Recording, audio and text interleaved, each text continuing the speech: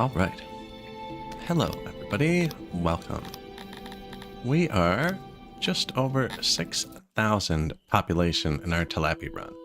And yesterday, we tried to implement the law. And I had a fundamental misunderstanding of the law on this patch. So you can see it's still awful. We've arrested people, and all I really did was make my people less happy.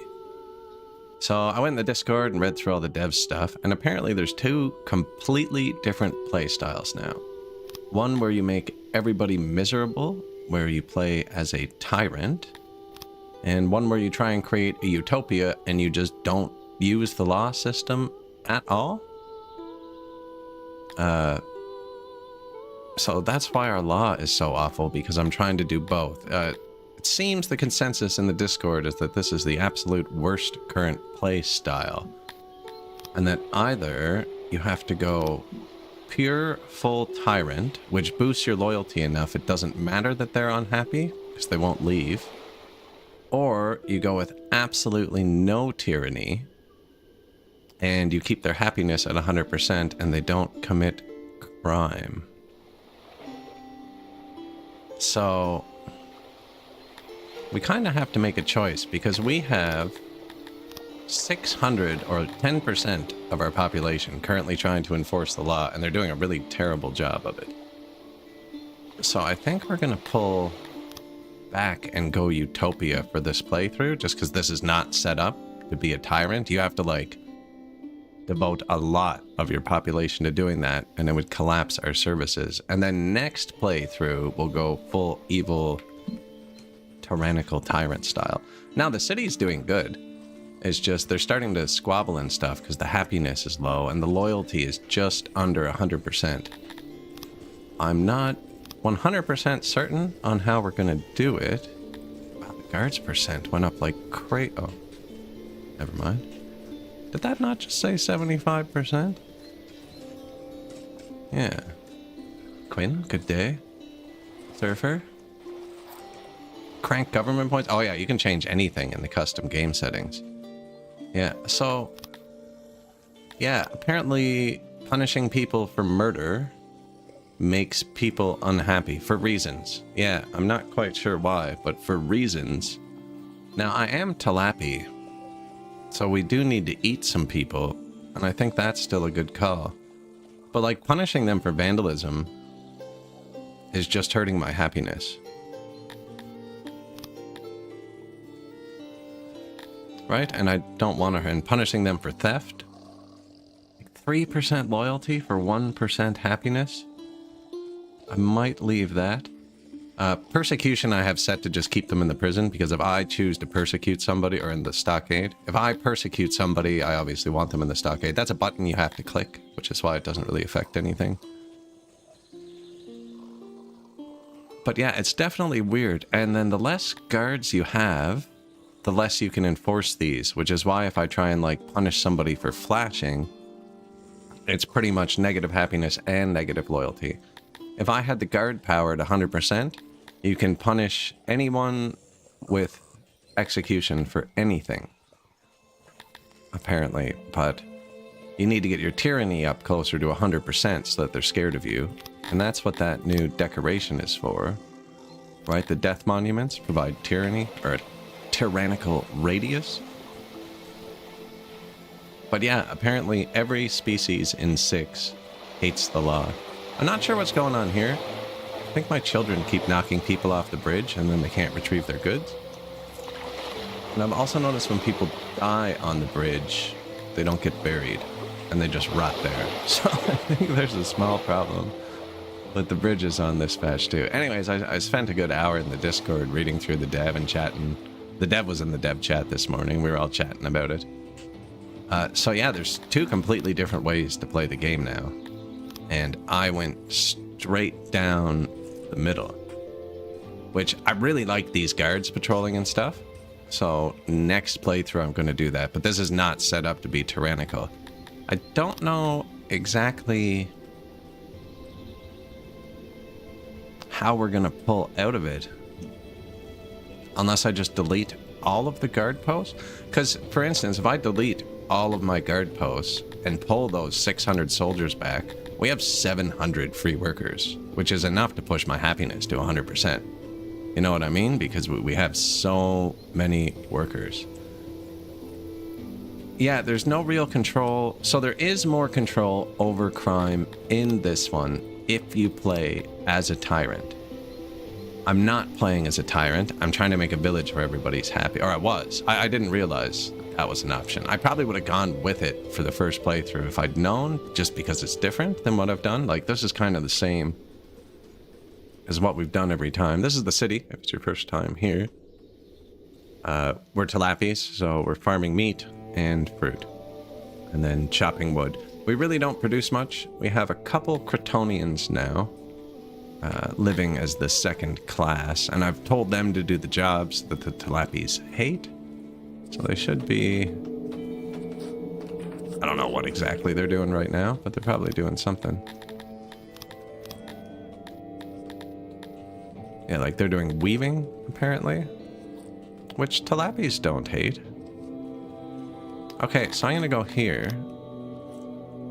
And I'm going to pick Cretonians and tell them to do what they're good at. So that's what happened. And then if we pull out the Talapis too, and move at the same time. Yeah, so Talapis really hate doing the stone stuff. They don't actually hate doing that. Whereas Cretonians like it.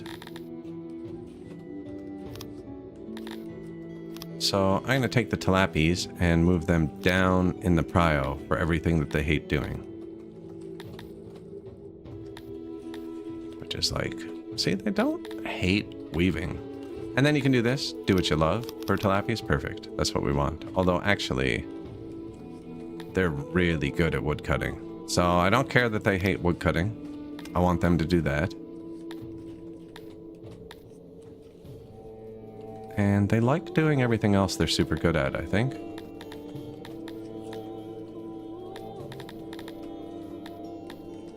Yeah, and then we'll take our Cretonians. And...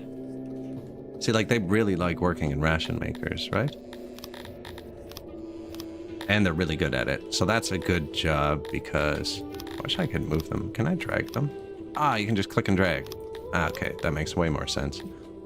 It's like, I don't want to move them both at once. So yeah, let's reset this up. I'm going to put Cretonians higher up here because Talapis hate it. 50% fishing, and then Talapis hate this. Cretonians don't actually, and they're good at food stalls. Yeah, Cretonians love doing that. Asylum, hospital. They have less fulfillment in the bathhouse. As long as the Cretonians are higher than the Talapis. Cretonians like working? Oh no, they're good at it. They're good at it at warehouses. Yeah, perfect. So I'll put the Cretonians in the warehouses. Because we don't have all that many. And the Cretonians in the masons. Oh, cool. They light up. So right now my Cretonians are in the masons. Now the Talapi are. But that's only because I don't have enough Cretonians. So I was splitting them. But the Cretonians should be in the ration makers. And the Cretonians should be in the warehouses. Although they both have 1,000 skill, actually. But Talapi fundamentally hate warehouse work. And then as the Cretonians grow in population, they'll fill this in. Now I'm worried that when we drop the soldiers and the law, we're going to lose all of our submission. But as a start, I guess we can leave it as it is for now. And as I build things, we will pull the guards out. Because right now I'm not getting nearly enough benefit from having 600 workers in this. I have 600 workers in this to fill the law bar 0.038%. And we're getting... this one's actually good with the 8% loyalty for 1% happiness. Like, you do get double loyalty for the happiness, but happiness can be hard to push up. So we've already taken out vandalism, and we had 68 prisoners, I think, at the start. It's down to 1 now because they were all imprisoned for vandalism. So now I can turn this off and turn this off. These were extra prisons we built for the vandals. We'll keep 1 prison. Do we have anything set to imprison? Theft. And yeah, we'll turn that off. And then I can turn off this prison. We don't need prisons. We just eat everyone who murders. Seems legit, right? And then, see if the law goes up from that. Actually, I don't know. It's a weird system. I just didn't understand it. I do love the guards patrolling though, but it's not giving us nearly enough boost for what we're doing. Yeah, so we'll start adding happiness, and then if I manage to push the workers into the negative, we'll remove one of the squads, and then if the guard posts start losing workers, we'll delete guard posts, and we'll just try and fade it into a Utopia build. And then next playthrough, we'll do a full Tyrant build, where we just keep everybody docile through the threat of violence. Like, man, that's not my normal play style, but it sounds fun. I normally try and just create happy places for people. Somewhere I would like to live, you know? I don't normally do the second upgrade on these because it's expensive, but maybe just for the ration one. Just because it's full and I want to keep creating rations. And I create so many rations because they count as food days. So you get to fill up this bar for free, and I have my people banned from eating them, so they'll never eat them. We did fix the food crisis. We added a whole bunch more food down here. That looks really far from houses. But they're not homeless, apparently. We upgraded, so we got basements and upstairs in a lot of our houses. Looks like we can do a few more, actually. Yeah, I don't want to spend all of the cut stone. People kept asking about logistics. I really haven't done logistics on this playthrough. We have one pull order, which is from this warehouse to whatever warehouse here holds the cut stone. But that's pretty much the entirety of the logistics I've done. They kind of reworked it, and people can carry a lot more this patch. So, why aren't we building here? So it seems like the logistics are much easier to manage.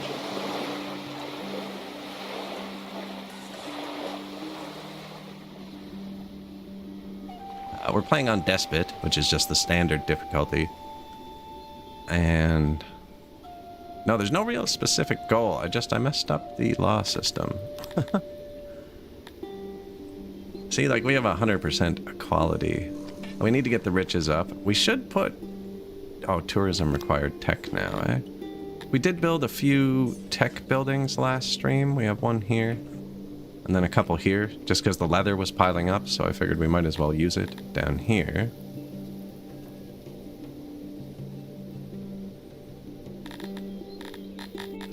Yeah, I'm just kind of torn on how we transfer the workforce out of the law system now.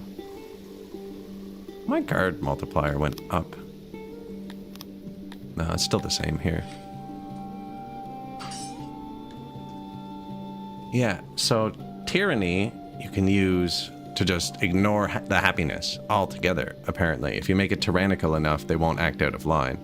And if you go pure utopia, where they're 100% loyal and happy, it's supposed to eliminate crime. Now, we were 100% loyal and happy for a long time, and there was still a lot of crime. I think we're going to try and leave it like this. We'll see when we pull the guards out if the bonuses disappear. And if that happens, we'll have to figure something out, because we obviously still need to eat people. But they were eating people even before I told them to, so they were kind of doing that of their own volition. So our new dungeons are kind of useless. I might as well not even maintain them, actually. Why did that do different?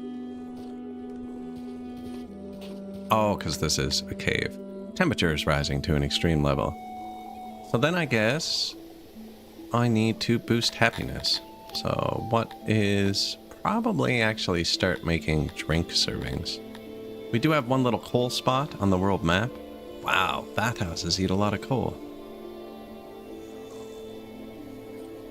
They definitely still commit lots of crime when happy. Yeah, that's what I mean. That's why I put the law in, because there was lots of murder going on. Like you can see here, wrongful death. Oh well, misadventure.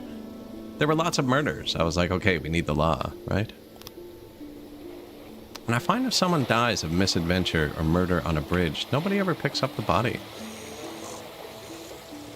The guards are just like, yep, that's a corpse. I do like these patrolling guards, though. That's why I want to do a Tyrant playthrough. Apparently, you just put, like, a lot of your population into roaming around and beating the crap out of troublemakers. How many guards there are on the bridge? And then all of these people have been tackled, or they're either children or tackled by children, and they're knocking all my mats into the river.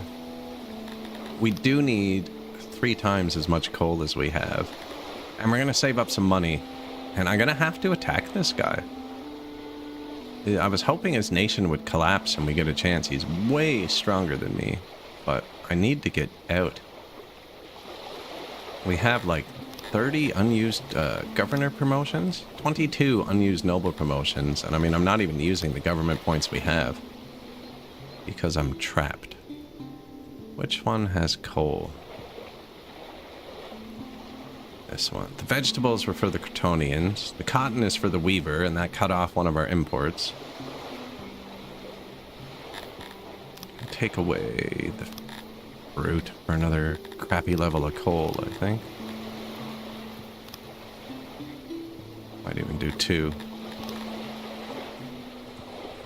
That's close. It's still not good. No, not if we want to make alcohol, too. We can grow our own fruit. It's going to make my people mad to mine coal, so this seems bad, putting the like, triple buffed fruit into a triple negative coal, but it's my only access to coal right there. Yeah, this one doesn't have coal either. And this city's just terrible. It just has a really small area and moisture, and it will never grow. Now, we do have 199 people here, and one of the actual accidental benefits of creating this is I created 3 fully armed, 90% trained, 80% trained. They were 90% trained. They're at 80 now. I'm going to flip them back up, actually, because we're going to march. You know, we could march them out of the city. That's what we're going to do with these fully trained, fully armed guards.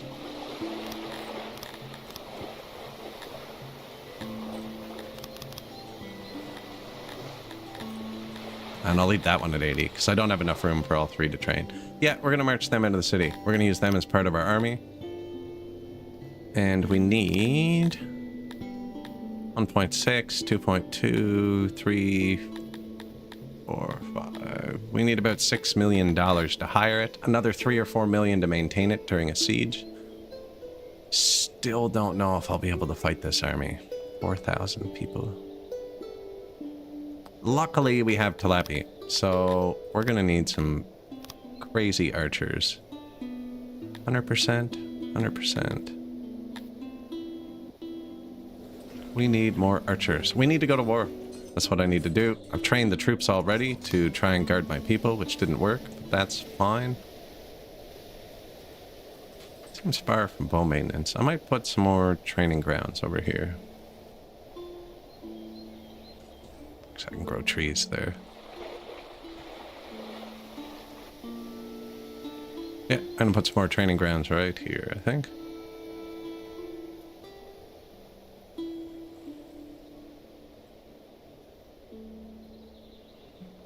That. This road looks good.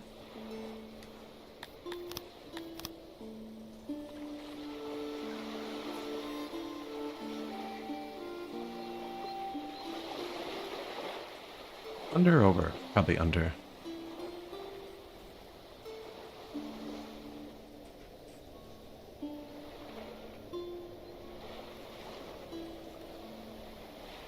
I kind of liked how these roads met, actually. Good,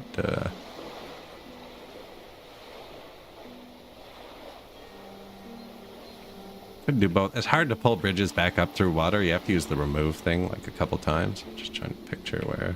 Yeah, I should go across here, I think.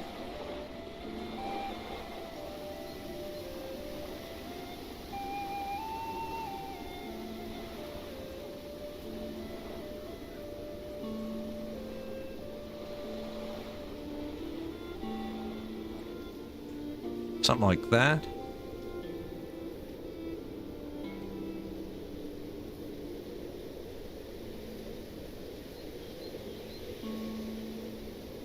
Do I leave the King's Road? Probably. Should be fine. And they're gonna need maintenance.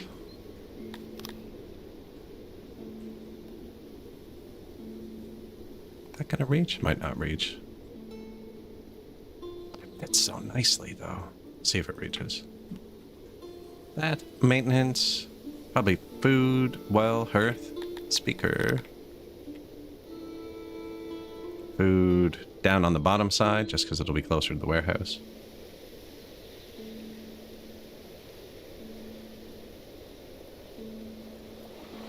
How many people in the supply? To supply 200 troops is like one, I think. Not many. I can attempt to show you.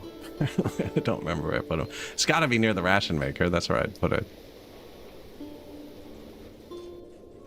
So when you first send the army out, you need to crank up the workers on those, or they don't work properly, and then let the auto-employ turn it down. The auto-employ can't turn it up on its own, which makes your army complain all the time. I have no idea where it is.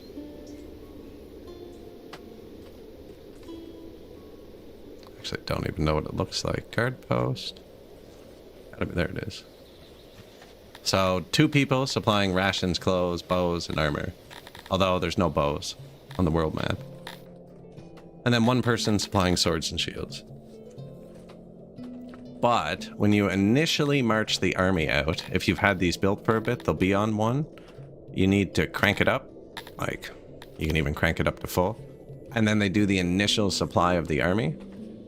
And then it'll slowly taper itself back down to what it actually needs to be. This is what the game decided it should be. 1 and 1. Just for the 200 troops. And I'm not providing PIVA, which affects morale. But these guys are fully armed. Shields, swords, no armor, actually. Huh. Probably didn't have it. We need to make more armor, too, if we're going to march out. Who makes the armor? I think I did just build a new armor maker. I did. Okay, yeah. Could do 1 more, I think. Could do 1 more. Is there leather nearby here? And I seem to be able to travel much further on this patch for ingredients, which is good.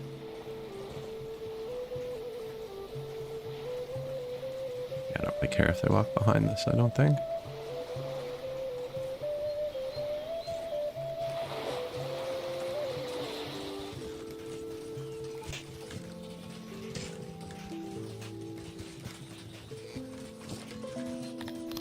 And 1 more leather armor maker. Only because we're not dealing with metal, because we're Talapis, so we have lots of leather.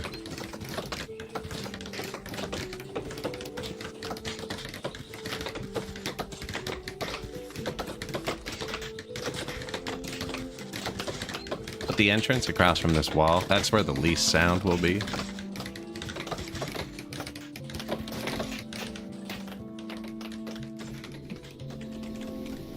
It does seem like I have way too few workers there. I mean, on previous patches, this would be a lot more. But they seem to be doing fine. Now, this one's only supplying spears and shields. And I mean, it's beside where I keep my spears and shields. And this one's only supplying clothes and rations. And it's beside, 15,000 rations and a box of 3,000 clothes. So what they do is they just have to collect it up, right? And then these little sheep things march it off the map by themselves too. Nobody even leads them. They just like know where to go. And it could be because my army's stationed in a city. It might need less resources, although I'm not 100% sure. I don't think so. But you can hover the resources and it shows you supplies, like how much you have to move in a day.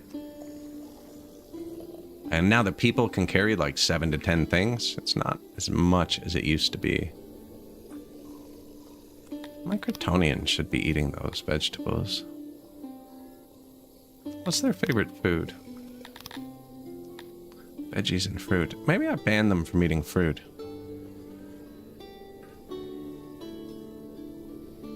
Nah, we'll just let them sit, because I'm going to pull the guards out, and that might make them mad.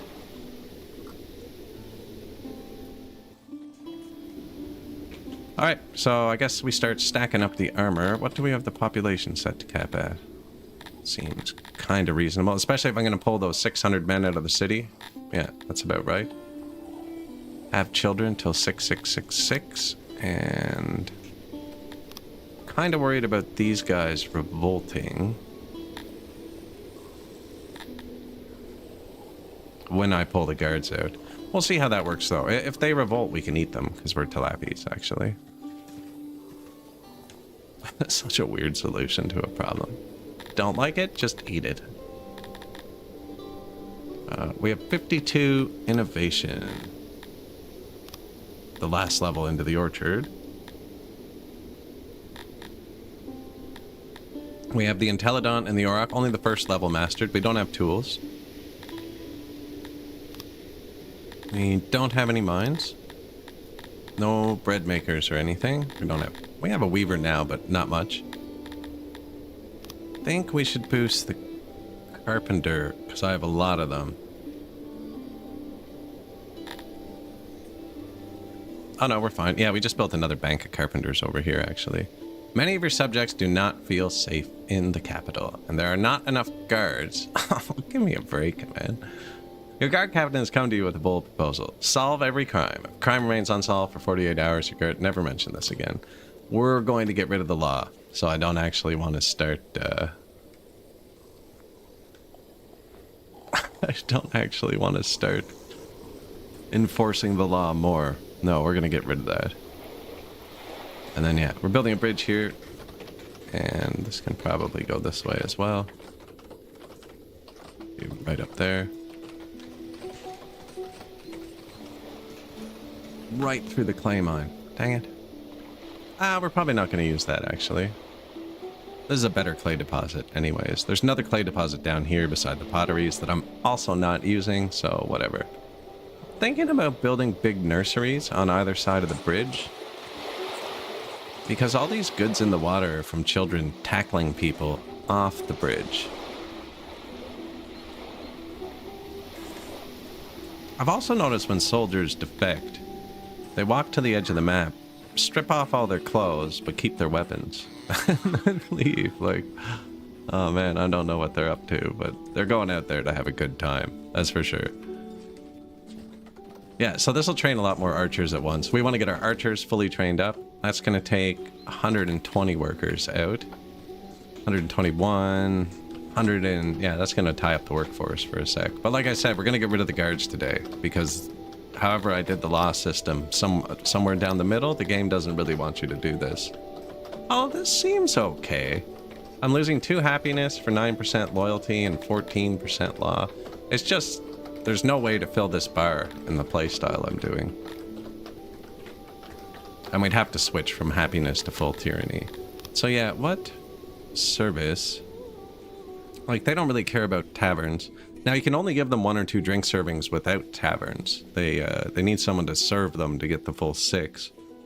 They really like massage parlors, but that removes health, which we've been having trouble with. Maybe we see if we can upgrade the position again. And I can get these... no, because I still want the court system. The court seems to be separate from the law system. Although it's not much happiness, actually. We could probably get rid of it. But yeah. Yeah, I can't really take those tech points back, because I don't need the dungeon. I think we're going to get rid of guard posts. We did put a click into spoilage. That's right. So that's 25 points. Could build the embassy and try and collapse the faction next to me.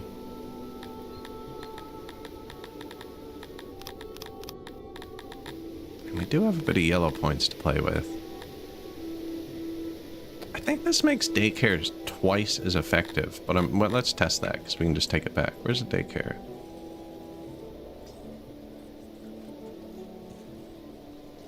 Available services, 1 out of 19. 0 out of 19, but...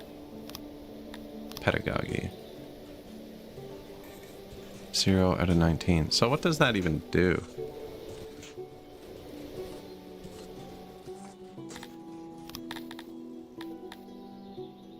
Knowledge of children's minds can help us foster them more efficiently. Effects. Daycare +1.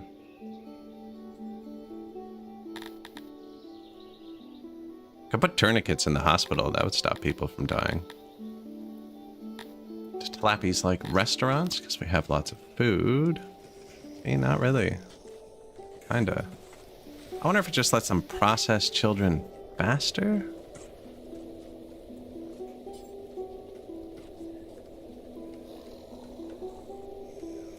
Daycares. Like, if it doesn't increase the capacity, I don't see how it's helping me. Although, available services? Nighttime. The children are asleep.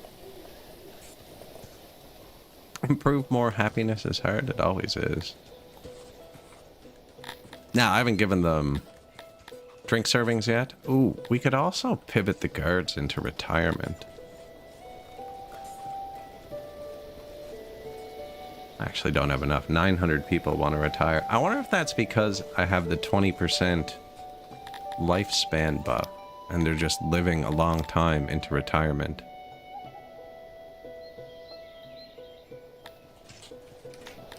No, 1/5 of the population, 1/6 being retired actually seems pretty reasonable. New physician, new bathhouse. These haven't complained about distance to coal. Amount of coal is definitely a lot. And I think I placed one more. That's boosting the health too. And yeah, sweet. We're getting a pretty good boost from these.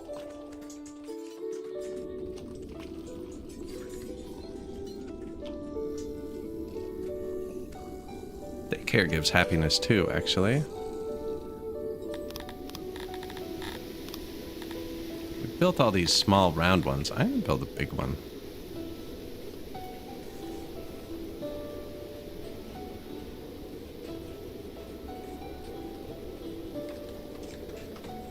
For the archers, maybe?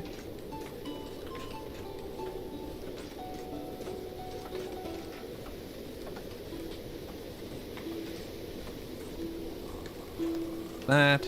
Make it round.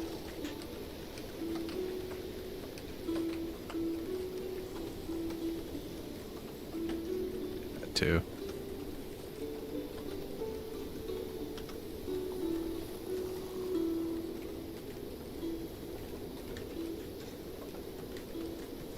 I think that'll work. Yeah, let's build some big daycares.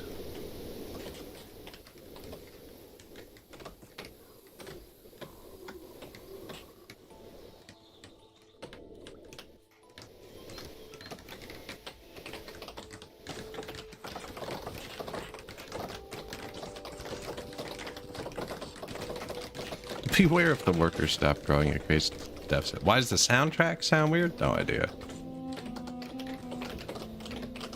Sounds normal to me. I don't have any mods or anything.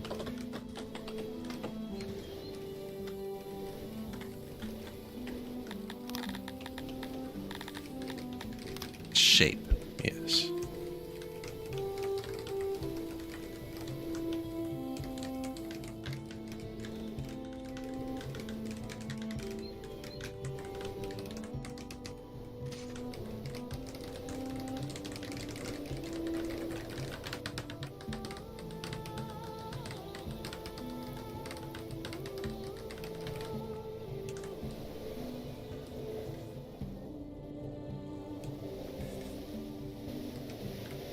Bit of roundness, you know?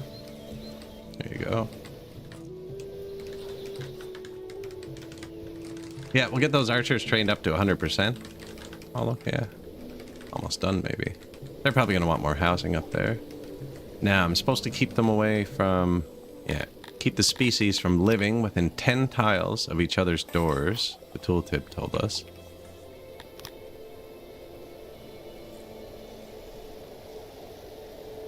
Yeah, it's more than 10 tiles away, I think.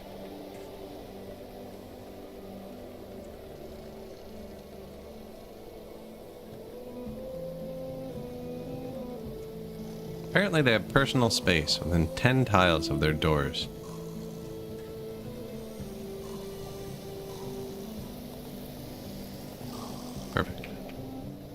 We'll see if they fight. What are you gonna do? Get that. Shrine to Krator. Probably gonna need a stage up there too.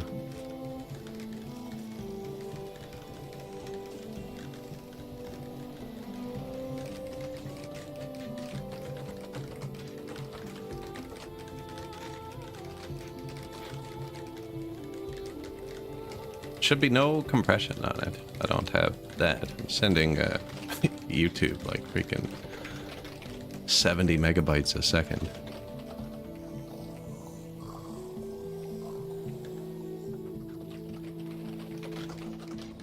But it could be. I mean, I'm not a technician. They decide what to do with all that stuff.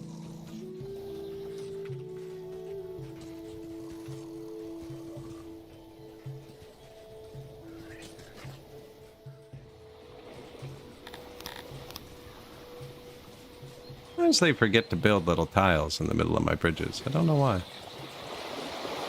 Oh, there they go.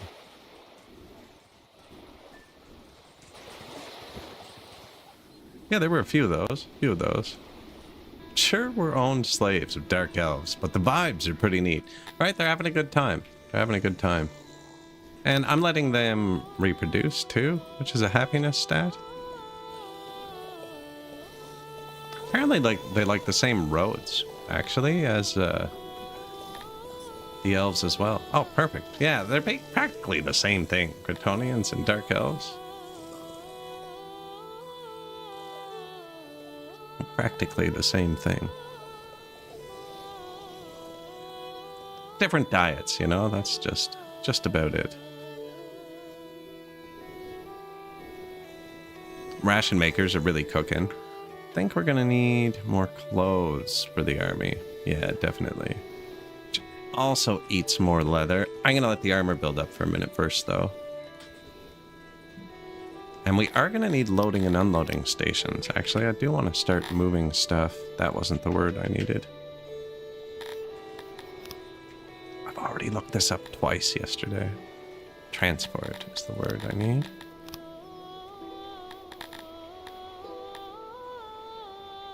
$40 admin points. And these need paper to boost, I think? Yes. But we're not making paper, so I'll just spam them.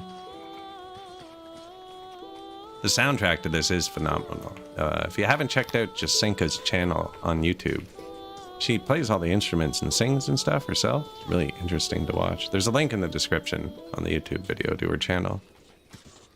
The VOD.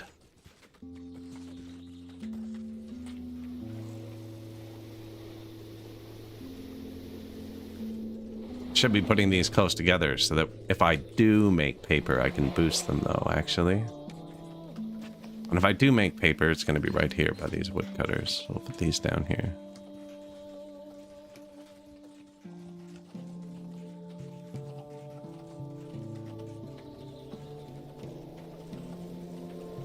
Probably a good start.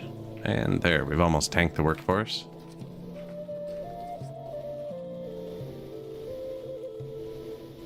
Which is okay. Like I said, we're going to pull out of the law because apparently I'm not supposed to do both. And I have 600 guards, 537 currently working. But yeah, we have 600 guards assigned. So, I mean, yeah, just pull one of the squads out when the workforce goes negative and we'll start deleting the guard posts and stuff. And we'll try and make them happy enough they don't commit crimes. Sure, we're owned slaves of the dark elves, but the vibes are super neat. I don't know what upgrading these did, although it says they have some available services now. There's not many down here. I wonder if there's a max distance the children travel, because that would make this in a bad spot.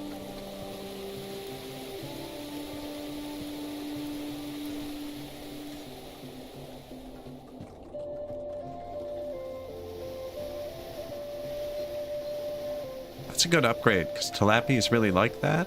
But we're importing all the metal. It'd probably be expensive cut stone-wise. Which the Tilapis are still doing. The Kratonians are going to push them out of that industry eventually. I'm only worried about my submission when I pull the guards out. I'm not sure how submission works on this patch. Can I get a breakdown? Submission under 100% can lead to escaped or a revolt. Happiness, times law, times species. So the times law really isn't doing much heavy lifting there, because I never got the law up. So it's not going to do much heavy dropping when I remove the law either. I just got to make sure to keep that at like 1.3, I think, the total, before we drop the law completely.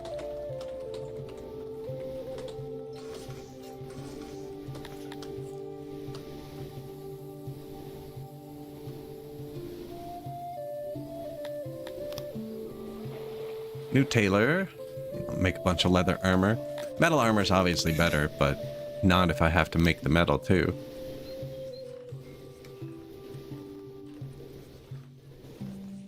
So there's no metal over here either.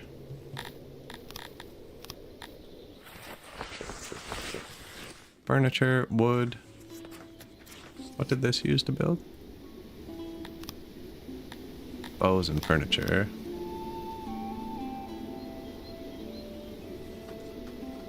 That needed metal. This will need metal to maintain. I think they might get some. I might just store more metal, actually. We have a bit of money.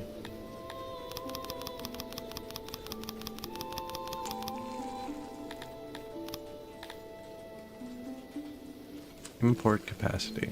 I really don't have much metal storage, actually. I might as well just tell this to fill my warehouses. It doesn't decay quickly either. Get the money going. Yeah, let's prepare for war. We need to get out of here. Now, I'm talking about marching 1,200 people out of the city now. I take them and them. Which is a bit much, but 600 of them are already guards. So it's actually only... I need to get the workforce up. Which is going to be tricky. Although we have a lot of food. Not really.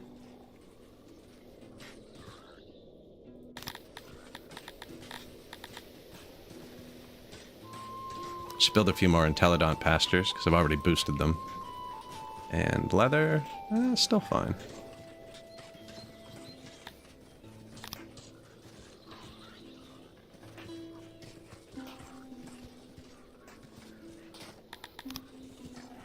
$87 and 100. 85 and 100. That's probably pretty good. They fit here too. Oh, those are fruits, eh? Yeah, if we're gonna give them more food, let's get more food.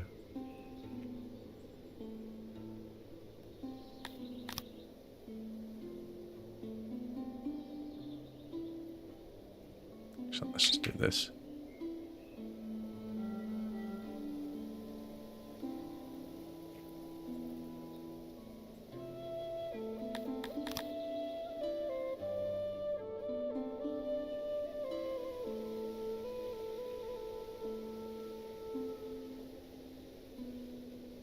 That's good enough.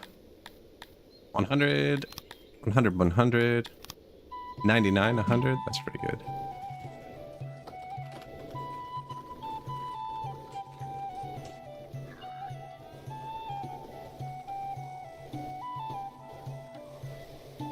Temperature is rising to an extreme level today.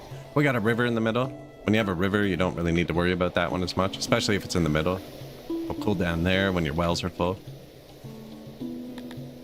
We did collapse a few. You want another one around here, do you? Just kind of saving this space for taverns and stuff, but toss one of these in here too.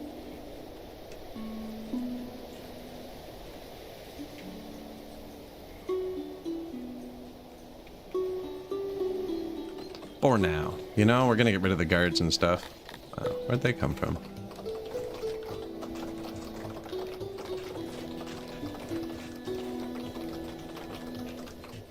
We don't have immigration on, so they can't, like, rush in.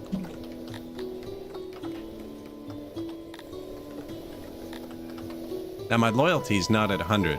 And this patch says that's dangerous. Loyalty under 100 can cause riots.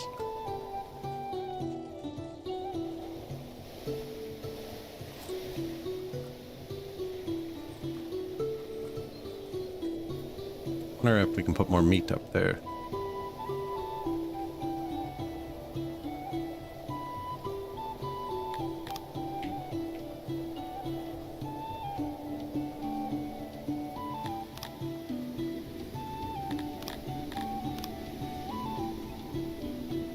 Did that not copy the... Okay.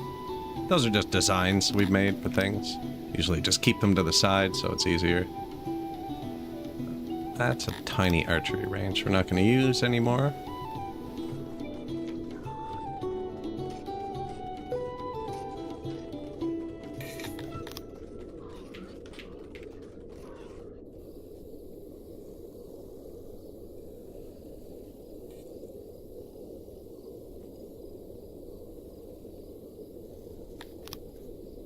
$92 and $100, $87 and $100, $86 and $96,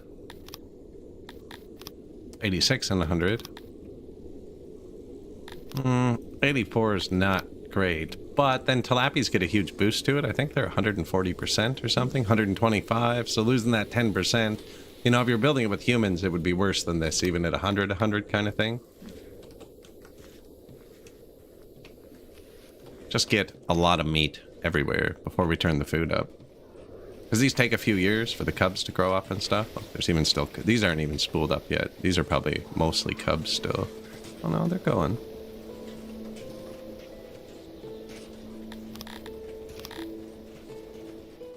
We can put some food down there, because they'll grab it right from the fields.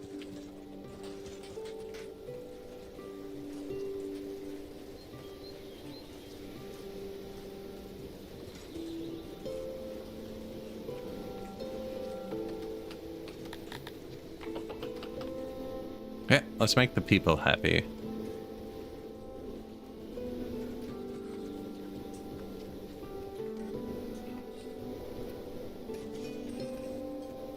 And my archery ranges aren't full, so they're actually finishing their training. Offensive plays. Your actors are exploring new kinds of art recently. Play focus on the follies of other rulers. So I can either punish the actors, which makes people on the world map like me more. My cruelty is above 75%.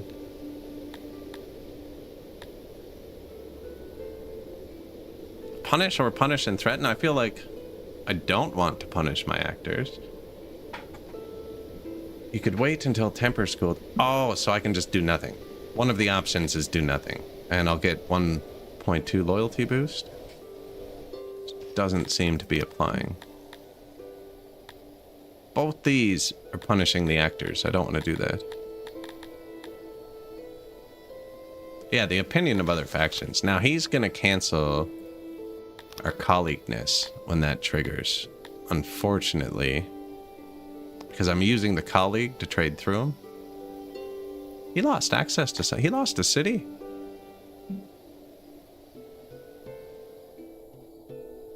He lost a city to Hoogland. Oh no, Hoogland lost a city. So Hoogland's capital isn't connected to this anymore, so he's not connected to this, so I can't trade through Blesbabaten. He has such a big army. I'm pretty sure he has a second army too, because I saw him have 2 armies at one point, and it's probably like here or something.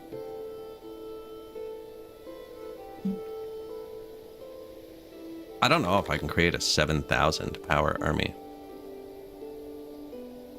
He's gonna have catapults too, isn't he? Definitely. Shoot.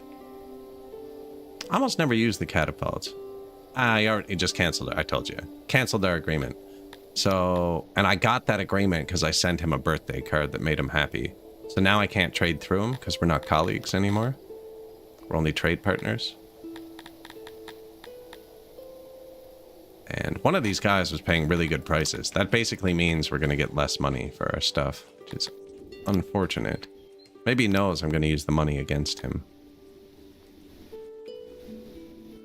A decision awaits. Okay, the loyalty is higher though. The happiness is still low.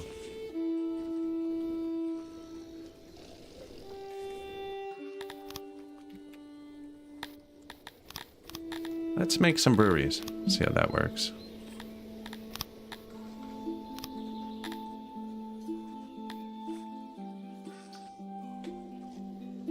I don't think I've designed this one yet. No, it would fit in there actually, just one extra tile, but...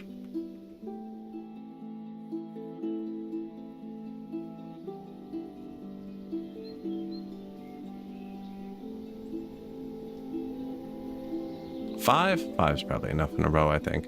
On previous patches, I would make them with like 3, and then a small 3-wide warehouse with just rows of stuff down the sides. And if it was like a beer brewery, there'd be half coal and half wheat, or actually it'd be a lot more wheat because wheat's once a year and coal comes daily. On this patch, businesses seem to be able to fetch super far. I haven't seen a business really complaining. Like some of them are in the 90% or something. Yeah, like this is only 92% effective, 95% today, but I'm not moving any goods around. Like he's going here, and when this runs out of leather, he's getting it himself. It seems much more forgiving, logistic-wise. Now, this. Oops. So, too thick to block the noise.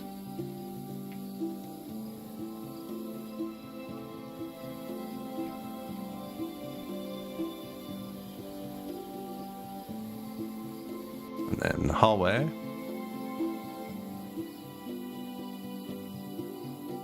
And then I always put the entrance in front of the wall, because that's where the least noise comes out.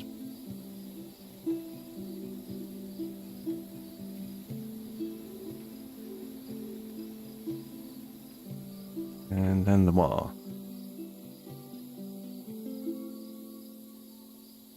And too thick.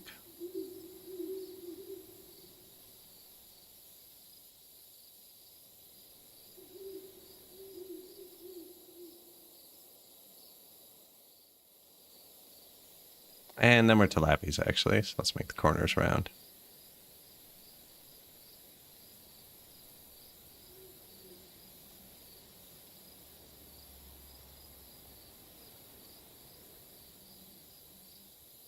Why isn't it symmetrical over here?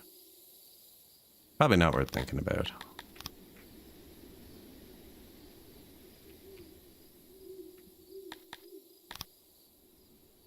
Breweries. So they're going to need... We're going to make piba, which is made from fruit and pottery. Maybe I'll put the first one down here.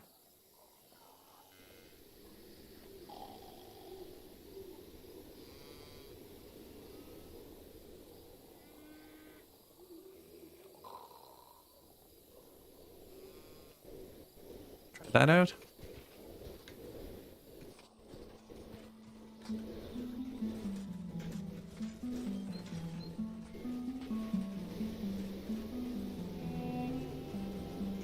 Not really much fruit down here, is there? Put a couple down here, maybe. There's a warehouse right here, though. Full of fruit. This one will need to hold more coal, I think. And this one will need more pottery.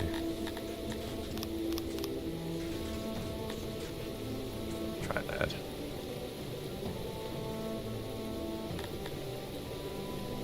Still says a decision awaits.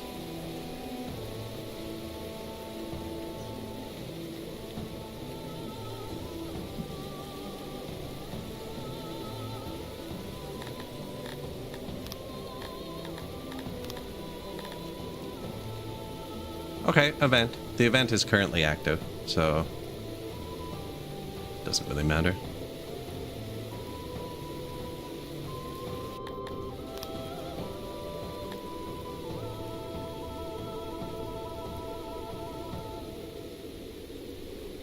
Really not making much bonus armor.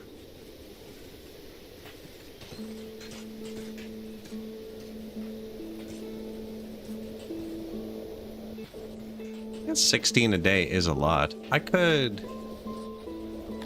take it away from my guards now, and it might build up quicker. See if that works.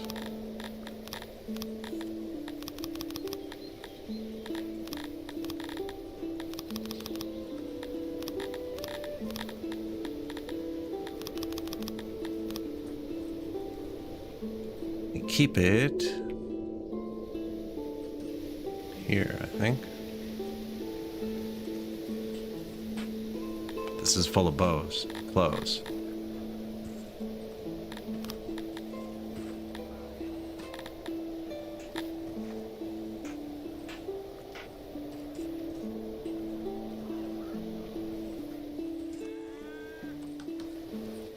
In auto battle? No, I don't know how the armor composition matters. I know the auto battle almost always gives you way more casualties than you get doing it yourself. But I also don't use... I never build catapults, and that could be my issue.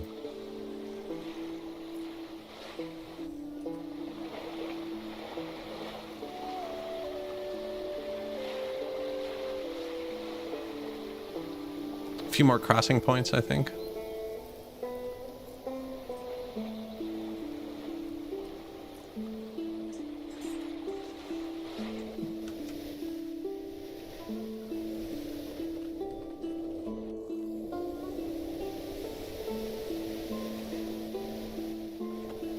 Orchards going in, lots more pastures.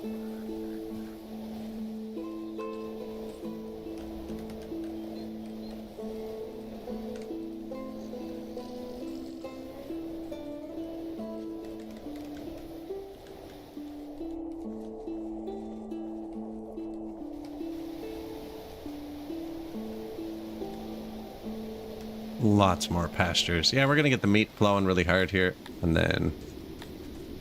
Because, yeah, my health is negative again. I think we're just going to give them a bit more food.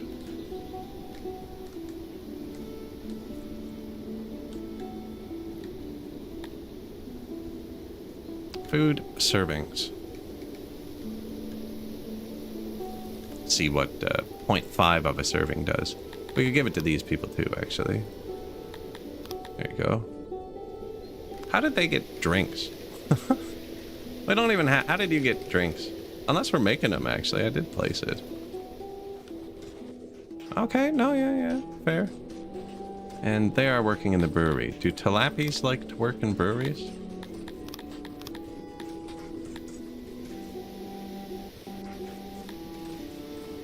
No, not particularly.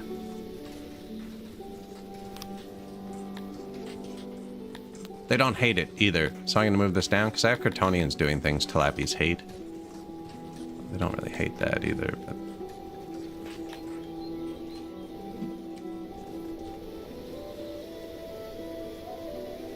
If I put housing down further...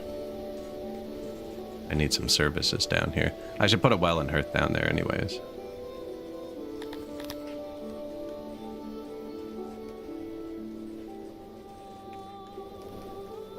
Move this. Put one on each side. Any bodies in it? One.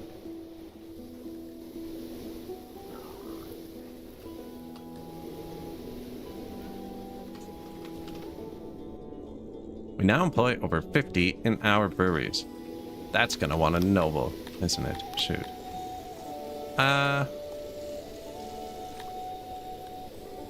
Were they not using cloth? Oh, okay. Apparently. Oh, yeah, I gave it to them. Shoot.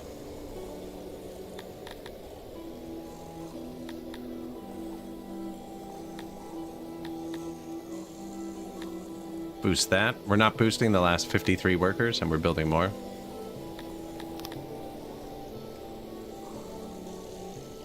Yeah, tons extra fruit.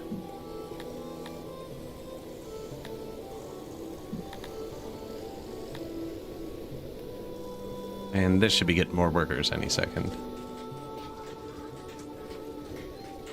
So many livestock boxes.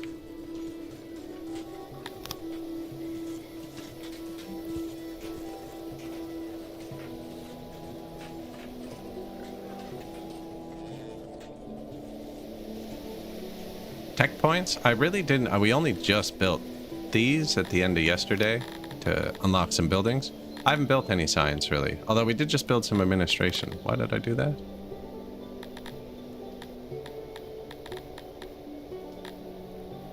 Improved curriculum. Wanted to unlock something. Could go with that. The orchard tech doesn't give any bonus? That would be good to know.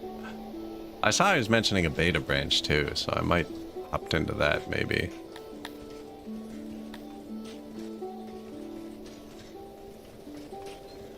Production, workers' skill. Estimated harvest, 2.36 thousand. Let's find out.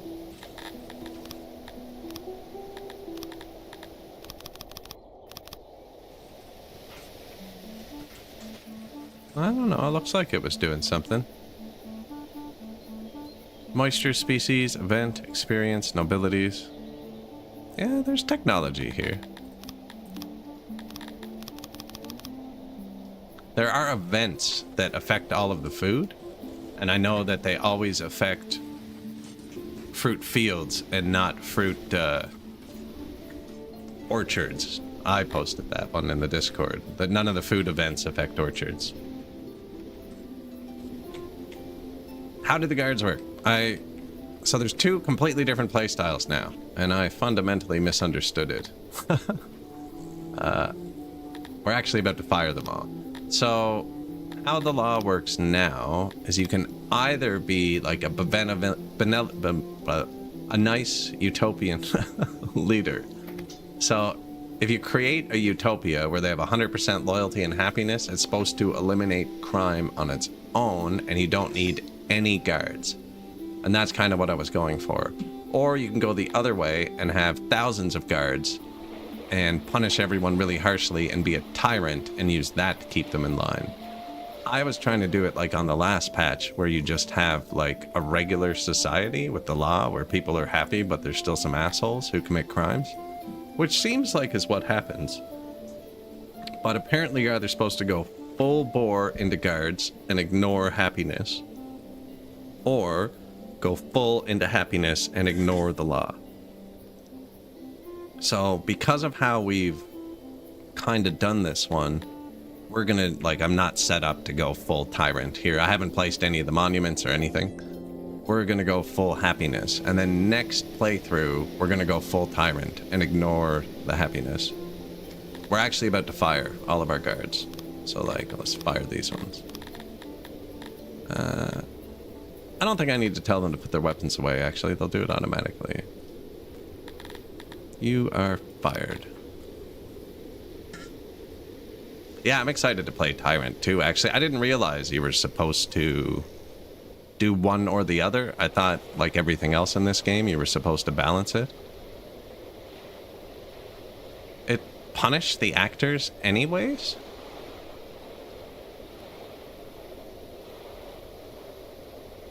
Weird.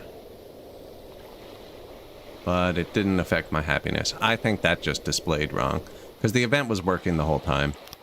I think that one just displayed wrong. There's a few of those every new patch. It was actually nice that I was on vacation the week the patch dropped, because a lot of the the glaring errors got edited out. Happiness is supposed to reduce crimes, but even in 100% happiness, there were still murders. So I'm not quite sure. I know Jake's looking at it. I was following the participating into the dev chat after the stream today to figure it out. If you're interested, he has a channel in the Discord called Dev Chat where he talks about that stuff. Discusses it with everyone who's complaining about why they don't like what he's done recently. Although I trust him, you know, he's made some changes that I really hated over the years, and they've all turned out good in the end.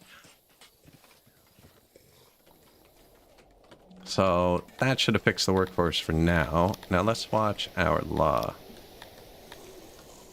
Because our guard power is going to drop. So this did drop a bit.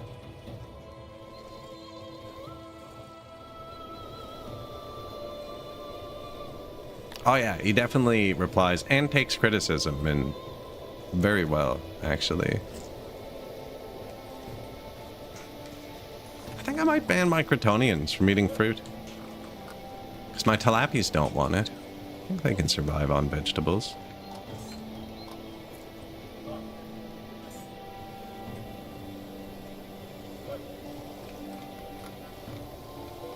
Brightshort? Yeah.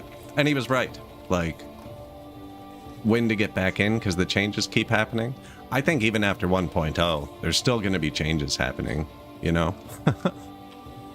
The dev does like it. He's pretty upfront that he wants to create a game for himself to play, and the fact that other people like it is just a bonus. But he's trying to create a game for himself to play for the rest of his life.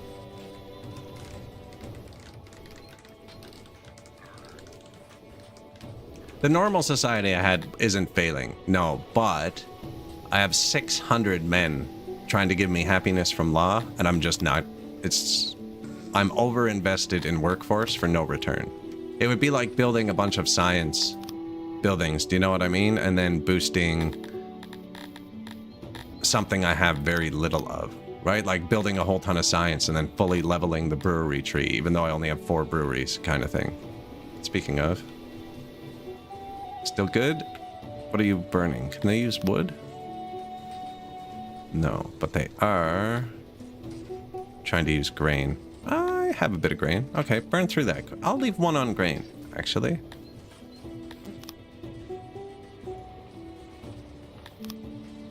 Oh, you know what? My army's on the world map.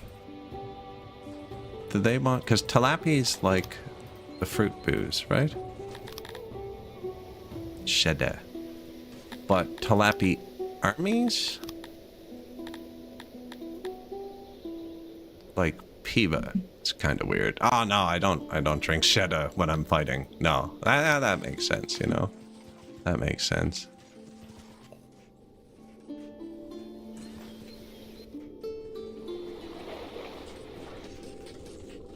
The huts, like these things in the Entelodon farms, nothing. Just to get the efficiency up to 100%. We do have a few houses spaced out, because you're supposed to keep your species living 10 tiles apart.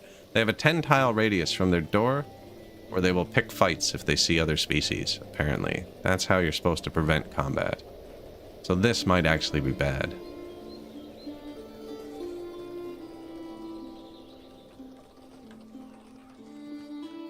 So we'll just make them not walk there.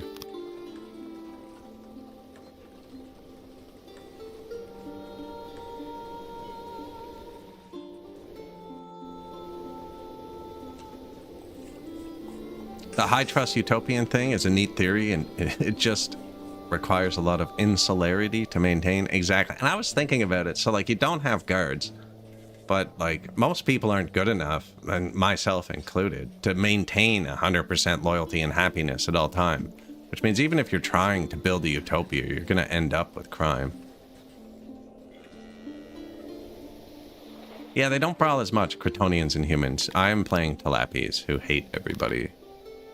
And they don't hate Cretonians as much, but Talapis are much more prone to brawling than humans are. With Cretonians, for instance, because they like each other.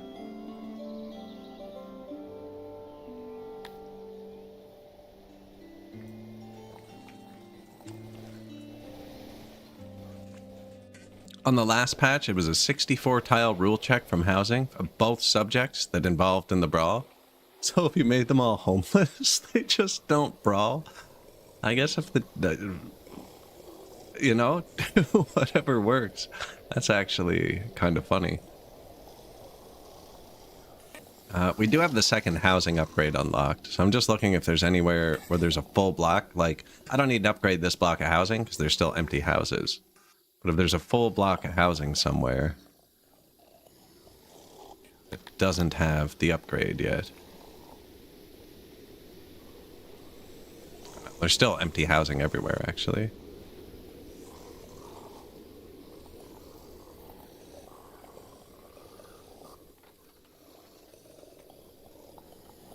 There you go. Perfect. We are all equal in the poverty. No, I'm giving the Talapis the religion they want. So once you build the temples with religion, they boost different things, right? Like Aminionism boosts health, Atherism boosts charcoalers. But really, Atherism boosts like this, and Krator boosts food a lot. And since 90% of our workforce is in food, we're going to do craterism.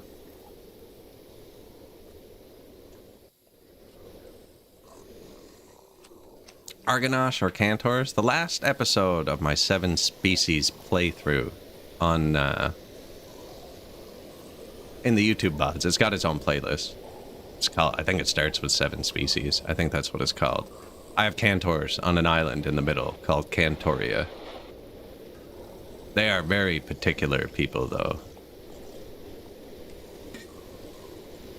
But no, I'm not forcing them over. I think I would need the temples to do that anyways. Talapies are very predisposed to craterism, so they're harder to switch. Whereas normally I play humans who just... Oh, what have I done? They're even to all of them. They just worship whatever's in front of them. Humans are really easy to shuffle between religions. Talapies aren't. Like, I haven't banned any of the religions. And we had a religious battle pop up yesterday due to low happiness. And it was like, worshippers of Athuri and Krator are at each other's necks. I was thinking, that's going to be a really one-sided fight. And we checked, and it's the entire city versus this one dude who worships Athuri. And he lived. He survived. I'm really surprised, actually. Yeah, he probably should have died.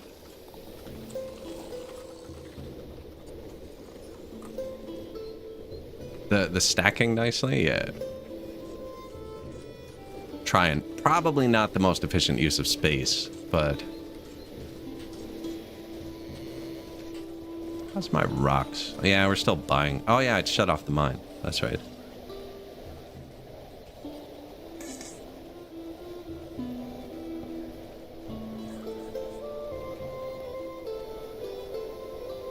The lone stone miner? Yeah, he found the rocks and he started worshipping them. I fired him, actually.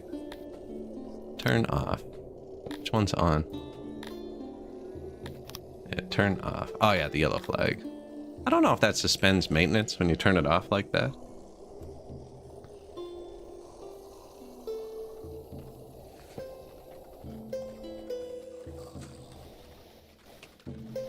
Penny Red Wyvern angrily demanded more culinary experience. Surely some of our yet unsampled neighbors, afraid that we will eat them. There's an obvious solution. Yeah, she just wants to eat people. We want more pools. How much do Talapi like pools?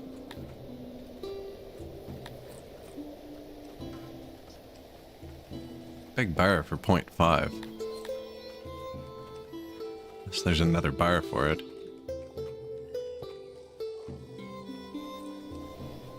Meat.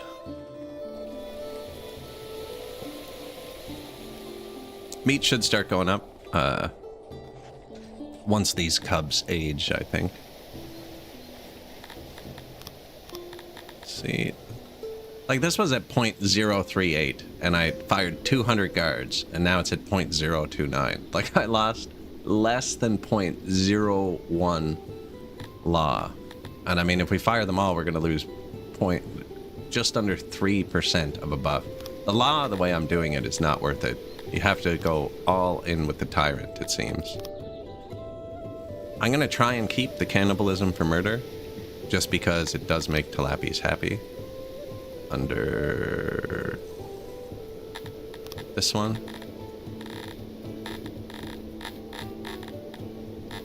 There's something here. They're not happy we're eating Talapis, but they'll be more satisfied by eating the Crotonians if they act up.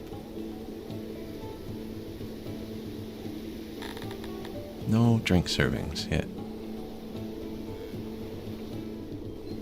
It's like 99% proximity.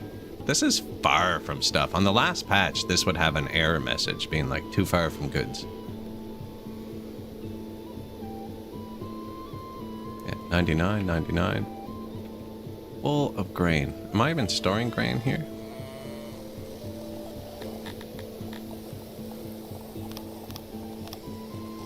So, put the grain there. What is this? Raw?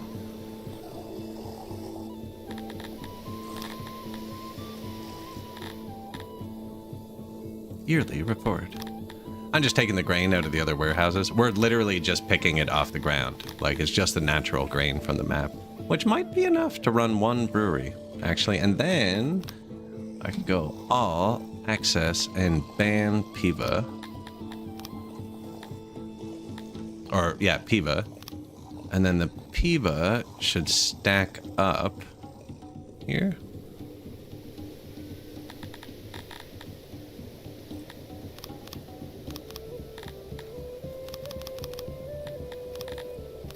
Yeah, then the Piva will stack up here. My people won't be allowed to drink it.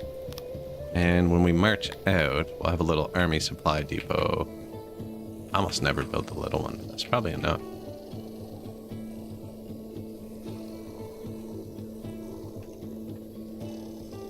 Yeah, I'll have an army supply depot right here. So my people on the map won't be able to drink it. And we'll just use this one brewery to create a little stockpile of this to supply the army with, which only improves their morale, which is good because they're less likely to break. Now, do food stalls give out Piva? No. Perfect. Look, we have 1,000 mushrooms here? What? Oh, total. Yeah, nobody in my city likes to eat mushrooms, I guess. Same with the fish. Nobody likes to eat the fish. We have one fishery somewhere. I was thinking about building a couple more fisheries and using them to make the rations instead of the meat, actually. So my ration makers are using a lot of meat. And then with all those new Intellidont pastures, they're still boosted. Everyone except 4 workers? That's probably not worth a promotion. Will be once these finish.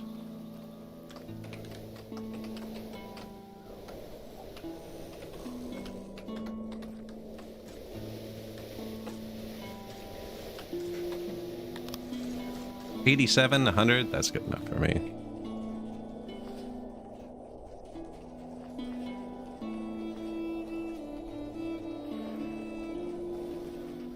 And then maybe put some more housing for my people.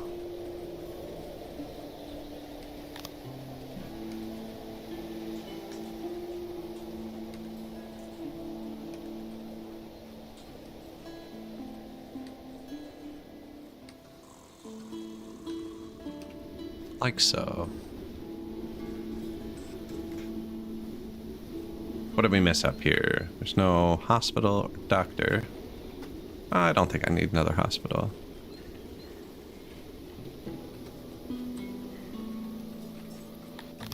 Making sure I get the angly bits, you know? Gotta keep those doctors. I think they can do about times 3.1. They're level 2, my doctors. We'll try and get them up to level 3 soon. Do have some blue science I'm not using. And it shouldn't just be sitting there idle. Don't really want tools. But boosting those would be really good. Is it the same for fruit? The tools? It's only 2 levels. That's some science points you kind of waste. Only because I'm not using tools.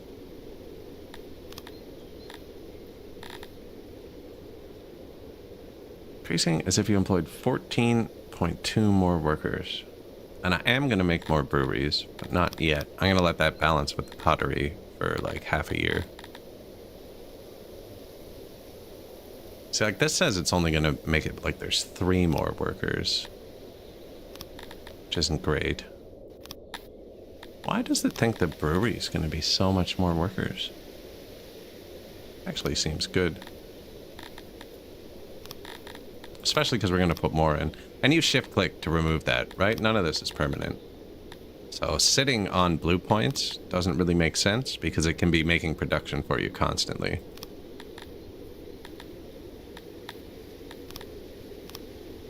Where's the carpenter and stuff?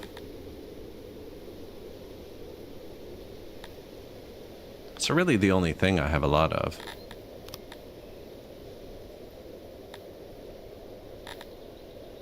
$40, eh?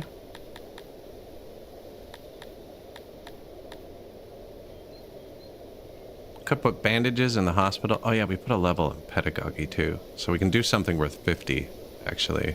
60 even.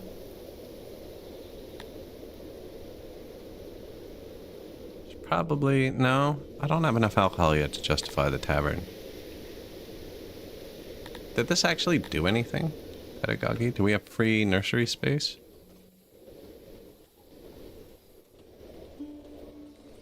These say they have available services. My people are going to stop breeding soon, actually. Let's up that to 7,000. Although my happiness is kind of lower than I'd like. I'm surprised there's no fighting or anything at 60%.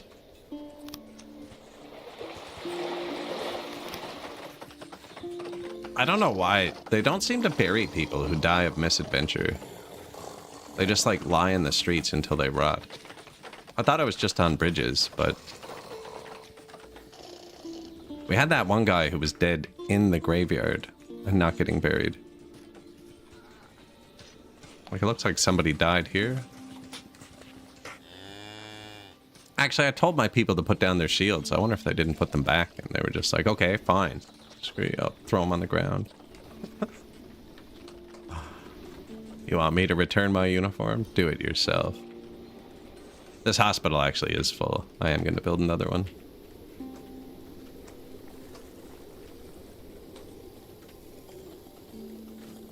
That's all the game needs to think it's round instead of square.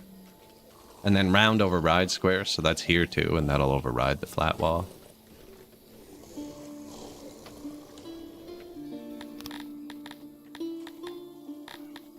Shape. Yeah, and you can also do this to farm fields if you want. Take the line tool. Because pastures don't have a shape, like they don't emanate shape. But walls do. And walls absorb pasture fences now. Might be building too much that they don't want to do it right away. There they go.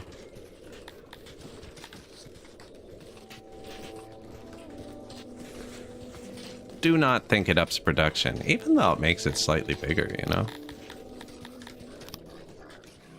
So now that's round. Diagonalize.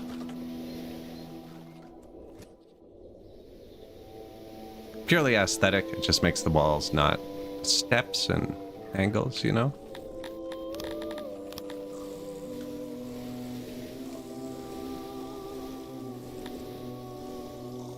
Someone just left. Again. Where are you going?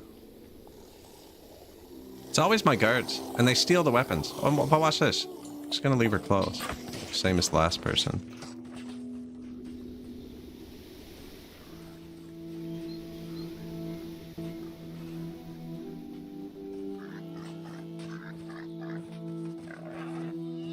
No clothes. Fabric, furniture, pottery, livestock.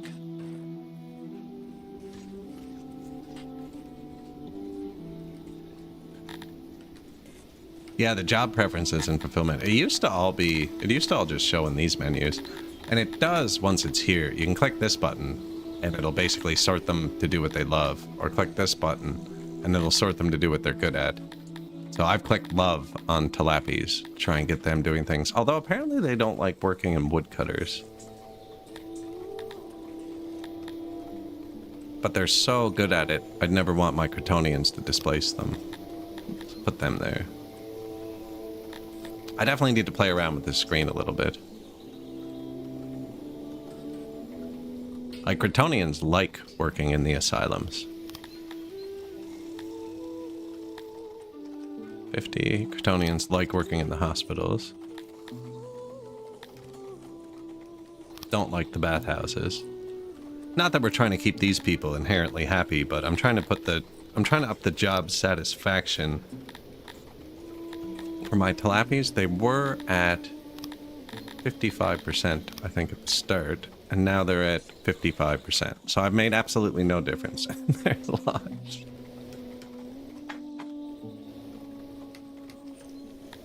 As the Crotonian population grows, it'll make a bit of a difference. I have them set to go up to 300 right now, but we'll keep watching the submission. I'm only worried about the, as we remove the guards, the submission going down. Yeah, they really just don't pick up corpses sometimes. Oh, you're not dead. This guy's chilling.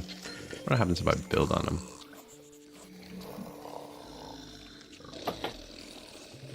bury him myself.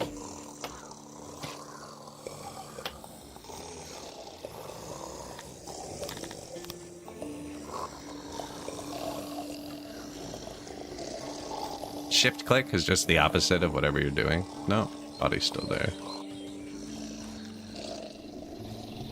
Just move it to pave it, yeah. Definition of not my job. I asked you to pave the road. Why is the corpse still there? Oh, we moved it. You know, we put it back, though. Looks like we could be training more archers. That's why. That's where I got the workers from. My archers finished training. These guys are already 30%.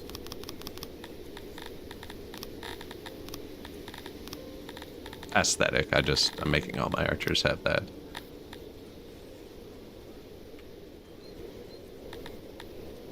Perfect. 4 squads of tilapia archers. 4,000 bows. Excellent. We have enough. Wow, the armor got away from me, eh? I need to put that somewhere. Making armor. I should put a storehouse here just for my army, I think. Same, we're full of rations too, actually.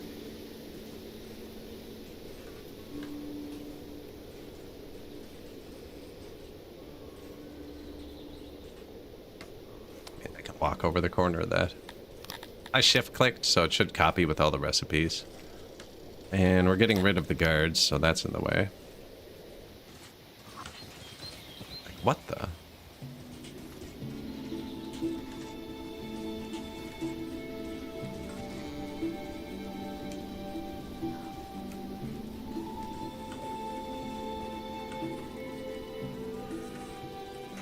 Make it bigger? Nah, that's probably good. I copied the ration one. I'm going to put rations in here too.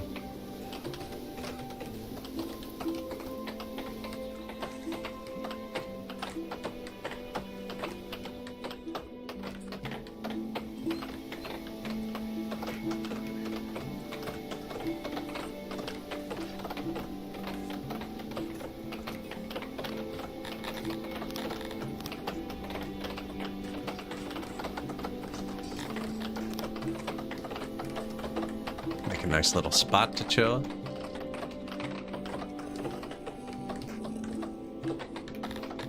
I guess I don't need to keep building torches. We're not going to do the law because tilapies don't care about torches. It only affects the law. So they're just kind of wasted resources. Tilapies can see in the dark is my headcanon there. They're elves, right? Probably why they don't care about torches.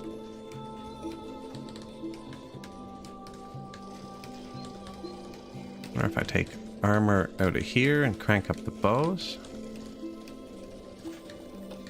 I'd have to change this. That's fine.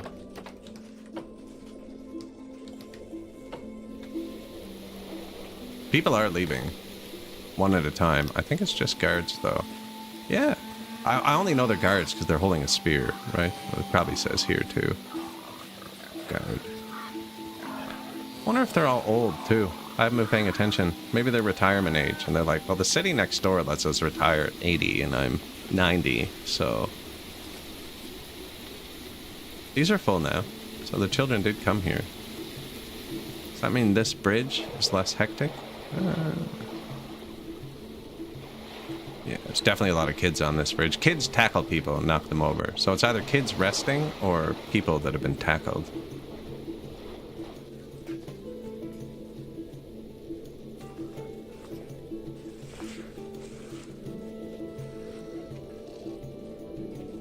Nurseries. Yeah, let's double that up, actually. I'm gonna double it up. I should have just copied that one.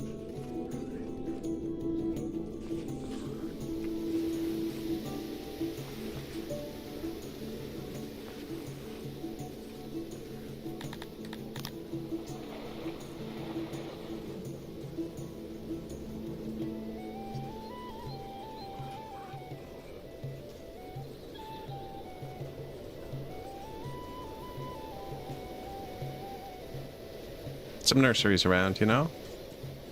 How's your noble? Yes, actually, it's between you and somebody else. Senpai. Every time we name a noble senpai, they live forever. You're 109.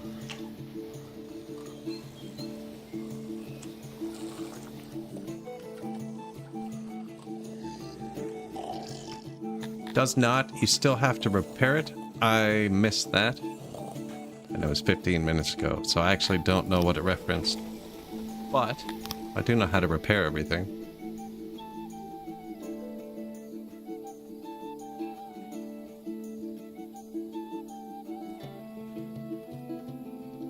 Nothing broken. I'm bad for that. I'll miss a message, and then even if it's like 2 or 3 minutes, I get so scattered in this game sometimes. Like, ah, man. I have no idea what they were talking about.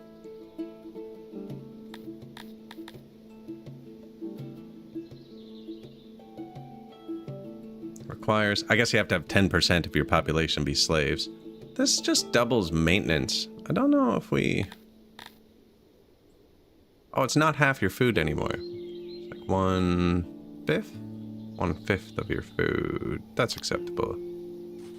I'd rather not increase maintenance costs because we're importing a lot of it. Should be exporting fabric, apparently. Where? There it is.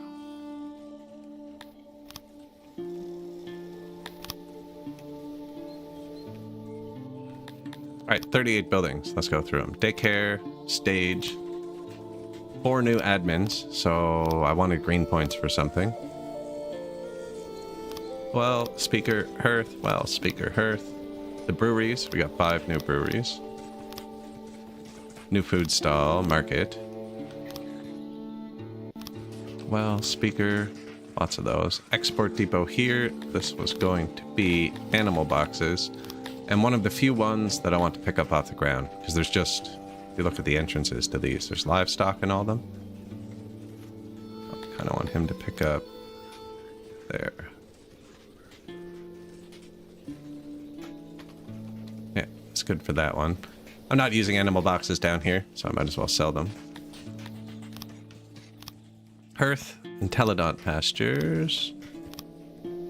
New mass grave, perfect. Turn this one off. You have to turn them off and then wait till the bodies disappear, or else you get a big penalty to desecration.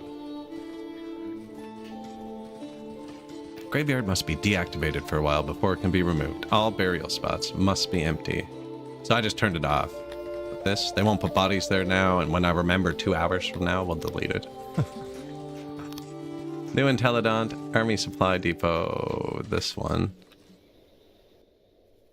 You were going to do the alcohol.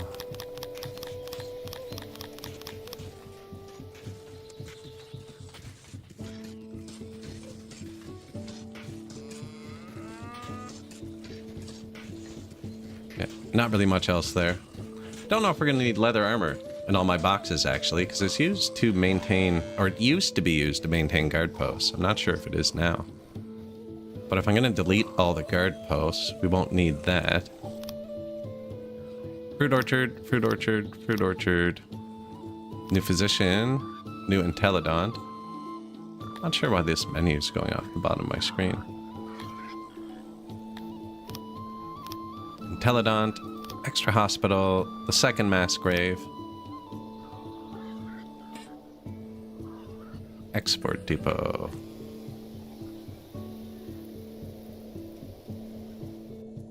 Bows, perfect. Export from this warehouse only if it's full.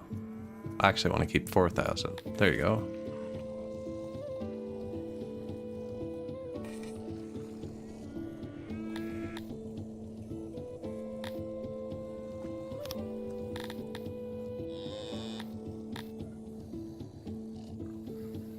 Why is this holding so much furniture?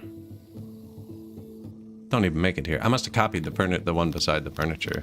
That doesn't need that much. I'm gonna make this hold more bows so that I can...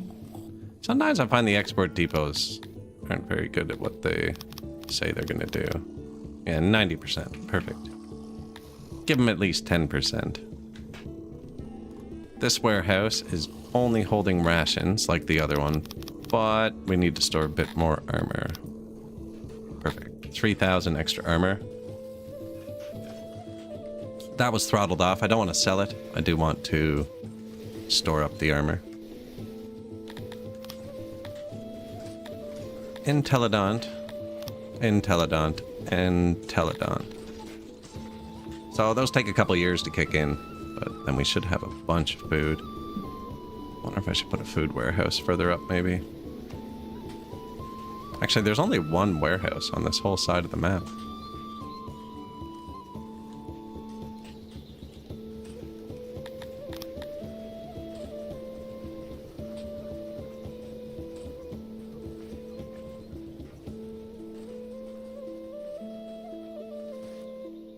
Yeah, put one there. Should probably put one down there eventually. Maybe even here, actually, for the furniture and stuff. Just proximity for the janitors. Extra storage is extra food days. The fruit is cranked out. The first one I flipped, maybe.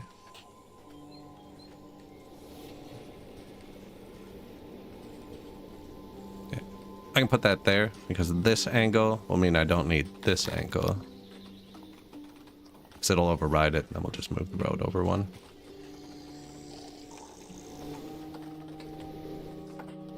My workforce is like, I don't know if anyone's been watching. It is jumping around like crazy. My loyalty dropped a lot. It's probably not good.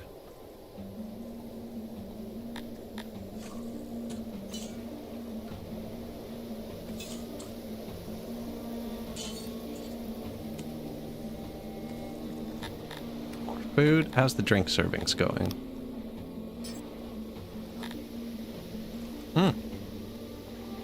Not bad. This is a lie. I banned them from eating it, so they're drinking this one.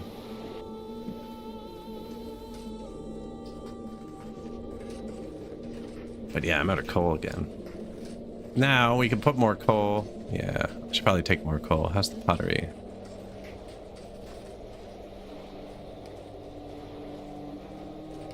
That looks very square.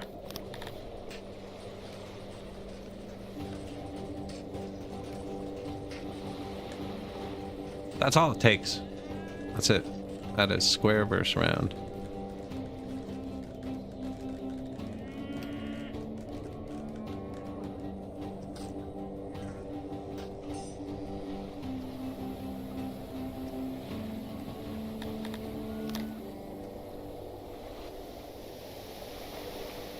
See, I only make pottery right here. I don't really want to move it.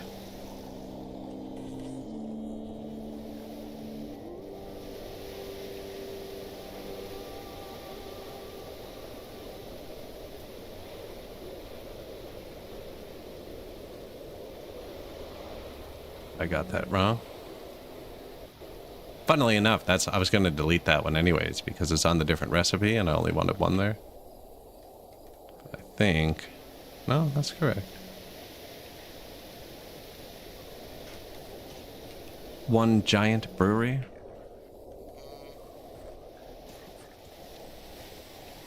And there's still some empty houses close enough that they shouldn't be too mad. They'll be far from food, actually.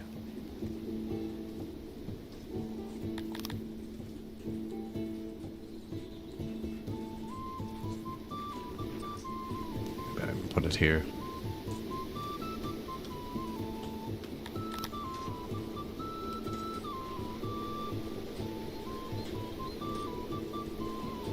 Yep, it's a good spot right across the bridge.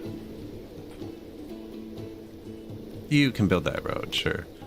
We need a new happiness. I think it's probably the hearth. It's the easiest one to do. Can't remember why I needed 50 green points. Transports was one. Actually, I wanted loading and unloading depots, but I don't really need them now.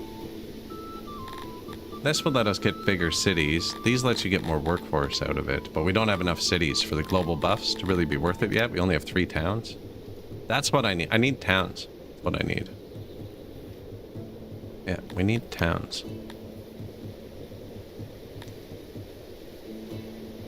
It's expensive.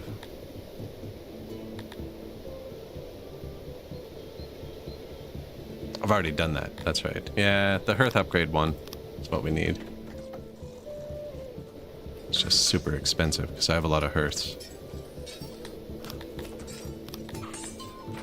Not even half. What did we run out of?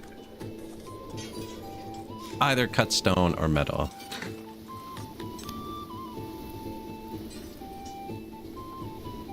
Hearths.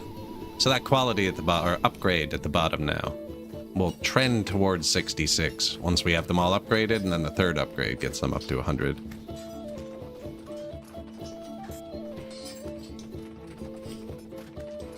Hers is just a big bar, right? 3.5. Each upgrade is basically the same as like Grand Arena. You know what I mean? That upgrade is better than building a Grand Arena. Fully upgraded hearth is the same. White Pit 1, Grand Arena 0.75, restaurant, you're only at 2.5 now. Fully upgraded hearth is worth more happiness to my Talapis than a Grand Arena, a restaurant, a Fight Pit, and a tavern combined. Although the tavern's just for distributing drinks, so that's a bit disingenuous.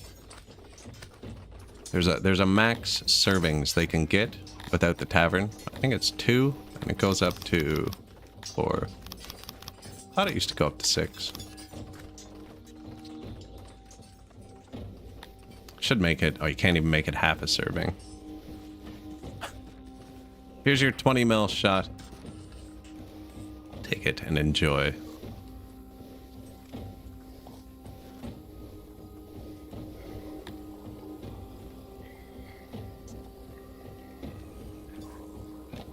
They'll figure that out, and I'm guessing the noble now probably needs another upgrade. Up 60 workers boosted. They take 20 workers each-ish, eh? 15? I should build 2 more just to get the most out of that noble, I think.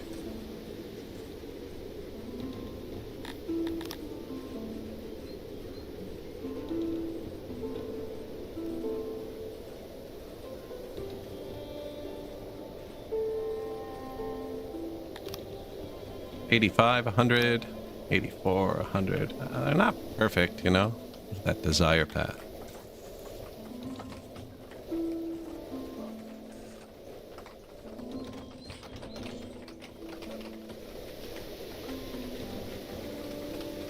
Stones. Money's gone down, actually. I just noticed. That's because we lost all those trade partners. New export depot. Where? Fabric.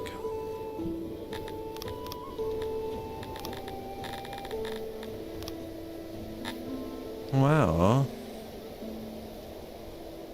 +1. Okay. Export fabric from here when it's full.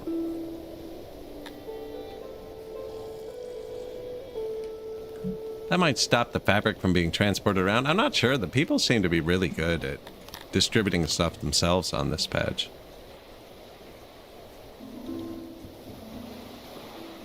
Not good at building bridges. Don't know why there's holes in them all.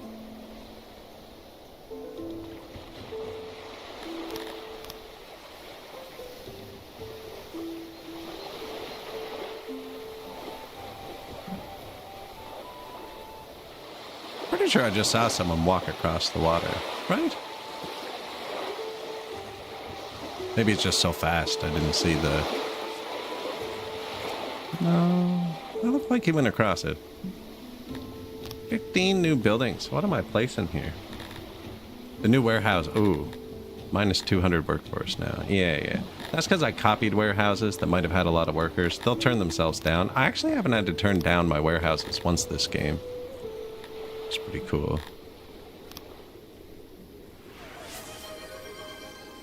Hey, thank you. Appreciate it.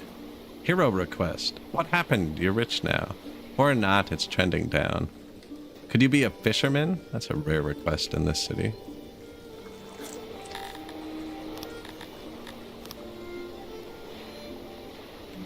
Think like the fisherman. You have a craving for eggs and fruit. You want to have control over how many babies you have. Have I capped that? You're allowed to do that, by the way. You're allowed to have babies, just in case. Meat. We need more of it. The elderly should be allowed to relax. They're not wrong there, actually. Think like, daughter of Elena Nanjitsu, is a 9-year-old Talapian plebeian, serving her grace as a fisherman. She is in poor health, weighs an impressive 56 stones, and stands 7.2 tae tall. She is a follower of craterism. Claims that being a fisherman is only temporary and aspires to serve Ulysses in more prestigious ways. She's utterly vicious if given the chance. Thinks is well suited for battle and is convinced she will survive. Her best friend, named Yonalia Trombart, and lives in the east part of the city. Proudly born and raised in our great forest. Lives in a longhouse together with Olivet Stern, Roberta Lone Wolf, among others. Not in the armed forces, working in the only fishery on the map. Here's your family. Whoa, you have a large family.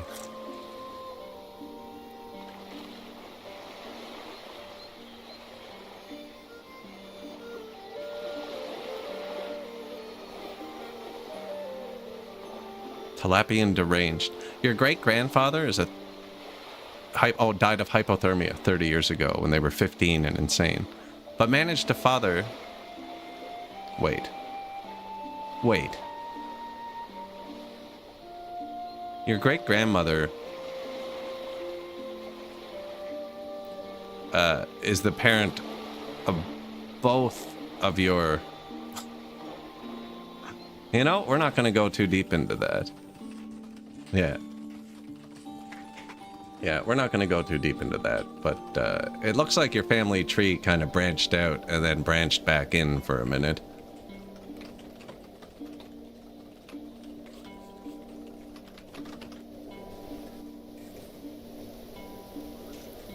It's okay. I'm sure there won't be any lasting effects. There's no maintenance for these roads.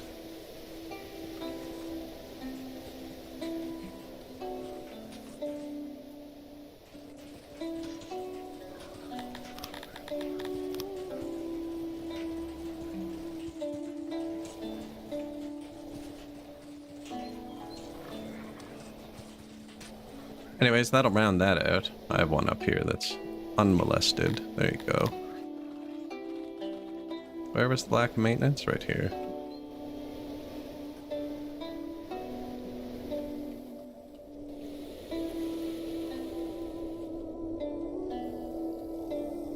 Yearly report. Minus $1 million.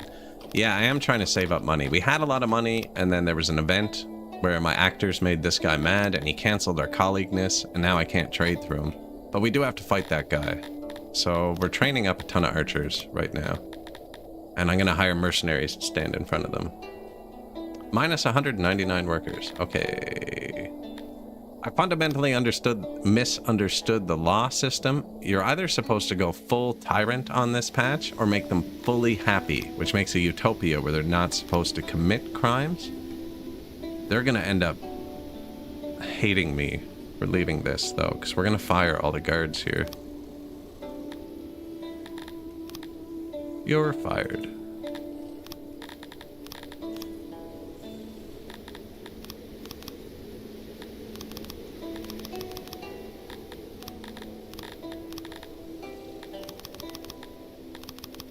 They don't carry weapons when they're not in the guard force, so we only have one squad of guards left, which means our guard posts are going to be understaffed, and we'll start deleting them. Yeah, you're either supposed to go full tyrant or full utopia, and I went in the middle. Apparently you can, but it's not optimal.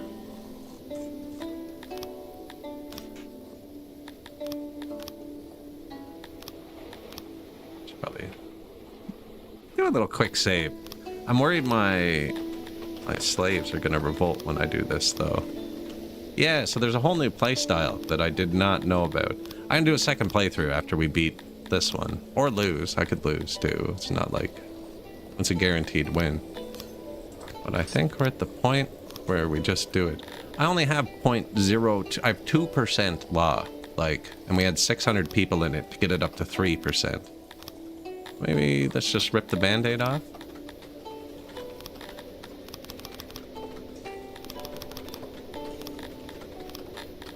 All right, we have no law system in this city anymore.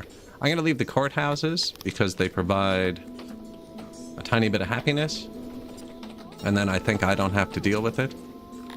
And we're going to pardon everyone for everything except murder. We're still going to try and eat them. Only because that gives us more happiness than I'm losing from the... Like, we're losing 1% happiness from eating them, but it's filling the cannibal bar. So if you murder someone, we'll eat you. Other than that, all crime is now legal.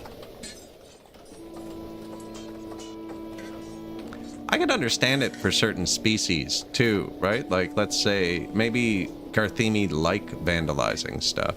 Laws are for nerds. Yeah, right? Okay, so now it's a net bad to punish them for murder. That doesn't even make sense. I mean, I don't care what species you are. You don't really like murder, do you? Maybe they do. Time to commit extreme tax fraud. Warehouse 25. Warehouse 22. Food 6.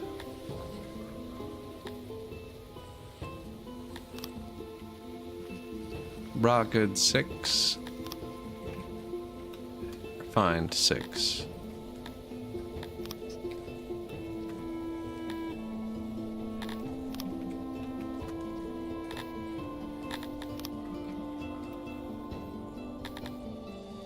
Anything unlabeled?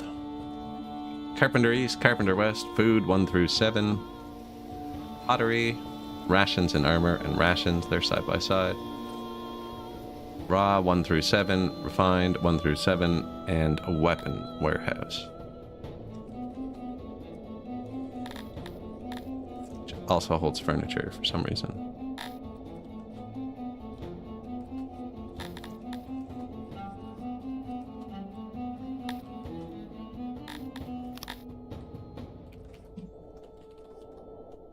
I have enough bows actually here. Can archers hold shields?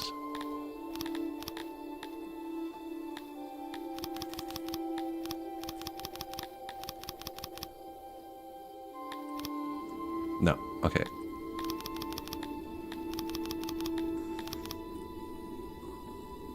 Do take armor.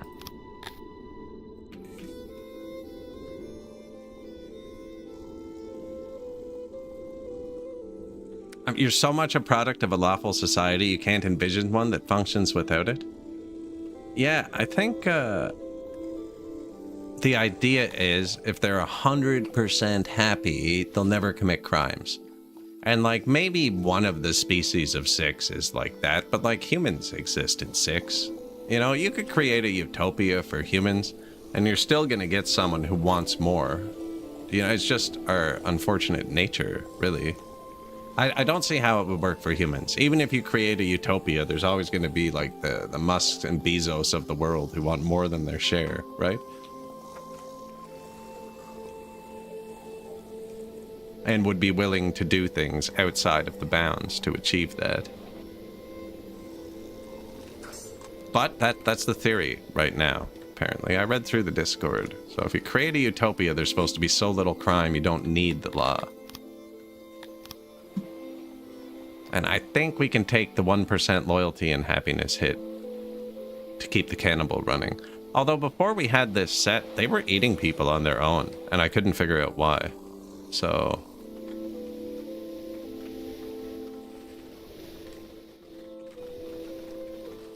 don't know if they eat people who die of natural causes. I'm not sure. Flight of murderous exotic birds. This event boosts all your food production if you leave it, because they eat all the rats, but halves your health. Now, our health was near 1. I know that. It also reduces spoilage a lot, right? Because there's no mice. But it's going to cause a pandemic for us. So if your health is above 2, this is a really good event to let run, because you still can't get a pandemic. We will, so we're going to eat the birds. Can't stop the cannibalism. I hope not, you know? Do what you love.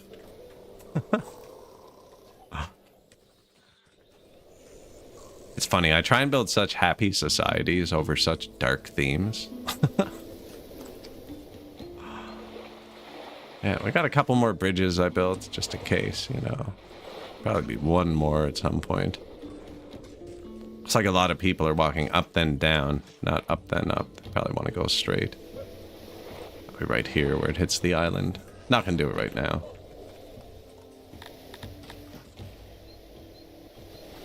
No homelessness. And these were the last ones built? Yeah, these still aren't spooled up. Now, I'm not getting successful at getting like 700 people to march out of the city. Every time I look, I built 15 new buildings. New markets. A lot of them are going to have to balance out though, too. 2 new daycares. Yeah, sweet. There's a lot of daycare workers.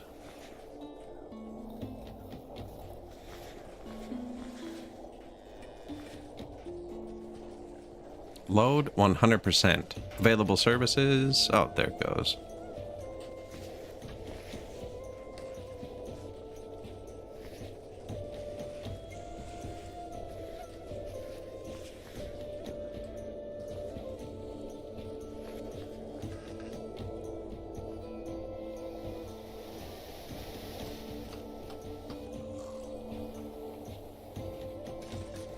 Give them a nice path.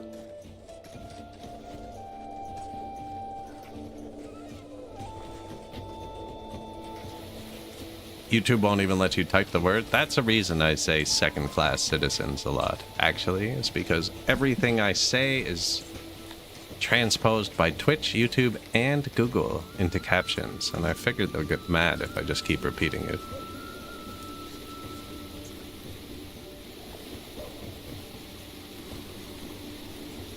Yeah, I do have them self-propagating, which you can do now. Yeah, I try not to poke the bear, you know? How do I check that again? There.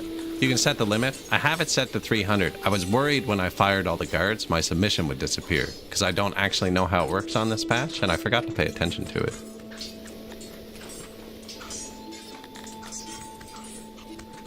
But it looks like it actually went up.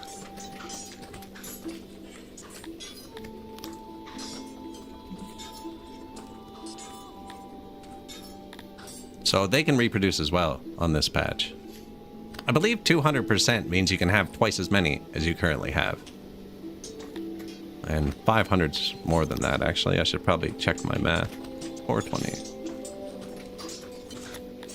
So they are increasing, and Gratonians increase pretty quick. We only bought 147 of them.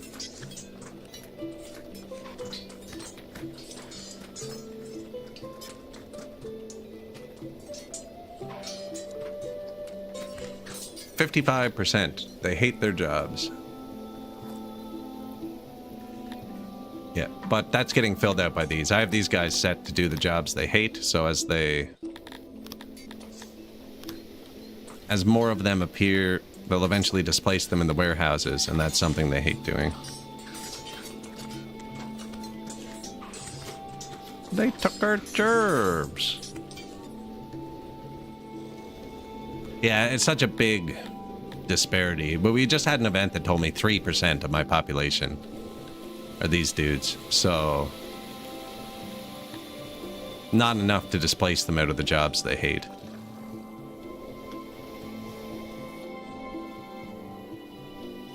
They hate WCS the most? Don't know what that is. They were minus 1,000% in the stone mine. I had to shut that off. Toilets? I could see that.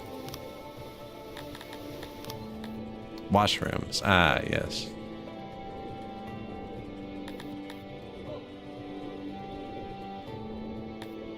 Where is it? Lavator. Minus 400%. Yeah, get them out of that. There you go. Job fulfillment up 1%. Look, you made more of a difference to their fulfillment than I have the entire stream. They took our gerbs. Water closet. New food stall. 5 new breweries. Which, have we tanked the coal yet? Yeah, we're gonna need Fruit still full? Perfect.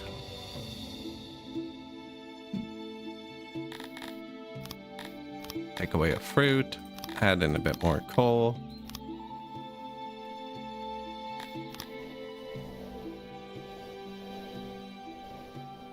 Bathhouses use a lot more coal than I thought they would. How are we doing for the bathhouses? Decent.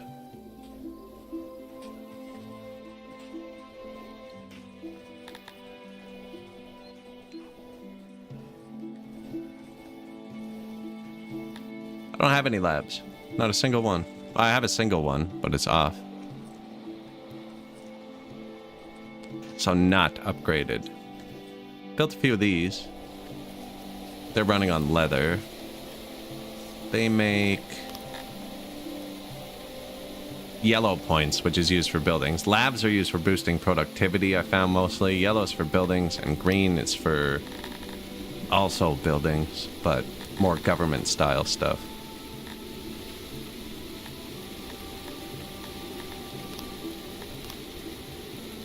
Toss that into spoilage for a minute, just to hold the points. We have 75 points in spoilage now. I was going to do something else with it, but I can't remember what, so I might as well leave it. We could even do work safety too, but I turned off the notification for accidents, so it's not bothering me. We had 5 accidents in the last days. Mass emigration. That's bad. 400 people. That's insanely bad.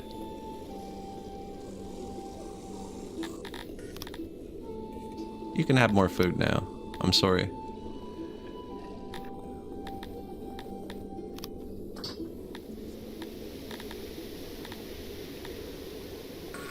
Okay, they're much sadder than I thought. Upgrade some more hearths. We got them all but 3 now.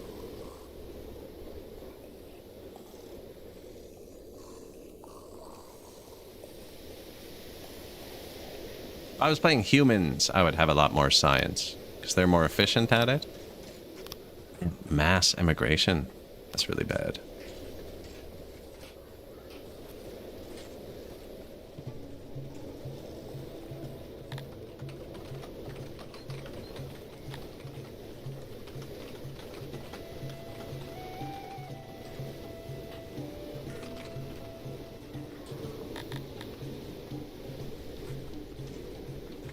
I collapsed my last city trying to import people like that, getting more of these dudes, and it just... I'm being very careful about it. I didn't get the submission. It seems to be working fine now.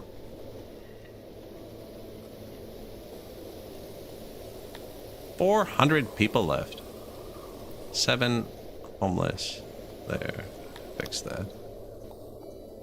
I had 3 houses for the second class people there.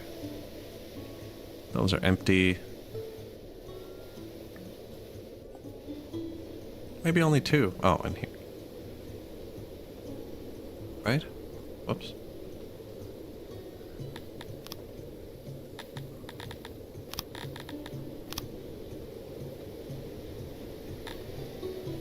It's the wrong button, wasn't it?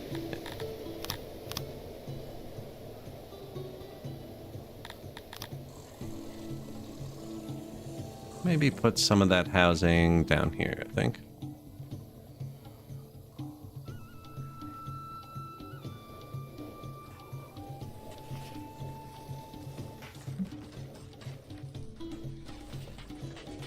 Nice looking city. It's a good thing it looks nice, because they're angry with me. Well, they're not now, actually. Minus 100 workforce. So we did just copy all these warehouses. And I believe... I don't know where my negative workforce comes from now, actually. With the new thing, I'd always have my warehouses and science set the lowest.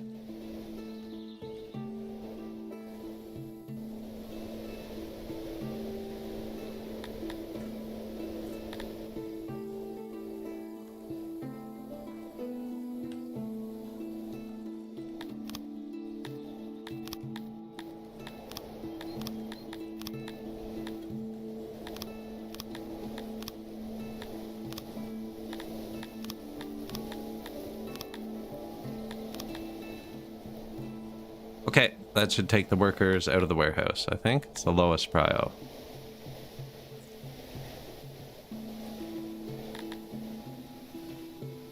Oh, I have enough workers again. Okay, perfect. But now I'll know where they come from at least. Because I normally turn my warehouses down to kind of fight that. So now the game will just do it for me. If I was playing humans, it would be science, just because it used to be super easy to monitor. I don't know if that's still the case with the triple sciences.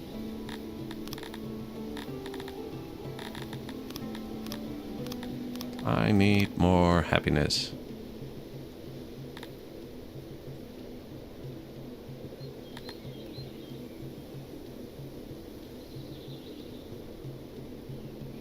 Super upgraded toilets.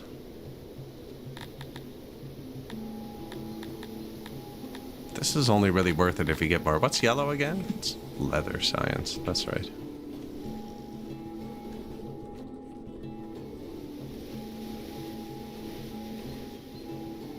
Instrag is usually fertile enough to sustain its population on its own, but a string of bad harvests has emptied its granaries. While your taxes are unaffected for now, your subjects have already started to sell their furniture. Yeah, man, lower the taxes.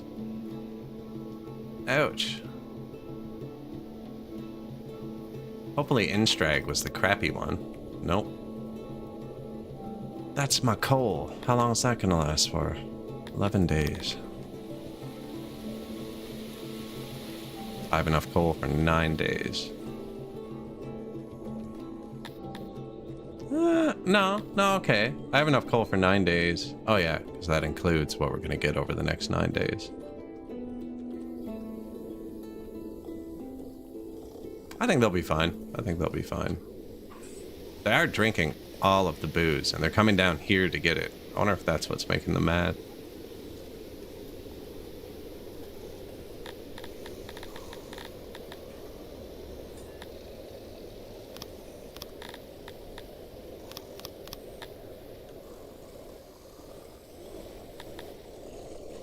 Lost 400 people. Were we close to the next upgrade? No, not even. I finished upgrading the... there's actually 2 hearse left. 3. Hey.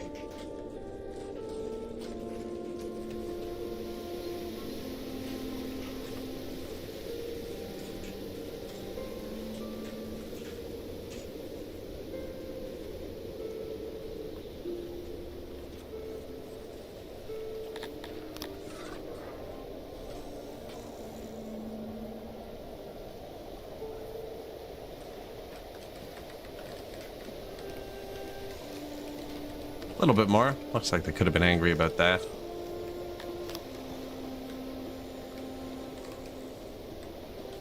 Earth should be spiking up a bit still.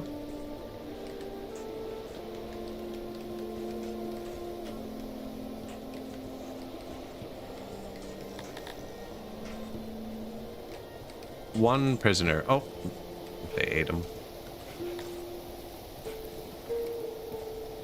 Massage parlor's happiness, but it's negative health. Gives you a negative multiplier. It's the next biggest one, though. It's all the way down here. We need to upgrade this. Which you also build libraries for. Okay. That is what we should do next, though, because I do actually have a bunch of libraries.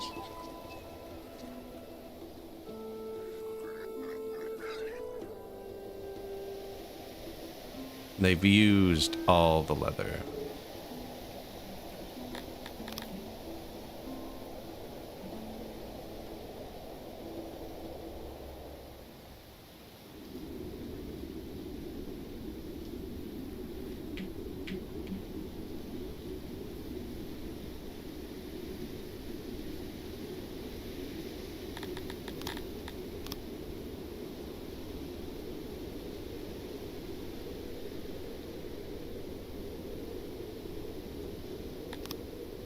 $95, $100, $90, $100, $89, $100, $89, $100. Yeah, that's pretty good. Denari trade. We are just bleeding money now that I don't have more than one trade partner.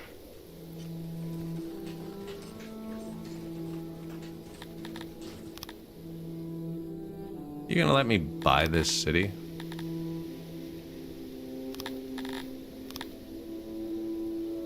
I don't know why the barter button doesn't work, but if I'm like, here's $1, like, we can barter now. Still 13 mil short, apparently.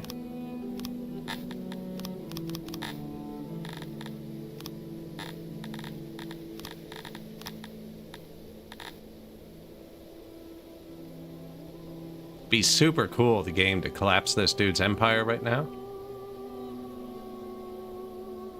I wonder if the embassy can facilitate collapse.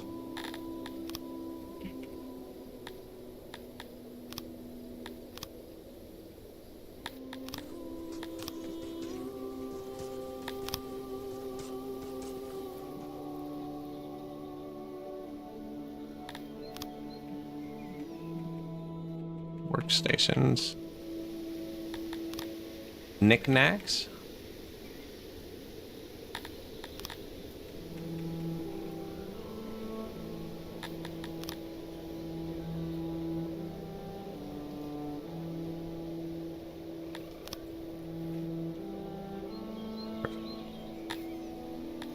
Build a small one, just to see how it works on this patch.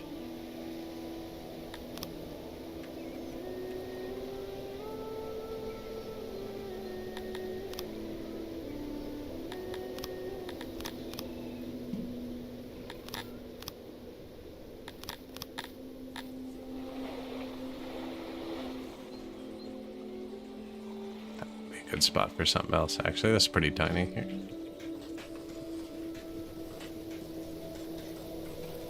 I think these like to use gems and stuff that I'm importing right here, actually.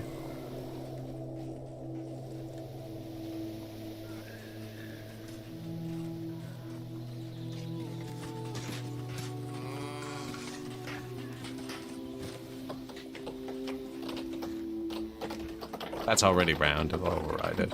Probably didn't even need this part, actually.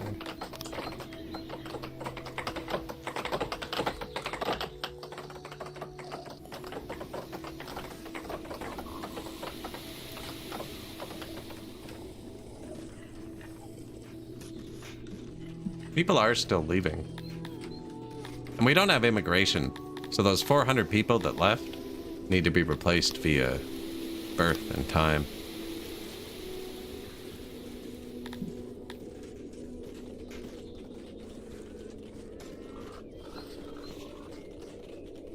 Is it positive, or are you lying to me? I think it's positive.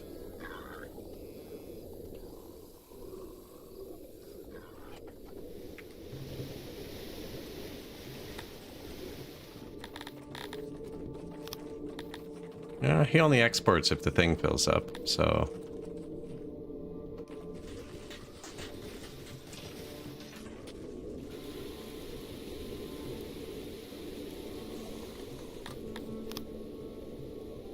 He's not really interested in buying my animal boxes, it seems.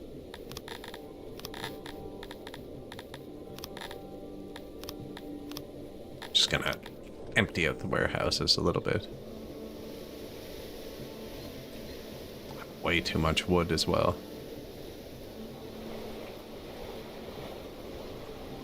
See what the game thinks I'm doing wrong. Not using my noble promotions and storing goods excessively.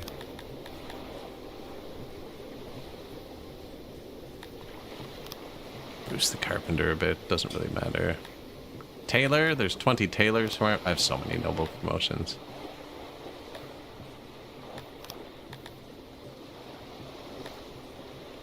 I just built a bunch of new Auroch pastures. I'm gonna pre-promote that one.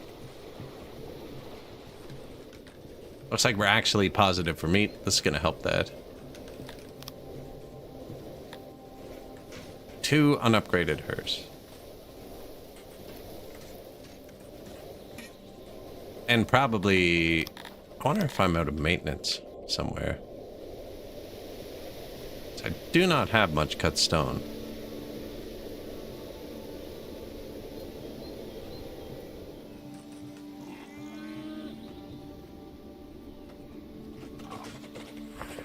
Wood and cloth. Oh, that's all looking good. Yeah. And then we'll build a few more libraries to eat that,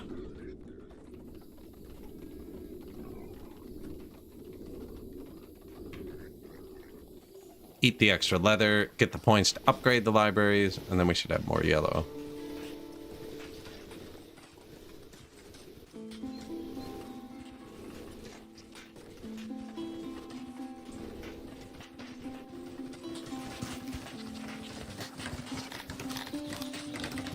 You can keep the door there. Don't see why not. Kind of a weird design. This is definitely inefficient. I should tear them all down and build a big one, actually. Collapse science for a minute, though.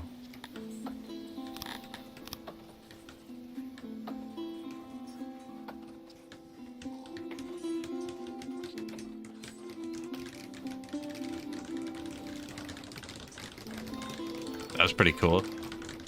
They were like, oh, we're jobless now? We'll do that.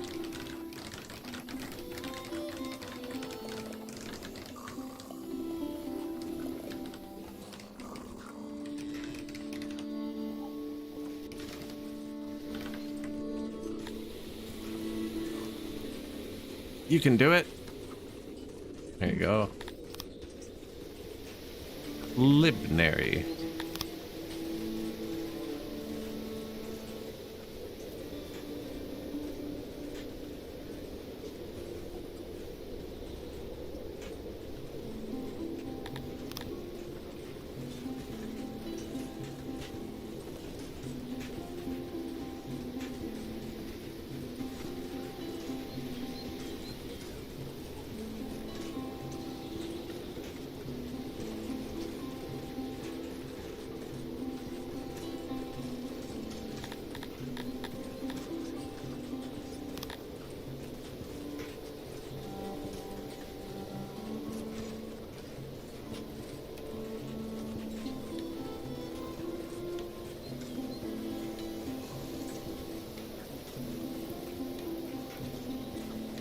The yellow you need to get rid of. It's a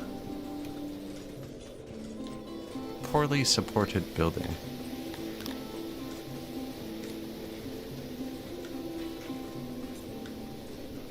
Really wish this game had a flip button. Like, this thing, prime candidate for flippage.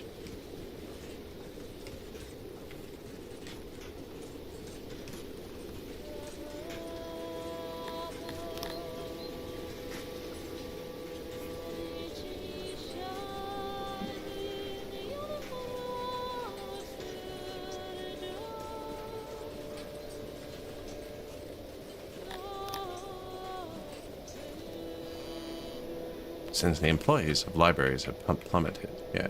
I forgot you could use nobles to boost libraries now too, actually.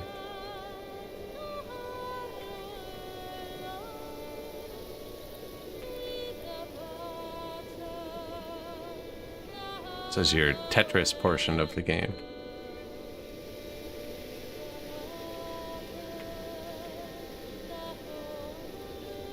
Where are they coming in? Right here, probably.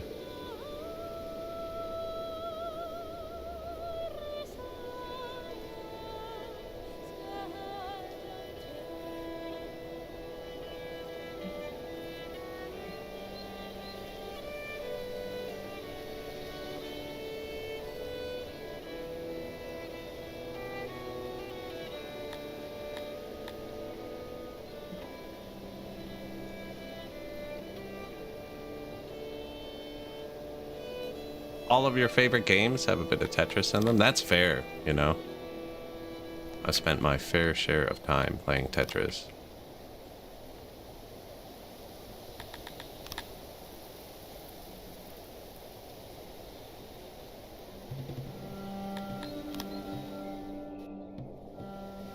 Kind of wanted to leave that path, actually.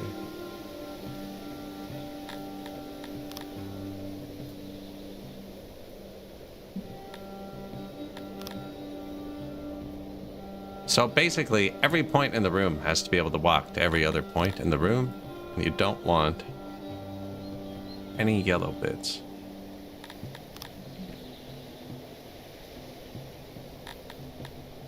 Now we're gonna fill it with carpets too to get the efficiency up.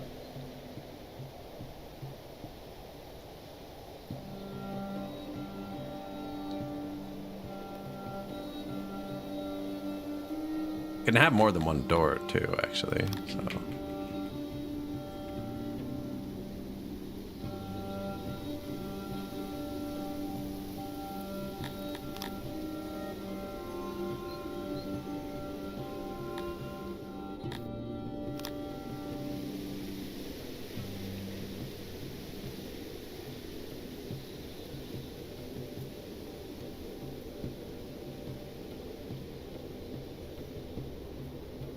Creating a maze.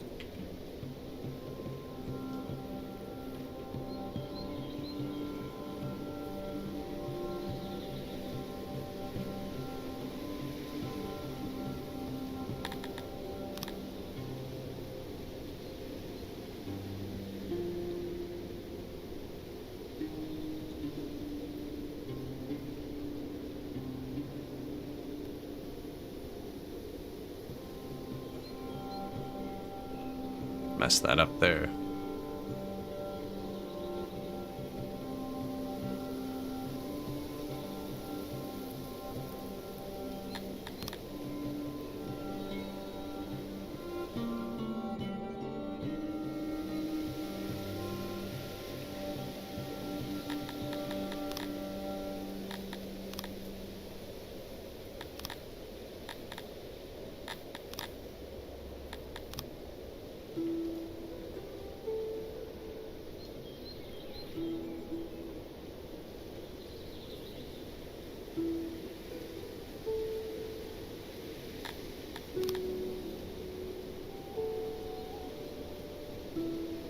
Cute.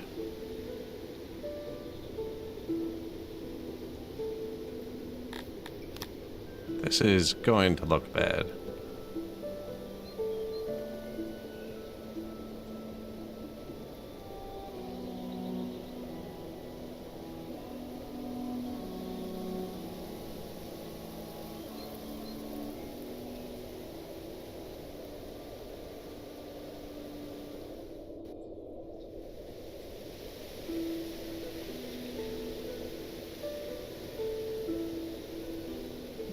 Right, if I want to... No, so we can have more than one door.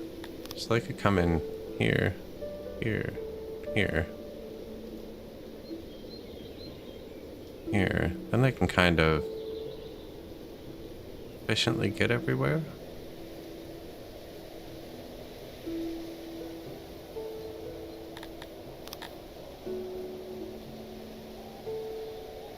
The spot might get tricky.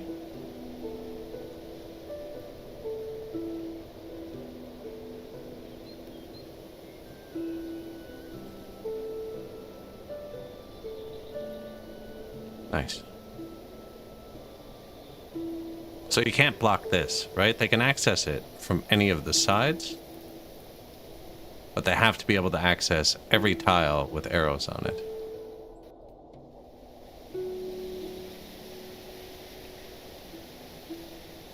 Yellow and yellow still.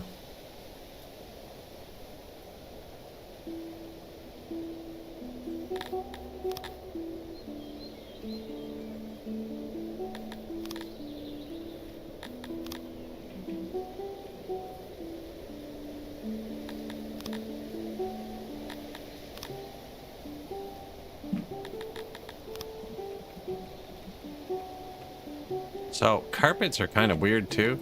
They're what does the efficiency in this. The reason I haven't placed any yet is the game lets you place carpets to block things, right? Because they can walk on carpets. But once you place it, it sees it as blocking a path. And if you go to place other things, it'll get mad at you.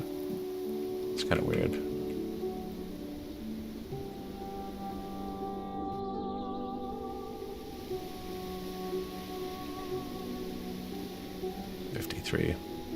This is not going to have enough carpet.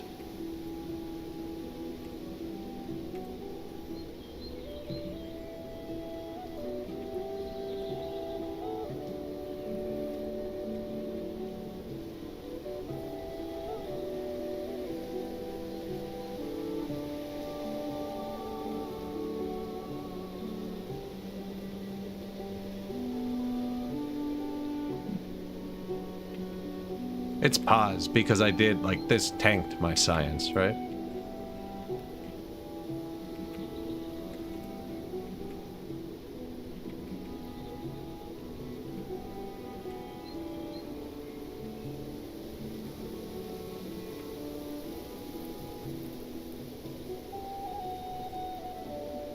One of the doors got blocked by the last shelf, so it did. See, it won't let me place it now, though, because of the carpets blocking the path. You actually have to remove all of the carpets to place it. It's such a huge pain. No, okay. Maybe not. Yeah, good call, good call.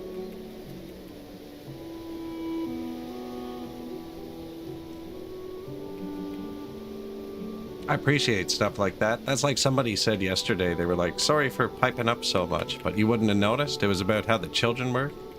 Like, I say everything I'm doing while I click it to try and, like, describe it. And if I say something wrong, please tell me. Because you know my thought process usually as well as I do. Sometimes better. I think you guys might pay more attention than me sometimes.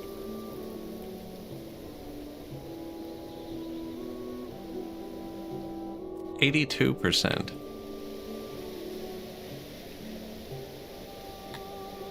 Oh, we have a yellow too.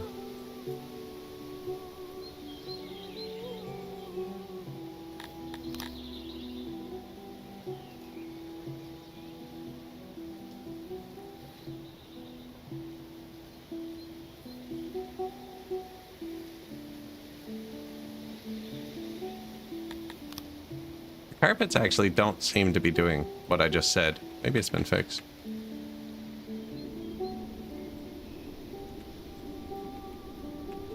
Pathways and graveyards used to do it too. Let's make a big carpeted area in here, I think.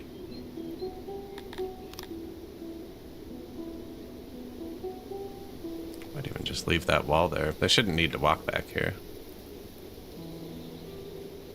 Actually, does anyone need to walk in there? Not really, eh?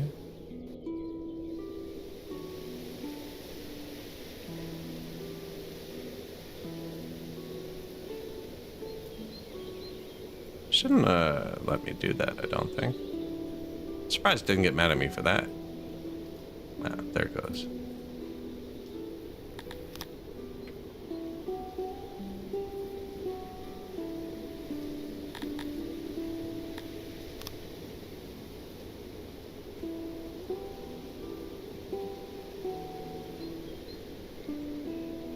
This is the yoga room extension.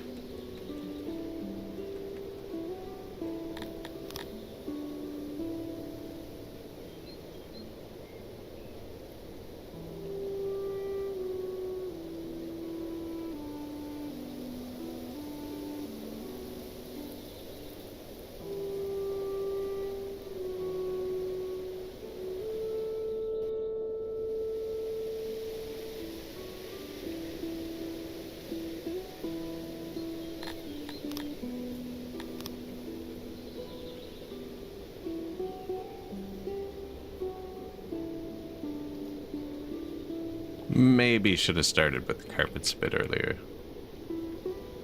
92 though, we're getting close. This is our carpet room. Yeah, it helps us read more. Without that carpet room, man, I don't think I could do my job. 96.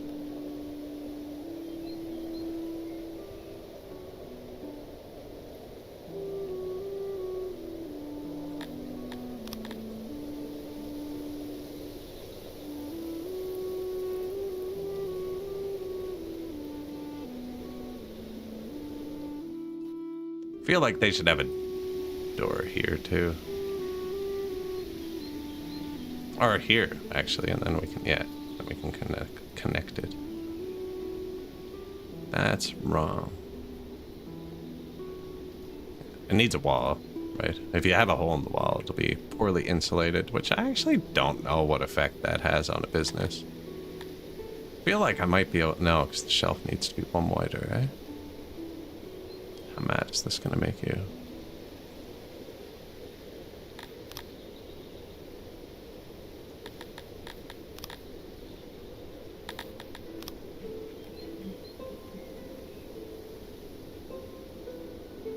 100. Perfect. Do we add carpet to fill it out? I mean, it is going to cost more in maintenance, but it's kind of like, it's going to be like 0.2 carpets a day.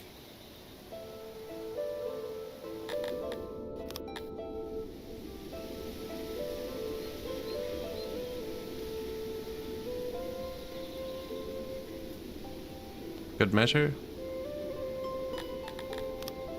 Might have too many doors now. What do we think? Kind of serves its purpose. Plus 2% too. Look, I built it on a foundation and everything. Considering 400 people left, I have 200 pre-workers. Now we fired 600 guards, so kind of just worked out. Are they done training? Ooh. In the military? Oh, those are all full.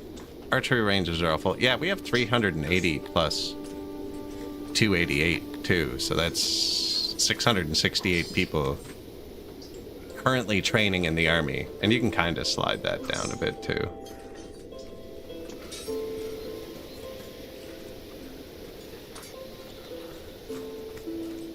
Hospital's full.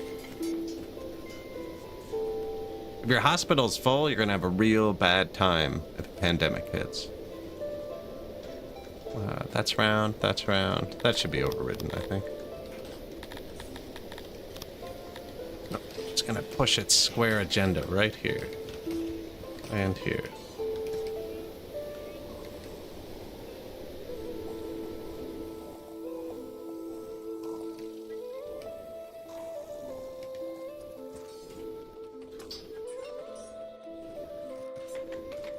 This should give us a bit of science.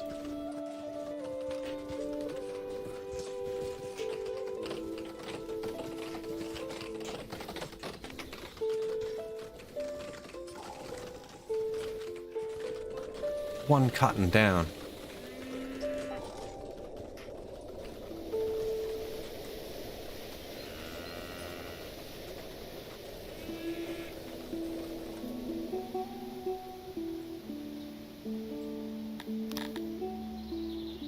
Gonna move the door over one so I can make the corner round.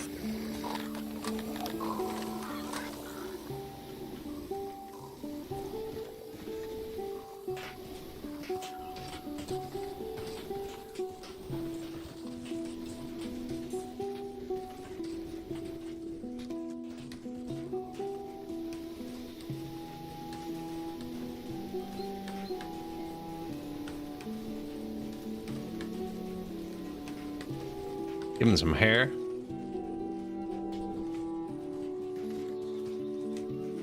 You can also do this too. Make a round bomb.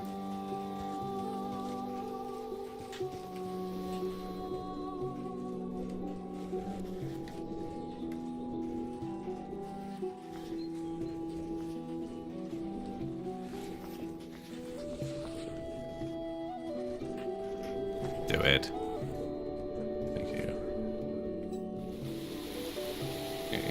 Is that a door?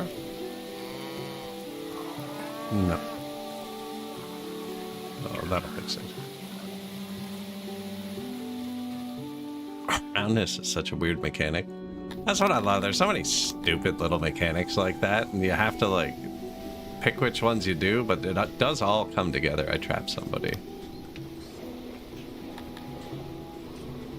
I have questions.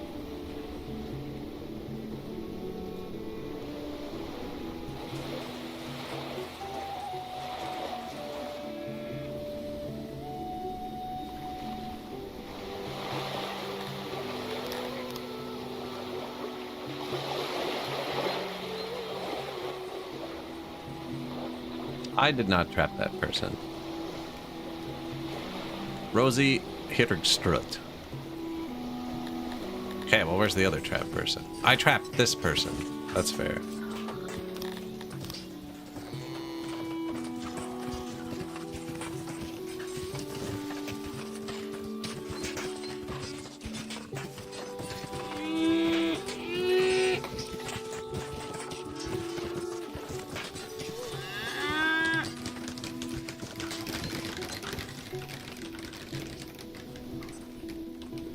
Do I rescue that child on that island? I don't know how they got there. I was gonna put another boat across. Not down here though, was I? Yeah, I guess.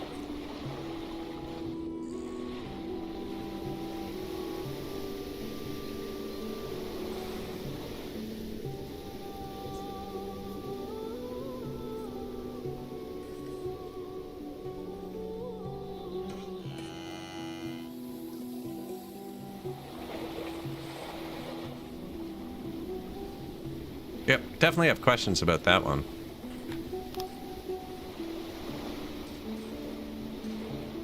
Wonder how long it takes them to starve.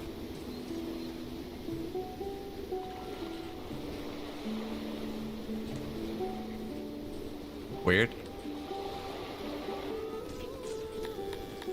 People do keep leaving. Slowly, though.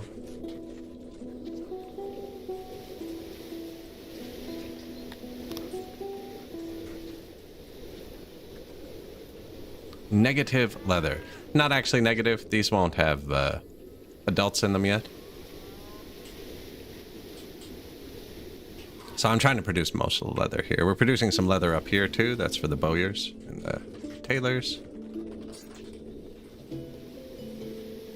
Rosie. Okay, Rosie has been saved. Gets back. Their parent left. I don't know. I couldn't find my kid. There was no reason to stick around anymore. New hospital, some Auroch pastures, and 130-person library that we used to replace 3 20-person libraries. So, yeah, that should be a lot more of that science, which should give us enough to upgrade this library.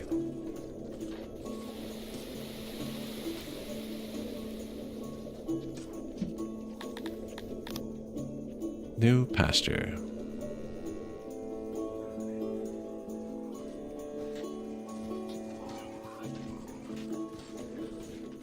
My loyalty did drop when I fired all the guards.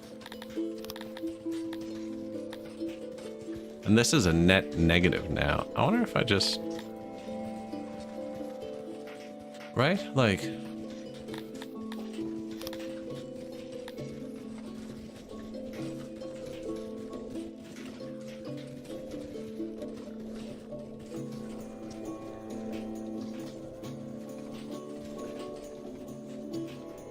No laws?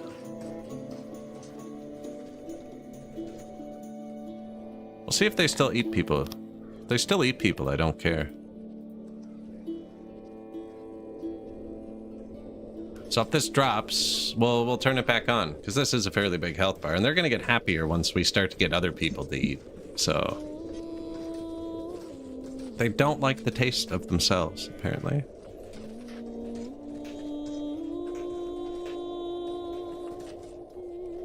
Maybe we should get some humans to do science. They're using the carpet room, actually, so who knows? Oh, that's people pathing through the building. Well, who am I to judge? I'd walk through the carpet room too, actually. Probably nice on your little feet.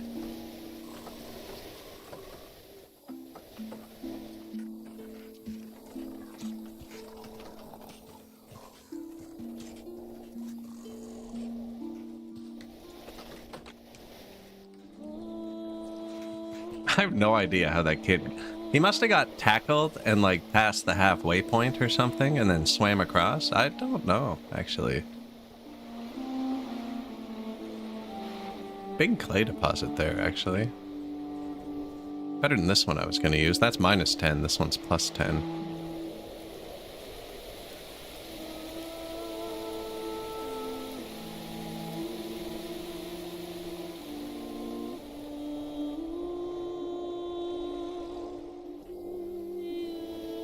Some animals started to age up here, I guess.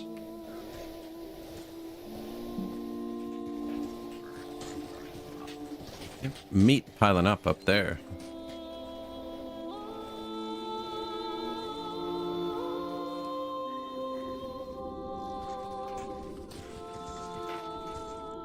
We have lots of meat, actually. Just don't have good logistics.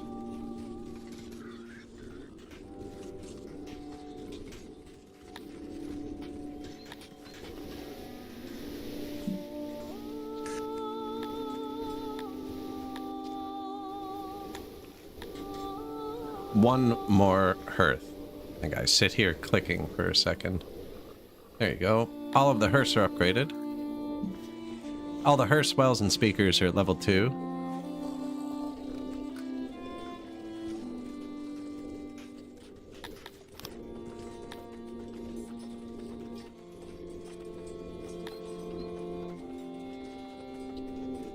I'm gonna leave again, though.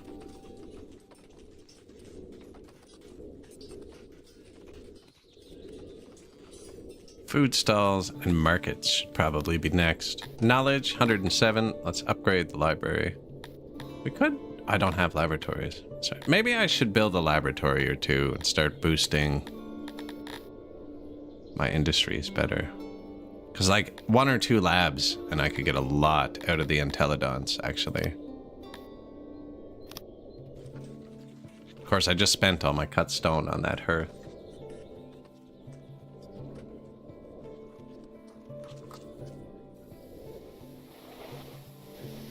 These consume clay, which is negative.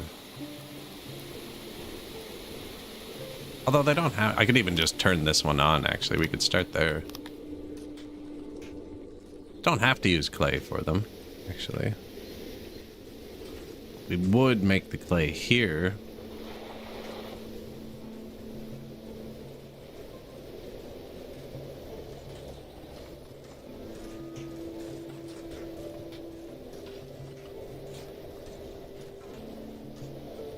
Or they're gonna get themselves stuck behind that.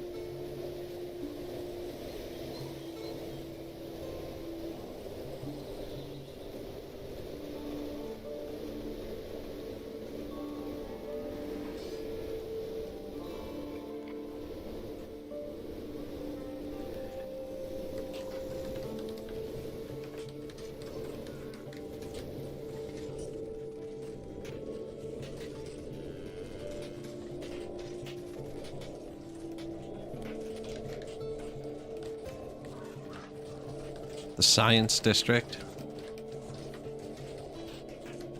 Throw a bit in. Throw a bit in. Man, my workforce is fluctuating really wildly. I don't even actually understand it. Every time I look, it's like plus or minus 100. It's not going negative. It went from like 40 to 180 in the last couple seconds.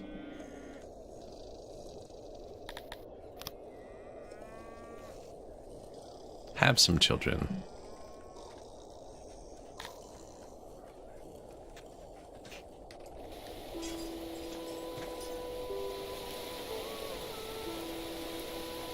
%. Like, that's pretty good. Oh, it's even lighting up an area where it's like the good. I'll be 100% if you put goods in this area.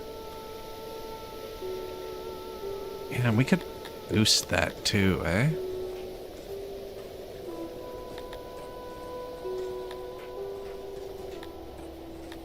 I'm gonna need another governor at some point, is the problem.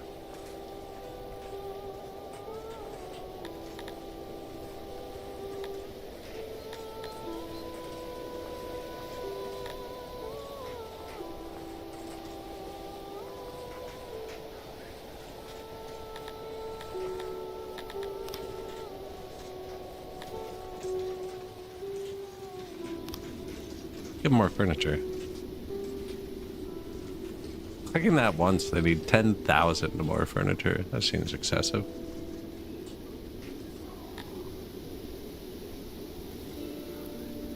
I can afford to max it out according to that bar. Yeah, you can put nobles into science now.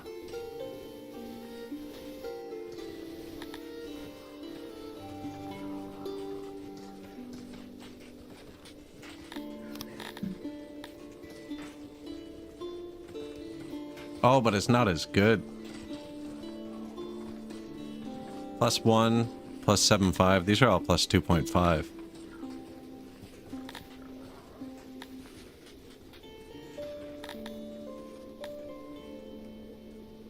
Pottery. Oh, so I guess the species can boost... No, because why would a tilapia boost paper makers?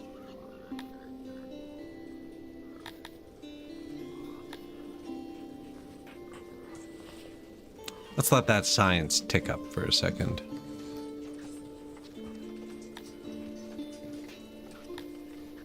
Unreachable leather. Yeah, what about now? An unseasonal flood in Instrag. Unearthed this... Man, Instrag. Hey, this is one of the best ones you can get.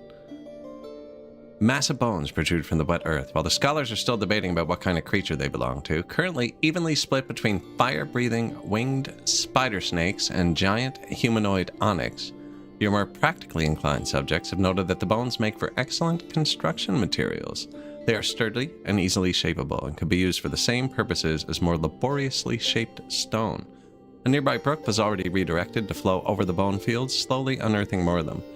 That's just, forever. There's very few buffs in this game that last forever. But this place just produces 5 cut stone now per day, forever. So next time it does taxes, we'll get an extra 5 cut stone. Forever. As long as we hold it.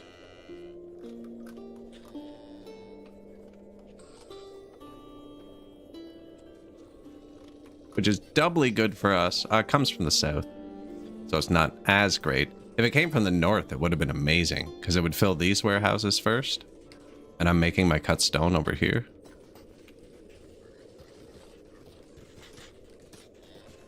They are really out drinking what I'm producing. Now, we haven't buffed the breweries with the noble, eh? Thinking about switching this dude to something. Oh, I'm out of coal. No. Come back up. Pottery. Yeah. See? Plus 0.63. I wonder what the math is behind these. It says plus 2.5, but then it's...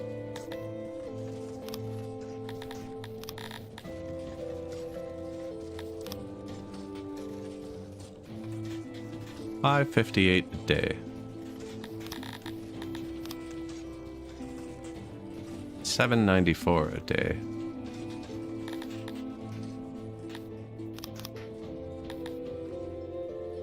$1,500 a day. That we just tripled our brewery, so it is plus 2.5. I don't know why it's displaying like that.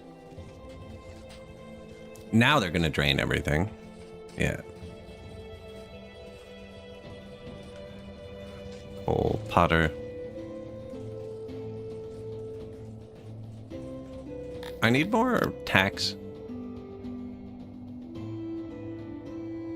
Wonder how much he's gonna sue for peace after I sack his city. Might try and cheese it. 2,000 people defending the city. I built an embassy, didn't I? Let's see if we can, like, kill their leader or something. I can't turn the clay on in the laboratories, so I don't have clay. I did build an embassy, right?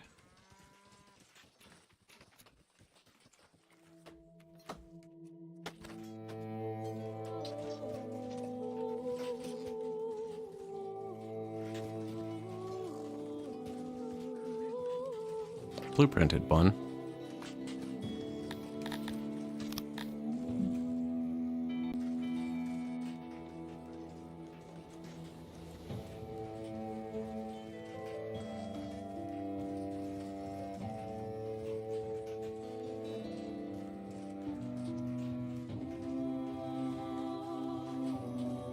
Maybe I forgot to place it.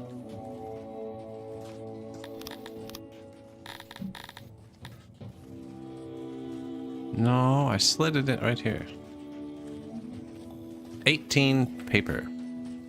We finally have to get into the paper business, do we? It's kind of convenient.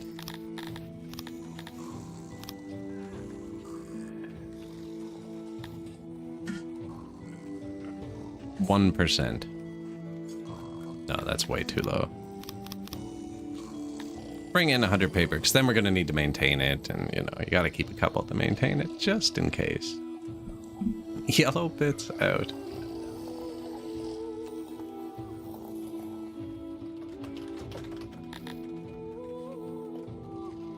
I'm letting the tech kind of reach a point. Oh, some sort of accident happened. Oh, that's a lot of death. Misadventure.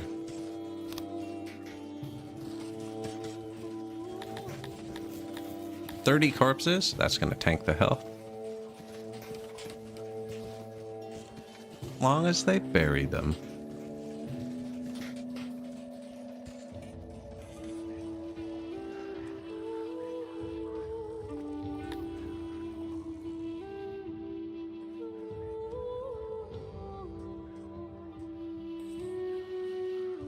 Feel like that boost is going to be short-lived, but brewery's eating 1,200. They are right next to some orchards. I could put some more underneath them. Not very moist here.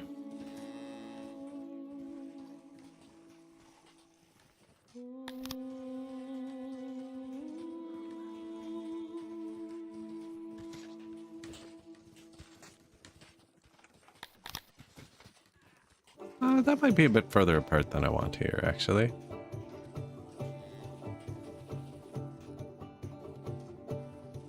Terrible soil.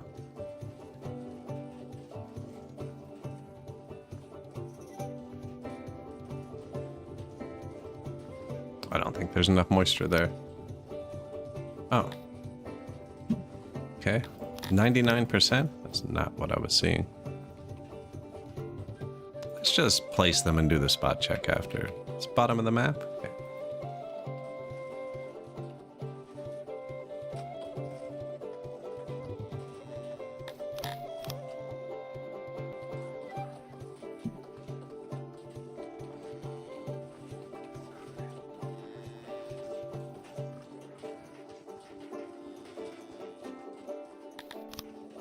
$100. Oh, this perfect space, apparently. Wonder if I make one big one here.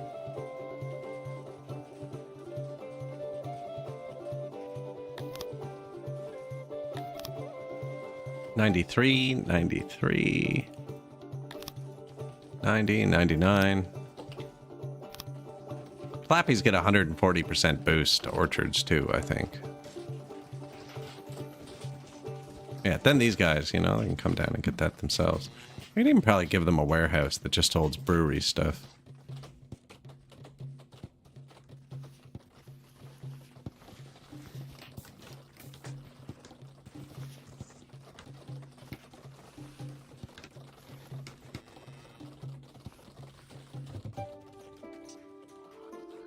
Don't worry, people. You'll stop leaving momentarily. Should upgrade our labs too, I think. Actually, I should upgrade all of these.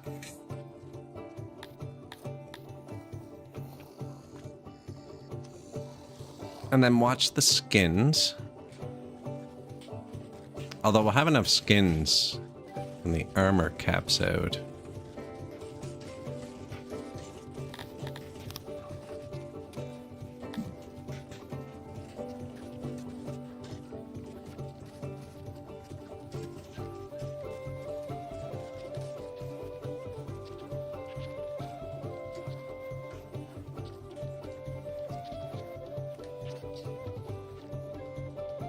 Fabrique.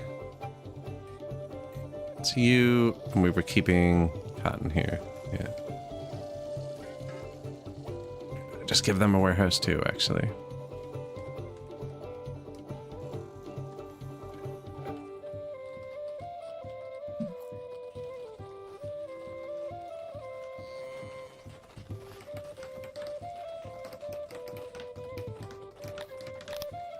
New embassy.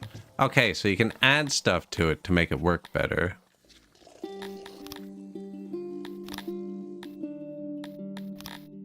Go to his court.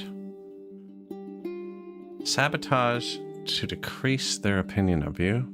Flatter to increase their opinion of you. We could try flattering him a bit to get our trade through him back, but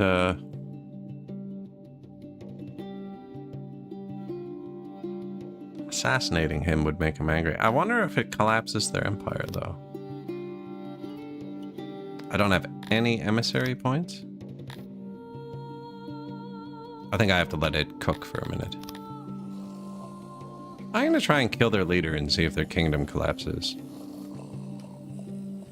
I'll let it cook to show me what it needs. Warehouse. No, no, no, no, no. Well, kinda, actually. Not that. That.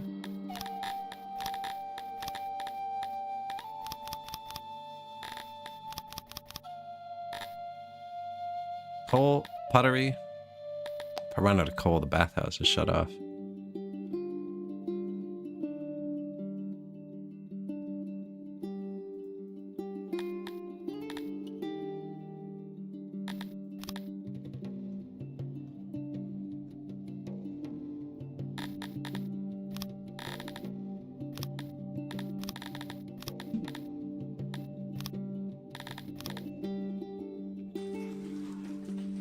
Yikes.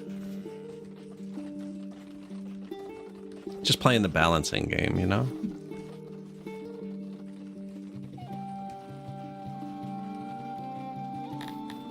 Alcohol is going up, so I can actually give them servings of it now. It's not being distributed. I really do need to start distributing things.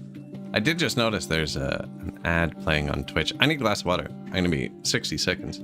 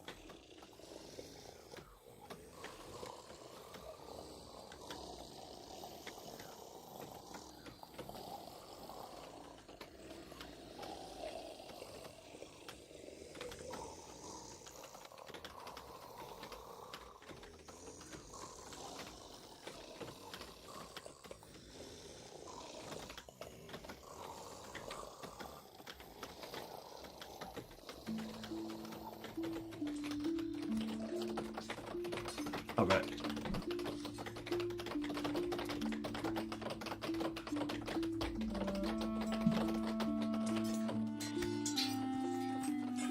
Lots of science. Okay.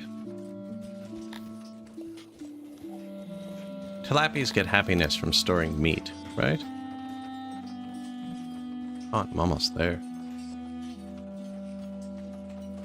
What do they want? One per person, it looks like.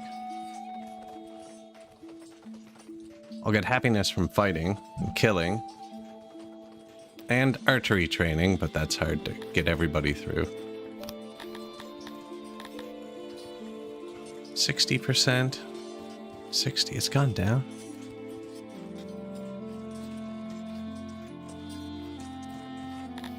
It's gone down since I built the new ones. I did tell another squad to train.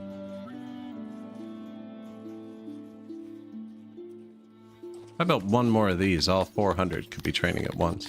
That's 800, 600. What am I doing? It is 800. They're training too. I just haven't given them bows. They don't actually take the bows till they leave. You know what? Actually, the bows are about to cap out with more than I want. So is the leather armor. So we will be fine for leather, actually, because they won't be able to use it. Shields too use leather.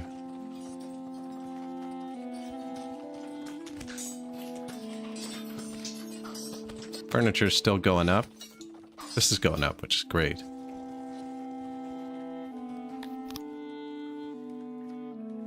This warehouse.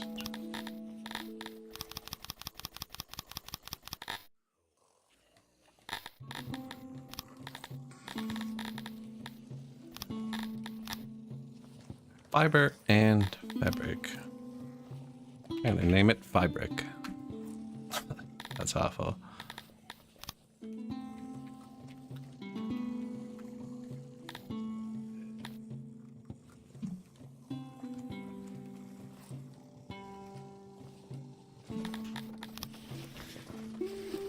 Booze.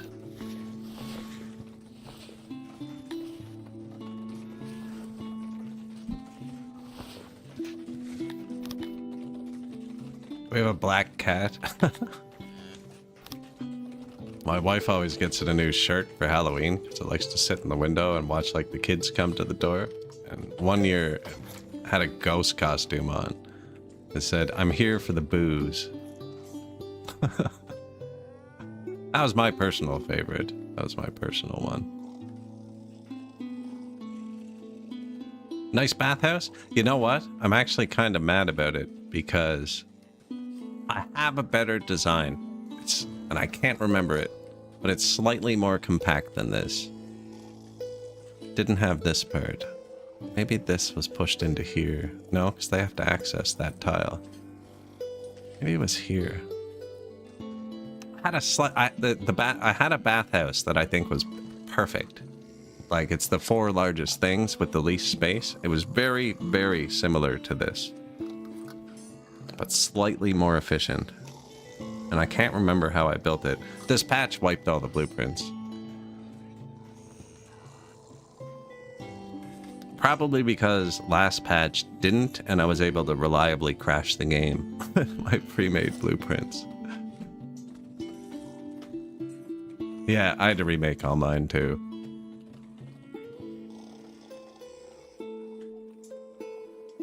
Cut stone saying it's good now. Embassy points. I think this might be stupid though, because if I make this guy mad, 0.009 attempts per year. Effectiveness 100% though.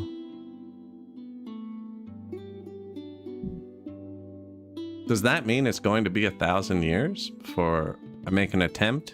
It's like staking Ethereum. No. The humans of Instrad have been plotting treason. Resentment about being ruled by Talapi has simmered unnoticed by administrators for a long time. Humans have funded a number of raiders in secret. The conspiracy was noticed. The reported conspirators will be put to death. There are likely a lot more. Drastic measures might be able to root out most of them, and an indiscriminate seizure of human assets. So I can pay a lot of money to take drastic measures. Yeah, sure. We're supposed to be evil, right? Where was it? Instrad again, right? The city is an eventful spot, you know?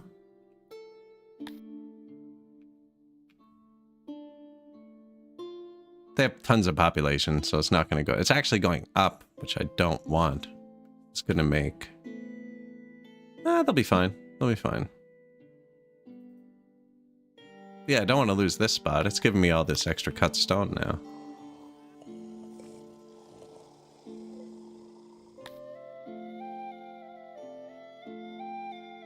Oh, did I get money for taking drastic measures? I think I got money.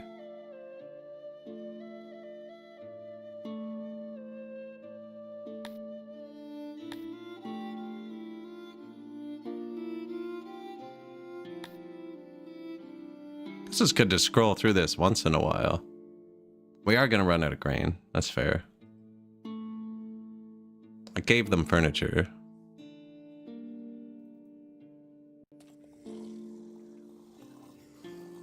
Innovation and technology, you can build laboratories and libraries, or you get it every time you level up. This one gives admin, apparently, but the rest of them just give techs. So we just built them, like, at 6.5 thousand pop. I started speccing into tech with Talapis. I was only using the free points before. Actually, I had a few of these to unlock buildings. We just tore them down and built a big one. And now, actually, we're going to use it to upgrade our laboratories. Oh, they have multiple upgrades now. I'm not going to do this one, because I don't want to start importing gears. They're expensive. Yeah, perfect. Upgrade all.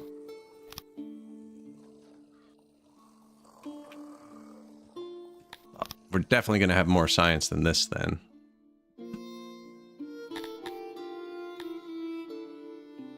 Yes, that's how the science works in this game. They don't continually produce it. You have to keep working. Like this will only produce, this one produces 459.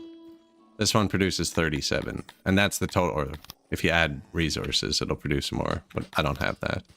This one will produce 36 points, and you spend those 36 points. And then if you want more, you need to build another one. And if you delete it after you spend those points and they go to negative, you'll lose access to those technologies.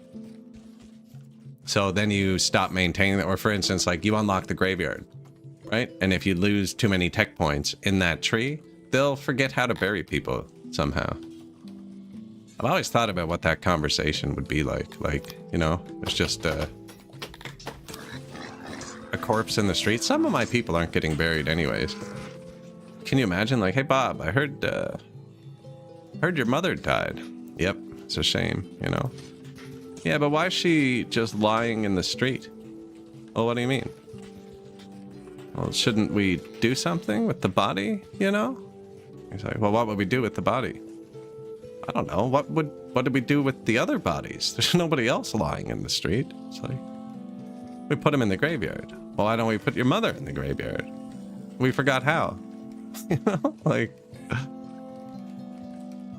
yeah, this is a game that's really harsh with science. It's not like other games where it keeps producing and you unlock more. You have to maintain your knowledge, or they actually physically forget how to do things. Now, we just got a bunch because I wanted to go down one of these trees.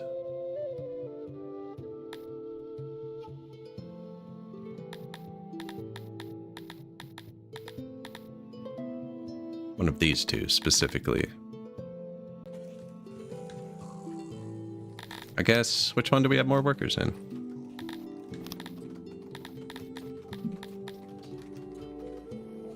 $289 Aurochs, 430 Entelodons. Yeah, we'll do the Entelodons. These all built? Yeah. So these are tools, which lets you then, in the workforce menu, you can go to Entelodons. And if we had tools, I could assign them tools. We're gonna go grab my tools now, whoops. And then that'll boost it, right? Because they use tools to work. We just unlocked 2 levels. But I don't want to have to pay for tools because we're not working with metal. I just wanted to get past this to get to this one.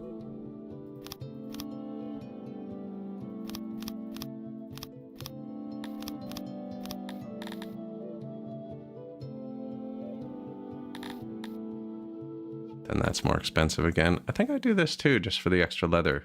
Because my people like leather. And I just upgraded these. We're going to get more points. And then we have lots of yellow points. I should have done the brewery too, actually. Do that next.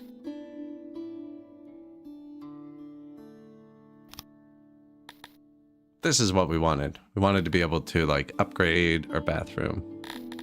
And our market and food stall were the big ones. 90 and 80. Shoot.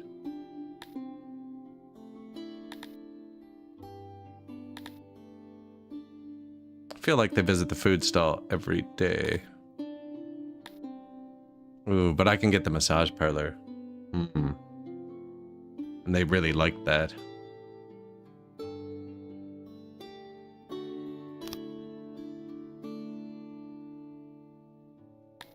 And the tavern, but I don't have. Maybe they'll pull booze, actually. And then extravagant market. And my markets are actually smaller than my food stalls, so they're probably cheaper to upgrade. They are not cheap to upgrade. I'd end up running out of cut stone.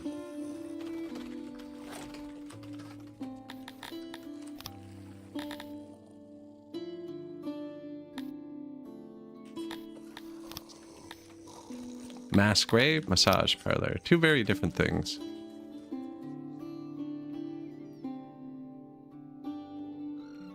Listen here, buddy.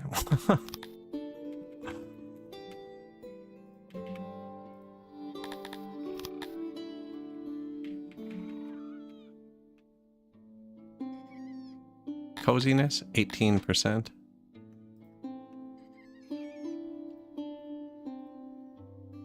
You know, I'm probably gonna... I don't have space to jam this into the city, actually.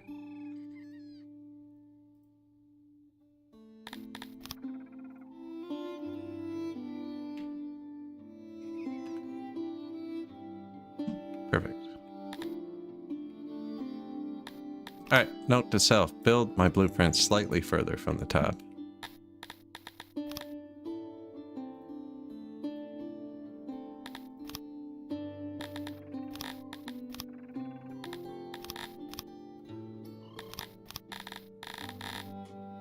Massage parlors.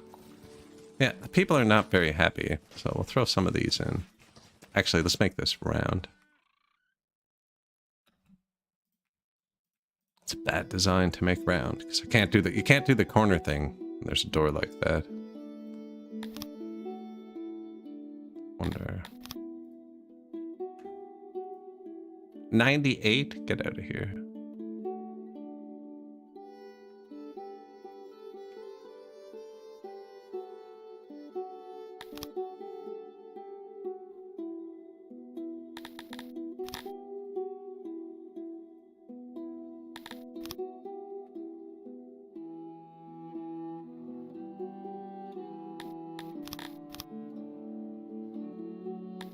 What are you doing to me here?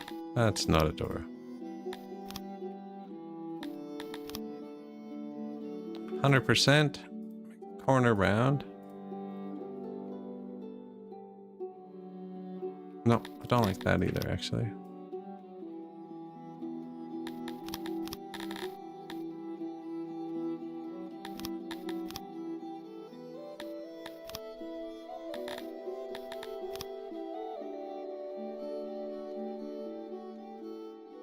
That's what the game thinks is round, just the three things.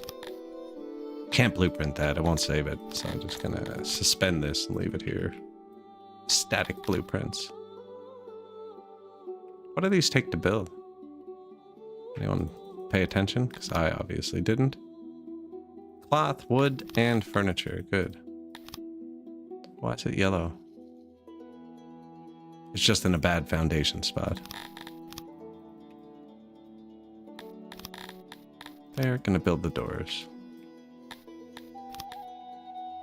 These are like the physicians. They only want to visit very infrequently. So you don't need many, they just take a long time to get going.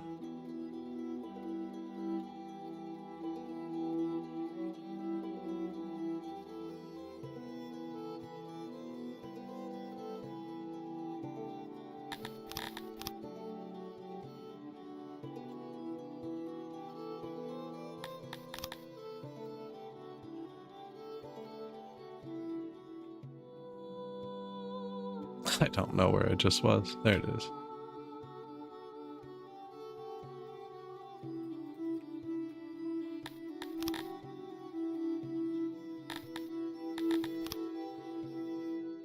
Trees, flowers, a bench. Wait for your buddy while he's inside, you know?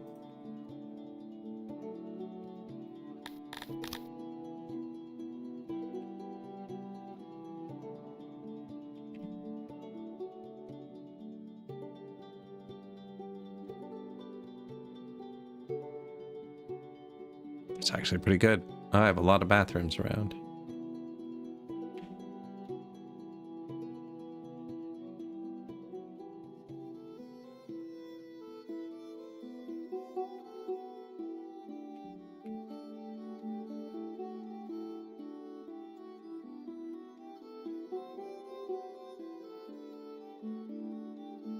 I'm just gonna plop a few down for now, get it going. Don't need to pause.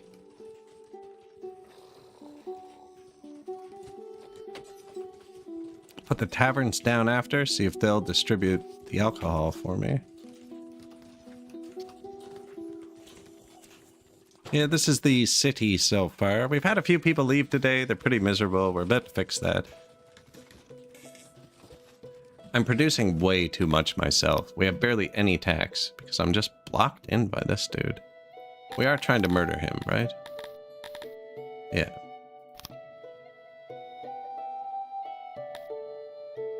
I'm thinking if we murdered the ruler, who really trusts me. I have to fight him. He's my only neighbor.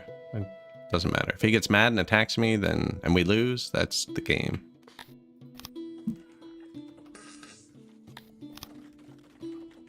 New orchards going in. I'm gonna tank the workforce here for a second, I'm pretty sure. This is, yeah, housing for slaves.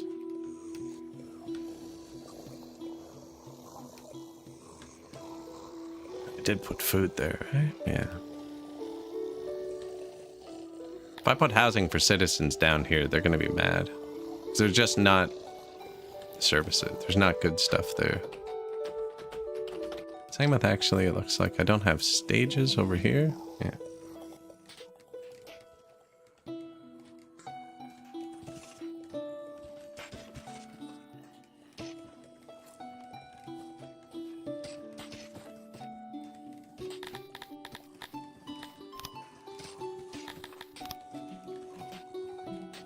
Somewhere to watch. If I put it like this, actually they might be able to walk through there. If you block decorations against a wall, they can't repair them. I'm just gonna put a bench there to watch the stage with. Get some aura going. You know, I could have put flowers around all these, actually. That would have made the people happier. Although I think they got a good environment exposure to nature. Oh yeah, it's at 100% already, so. Access to water? I guess that's just whoever lives close enough to the river. I haven't put any ponds or anything in.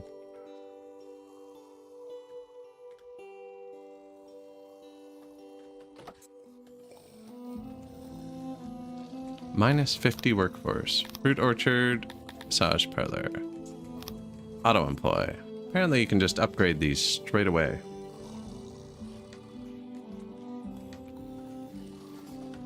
Who's working there? Talapian retiree. Talapian masseuse. Do they like or hate that job?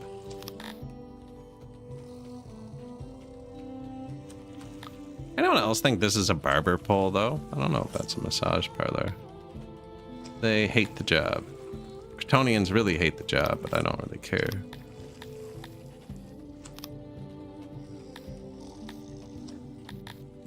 Trying to get our job satisfaction up a little bit. We're up to 57%. We've raised it 2% today. This took me a while to figure out how to read. The top one is what my mouse is over. The bottom one is all of my citizens over all the jobs. Like, these guys probably have a horrible job satisfaction because I'm making them do all the shit work. Literally. Yeah, they're in the bathrooms. And 4 new buildings.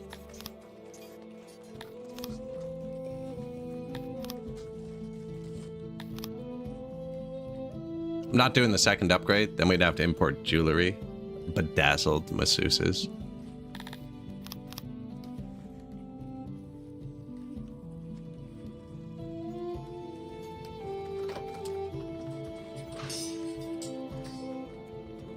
Six new buildings. Man, I can't keep up with how fast we're building them. There we go.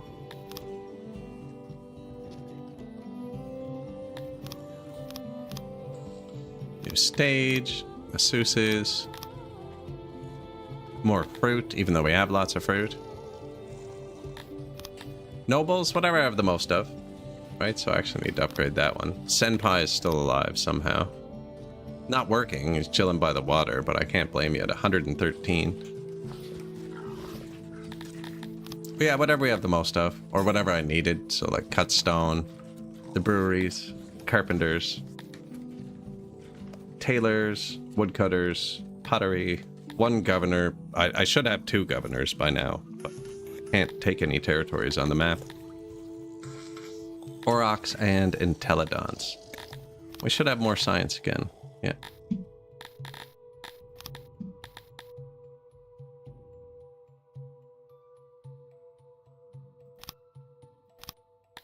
So Aurochs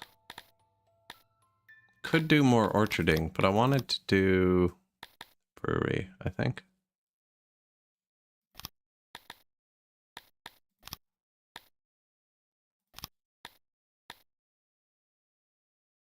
They really like meat, you know? I could just max out the meat and give them max rations.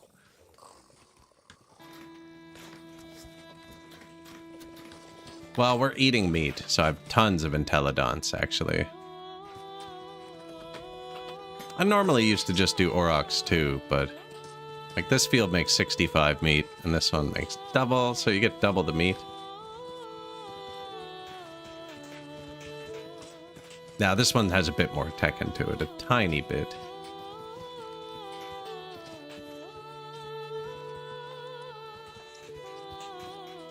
Other effects times 1.05.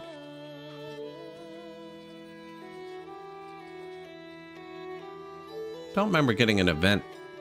Other effects is usually from an... No, there's a separate event. What other is?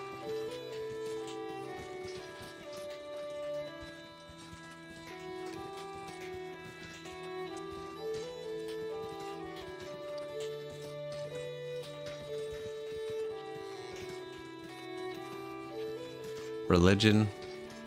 You know, getting a temple to Krator would boost all that stuff.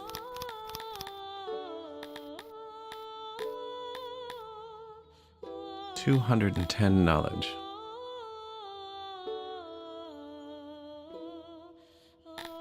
Should design a tavern.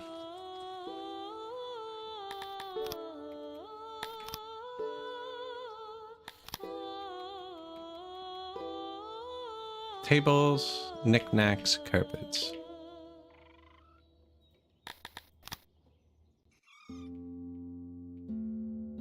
Taverns make noise, right? Emits noise. Yeah. I'm gonna make it a bit bigger then, because I'm gonna have to double up the wall, which means it's gonna be hard to make small. You okay with this?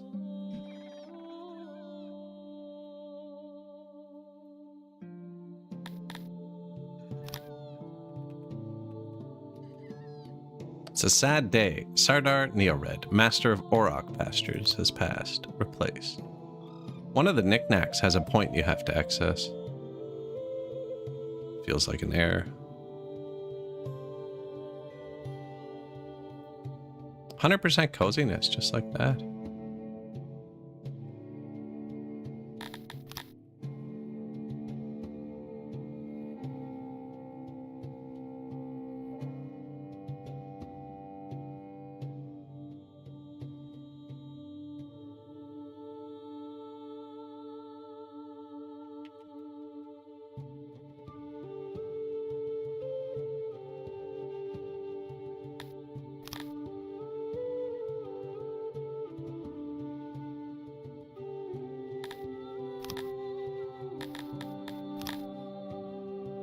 I cut off the back part of the room behind it. That's what I did there.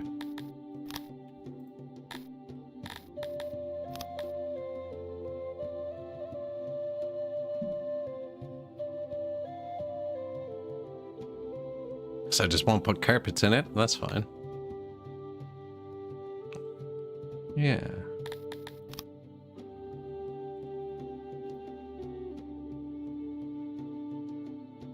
$140 services? That's actually pretty good.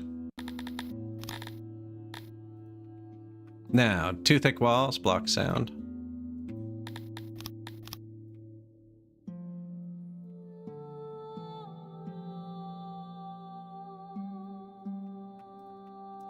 Doorway. Entrance.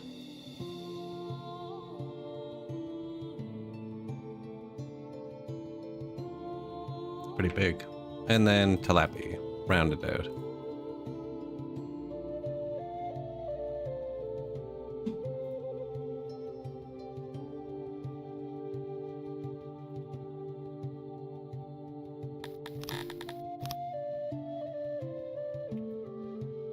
It's big, but I think I left space for it. Put stuff there. That's an Auroch. I might need to make a smaller one.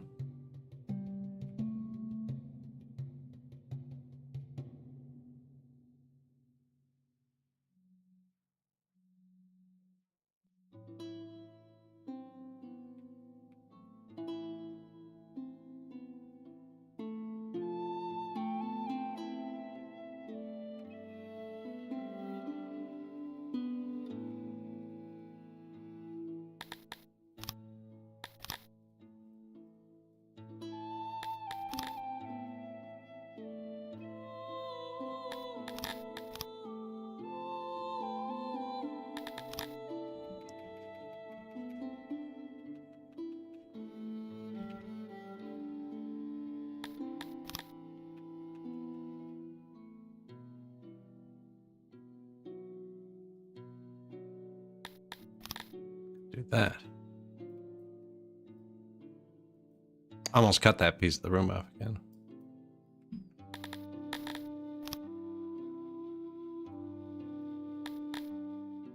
You know what? I can make the entrance on just one side, and then I don't need the,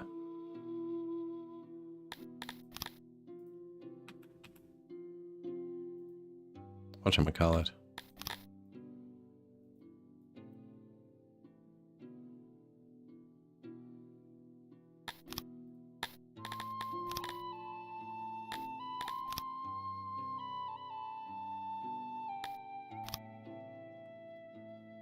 Too thick wall, block the sound. Give them a door. A bit further. Actually, I could do that.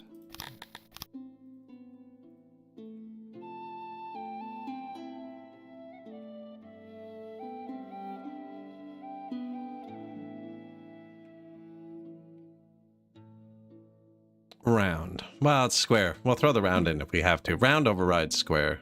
Isn't that like just... No, that's way smaller. Tlappies don't like noise. We don't have any noise in our city yet, so...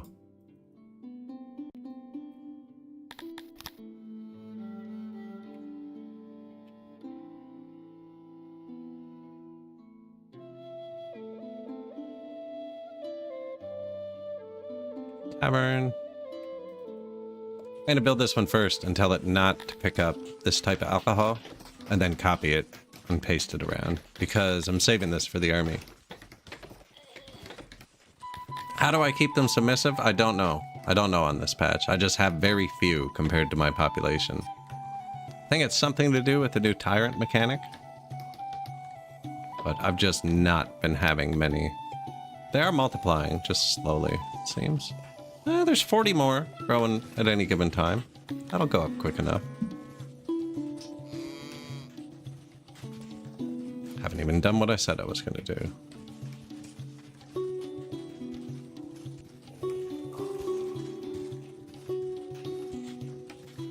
Yeah, they changed it on this patch. We removed the law today because you're either supposed to go full utopia where they're full happy with no guards, which is what I'm trying to do, but they're not happy, so they're just all committing crime. Or go full tyrant where you don't worry about happiness and you use force to keep them submitted. Apparently, immediately, the tavern is full of sleeping children. Do not pick up Piva.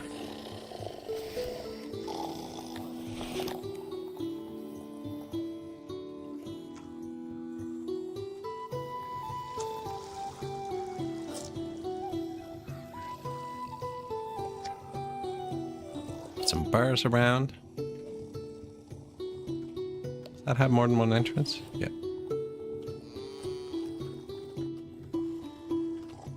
Didn't delete the cow. He's just chilling there the whole game. Yeah, perfect. This thing's way better. Put some trees by the entrance.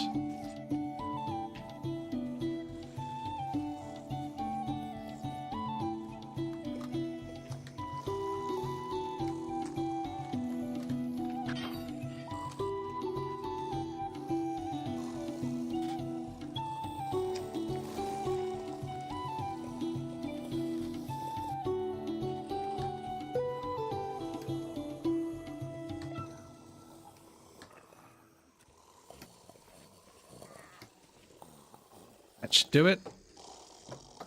Not like totally, but these guys are going to go try and get alcohol. I mean, they're going to be inefficient because I'm not moving any resources around yet. I should have unlocked that, actually.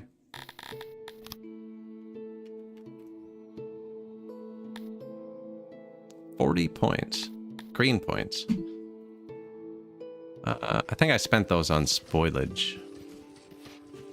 Which we can take back. I mean, we're eating most of them. Well, we're not really. I have a lot of rations. Why are you leaving? Narta Dragonborn. Humanoid meat supply is limited. Wants eggs, fruit, and meat? We have fruit and meat. My job? Well, it's all right. But as a Tlappi, I dream of doing something else. Goodbye.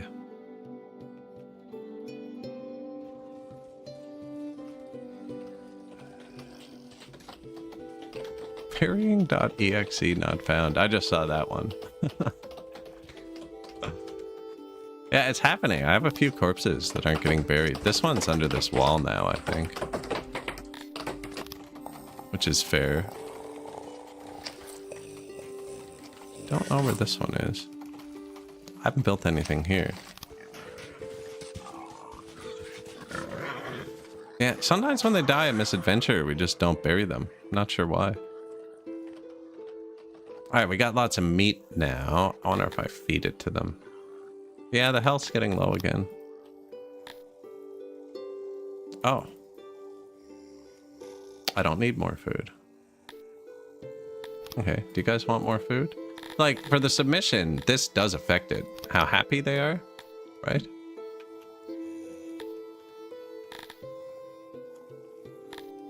So you have a separate menu, and you give them stuff just like you give your people stuff. Like, I'm making them happy.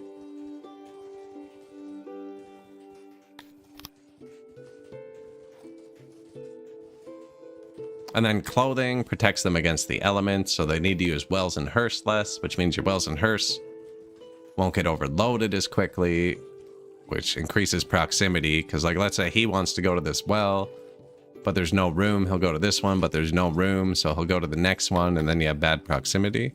Whereas if everybody's wearing the appropriate attire, I can't afford to give clothes to them. I want more of these people, because they are cheaper. Well, they should be, but I'm feeding them really well. So our submission's going up now, because I just gave them more food.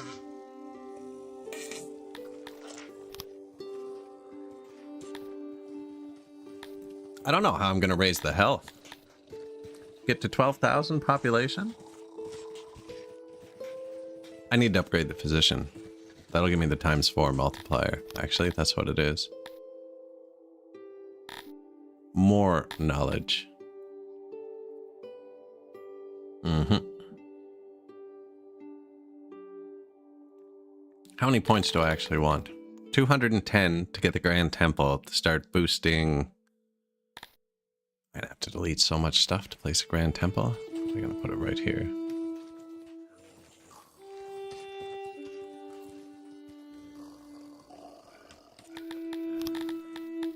And they're expensive. It's pretty much the only building I make sure to build on a good foundation.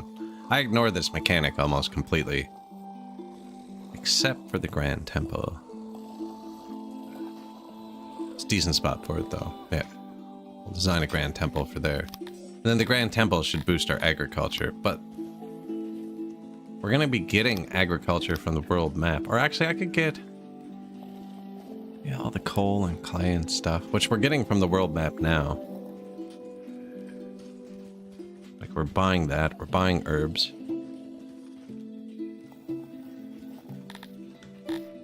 My money is going down. I only have one trade partner. 2 trapped people. Good job, buddy.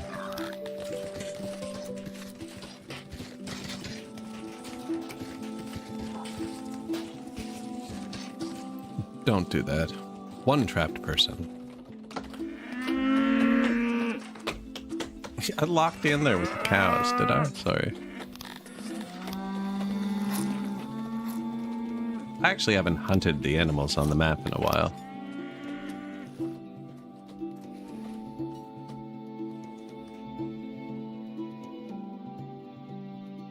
$300. It's too low. I built over 1 by accident.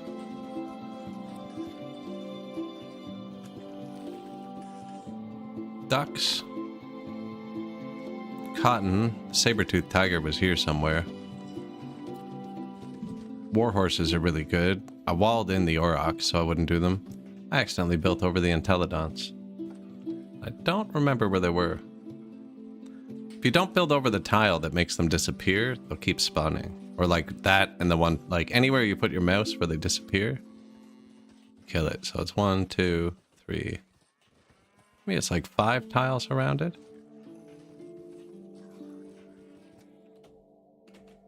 You don't need to keep them. I mean, I just kind of like keeping them. I usually try, if there's a map with like a saber-toothed tiger near the middle. I did build over that. It was here. I'll put my throne room near it, right? And then make like a courtyard so I have my own tigers. Tavern. See, now I don't have to go through and click it for all of them. You can. Oh, I forgot you can do it globally now too. But I just copied the one with it turned off. Apparently these ones didn't listen, but.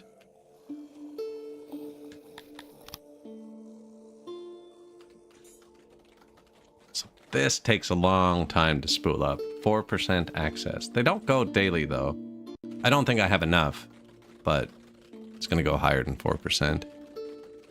And then taverns.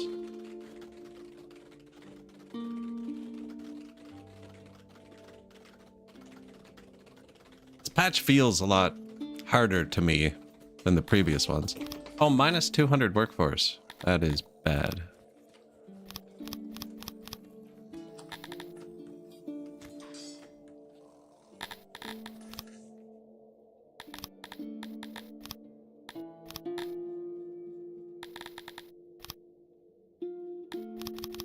I only have space to bring in 50 at once. And I'm doing 49 because every other time I've done it, we've arrested someone for murder right before they got here. So I'm leaving one space for the murder. Are we still eating people? Because I stopped punishing them with cannibalism. Ah, it's still full. So they're still eating people. Oh yeah. Fresh blood. That'd be clean if they weren't. Great place to bring your kid to work day. 34 homeless.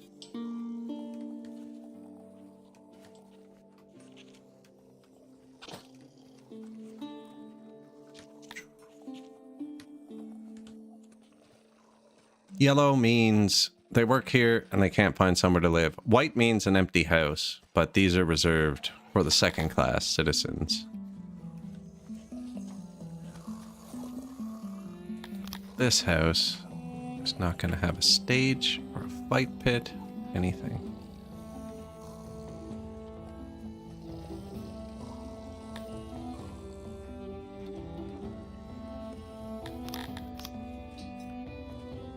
Well, if I put it here.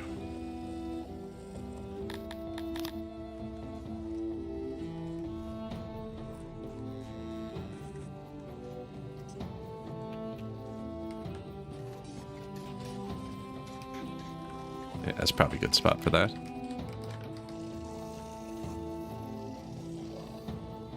The Nari trade. Yeah, we are bleeding money. Which is bad, because I wanted to hire like 40,000 mercenaries. I wonder if I flatter him instead of trying to kill him.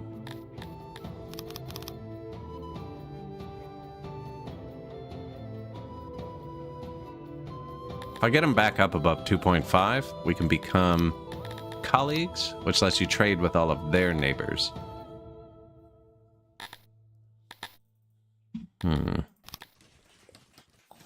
I want to see if I kill him if his empire collapses, though.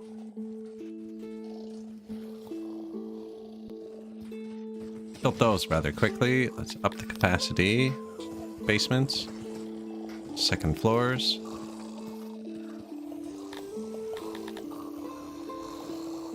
Three homeless still. Slightly too far, is it?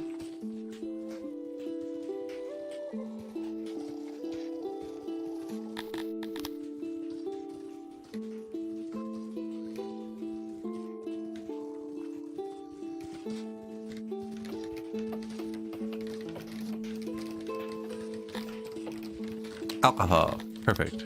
You want more? There you go. Why isn't the drink preference full?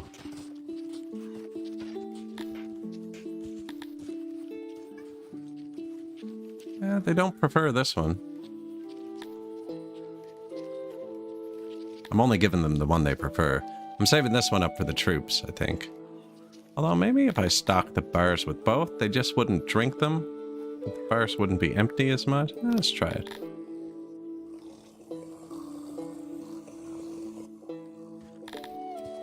Anything with buttons on both sides, like your market would have them too and stuff, just turn it on before I forget. I get talking and forget to do things. I can turn it on individually for all of them, or you can use this, turn it on globally. Same at the market, right? This is this market. This is all markets.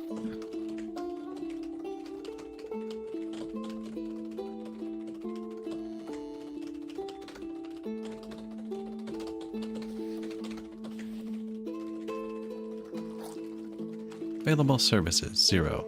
My bartenders have to go insanely far to get alcohol. And again, this is something that everything needs to spool, kinda. Nothing clicks instantly. Is there a fight pit over here? 1.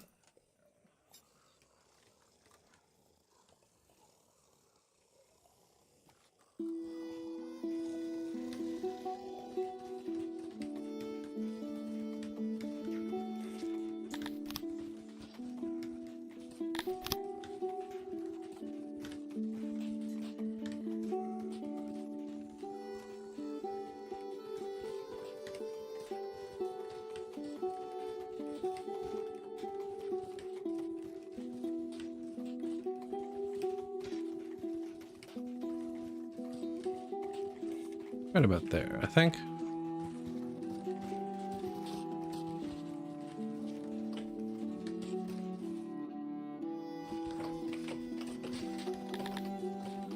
They're not happy with me.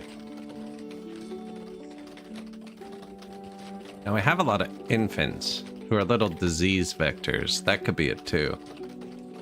When we start getting higher, I might have to increase it by less at a time, so we only keep like 200 children at once.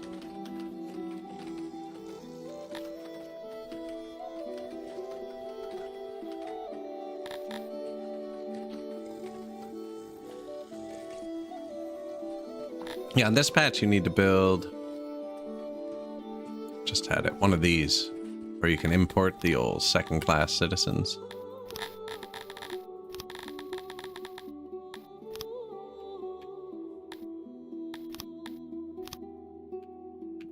I process through pretty quick. I'm gonna let them get halfway there and just do it again.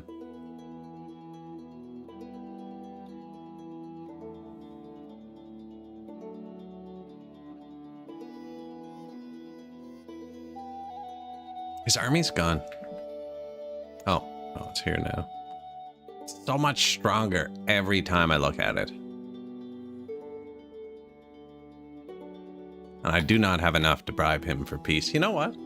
With my like 50,000 rations, I bet you I could. I bet you I could. I bet you I could sack this city and divide his empire in half. It's not getting me a new trade partner though. That's what I really need, but I can't go this way. You can kind of trick them to attack you. Like if I march 1,500 guys at this that were highly trained, they'd be like, we outnumber them 2 to 1. They'll come out to attack me because I can't siege him for the 6 to 10 days it'll take because his army will come just flatten my empire. Like his army has almost 5,000 people in it.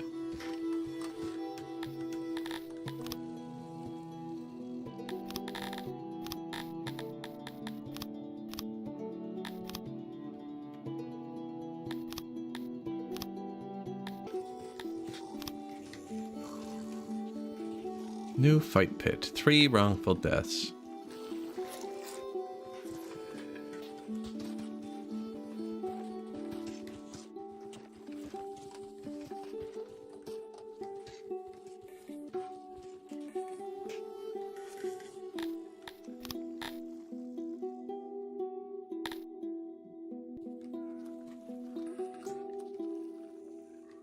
Net positive. I mean, drink away. Ah, there, they're figuring it out. Drinks they like.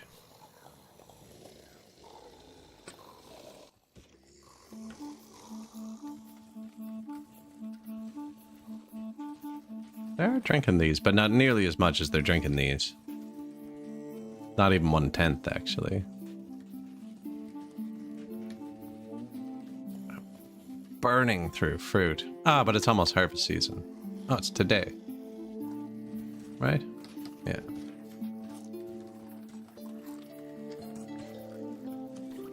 So we are fine. Meat. Too much meat. What a great problem to have. And I'm already at max rations.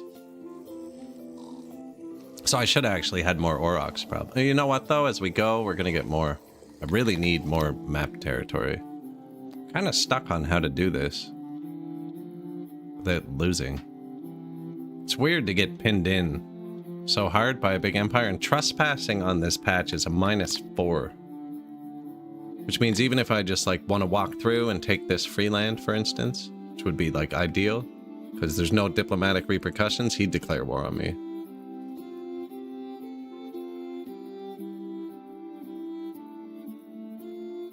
I need to flatten these two so I can get out. There's even free lands over here. And I wanted to march my army out. I have a bunch of trained archers. We have all the bows, we have the armor, we have the shields. Don't really have the workforce. Although I could shut down a bunch of these, actually.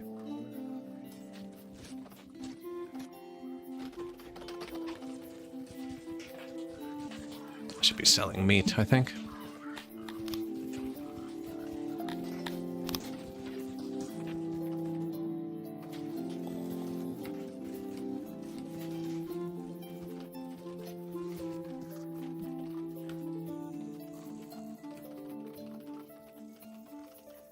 A lot of people walking right there.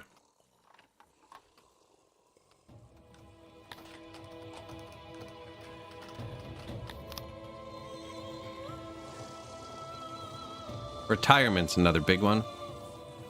Get happiness. You probably want. Again, though, how many workers want to retire? Where does it tell me that? Estimated 13. They'll be fully happy if I retire 1,000 people. Which, when you have immigration on, if you're already pushing happiness, that can actually just swarm in a new wave of people. But we're not happy enough for immigration. We're just self-replicating. Administrative error. An administrator in Buksu recently unearthed a bureaucratic error that should have been glaringly obvious. Humans were not taxed at all if they fulfilled some seemingly random requirements.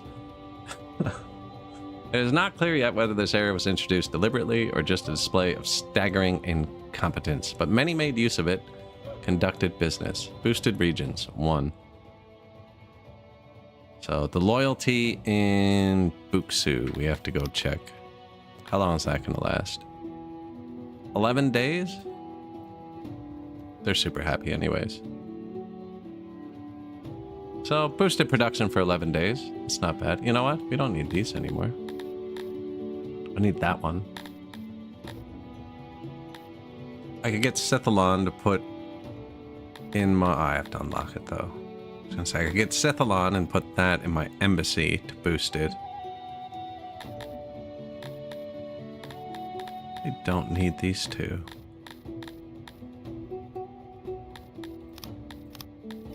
Buying rocks, right?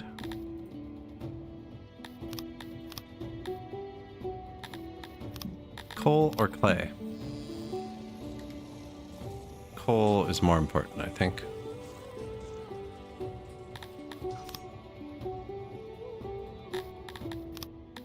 I know they're negative, but it's my only options. You can only buy regions that you border. And I have tried to buy it. It's way too expensive. Yeah.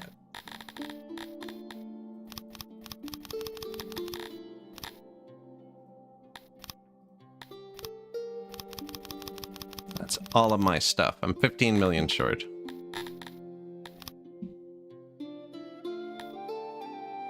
And 2 of my cities, actually. We're 16 million short. Favorite starting species? I like humans. I kind of understand them. They all got their own different little quirks, though. I mean, they're all pretty fun to play. But I just finished this. You, not from the ground, don't prio. Export meat. This one's lit up when that's full. You. This is pick up off the ground. Pick up out of non-prioed warehouses, which is just the same button in the warehouse. And export meat when meat warehouse is bullish.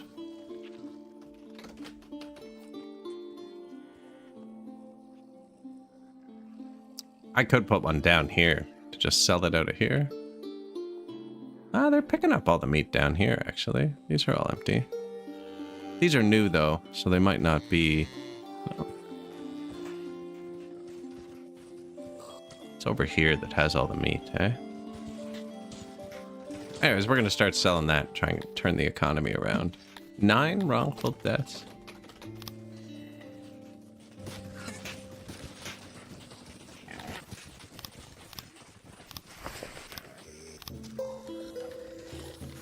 Yoink.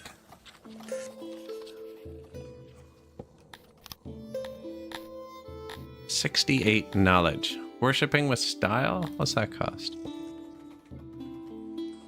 Furniture? Let's do that one, I think.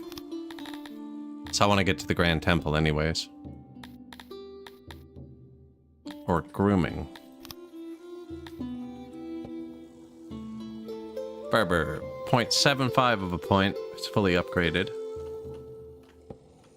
Shrine. Oh yeah, I'm going to get like a full point from the shrine upgrade.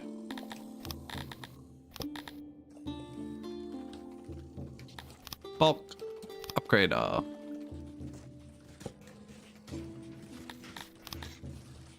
Religion.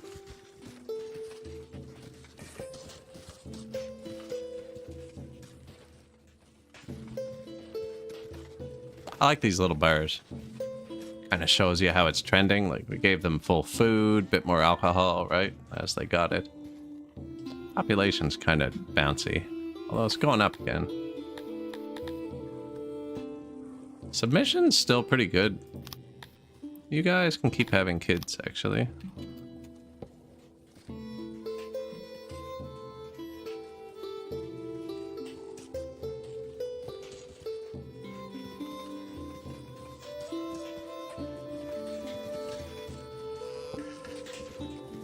This should go up quick, actually. Look how many people are visiting that. Why are the pigmen like this? Oh, that's when they show up. They show up, the ones we imported. And then they have to visit the stuff. And then we imported more. This is where they stopped having kids, because I imported too many, I guess. So there's a happiness bar for reproduction.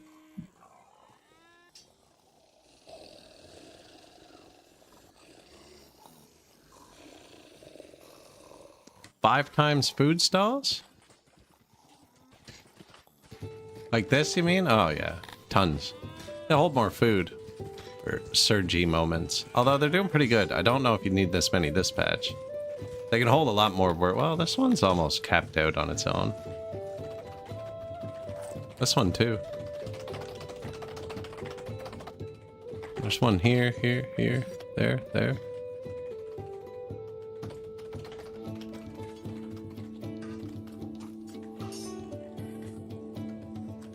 They're holding a lot of food. I had a nice design for these with my last blueprints, where the market slid into it.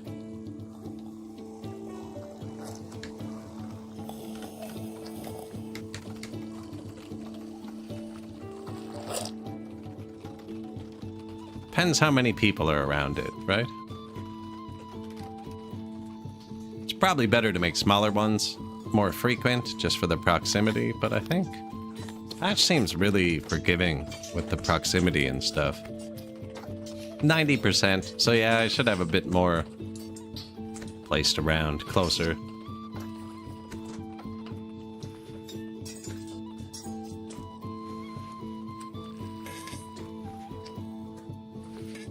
Remember, 5,000 more people gotta fit in this city still, too.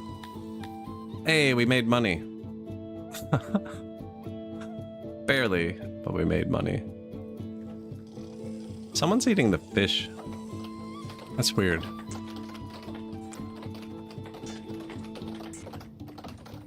I only have one fishery. Just built it because, but Nobody on my map should like to eat fish, and everyone should have access to what they want. Unless I actually banned you guys from eating apples? No. I think I might have overdone it with the drink servings.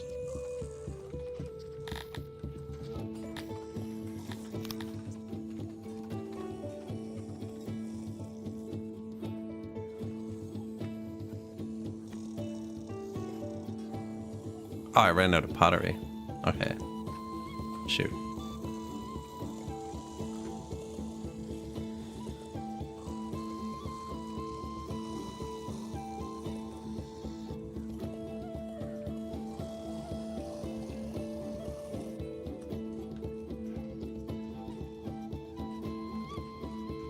Workload is low. And their workload is low because they wouldn't have clay then.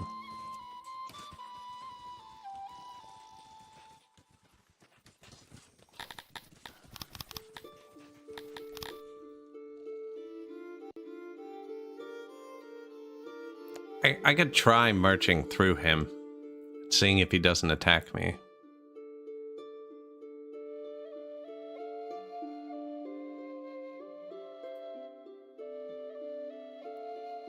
Grain, herbs. There's the clay. And stone, actually, which we have a bad stone mine in another city. Problem is, it's far, so although it'd only get like 25 people back, they'd mostly be mercenaries. But if I hire all the mercenaries and take it, then I have to disband them. And if he attacks me, I'll have no backup. So we kind of just have to try it. Not me pushing quick save. I need like $3 million, sir. Promise I won't use it against you.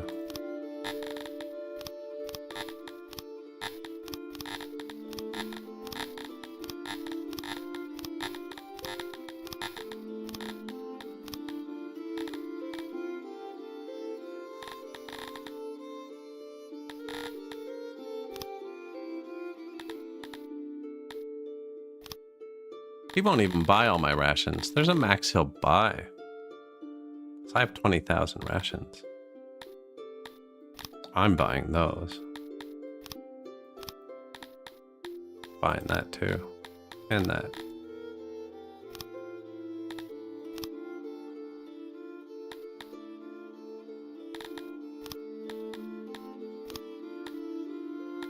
I shouldn't give away all my weapons.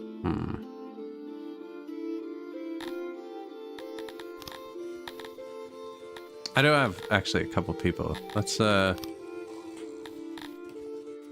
67, 59, 63, 67% trained. These guys are the best ones. Bows, armor. You can give them weapons too.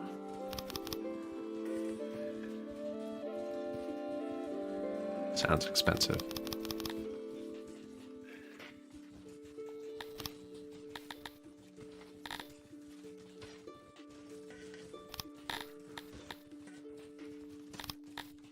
Send out. Go join Army 1.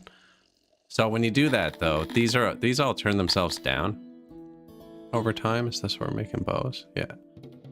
And the auto employ can't turn them up. Just turn these up when you send an army out. And they'll turn themselves back down to balance. But if you don't manually crank it up, the auto employ can't keep up. Should probably send 2 of those squads out. Tank the workforce, but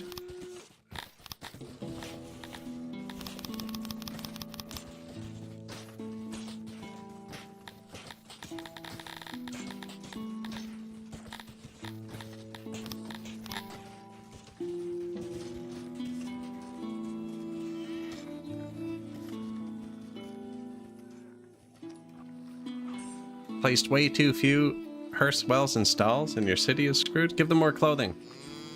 Clothing protects against weather, which is what hearths and stalls prevent deaths from.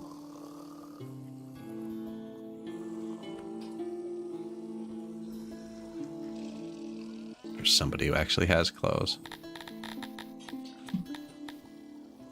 I know that what I just said is true, but I don't know how to show it.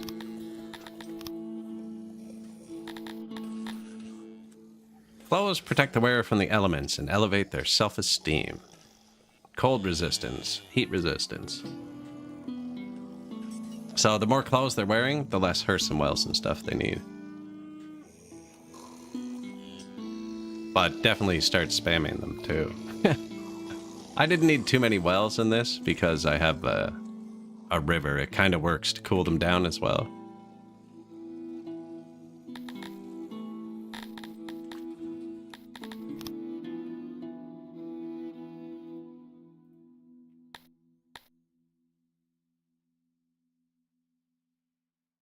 Always let your army sit still for a second after you send them out. I don't think they can resupply while they're moving.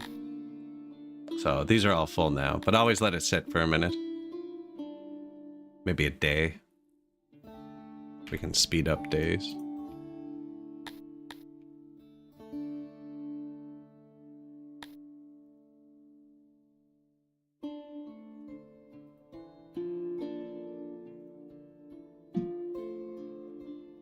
Might as well trespass first, actually. And then I can cheese this city. I'm gonna cheese this city, I think. I'm gonna send an army that they're gonna think's too small, and I'm gonna put it right beside it. And then he's gonna march out and attack me when I declare war. And then the city will have nobody left, and I'll capture it, and then I'll sue him for peace. And he'll be like, okay, if you give me $20 million, I'll give you peace. I'll be like, here's all of my stuff. It's gonna be unfortunate for our economy.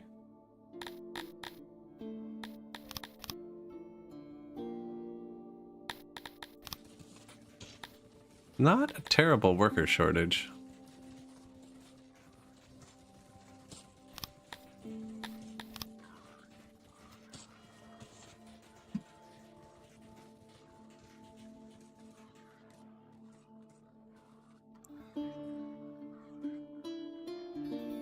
And Talapis get happy when they kill people. So if I march my army out and they kill people and I put them back into the city, we'll get this bonus for free. And this one.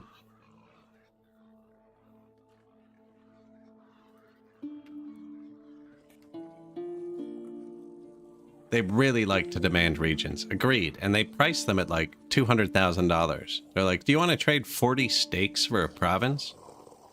I think that tuning is way up. And then when you go to buy one of their cities, they're like, oh, it's $17 million. It's like, okay, I understand my city is a bit worse than yours, but the value is in the resources and the land, not so much the physical city. Like,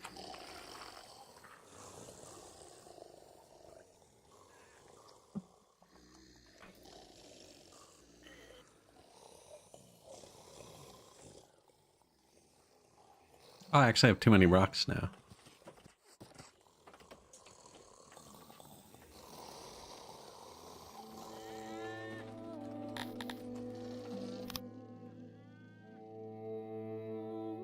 Now I do need like $2 million.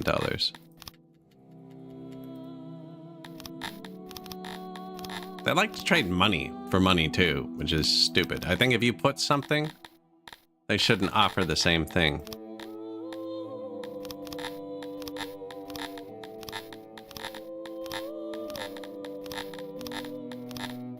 Just makes this kind of more tedious. Although he's just going back and forth with me. That's fine.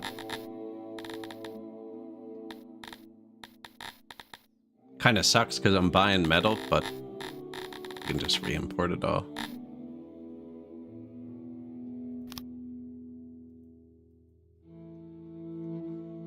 I guess we're going for. I have to get out of here. This is so little tax for 7,000 people. Oh man, he's gonna get mad. Fully armed, shielded, 90% trained. I know it's super expensive, but they'll be able to stand in front of my troops and take a beating. And then some cavalry to flank them. It's that little horse symbol.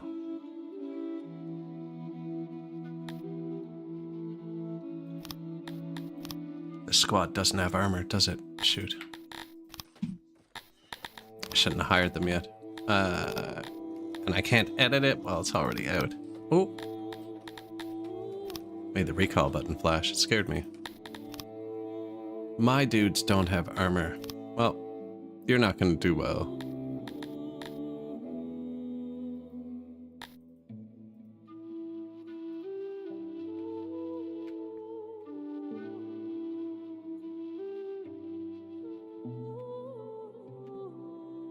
$5,000 men now. I'm pretty sure he has a second army too. Big people like this, they always have two armies. It's like one of these tiles I can't see. Could be right there, actually. Oh no, they go around there.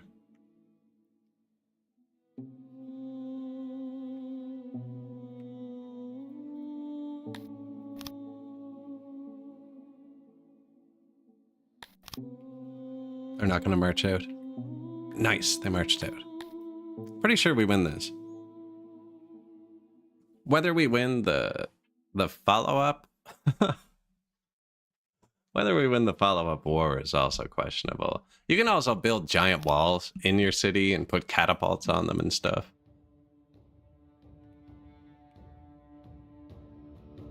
Yeah, one crappy armor, one shield, one spear. That's all they should have. 15% training. Standard garrison force. They are not good.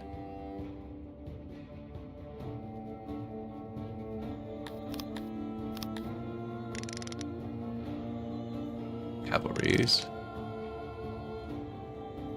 These are the good guys. These are my dudes. But defensive formation. At least too thick.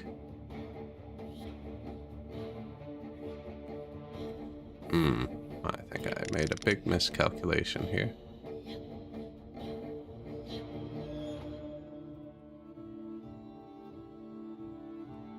My archers, Talapi archers can shoot so far, eh?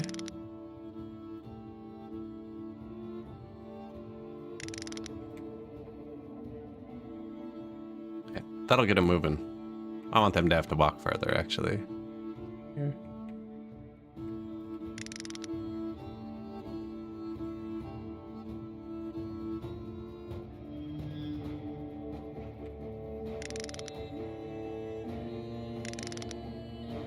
Have my cavalry moving quickly when it's time. Yikes. They are charging quick. You have fire at will on? Yeah. Talapi archers are super strong. And these ones are, well, 59%, 66. I was trying to fully train them.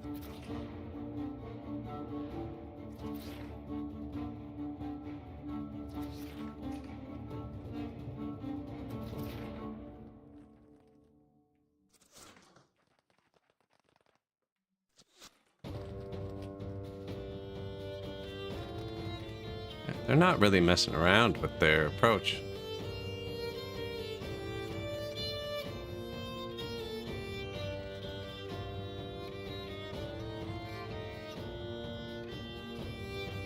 Come on, hit that. Oh, hit that. Perfect. I should have made them hit the ones in front of my troops, actually. My troops are going to break. I never supplied my army with booze. I even saved it up to do it.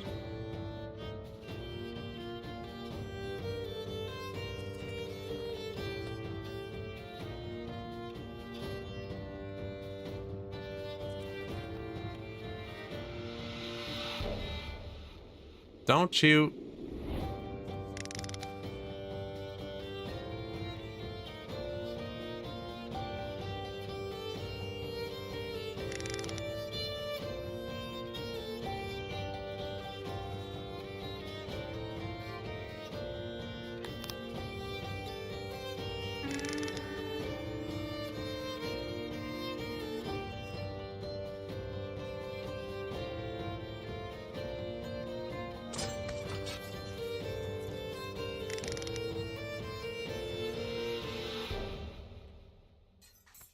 He's gonna go around and hit my archers, I think.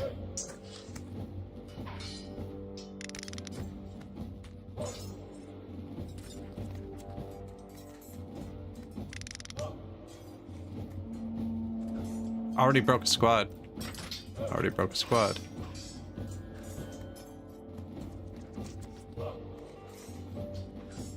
If I get lucky, I'll be able to ride behind him and scare him.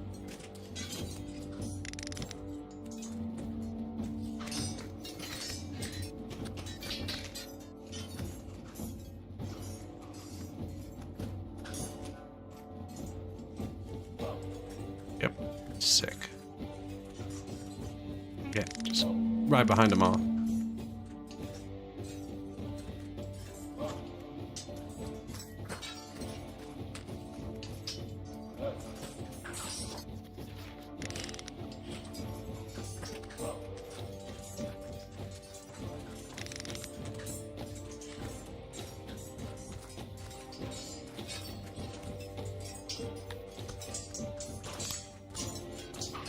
Charge, men.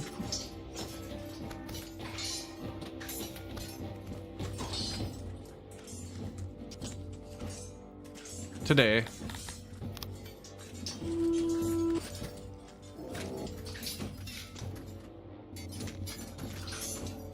They just fled.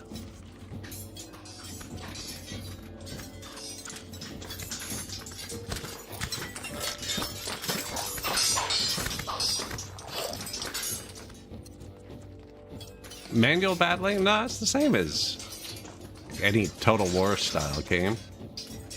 They don't like being surrounded, so that's just what I'm doing. We don't either, though. They try and do it too. That's what he was trying to do, was surround me.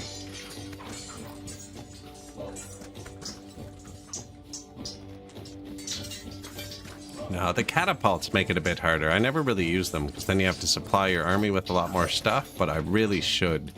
Because I use ranged a lot, and having catapults behind this would be pretty strong. Now, his army that's on the world map is fully trained soldiers, just like mine. This is a city defense force, which is 15% trained and minimal armor and weapons. Like, you can have up to 5 of each thing, like armor, shield, and weapon, and that's just kind of quality. Right, like maybe 1 piece of armor is like they have a chest piece, you know, and then 2 is chest piece and greaves, and then you had gauntlets, and then you had... Kite them to a corner? You can't do that on this patch. They charge your throne, and if they stand here for 30 seconds without fighting, they win. I tried. They seem to bum rush the throne way too hard on this patch, which I think is a bad mechanic. Like, why is this so significant in this field battle that I can lose the battle if somebody stands on that point? The point of it is so you can't cheese them by going into a corner. Like, for instance, I just paused for a sec. If they have catapults, catapults can only shoot on 45-degree angles, and you can see their force first.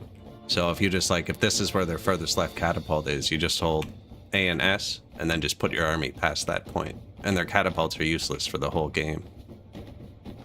If you get within... Oh, you have to actually kite them. I see. You can't just set up in the corner anymore. You kind of have to... Oh, yeah, they're breaking. Won't we hit our men? Yes.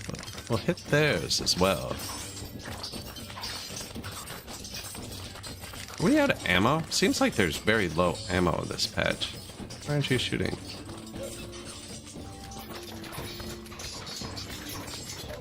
Out of ammo. It's not great. I don't really want to lose my archers, but I really should get them to help.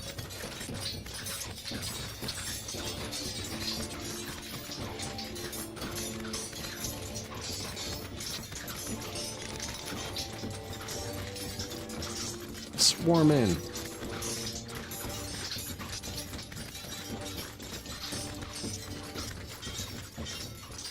Should be them flee. I could probably actually make them flee. Just putting the numbers near them.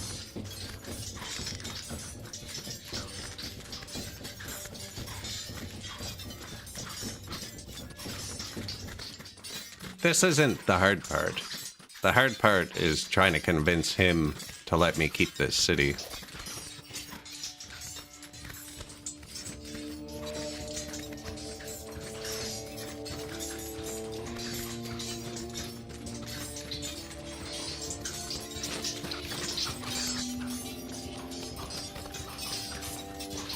Don't you get hit.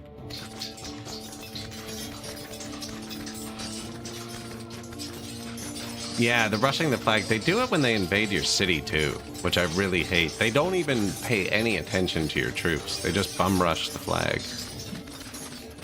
Now you can get around that by building a spiral wall around your throne. Makes it a pain to path into, but there we go. I lost 14 people.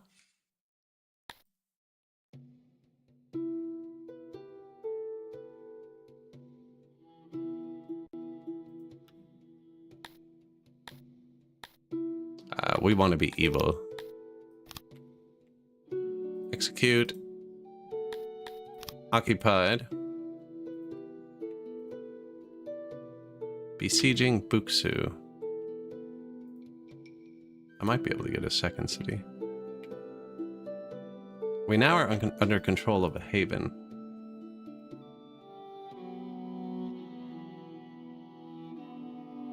He's in the water, though. It's faster. I'm worried he'll stop at Stratsport. But it doesn't say that's what he's doing.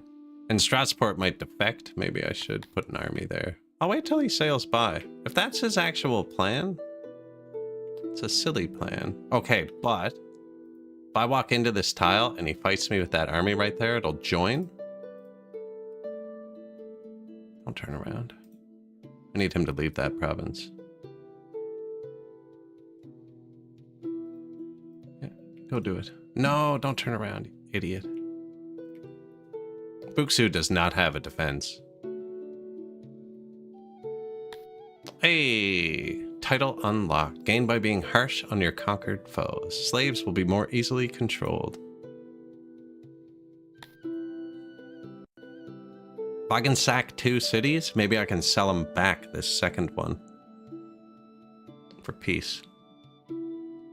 I'd give him all of my goods first, though. I think cities, like, for my current situation, cities are the most important thing.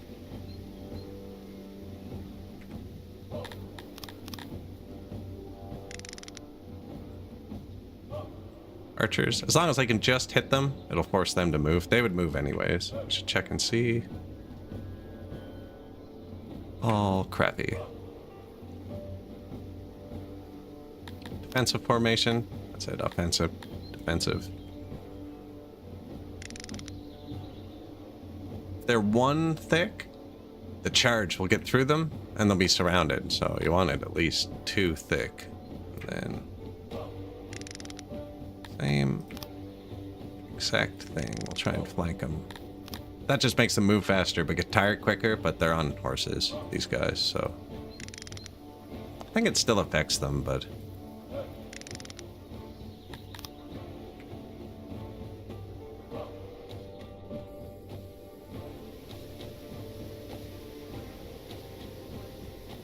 you'd think they'd still be tired from the fight this morning, right?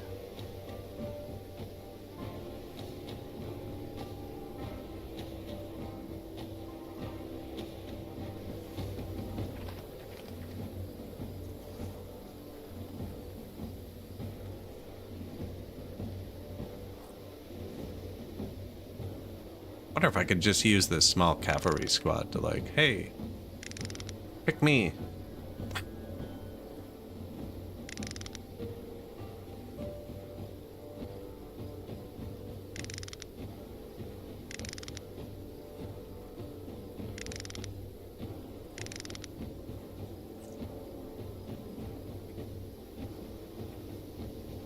Does look like they're chasing it, actually.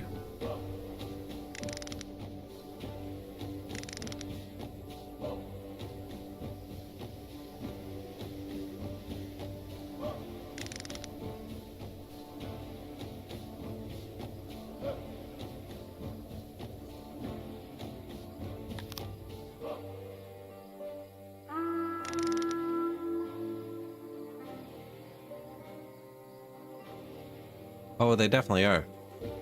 Yeah, you could probably cheese them around a bit like that, too. This battle, I didn't really cheese them too much. I mean, created a line, ran the cavalry around for the charge. Yeah. They forgot their formation, which is kind of bad for us, because I want them to be squaring up with this line.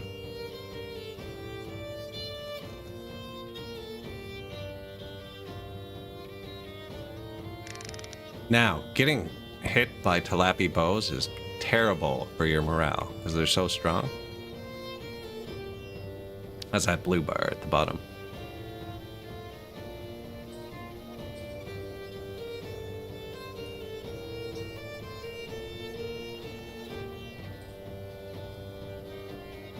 Oh yeah, the squad is messing with him.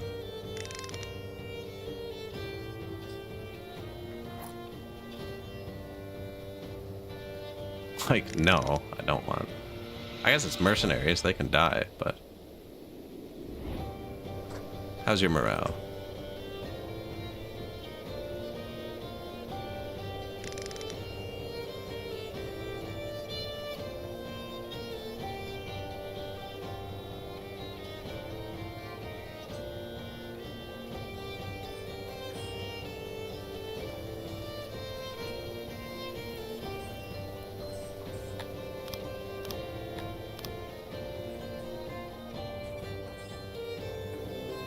You're like, nope. He listed lazily to the left. I could have never expected that.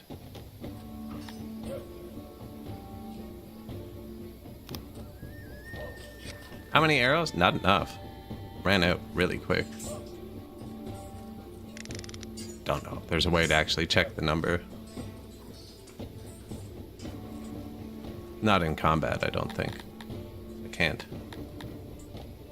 Can't hover it without it disappearing.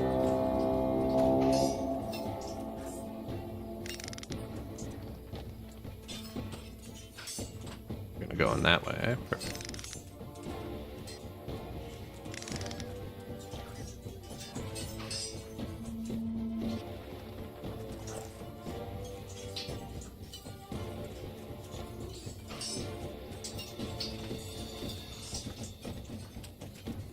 Go. You're not surrounded if it's not.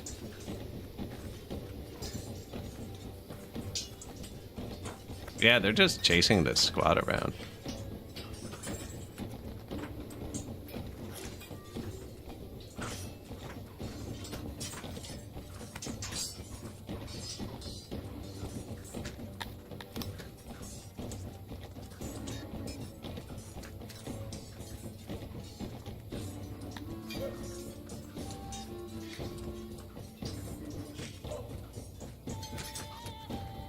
Yeah, they can carry a sword too. I didn't give it to them because I'm cheap. But they definitely fight after too. Nice. Squad just broke. Hope I don't clip it. I'm gonna clip this one. I wanna hit this one too. Surprised this squad didn't break. Ah, it's flickering.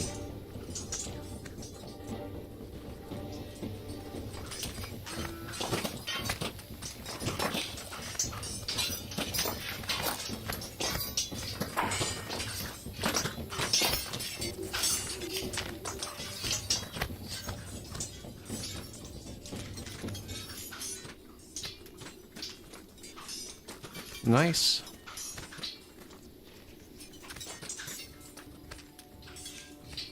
I think that whole squad's broken, actually. Okay.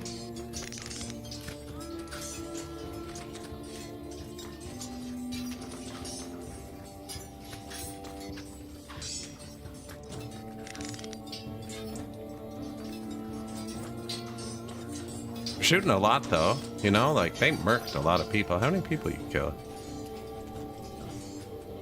That one killed 300. This one killed 370. Don't know if it counts them breaking its kills. It does in the end screen. Don't know if it counts for combat. Charge.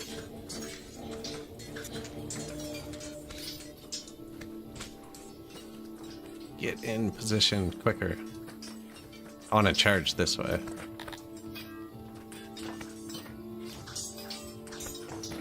Yeah, my archers broke a few squads on their own, which is great.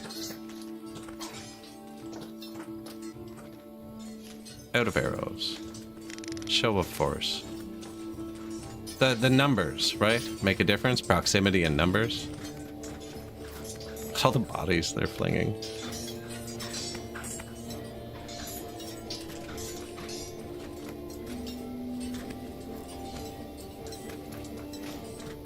You're at arrows too, eh? Yeah.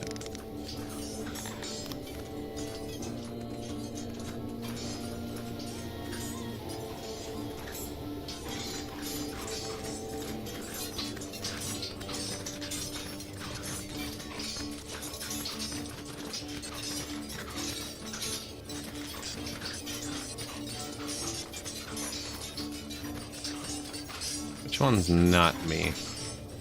This one.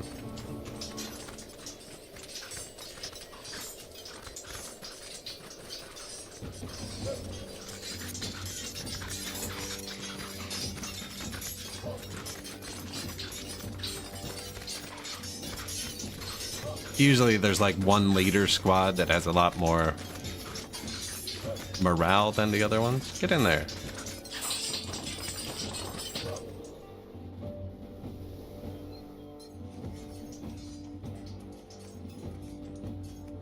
$318 kills. 370. Apparently we haven't won. Only lost 10 people again.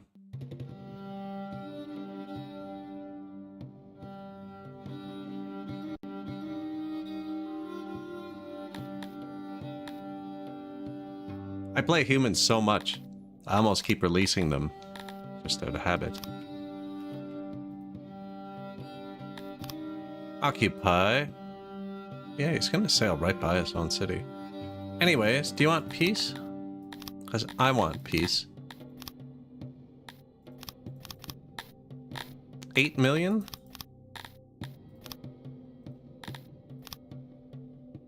Oh, they don't take resources for peace anymore?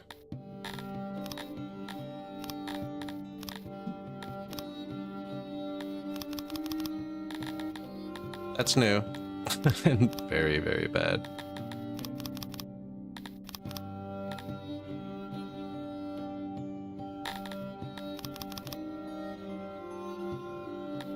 What do you mean I can't pay them for peace?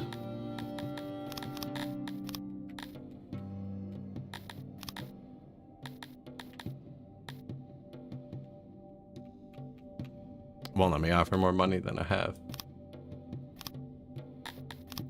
I need $9 million.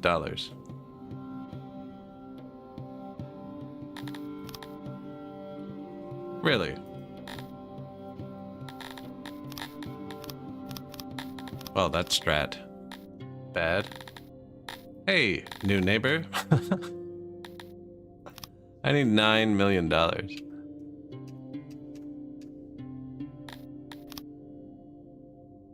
only 1 million short? Oh. Oh, he's valuing Stratsport. Super high. Cities I took.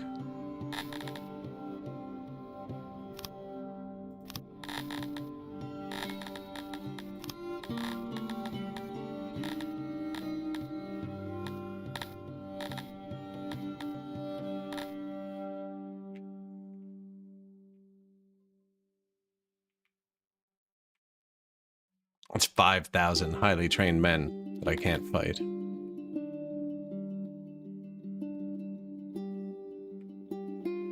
I should have cheesed his capital and destroyed his society. Which is another way to do it, but I would have had to sail through his whole territory. Probably would have declared war on the way. My army's 4,000. His is only 8,000 power, actually. But he's gonna have catapults and stuff, and more archers. I quick saved before I started this, just in case, but it's quite possible we lose. Yeah, you used to be able to barter for peace pretty easily. Apparently only cities can be traded for peace now, and he's not valuing his own cities and stuff.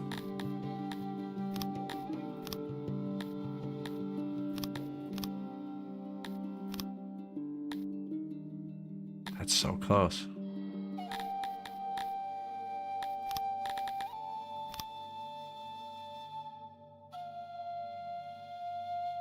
I'll take that.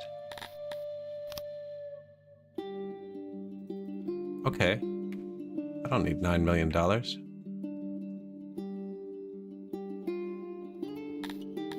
What's this have? Well, I should keep the one that's connected to me. Actually, I should keep Stratsport regardless.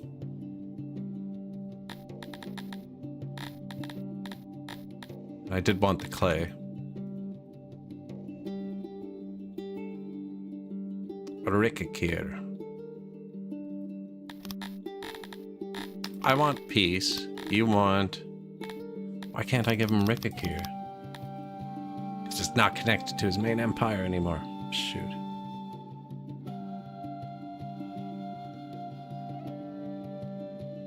None of it is.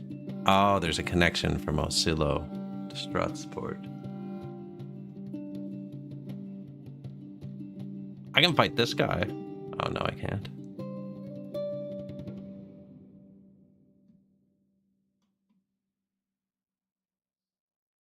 And I can't get to Jung, can I?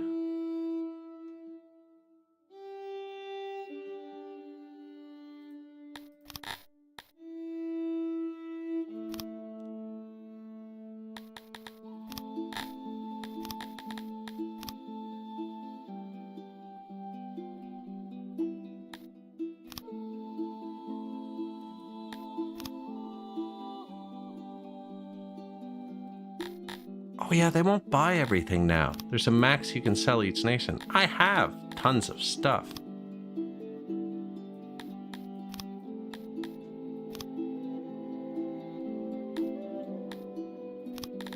I'm going to collapse my town.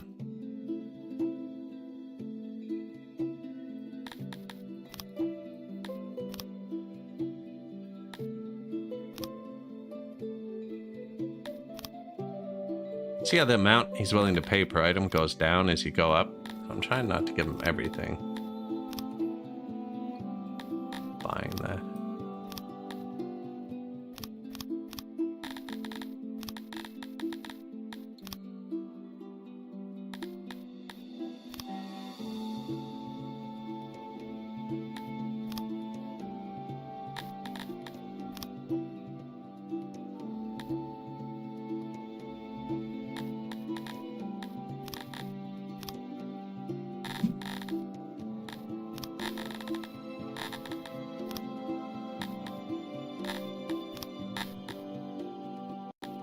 $1 million.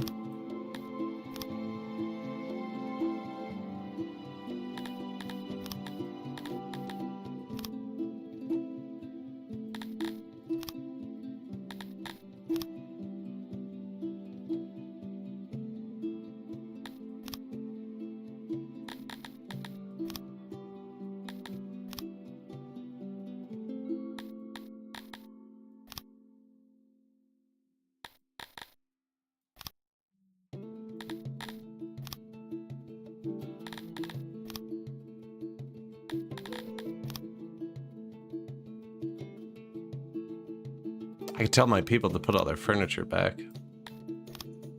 Probably not quick enough, though. Out of pottery, aren't I? Yeah.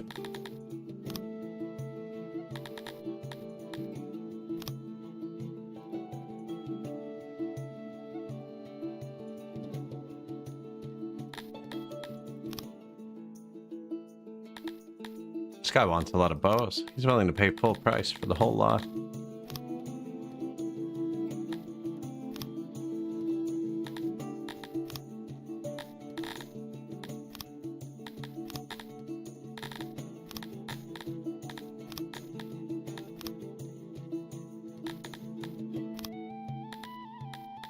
This guy won't even buy meat. Or I sold it all. Quite possible.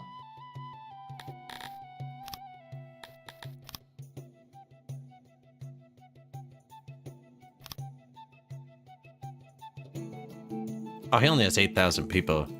The prices for this guy are going to tank super quick.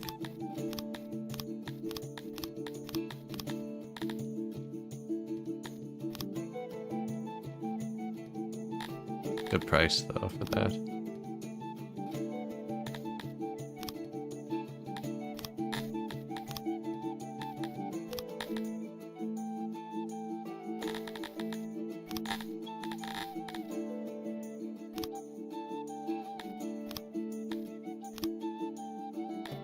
Further away they are, the less money you get too. How much money do I have? 3 million.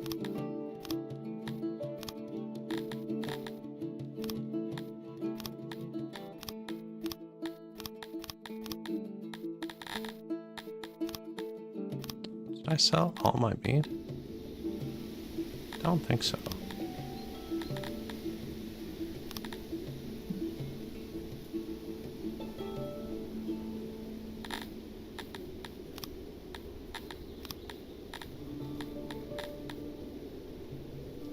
Must have.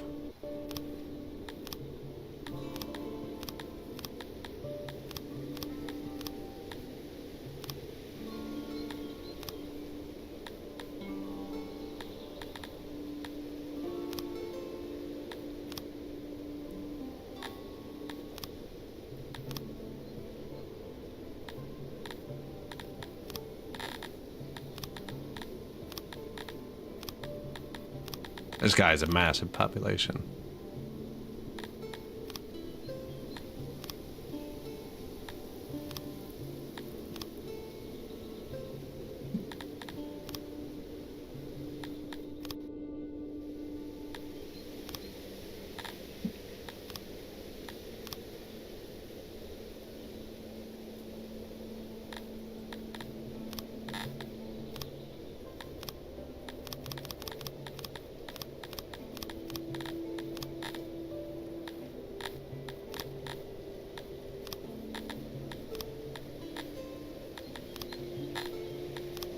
I think I sold everything. Which is fine, you know, we'll be okay. I can afford to give him that one city and get peace now. I can't unpause, because I'd have to turn off all my import depots first. They're going to try and buy it back. Are you guys all sure none of you want anything else from me?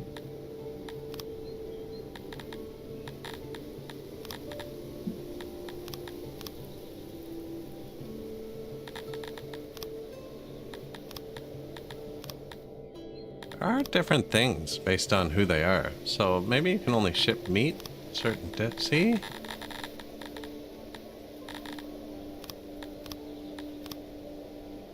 We already traded with this guy though. Pretty sure.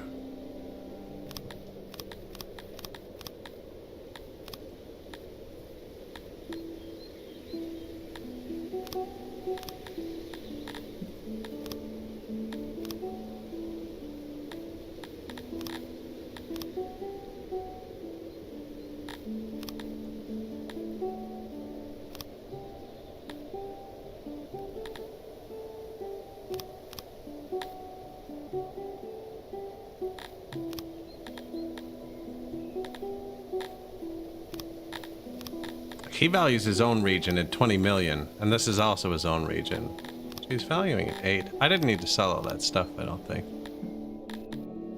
I can offer him Rickakir now. No, now I can't. Ah, because if I give him Stratsport, he'll border Rickakir. But without Stratsport, I can't offer it.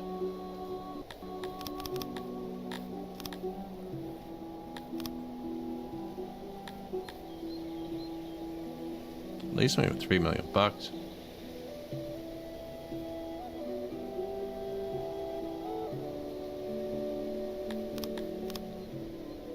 Yeah, I only raised half the money I need though. So he gets Stratsport back.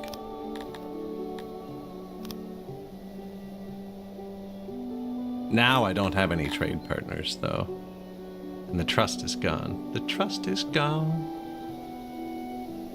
Yikes. Although I'm getting the -4 for trespassing. Oh, but then +7 for peace. Oh no. And the peace treaty wears off. Ah, if the peace treaty and the -4, no, that still puts me at -3. I think I've started never-ending war. We got peace. Got a city.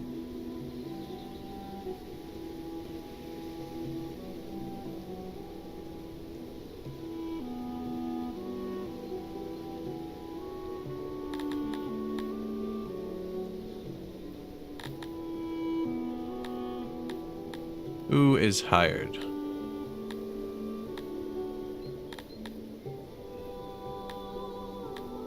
The strong and beautiful.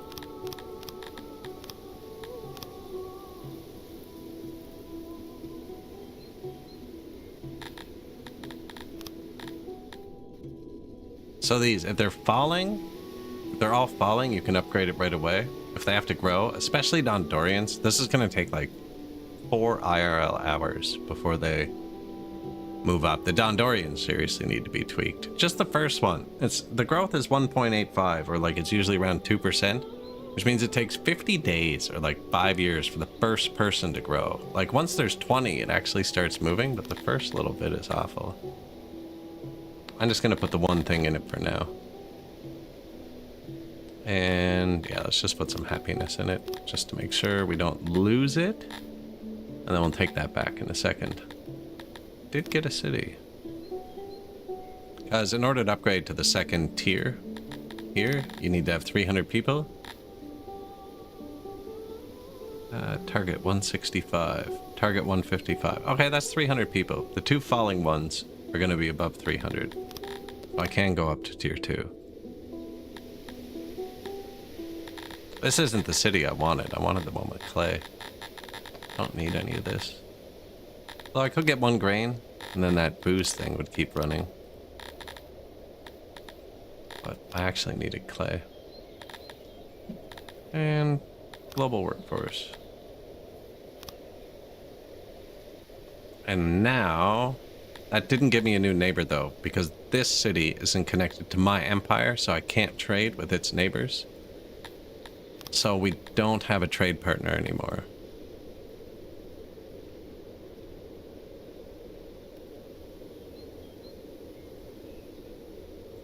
Oh yeah, they're falling because of the max cap, but I can't do anything until you wait for these people to breed. These ones are growing, that's what I'm saying. And you can't affect that. That's affected by time. The blue ones are all affected by time.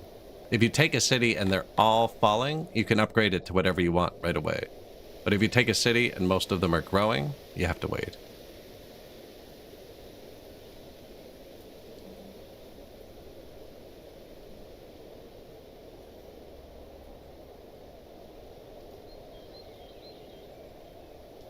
We could probably catch this one. 600. But I need to expand it. Whereas this one's going to get to 1.5k on its own.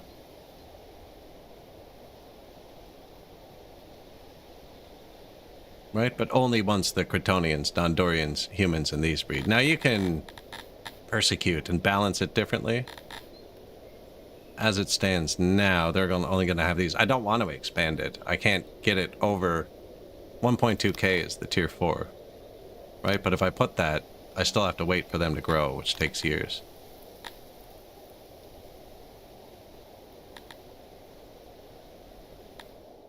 But yes, if you have like this and you expand it, they'll fall less. But you still have to wait for them to breed, because I'm not Carthemi or them, so it's going to make the other people grow higher.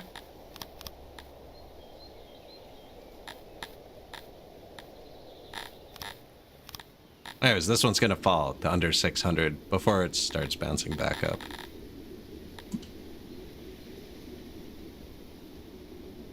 It still says he's going to attack me. I don't know what he's going to do there. Sometimes when you take a city, if it's well balanced, there's some well balanced cities.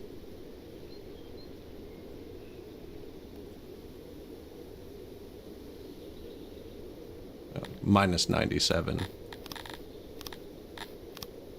Right? Minus 96, minus 95, minus 94. It's not enough of an effect because you still need to wait for these to grow. The target pop's going to be way higher. I've doubled the target pop, but this isn't my species. If I took a Talapi city, this would work much better.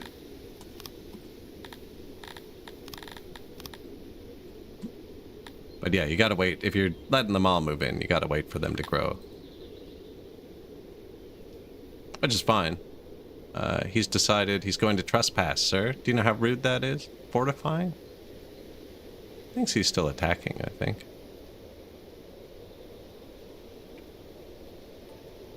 And I don't really want to click on this.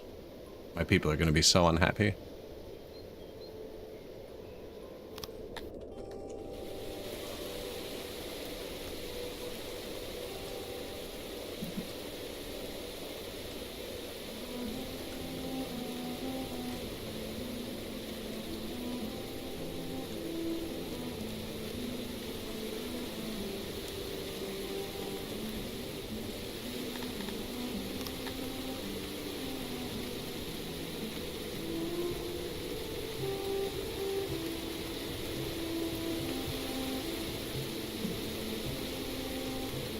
Oh, did he move that or did it must have teleported? I have too slow for him to move that.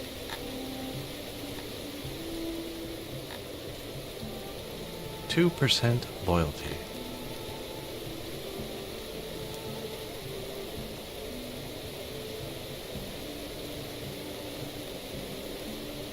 They'll get there.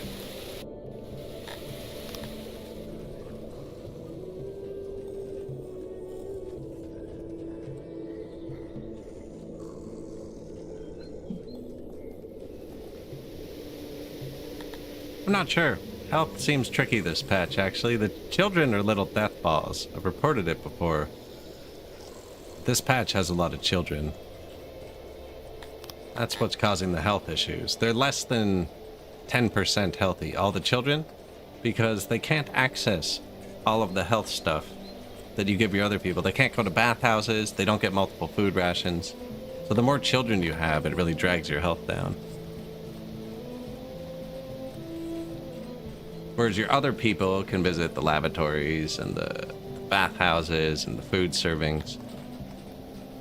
So I was already talking about that. I think we're going to have less children once we break 8,000 or 9,000 pop, because I've already given them max rations.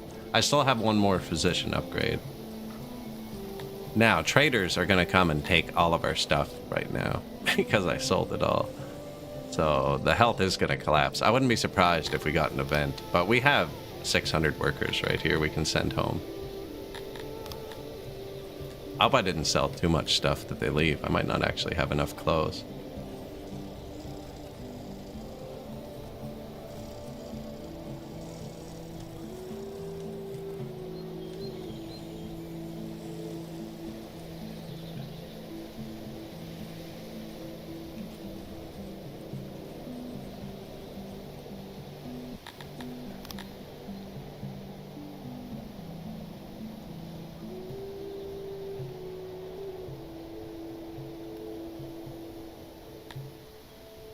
And they're getting happy. The one human is happy. The 0 humans are happy. Yeah, the first Dondorian takes way too long to appear. Good biome for them. His armies... Oh no, it's not stranded. Okay. Now.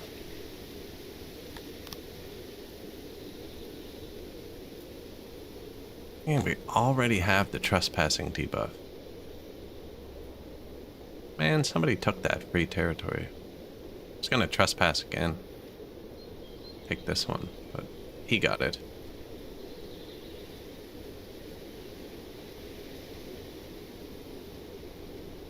Anyways, we got a city. That's good. Let the people die off for a minute. I think they leave. I think that's what's happening. They're leaving.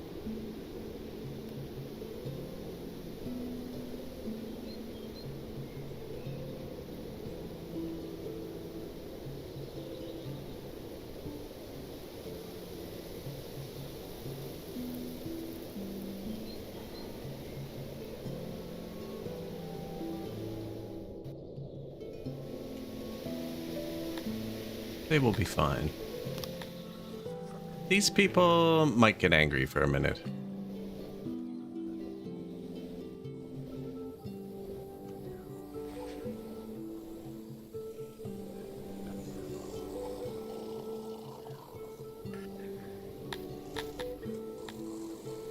Wrongful deaths. Deranged. Might need another asylum soon.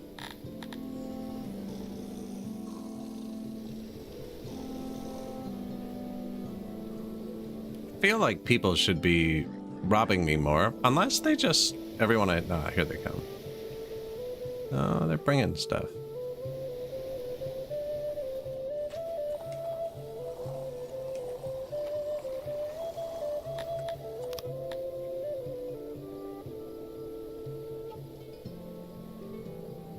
He's like, you little. That's such a big army. Now with all the mercenaries, once we unlock more, I think you unlock more by controlling more territories, I might actually be able to fight them. Titles, we got the Artisan, 20% lifespan just to try it out. Merciful, the Great, and the Nudist, which is Speed. Yeah, they're going to be happy now.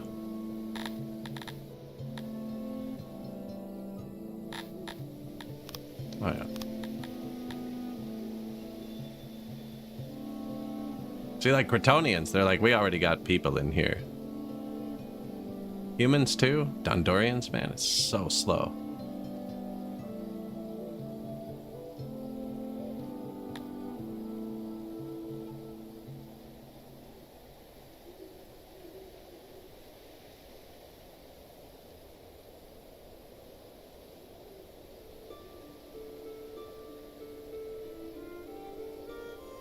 Yeah, the plus 20% is definitely pretty strong.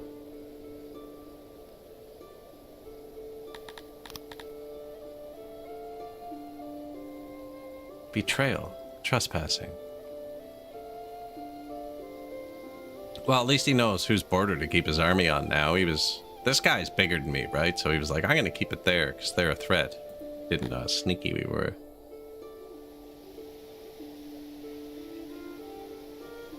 But yeah, that's like an hour on top speed before it's going to hit 600 again.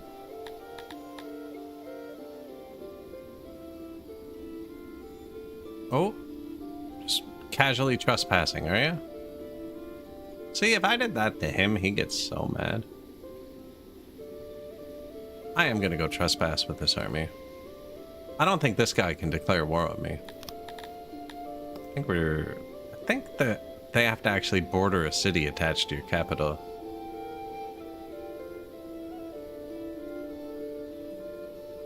Ibrul. I would cut off that.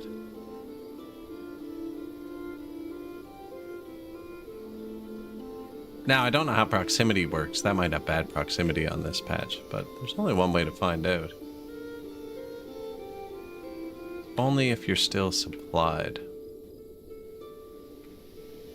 Yep, I think they might run out of clothes, because we're low on clothes.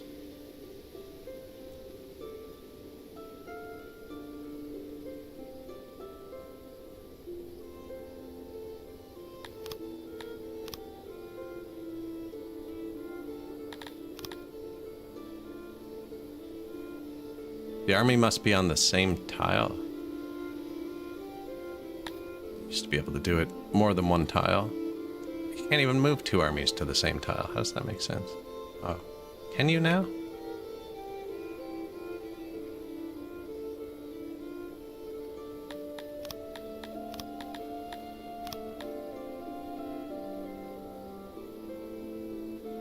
I'm worried he just straight up declares war on me. Wipes my dudes, though, when I walk through his territory.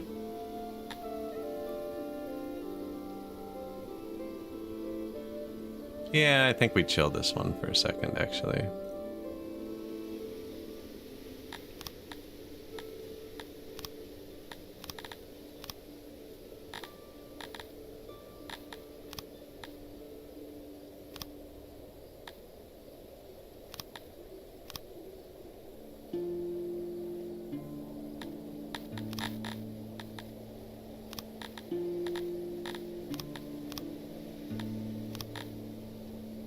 Recall those two armies.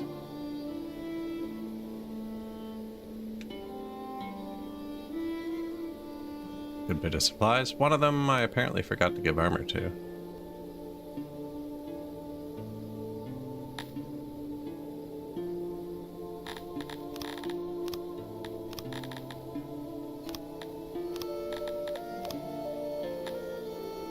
This place doesn't even have great proximity as it is.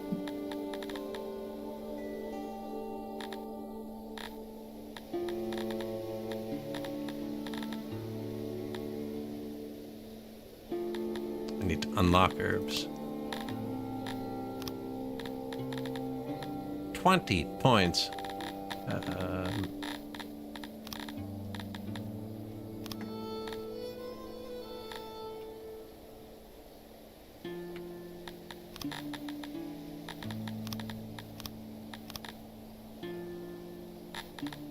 Cuts off the herb import to make the rations. Take a while. They only harvest once a year, I think.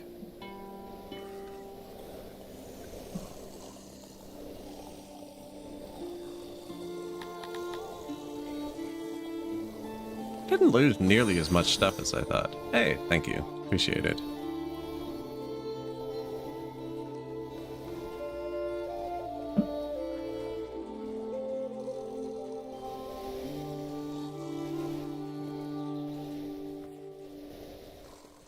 Anyone else want to follow? That's your cue. Gotta plug myself once in a while.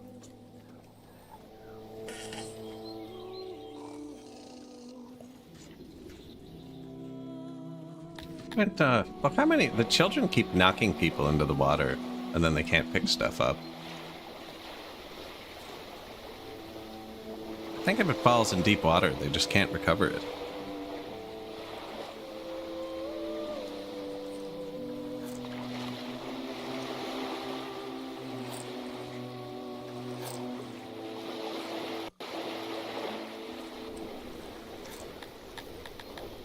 Anyways, that actually went, you know, that was acceptable. I would have liked to keep this one instead, just because it would have extended my empire a bit.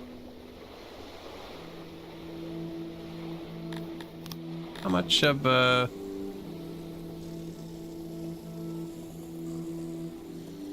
Nice. So was it 16%, I think? And the archers that are coming home, they're not here yet. They'll have kills.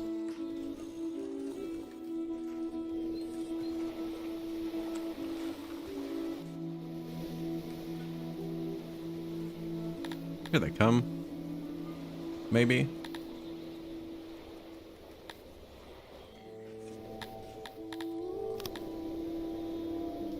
And this place will hit tier 4, just the way it is now, no upgrades. They've really changed the cities. A lot of them will hit tier 4 with nothing now. Other than the health will probably tank.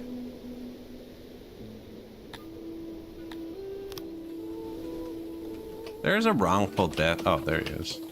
Yeah. I don't know. Sometimes they just don't pick up the corpses.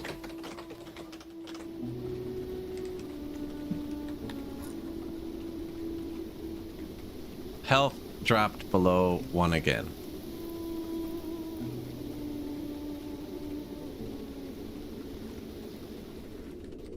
The barber boost health?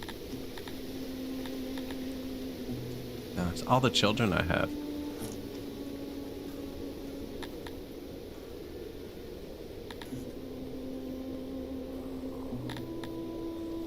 Now they're gonna stop having children in a second, actually. What did I need to get the next title? Level. 8,000. Guess we try for that, though.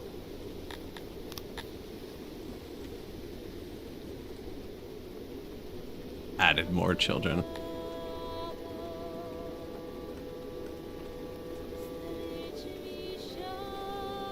Adding more children.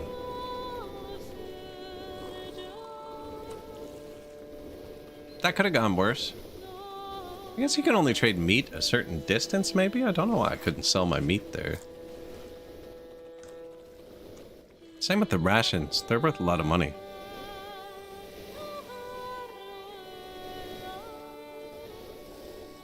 Still try to kill their leader, too. So, that might make him angry eventually.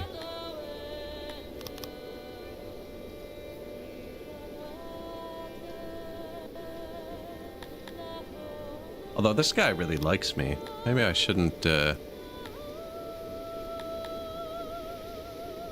You want to trade again? Deal. You forgiven me? No? Just the peace treaty is outweighing everything else.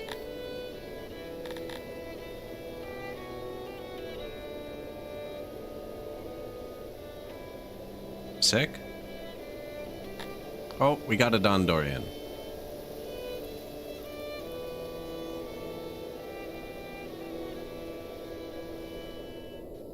$40 Cretonians already. And that's a bad biome for them. The Dondorians have like more than twice the biome multiplier.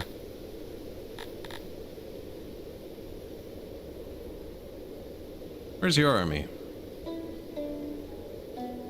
See, I might have been able to fight that one.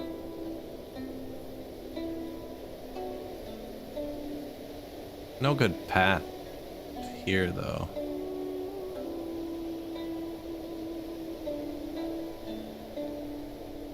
I have to cut through so many territories that can wipe this army. A landslide destroyed a vitally important trade route. Make sure you have enough available within 2 seasons' time. 600 tools? I guess we're friends again. I have some tools. I need to rebuild. Nothing to do with what just happened.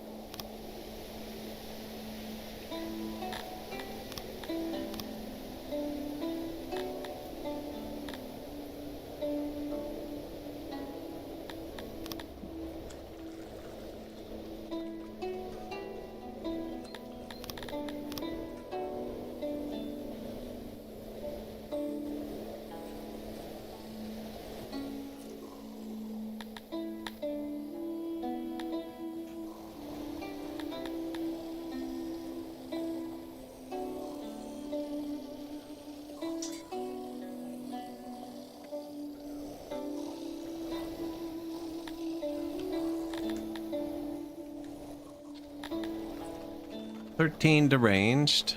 Not very loyal, not very happy. Shrine upgrade.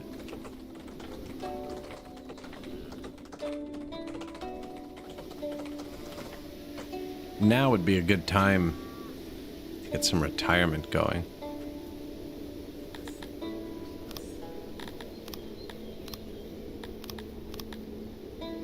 Still need retirement homes? Rest home. Tech. Elderly care. 70 yellow points. And gilded seats.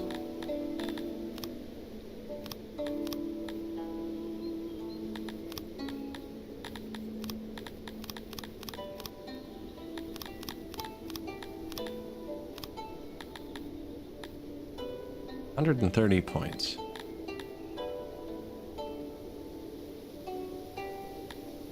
Plus the washroom upgrade is health, actually. 130 points. What do you make? 400.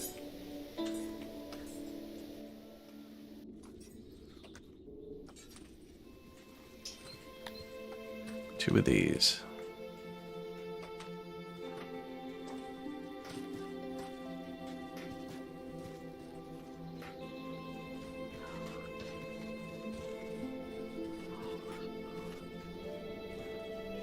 We're not going to top this out for a while again. Could start making clothes from cloth.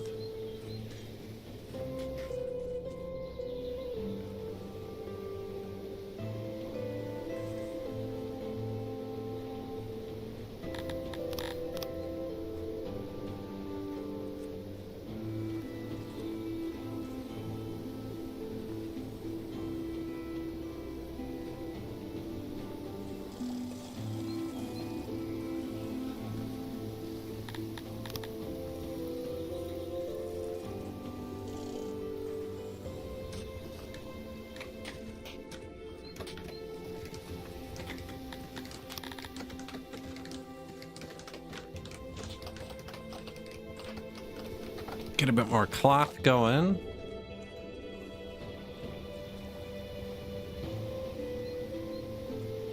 Maybe I should make one of these a tailor. Slightly different size, though.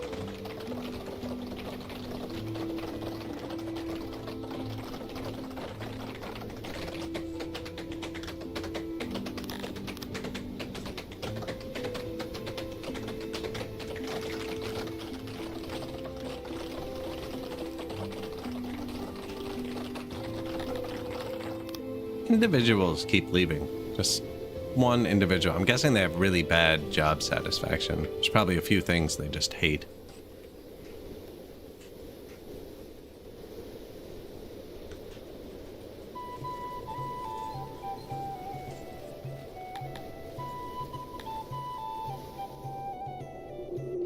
If I do that, we should have more leather. I do need 2 more of these.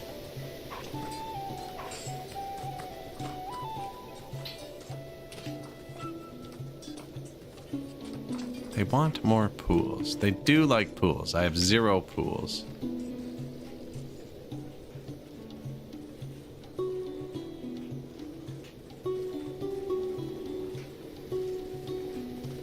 But with humans and Dondorians, where you can just build a square, and Amevians, I find putting them in after is really easy. Running a canal with these people where everything's angled, kind of awful. Pool type, not there. It's only half a point though. Right, they care more about the road they're walking on.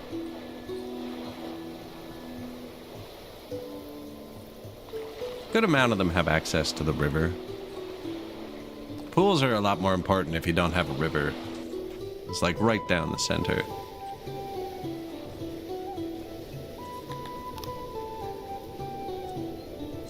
Although they like ponds, which are pretty cheap to build.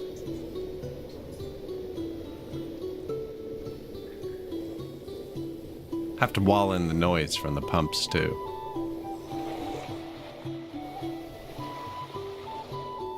Just put a pool in the middle of the lake.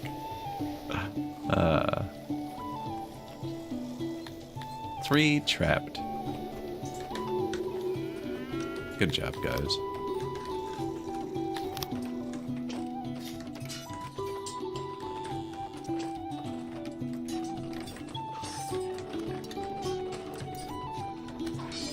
I only placed 1 of these, eh? No, I placed 2. Yeah.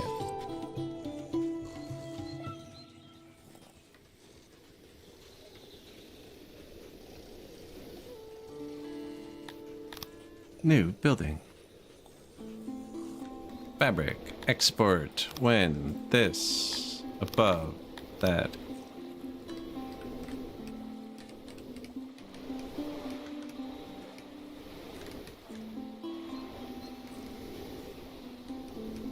Should fix the cloth. We still don't have bandages, or we don't have anything in the hospitals either. Could probably help a bit. 1 trapped. We got you. There you go. New weavers.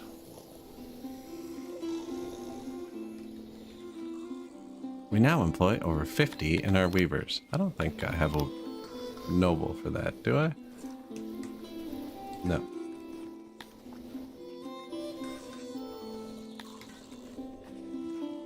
Still out of pottery too, but the clay should be fixed. Not quite. Ah, but we're gonna fix it in a second. Yeah.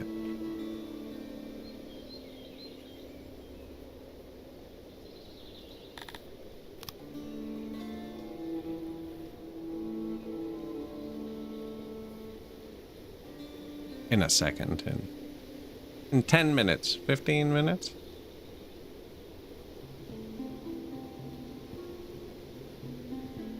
That's a good city.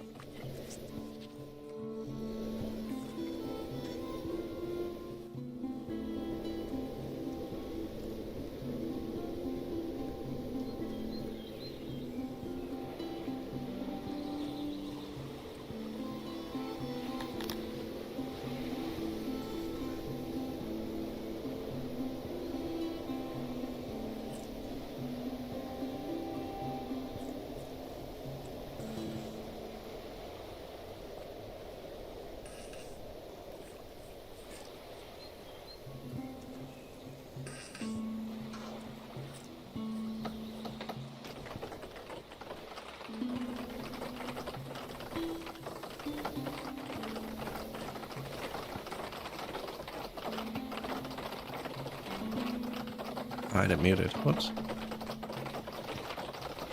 Taylor's to eat the claw. Pretty sure it wasn't muted very long. Try not to cough in your face sometimes.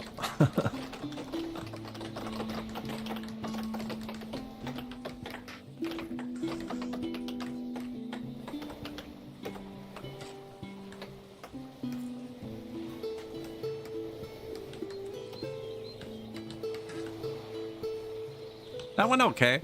I was really worried there when I couldn't trade them goods for peace. Only money for peace.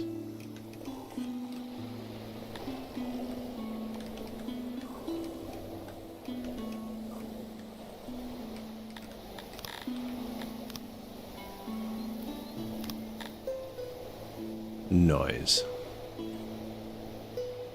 I did sell all the furniture. We did sell all that. Ah, man. To be fair, our health is under 1, so we could have got a pandemic at any time, but we're about to hit a pandemic.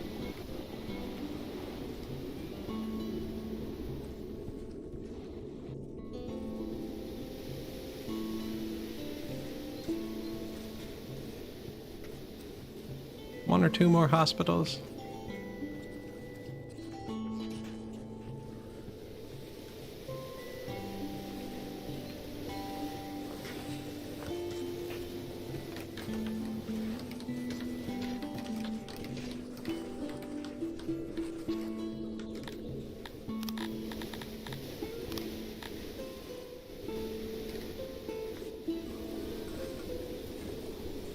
Round.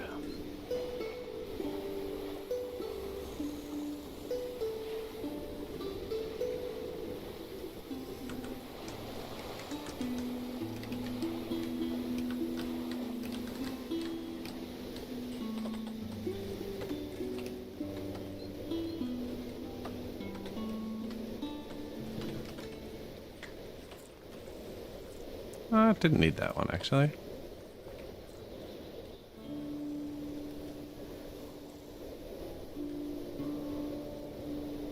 Path destroyed. Ah, man. Forgot to do that. I haven't bought the tools. I just had to click this and send them. 60% proximity. For how long? Oh, 5 days.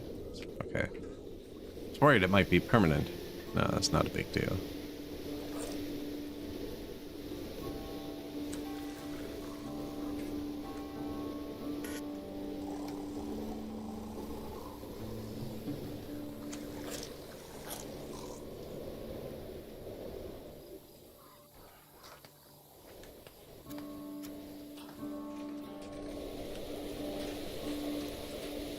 Blue is round, red is square. Nobody walks there. Nobody goes there. Nobody walks there. Hello. Okay, yeah, he's mad. Now, if I did this, get a lot of stuff. $18 million, though? We've already determined I can't even raise $10 million, so...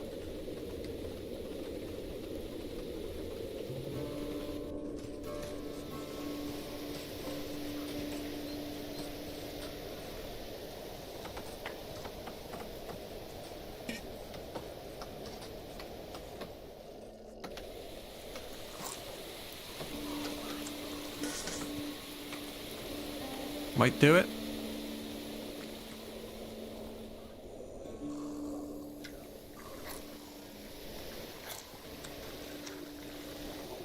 Get a pathway.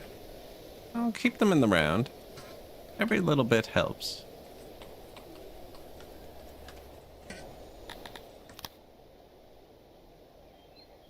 $520, getting close to the next upgrade. Then we'll fix the clay. That should help the pottery, because these guys are just eating through it all.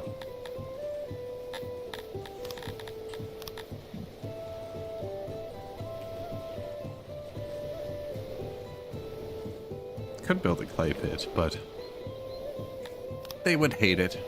Tailor, yes. You, though, are a fabric tailor.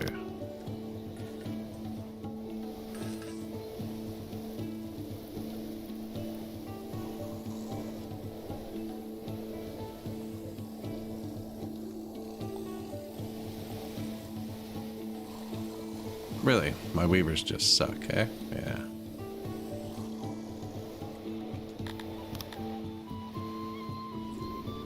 Turn that one off.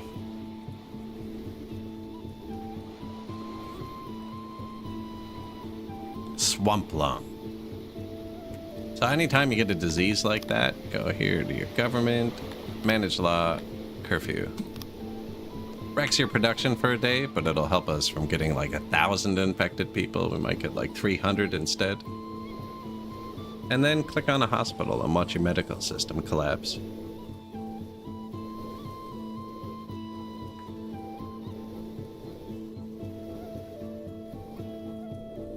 But it'll prevent a lot of spread and death. It turns itself off when it's done too.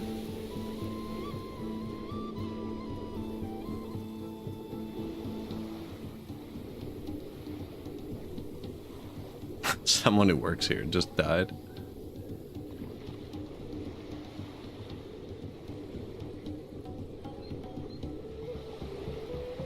Our hospitals are just rooms with boards. It's not like there's any treatment happening. Treatments are locked behind tech points as well.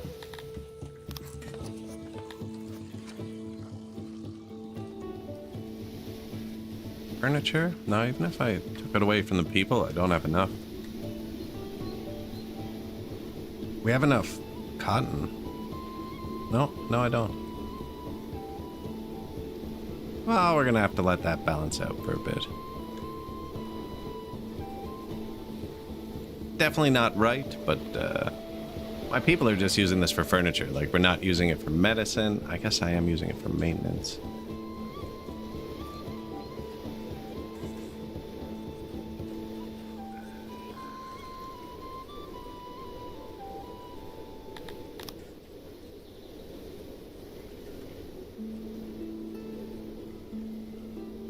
Due to low happiness, followers of Krator and a third. We've had this before too. That's actually not a bad event for our city. So normally, like if I was playing humans, it would be a terrible event because they like to worship different gods. But Talapi don't. Won't happen to fit here, eh? No.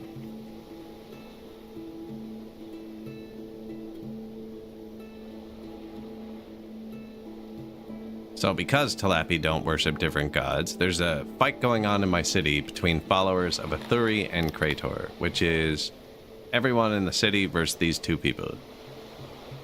So they really can't do much damage, these two people.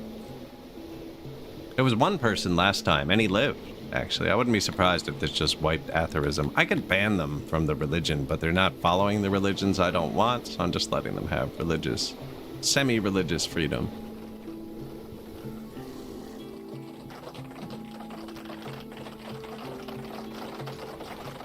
Yeah, we'll make a bit more fabric here.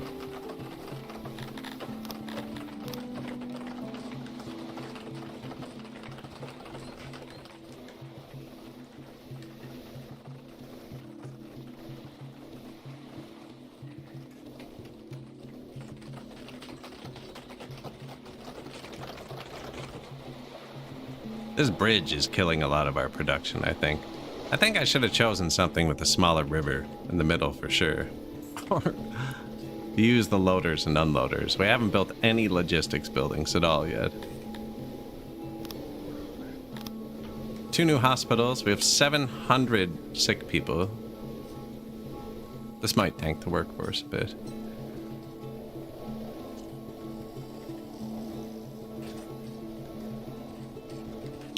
A lot, depending how many of them die. Enough of them are dying, though, that it's bad. See if the graveyards are full. Not yet.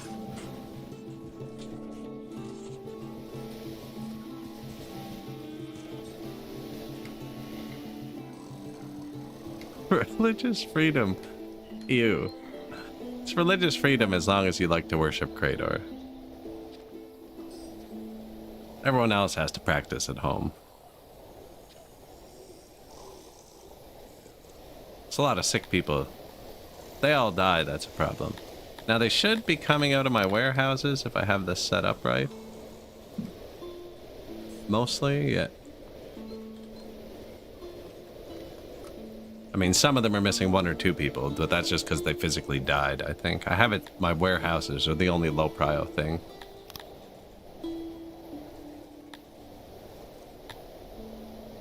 What is submission at? Yeah, let's stock up on some people. Oh, we spent all of the money.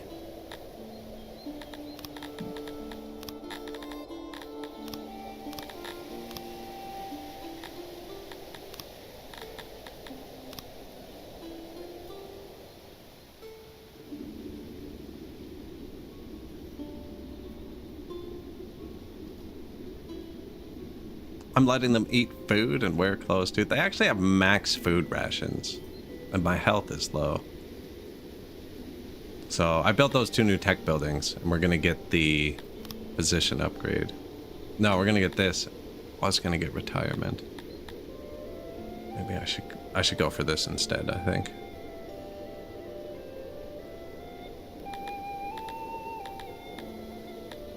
I can always build another one. Well, I can't because I'm out of leather.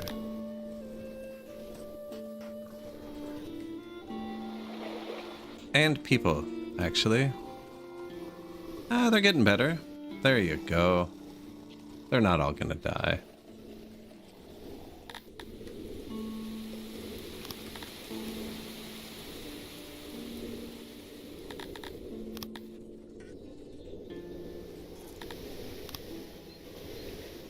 Yeah, they're still trying to breed too.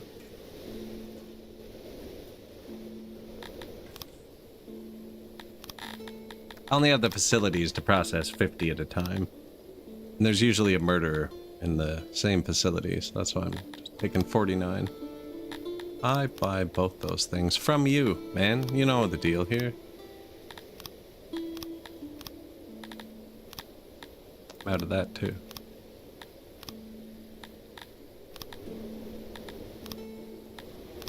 Four new weavers. Should probably do it. And we boost them.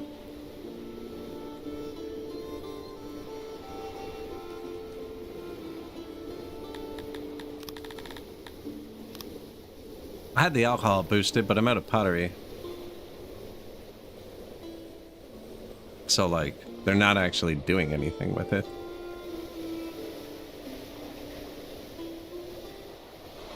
Coal on the ground, eh? Coal and fabric.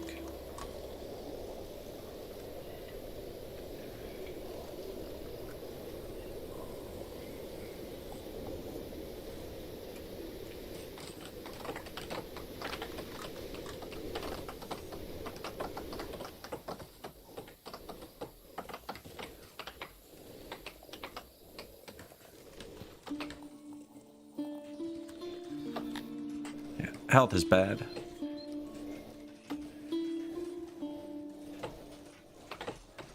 I think we do need that position upgrade. Not quite there yet. That should give a ×4 multiplier once they're fully upgraded.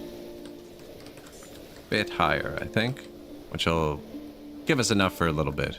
Give us enough to get up to 8 or 10,000.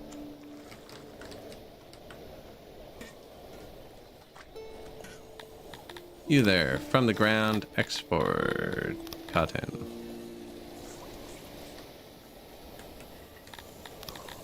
From the ground, export coal.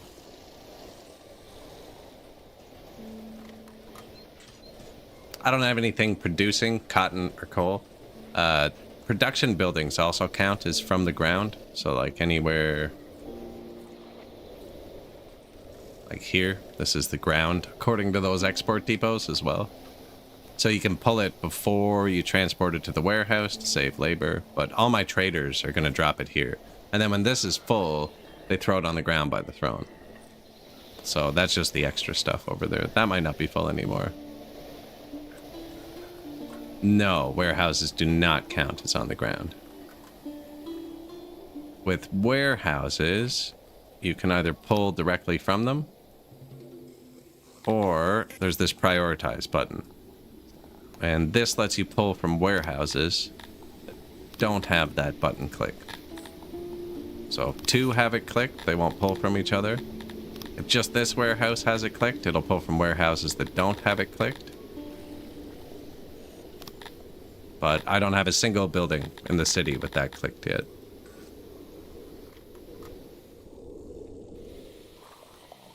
So you only have like low and high prio for your warehouses. And it's the same for the export depots.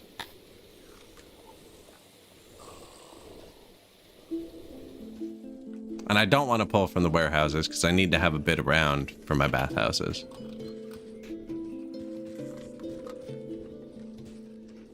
Although he's probably ecstatic. He walks out of work, he's like, who left this pile of coal here in front of my job?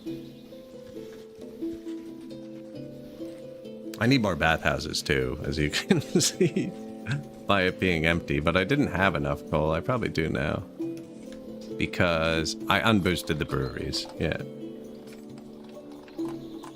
Look at them all go. Love it.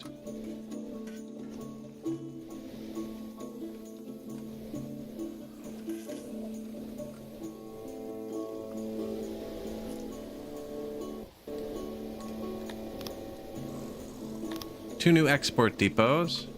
Do need to get the happiness up again.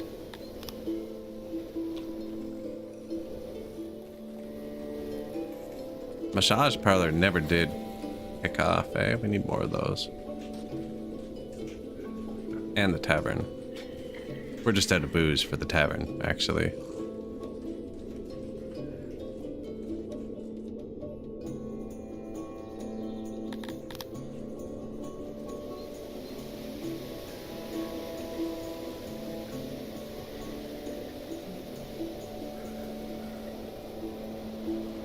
Might put industry there, actually.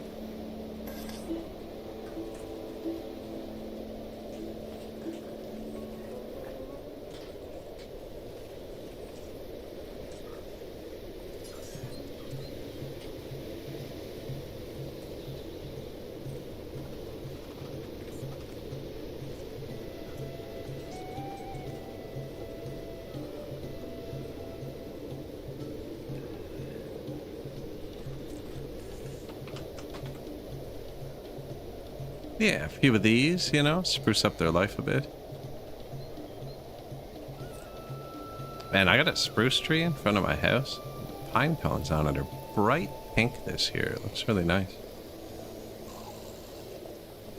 I have like 80,000 spruce trees in front of my house, I should clarify. But one of them has bright pink pine cones.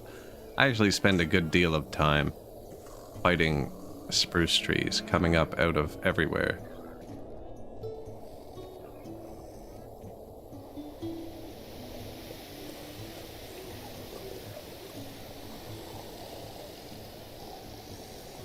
Trap themselves there.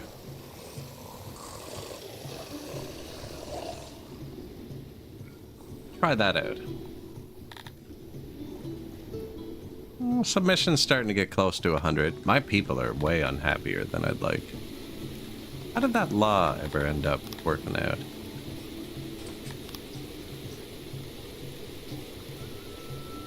Yeah. And we're still eating people?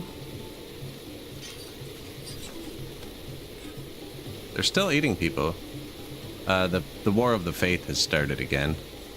Which is probably the best unhappiness event. Man, how did you trap yourself?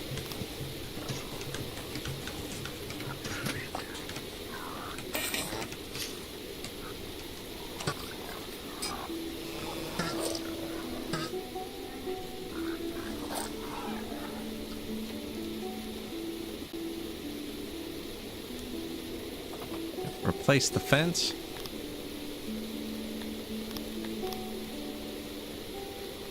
I don't even think you want auto. Well, I guess, yeah, if we ever have enough. An eclipse has arrived. They want to mourn more. They're twice as thirsty. 5 times as worshipy. Ooh, fancy effects. There's one that says the rivers run red, and I can't wait till they actually make the rivers red. Pretty sure it'll come. Alright, fabric fixed. Does that mean we can turn this back on?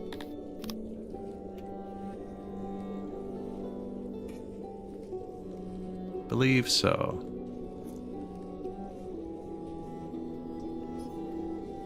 When I was checking it during the pandemic too, when they were quarantined, wasn't I? I might not actually need it 4 more.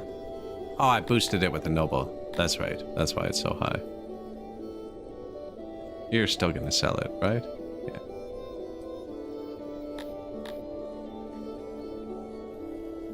Because we broke. It's trying to refill everything I sold. So it's trying to buy metal, and it's trying to...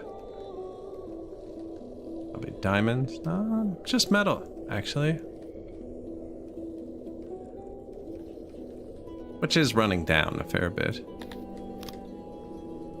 7 new massage parlors.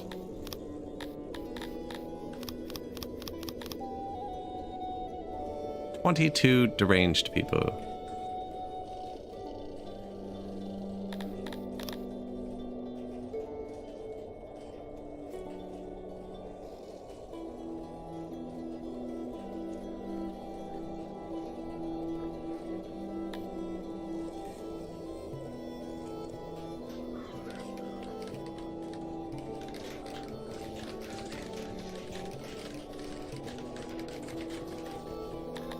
They're trying.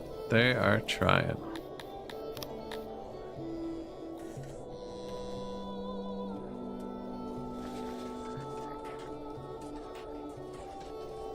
Well, now they're loyal? What happened there?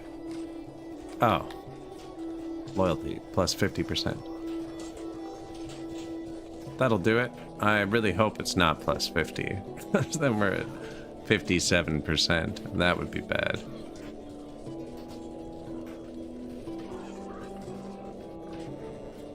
More valid culinary. More clothes. That I can facilitate, actually.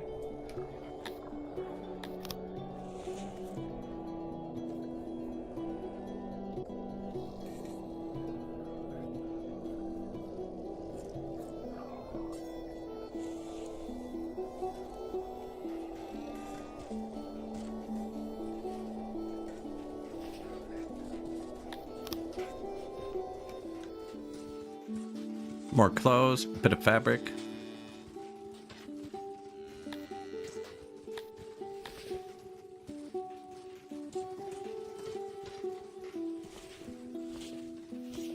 $1.74 out of 6.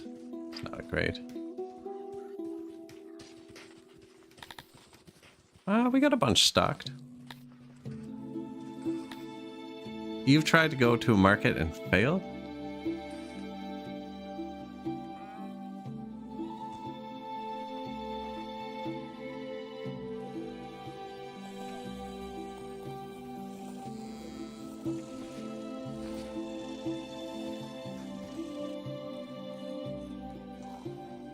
I need a bit more food stalls and markets around.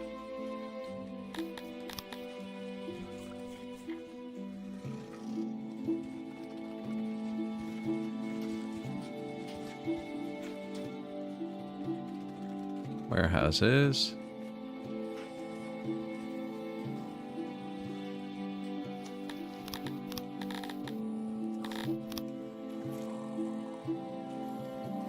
Might not even need more food stalls. Throw a little market here. They don't always have to be side by side, you know? Although I pretty much do. Like every single one on the map, but this one is side by side. There's a market right there, though.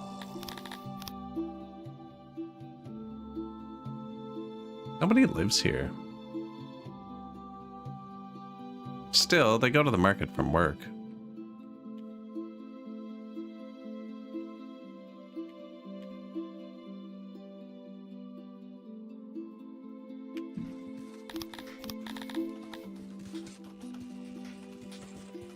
Just design a smaller one for the not so busy areas.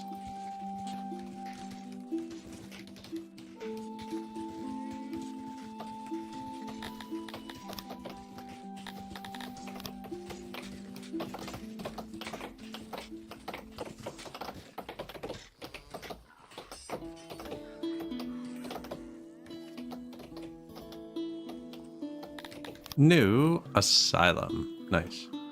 They consume rations. You have to have rations for asylums. Or conversely, if you want, you can just not have rations and they'll still round up the insane people and then they just die.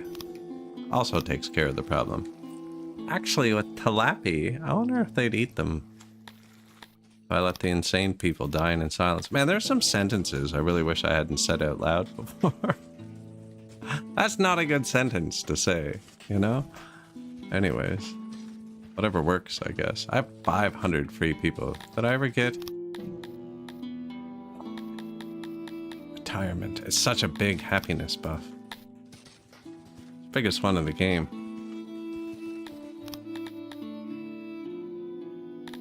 We're just gonna hit pandemics. I need to build more science buildings. We need medicine.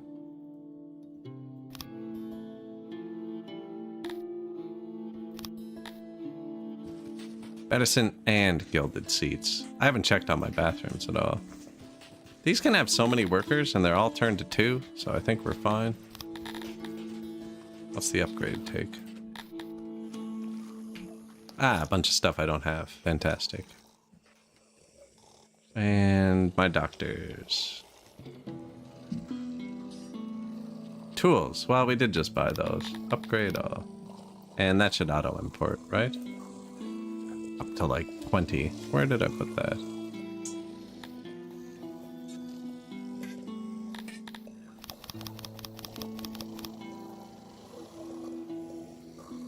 $400 items. We broke. You are still trading with me, right? Yeah. He wants to become colleagues now. What is up with you? Trespassing, betrayal, the peace treaty is still riding it. I'm going to do that because I still have trade deals with these people. Can't give you my population though, buddy. And buy that. So once you're colleagues, you can trade through them. Boom. 2 new trade partners. Perfect. Oh, he'll become colleagues too. Buy those. Yep. Nice. Hello. You want to trade? Stop asking for my diamonds and people. I wish there was a way to toggle things. Like, I never want to trade my population to them. And I never want to trade my cities. I want to toggle that off.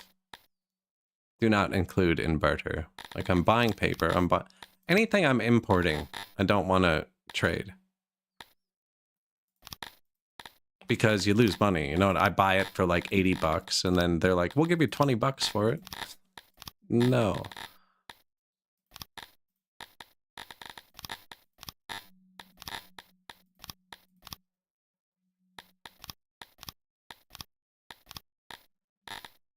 That's expensive.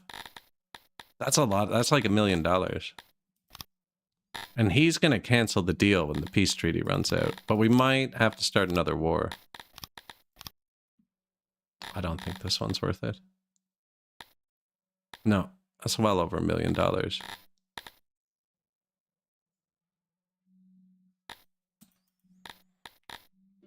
He's far from us. Wow. So now, I don't know how long a peace treaty lasts. Because it's going to be -7 when it comes off, and he's going to attack me again.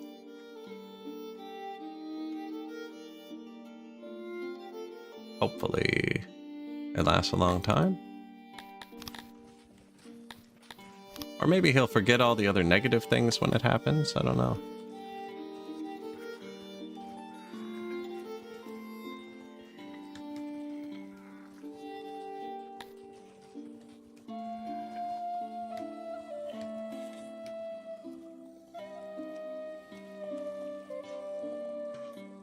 It's not great. We have so much wood and workforce, though, that it shouldn't be an issue.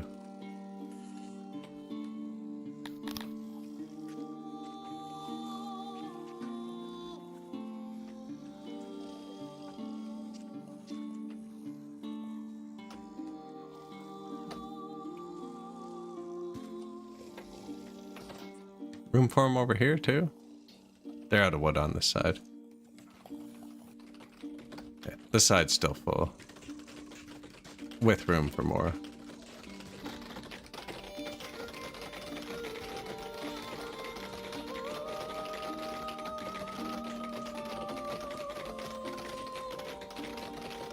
They yearn for the mines. They do not.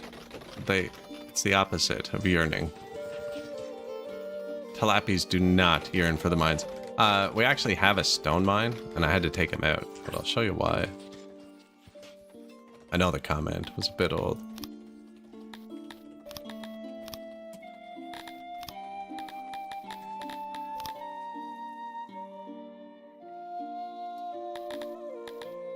Minus 1000% fulfillment. That is the opposite of yearn. They loathe the mines. This person would just repeatedly leave. Like, you get this symbol, they leave. There was an arrow there a second ago. When they're unhappy. It's a secret desire, and like drinking milk. I get it. You can't admit it, but, you know, everyone who's tried it doesn't knock it. Why don't I have animal boxes here? Ah, it just built. It just built. Okay, it's not stocked up.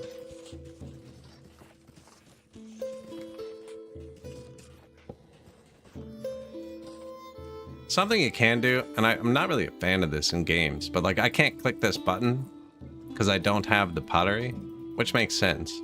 But I could delete this and then copy this upgraded one and paste it here, and they'll just build it as it becomes available. I wish you could click the button and they just bring it as it's available. How are your massages going? It's trending up. This one takes a long time. Plus they have 2 upgrades and I haven't done them yet.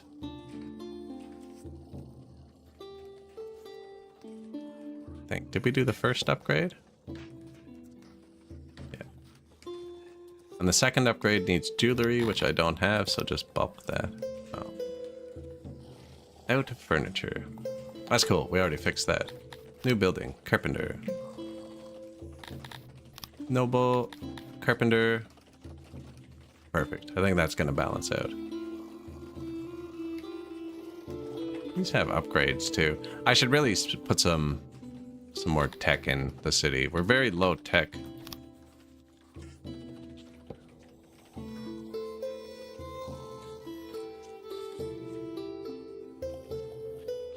Schools need paper to function, I believe. A very small amount, but they do need paper. I do not have any.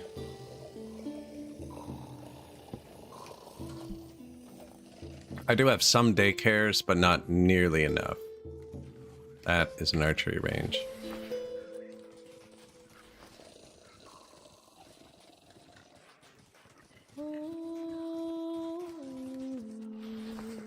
I haven't put a tech into it. Actually, I'm not 100% sure what it does. It doesn't increase their capacity.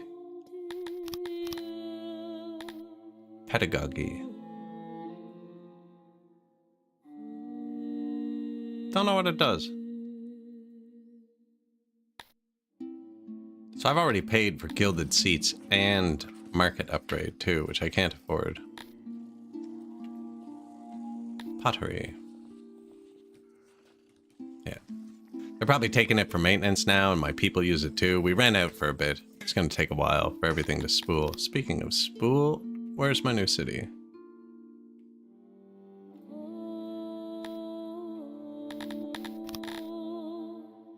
I need money. About $200,000, I think.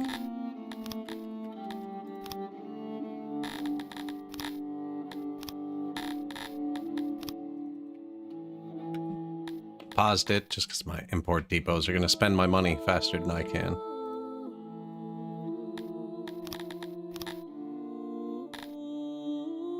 Happy, still healthy.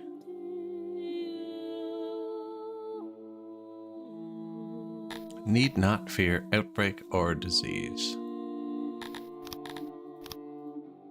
Out of clay. Don't have iron yet. Proximity.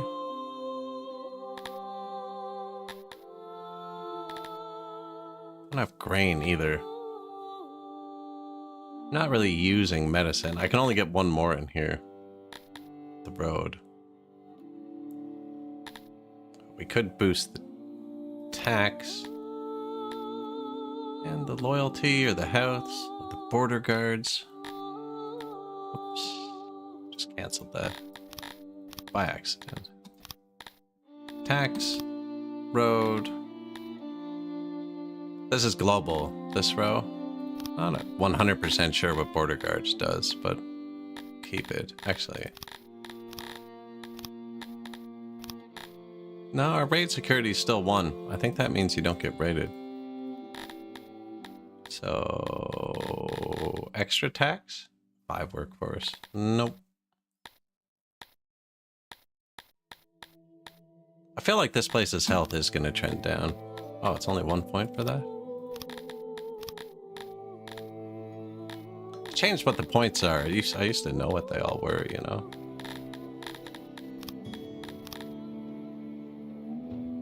Clay. Need lots of clay. You want to give me stuff? This is the one guy I don't have a trade deal with because it was $1 million. I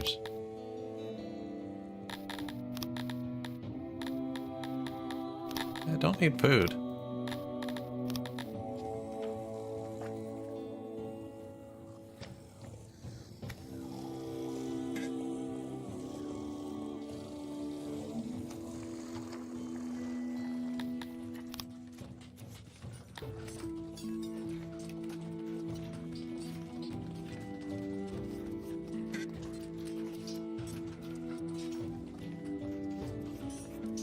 So the market and lavatory upgrades are going to help us a fair bit.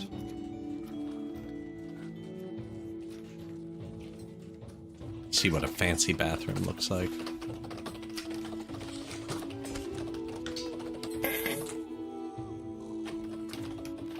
Same sounds, different look.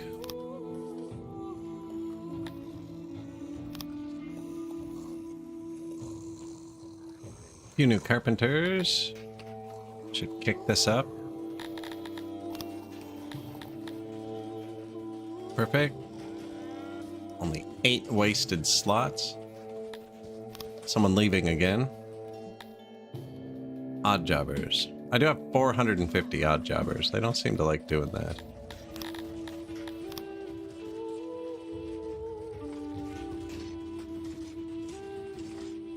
Make diagonal.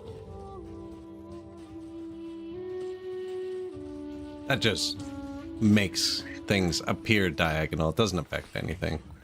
Except my eyeballs.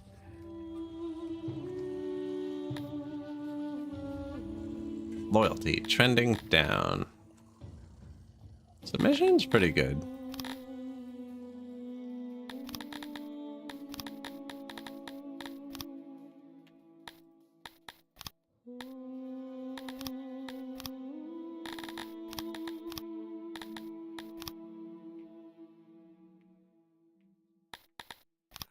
I don't have any farms, but yes, I do put canals on my farms when I have them. I just have orchards. And yeah, I was saying that canals are a pain when you build on angles. They're much better at going straight. I don't have any water pumps or pools or irrigation. I've just been making sure I place them places. This is probably one of the worst ones, actually. 80% moisture. That was kind of the cutoff. Tilapies have 140% multiplier on orchards, so like even an 80% moisture field on 100% soil, it's still better than a 100-100 with humans. You know what I mean? Just because we get that extra tilapia skill on them. Halted all work in the warehouses. Yeah, they're starting to get mad. Really unhappy. Unhappy tilapia. Can't really afford to buy the goods to upgrade my stuff either. Slowly chipping away at it. Pottery should be going up. We just upgraded the clay, so it's filling up everything. Refilling the map but soon it will be near the potters. Could make more potters. Should move them down here. I think I might have to... Kind of sucks down here.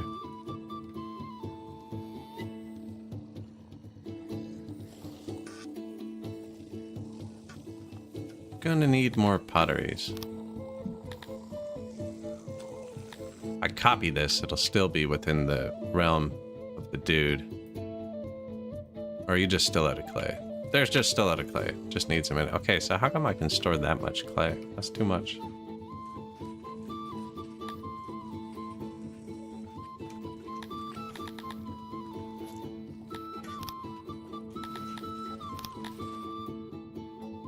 My one fishery is running at triple. I only need it for maintenance. I don't need much clay spread around.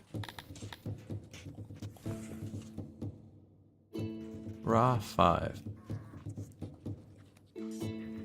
Ah, this one was holding clay for them before.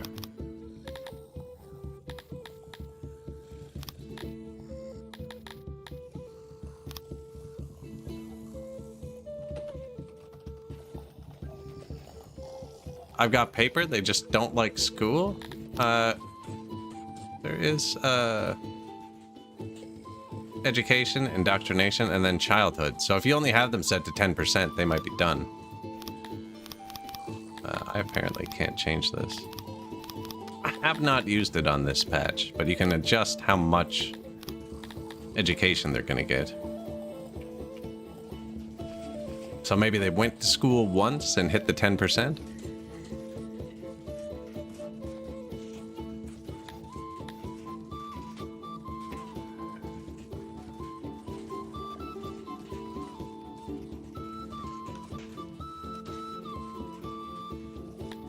Education, indoctrination. They used to have a lot more effects, I think. This says it just affects administration, innovation, and knowledge. This doesn't say it affects anything anymore. Oh, loyalty at the bottom. Maybe I should start a bit of indoctrination.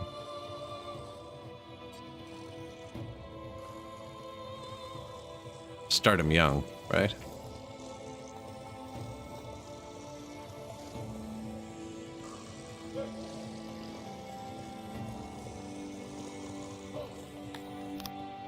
Emigrating. So odd jobbers are leaving. I do have a lot of free people. I think we are going to build the rest homes. I didn't unlock it though, did I? No.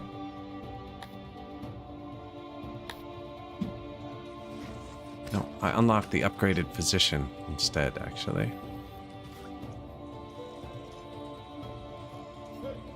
Tools. Ah, that's right. And we're just importing those.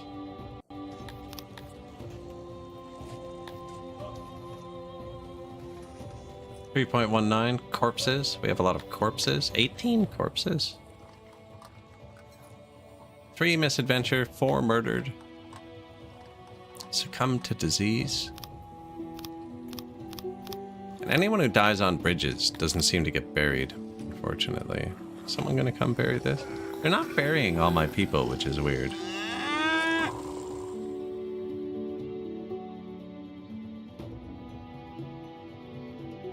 That's a much better deal than he offered before, and I can actually kind of afford to give those away.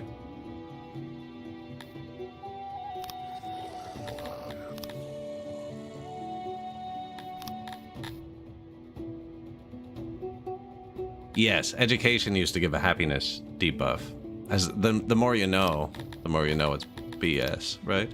But I do not think it does anymore.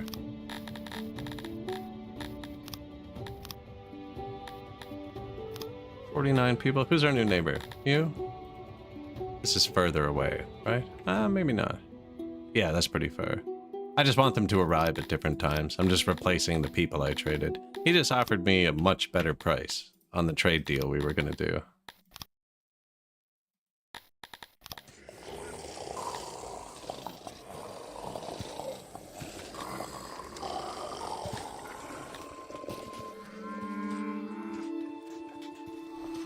Yeah, it used to be education basically buffed this part, and indoctrination buffed this part.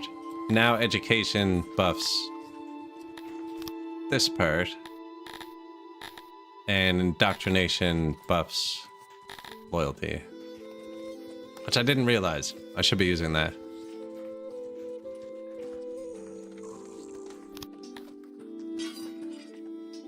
We'll get there. Maybe.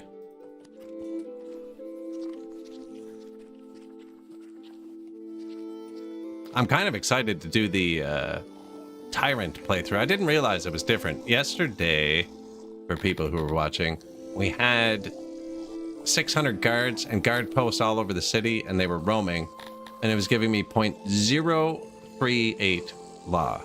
Like, no bonus. So I went in the Discord after the stream, and there's two completely different play styles now. So one of them is you create a utopia where you keep your happiness at 100 and you're not supposed to have crime, which is what I'm trying to do unsuccessfully. And the other one is you get your tyranny up. You overpunish, you build the new death monuments everywhere to spread your tyranny. And then the happiness doesn't matter. You get tons of guards and troops, and you keep everyone in line through violence. Which sounds really cool to me, and I would have done that first had I known. But this city, it would have taken a whole stream of just messing around with things to try and transfer it over. So I figured we'd try and play through this, and then we'll play the next one, and I'm gonna be insanely evil to the people. And we're gonna try a full tyrannical playthrough. Bouncing around pretty hard. Should get some money saved up. That's kind of a free. They want me to save up $12 million? Okay, probably can't save that much. Liked tourists. I never did do tourism. Work fulfillment's lower than it was. I built a bunch of I built a bunch of production buildings. They prefer to just work in pastures and stuff, right? Like trees and animals.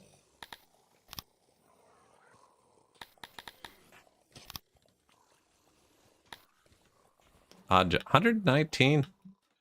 Yeah, ready for retirement. Can't blame them. You have to work to death in this city.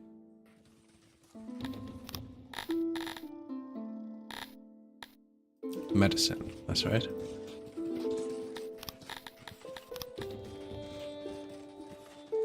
Got 5 more to upgrade. Spending all my money on tools right now for those. Tools are pretty cheap too. We just don't have money.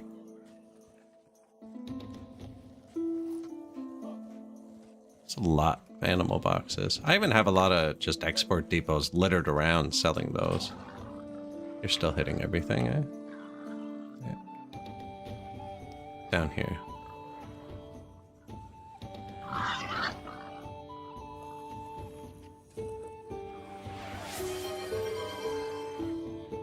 Stretch. I know I keep forgetting that part. I usually get up at the 4-hour point and walk around, and I just...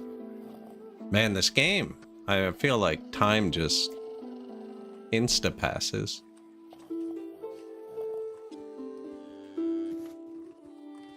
You go to sit down for 1 minute, and 6 hours later, you haven't moved. This game needs trains? It kind of does. I just don't have them yet. But, these are carts pulled by horses that can move 400 resources at once. And they have 4 carts behind them, I think. And you can transport large amounts of goods. Like, if we actually start distributing this alcohol, it'll be much more efficient to use carts. I have way too many free workers. It's no wonder they're unhappy. 600 people doing nothing. Pottery. What did I need that for? My bathrooms. What do you need for the upgrade? Technology.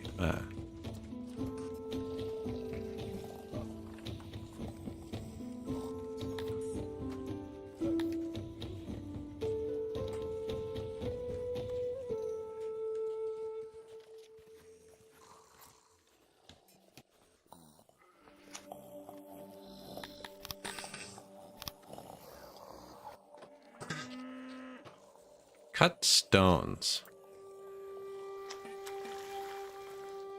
What do I have full of? Animal boxes, coal, rocks, apples.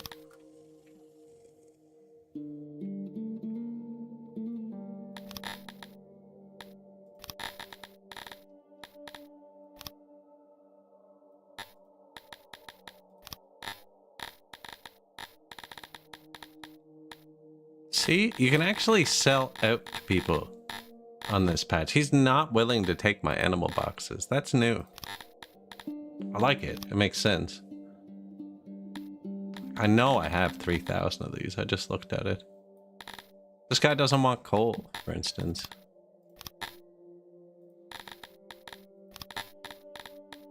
No animals. 30? Like, okay. There you go.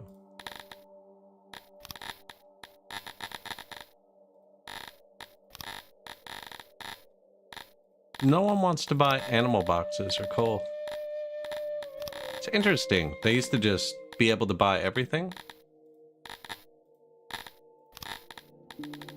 No one wants to buy my animals. I've oversold animals so much, no one is willing to buy them.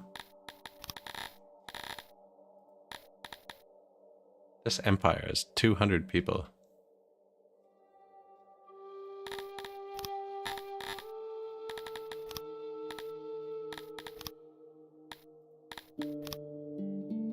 They all want the same thing.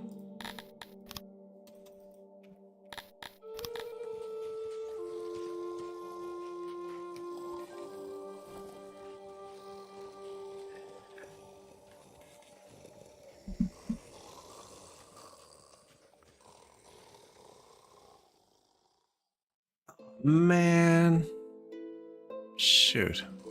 Oof. I was so close to hitting the next tier of stuff. There's 800 people leaving.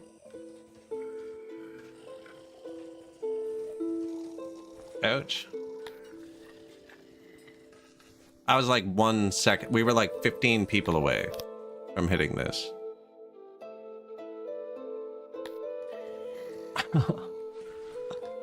Brutal. At least they'll be happier, because the happiness is a function of how many people you have. Look how loyal they are now that all the assholes left. Very rare you actually have 600 free workers. You know what it is? That's all the... they hate being odd jobbers. If I just had them tied up, even just in fruit farms. Even though we don't need fruit, they would have been happy, I think.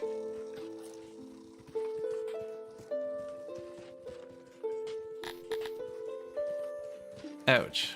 That hurt.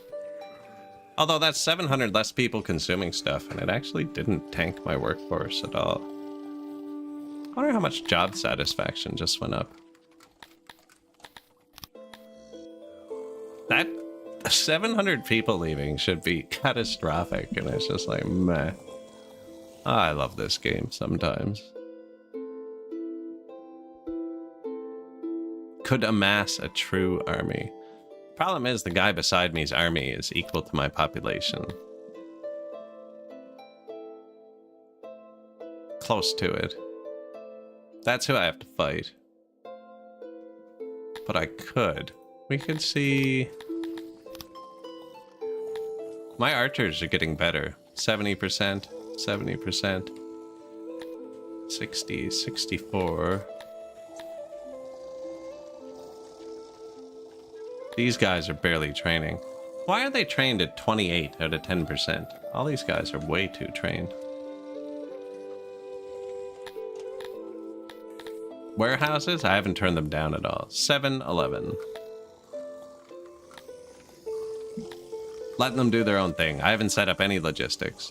That's not true. I told this warehouse to pull cut stone from this warehouse. But that's it. That's the only pull order I have between warehouses. Just to get cut stone over the bridge.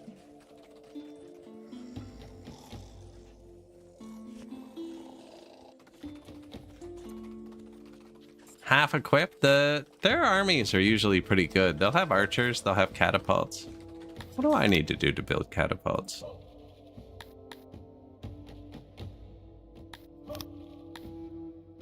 gears. Gears. How many am I allowed? 40? It's a possibility.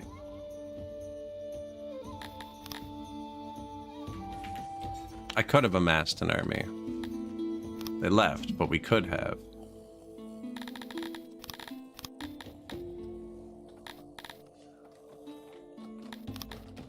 All my squat people in my army left. Of course, that's what happened.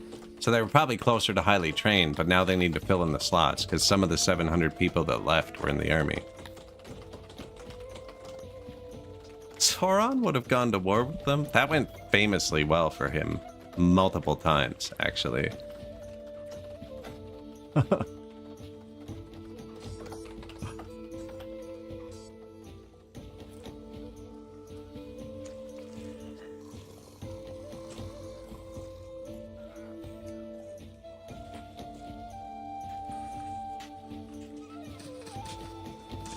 Build me an army worthy of Mordor.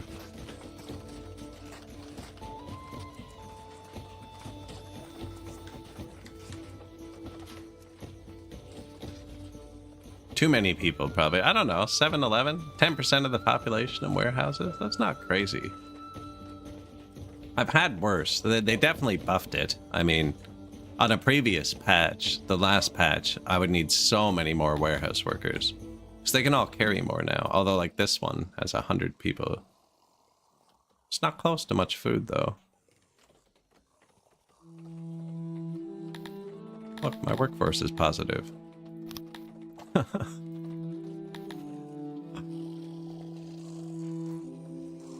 Today we get more people again.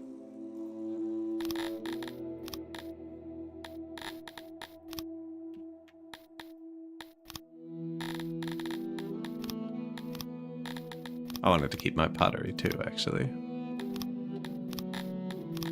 Man, there's only like 5 things I'm importing and you're picking them all. There you go.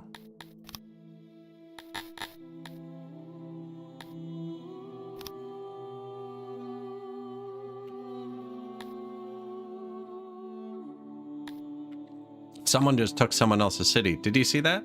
That just appeared. Which means he is now a neighbor with somebody that I'm colleagues with.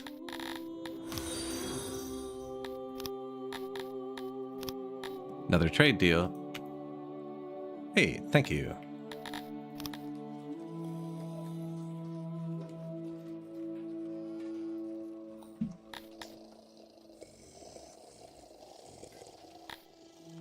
Loyalty is pretty good again. I bet you the access to services is better now that there's 700 people not going to them. This is going up real slow. Health is good again. Nucrium. Hello. How you doing? Appreciate the raid.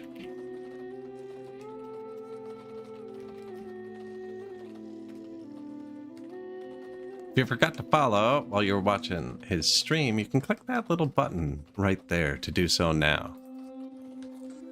We are playing the new patch of Songs of Six called Reign of Terror. And I'm playing Talapi, who are kind of like dark elves. They're slightly evil, but I'm trying to make them nice, and they're fighting me on it a little bit. But society is fairly stable. This is our city. I see you're playing Battle Brothers. That's a fun one. Yeah, this game, if you haven't seen it, is a city-state simulator. So you start off with 10 guys huddled around your throne, and then you kind of build a city. And as your population grows, their needs grow. So even though they have the most they've ever had, they're the unhappiest they've ever been at the same time. And then once you grow your city big enough, you go out into the world map and you start conquering other cities, which you then tax for resources. We are here. I'm jammed into this corner, and I started a war with this guy, and I managed to keep this city. I had to give him this one back in the peace treaty. There's all kinds of diplomacy and stuff like that, and you can become colleagues, and then you can trade with your colleagues, neighbors. But it's just it's an insane city simulator, and it's very well optimized too. Like, we have 7.68 thousand people right now. Yeah, we're getting there. We're getting there. It was just about at 8,000, but I just had 700 people leave my city because they hated me, apparently. There's always at least one person emigrating at any given point. A child tackled this person, though. I guess he didn't want him to leave. They added a ton of stuff this patch, too. Like, people have family trees, so as your city goes down, you can watch their families grow. Right? Some of them are pretty big, too. Really crazy game. Like, the people just, there's so many different things. There's foundation, which affects how much maintenance each building takes. Every tile you place needs maintenance. Guard posts, we got rid of those. There's a new mechanic where you can be a tyrannical ruler, which I didn't know about when I started. We're going to do that playthrough next. Lighting, which helps the law, which I don't have. I had to get rid of it. So this is kind of an anarchist society we're running. There's just a million different happiness bars, and you have to choose which ones to fill. Also, the demo is one patch behind. I think it's 2 patches, but this patch just came out this week. The demo is just 1 or 2 patches behind and is the entire game. So you don't even need to buy it if it looks interesting to you. The dev just releases the full game from like 3 months ago, every 3 months. So in 3 months, this version will be free. But yeah, I'm playing elves, so they don't actually care about lights because they can see in the dark. There's soil moisture, right? So we got all of our fruit orchards where the ground has good moisture in it, and where there's no moisture, you wouldn't be able to grow crops. There's different soil types, like this is infertile because it's too dry. Alluvium is good for trees. There's till. There's desert, I think. We're in the temperate zone, so there's no like north or south. And then there's rich soil as well somewhere. I don't actually have any farms. Elves like to play with animals and grow trees. So we got cows and pigs, aurochs and entelodonts, they're called. And like, there's so many different mechanics, and they all come together quite beautifully. Saltwater, we're not near the ocean. Soil types.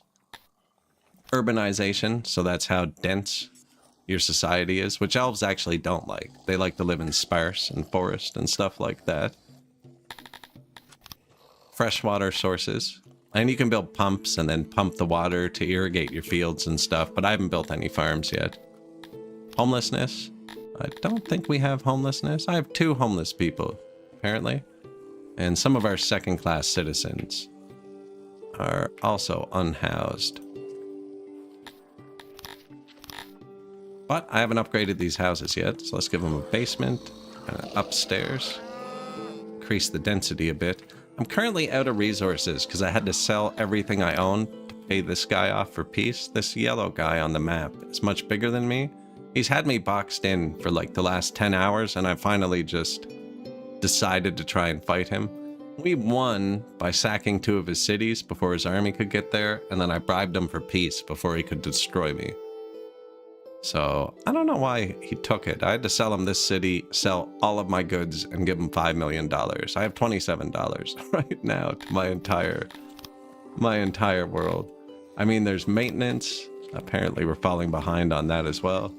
There's noise. Certain species like the clamor and noise. Elves don't, so I built funny entrances to all of my noise creating buildings to block the noise from the roadways. That type of demo ensures no pirating of your game. It does, yeah. Like, do you really want to go download a sketchy, you know, when you could just play it for free on Steam? Yeah, it's fantastic. I really do appreciate the raids, though, Nucleum, I do. Public punishment. Elves don't like that, so we don't have it. But there is, like, there's multiple tech trees. There's 3 types of science you have to research. And unlike other games, it's not like a science building produces it indefinitely. Every science building produces X amount of science, and then you use it, and you have to... This is degraded. My maintenance is falling behind. So this is producing less now, because it's starting to degrade. But like, so this should produce 700 knowledge. Should. And if it falls into the negative, they start forgetting how to do things. Like you could forget how the graveyard works, or forget, the doctor might forget how to use medicine, for instance. And then your society starts, there's a lot of ways to death spiral this game. Shape, elves like rounded buildings, which is why everything looks like it's designed super weird. Whereas dwarves like rigid squares, which would make it appear red. That's pretty square there. So you gotta round out all your buildings. Open space. Elves like open space. So they're not pretty happy with how it built, although it's kind of spacious. Workload. How busy places are.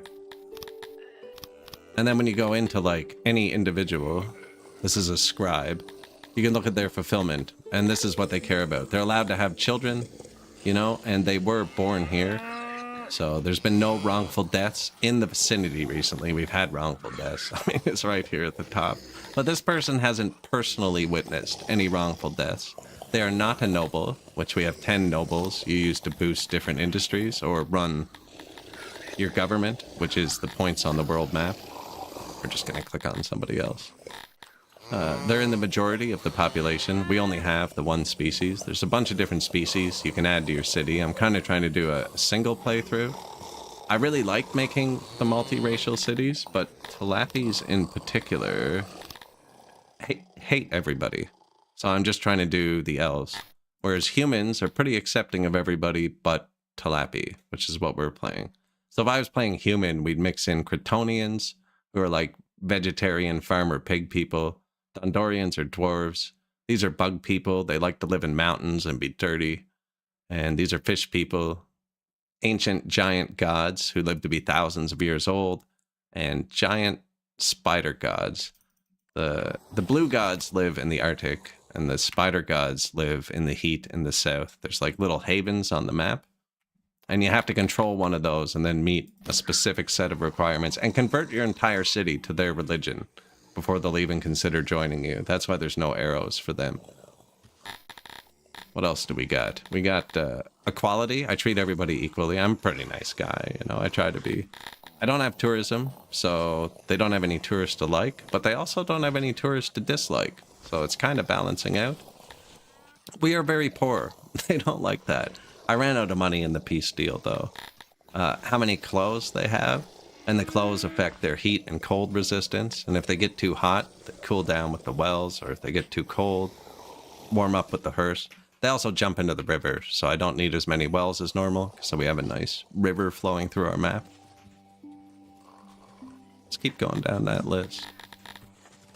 And so this is just an elf. Different species might care about different things, right? Where there's no bar, it just means the elves they don't care if we have warhammers. But the dwarves might want you to have a lot of warhammers, for instance. They're all employed. That's because 700 people just left at once. Because I had a lot of odd jobbers. It's funny, they left because they're mad because they have to work till they die. Which is fair. Give me 5 seconds. It's that 1 minute a day the sun hits my monitor, but luckily my desk can move itself.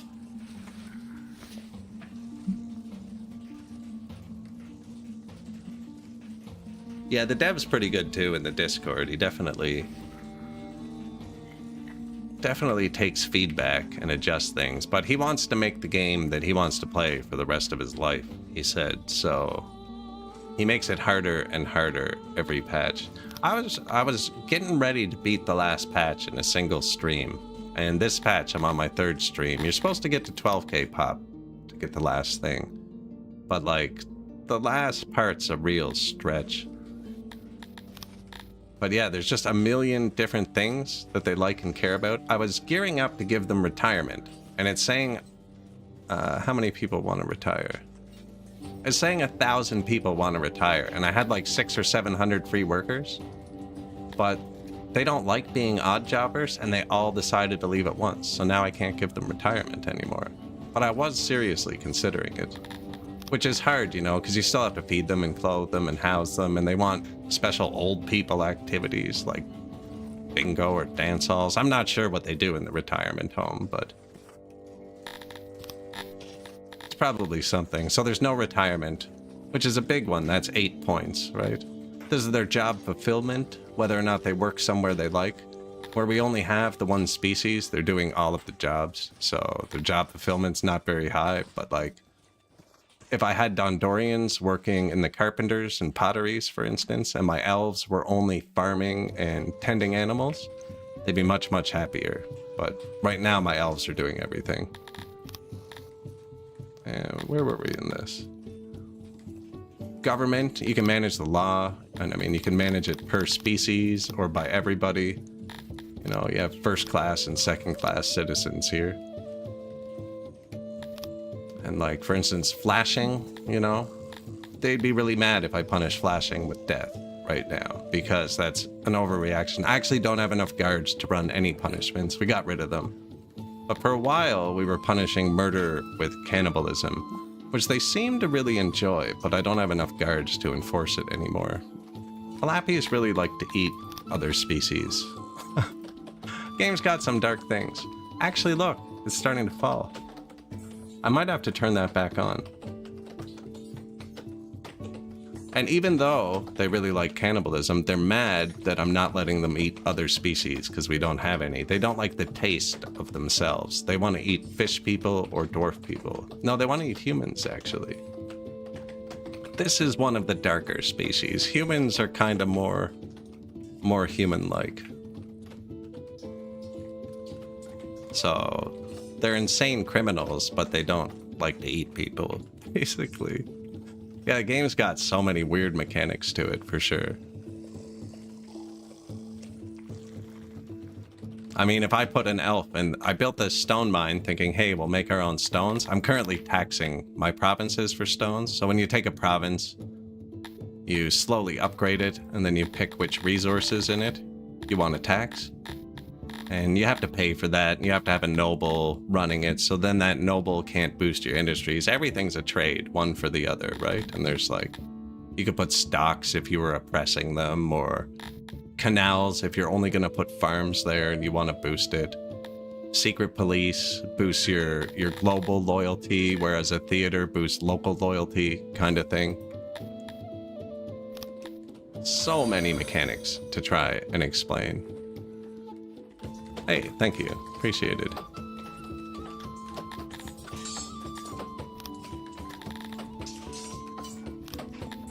Cannibalism was changed this patch, and I'm not 100% sure how it works.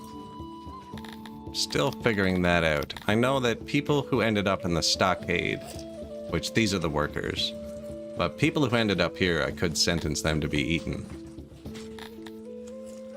You know,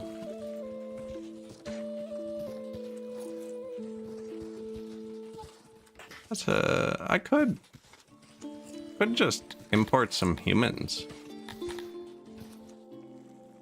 and eat them. It sounds ridiculous. You say a lot of sentences you wouldn't want to say out loud in public when you're playing this game. But what if...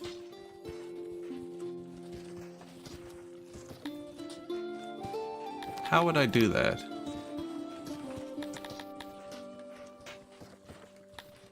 Currently, if I import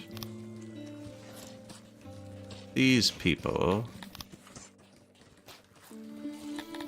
they get auto-turned into second-class citizens.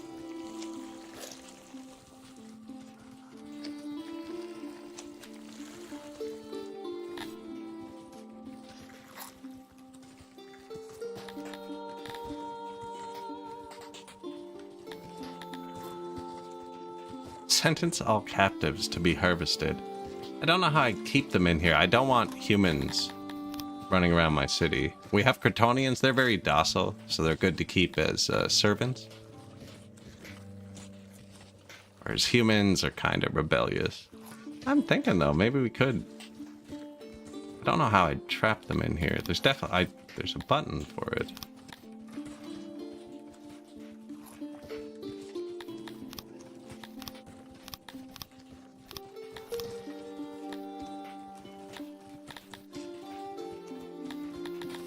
We don't have any law system. So this patch is called Reign of Terror, and it added a whole different playstyle. I didn't realize that when I started, or I would have been doing that playstyle.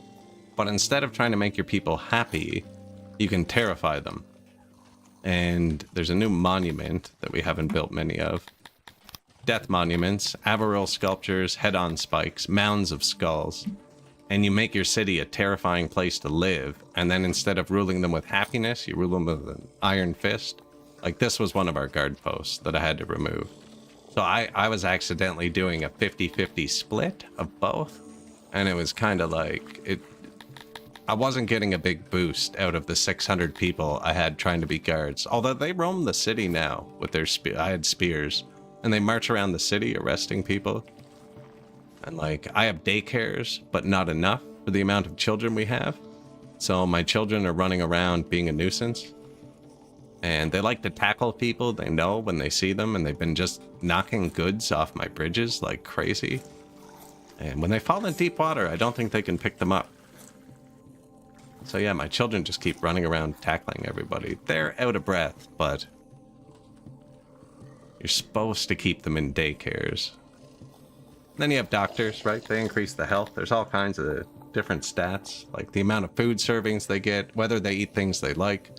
If you have bathhouses and wells, and if your bathrooms are well kept, and then doctors are the biggest boost to your health. And if that total number at the bottom falls under 1, you can get hit with one of many pandemics. Bleeding fever, the plague, the river runs, swamp lung, and with varying degrees of severity. And you can usually lose a lot of population doing that. Yeah, the patch notes can be kind of wild sometimes. Now, we just had 700 people leave, but like I said, I had 600 free people, so it really didn't tank society.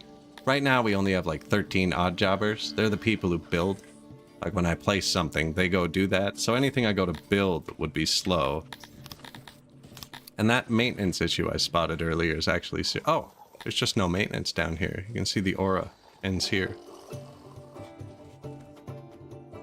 Where is a janitor? Kind of keep a little easel up here for myself, so I don't need to rebuild things a lot. There's a janitor and a bathroom. But yeah, that gray aura is everywhere my janitors can reach. And every tile you place needs to be maintained. Oh, that's right. Okay. I turned this off a long time ago.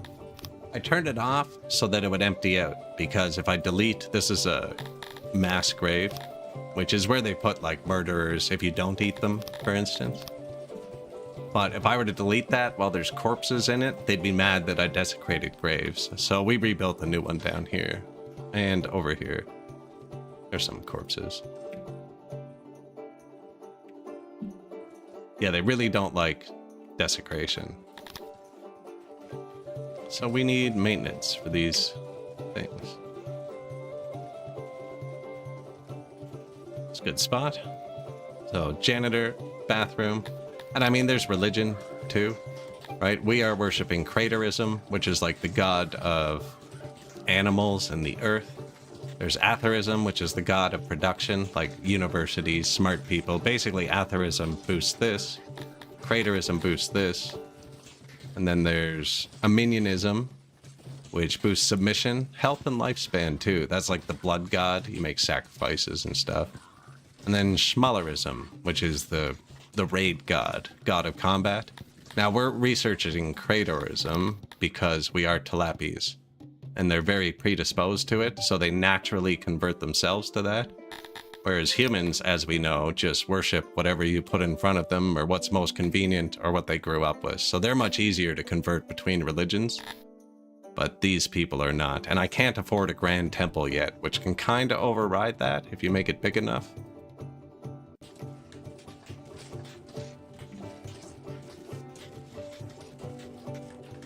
Really, it's just a crazy man made a crazy simulation, and it's super fun to play, but you end up losing a lot of time when you do, because it just never stops.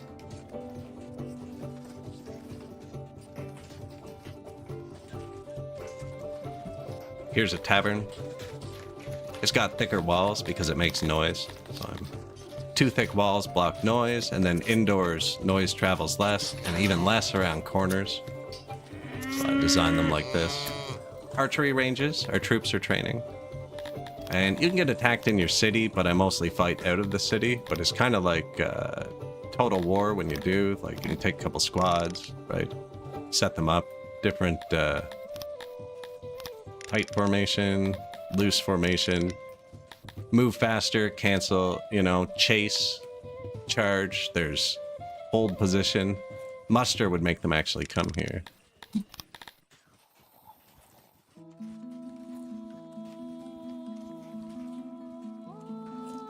Right? Just so many different things in one. One of my favorite games, for sure. Spend a lot of time on this one.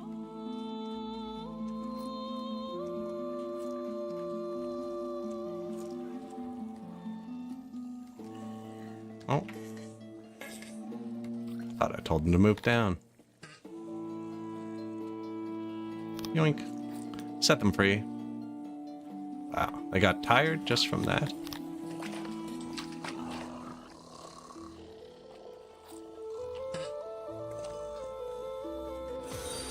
Hey, thank you. Appreciate it. And this is our city. I chose one with a river down the middle. I don't know if it was a wise choice. I thought elves liked fish, but I only have the one fishery because they don't like eating fish, actually. They like eating each other, apparently. But it's making me move a lot of goods across the bridge, and I haven't researched the transports, which are like horse carts that can move a ton of goods at once. So this is like peak inefficiency, this point right here.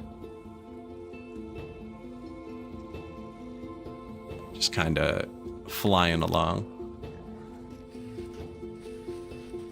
New room. Janitor. So now this janitor has to go and gather. This is everything he needs to gather to repair his radius. And then, where's one of the workers? Right, so he's stocking it up. He just got tackled twice. That's what happened. A child tackled him twice. A renowned priest of a minion has arrived in your city. By all reports, the priest arrived without an entourage and headed straight to your throne room. Your subjects steer clear of the figure clad in colors of a minion, a rust-red robe with bleached humanoid bones sewn on. After the customary greetings, they ask for rights to preach in your city. The priest does not try hard to convince you. No threats are alluded to, nor are bribes being discussed. Perhaps they truly have nothing but the mysterious reputation of the priesthood of a minion. Judging by the amused smirk that surfaces every so often during the discussion, they know very well how their offer looks. Accepting will have them slowly convert the populace to minionism, but the consequences of refusing are less clear. Is this the blood god or the war god? I don't want it either way. Wow, there's actually no... Normally it'll tell you a little bit about what's going to happen. We obviously don't want this. You get the sense that refusing the request made the priest just as happy as if you accepted it. Oh, maybe he's a nihilist. They leave without any fuss and do not even utter the cryptic warnings their priesthood is so famous for. They could have been an imposter, but you might never know for certain. Your citizens appreciate your refusal, but they too wonder what the consequences might be. That could happen like 10 hours from now. The game's kind of crazy like that. 10 hours from now, it'll be like, there's 5,000 men outside your city, and they're led by that priest you said no to. Or nothing could happen, too. You know, you never know. You can see desire paths. Right, so anywhere that they're walking that you don't have a road, it's usually good to put a road in there. And they even, like, road type. For instance, they care about road type. Like 10 different road types, different species care about different types of roads. We have the elves and the pigs, so they both like this road 80%, and it's rather cheap, so we're using it. Whereas humans only like the paved road 50%, and you have to spec more tech into it to get to the higher tier road. Highways is what humans want. Pretty massive tech trees. I mean, most of them are repeating. But if you want to spec into one industry and then export that around the world, pretty viable. We're brewing drinks a bit. I'm making spears out of stones because my people hate working with metal. We have masons and bowyers. I've mostly only specced up my animal fields because they like eating meat the most. But basically everything you place, you gotta unlock. We just unlocked gilded seats and better doctors, which we're trying to upgrade to, but I'm just out of the stuff I need for it. Where is a bathroom? It's like, here's a tier 2 bathroom, wood, right? And then tier 3, we got the nice marble stuff going on. Yeah, like a billion small ants.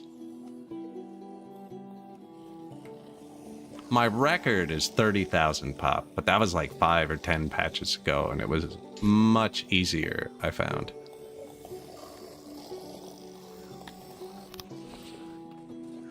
New building. There's a tier 1 bathroom. Actually, that's the one we just pasted with this janitor to maintain these broken buildings.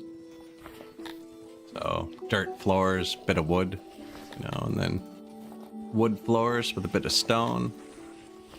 Marble floors with a bit of stuff. You don't have to click every one either. Bulk upgrade all. I didn't have the materials. That's why it said 0 available.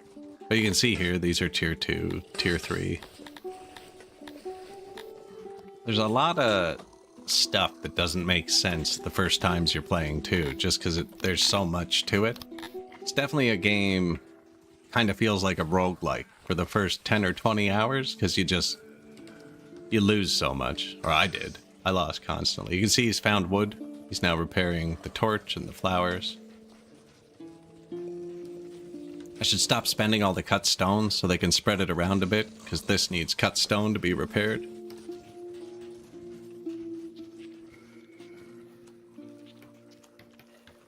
Really, really fun game, though.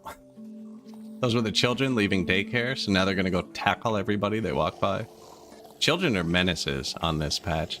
On all the previous patches, you needed to build nurseries, and then you had wet nurses that raised the children. This patch added natural propagation, so your people have children, but if they both have a job, they just kind of roam the city being nuisances. Someone's offering me protection. You and your fortress now have the pleasure of meeting me, Reynos Soze. I am nearby your mountain hold at the moment, and it would be a shame to leave you without the opportunity to pay me a tribute. 1,400 soldiers?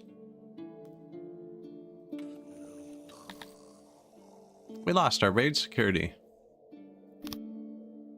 Still says 1. What was his name? Soze?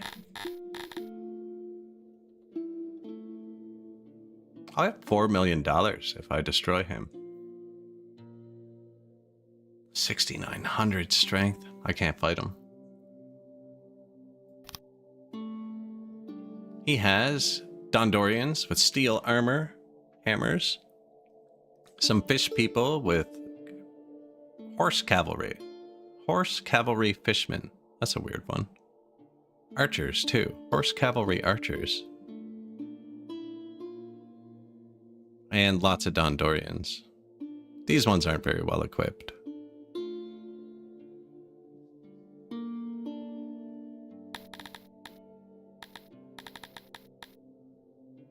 I don't think so I sold all my weapons to raise money to declare peace. Single squad needs 1,000 weapons. I can only outfit 2 whole squads, then 2 bow squads. So that'll give me 800 soldiers. These are better trained than my men. 70%? My melee are only like third. No, I have a 90% trained squad, I think. But they're on the world map. Yeah. No, the squad's pretty good. Now, Talapi aren't as good at combat as Dondorians are. They're way better at archery. But we lost some of them too. When the 700 people left, I lost some men in my squads, which brings down the training level overall. Like, the squad isn't 64% trained. Like, 8 out of 10 of them are 90% trained, and then some of them are brand new because they just joined. That's a lot of money.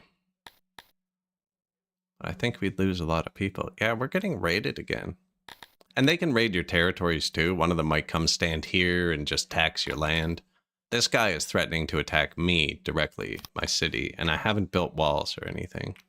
You can build walls in your city and put catapults on them and stuff. I haven't really been attacked this game. We need to march another squad out. Oh, you know what it is? My army's over here. And I sold them the city. I bet you my army's disconnected from my territory. And that's why they don't care anymore. I'm gonna pay him. I'm gonna pay him off. Oh, he only wants 5. Oh, he wants all of my food.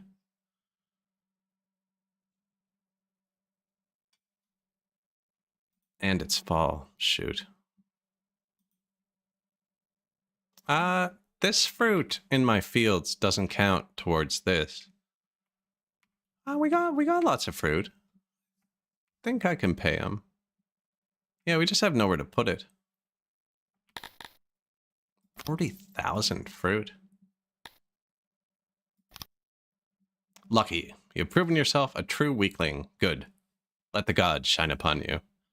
He will leave us alone. So now a whole bunch of people are going to come into my city. There's 2 entrances, so it might be from here. It might be from down here. There they are. Here's his men. They're going to come in and take all of my apples. Oh, if they pick them up right from here, that's even better. Now my warehouse workers don't have to transport these.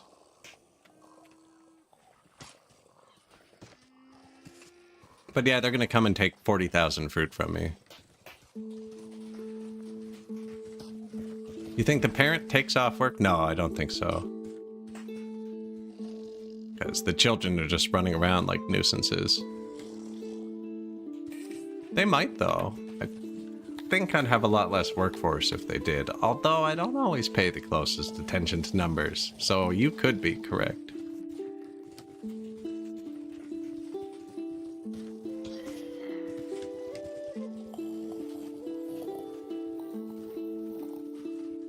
And then you got things, you know, stage. These people are putting on plays, and everything has a radius to it. So apparently there's no plays down there. I did see homelessness a minute ago, right? Yeah.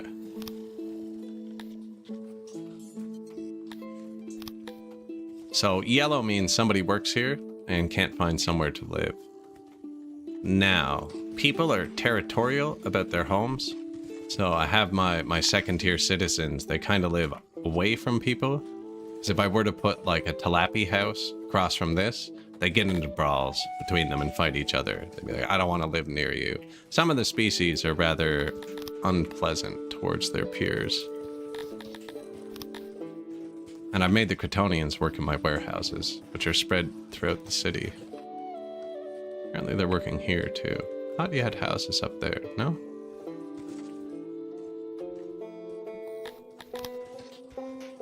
I'm copying this. It already has all the filters I need set for it. I'm gonna put them up here.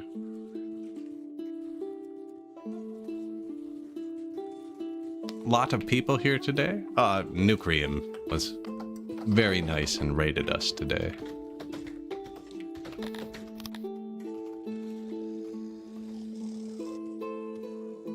Yeah, definitely appreciate it. I think I'll put more here too.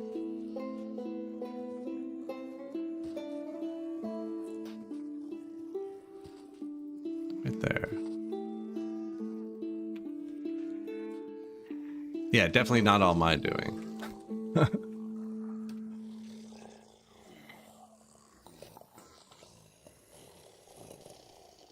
Like, this is a long walk to get somewhere. Lots of mods for the game too. I played a modded run where I made the map 4 times bigger, and I made 7 separate cities on it, one for each species, so that it didn't matter that they were fighting. They were just kind of everywhere. So we had like one city here and one here, and we put walls between them because like for instance, your warehouses and stuff, everything's pretty customizable. Like this is set to global, but you can set your warehouse to have different radiuses. Right, and the pathing matters. That's why that looks so cool, actually. But yeah, you can change the radiuses. So I put walls to make weird pathing so none of the species would ever interact with each other. And it was really fun. I used carts and they traded all the goods, which is good because every species has their specialty. Like if we go to one of our orchards where our elves work, and I hover it, hover this, hover that, you can see under species, we have a times 1.4 multiplier. So they're 40% better at growing apples than anybody else. But the bug people might have like a 60% multiplier times 0.6, and they'll get a lot less. It was actually a really productive playthrough because everybody was using those boosts on everything. We only put stuff where people were good at it. Like this. I didn't even show this after. Did I put one person here? Like if I put one person in this mine now, and then we go look at them in the priority menu, my Talapies get minus 1000% fulfillment from working in the mine. And they only have 75% skill. So they're terrible at it. And he's just going to leave the city. Like, if I fast forward for a minute, this person will leave, and another person will have to take this job, and then they'll leave. They hate it that much. So, I had to turn that off. They are doing a lot of jobs they don't like. Like, there's a satisfaction menu here. Hey, they're 60% satisfied with their jobs now. Because 40% of the jobs they're doing they hate. Hey, thank you, random Spartan.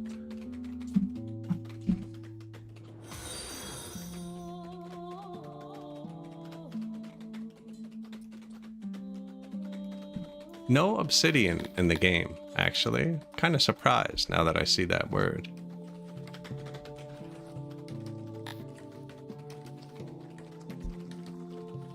Workforce fluctuations are from them not having places to put their children? I didn't know that. I do have a good bit of nurseries, and I upgraded them once.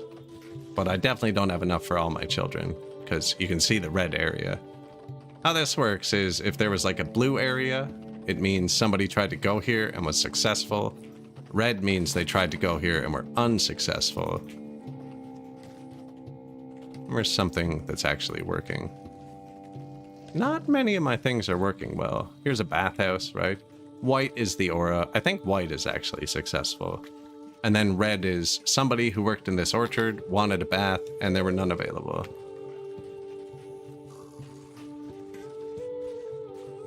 We do need some more bathhouses, actually.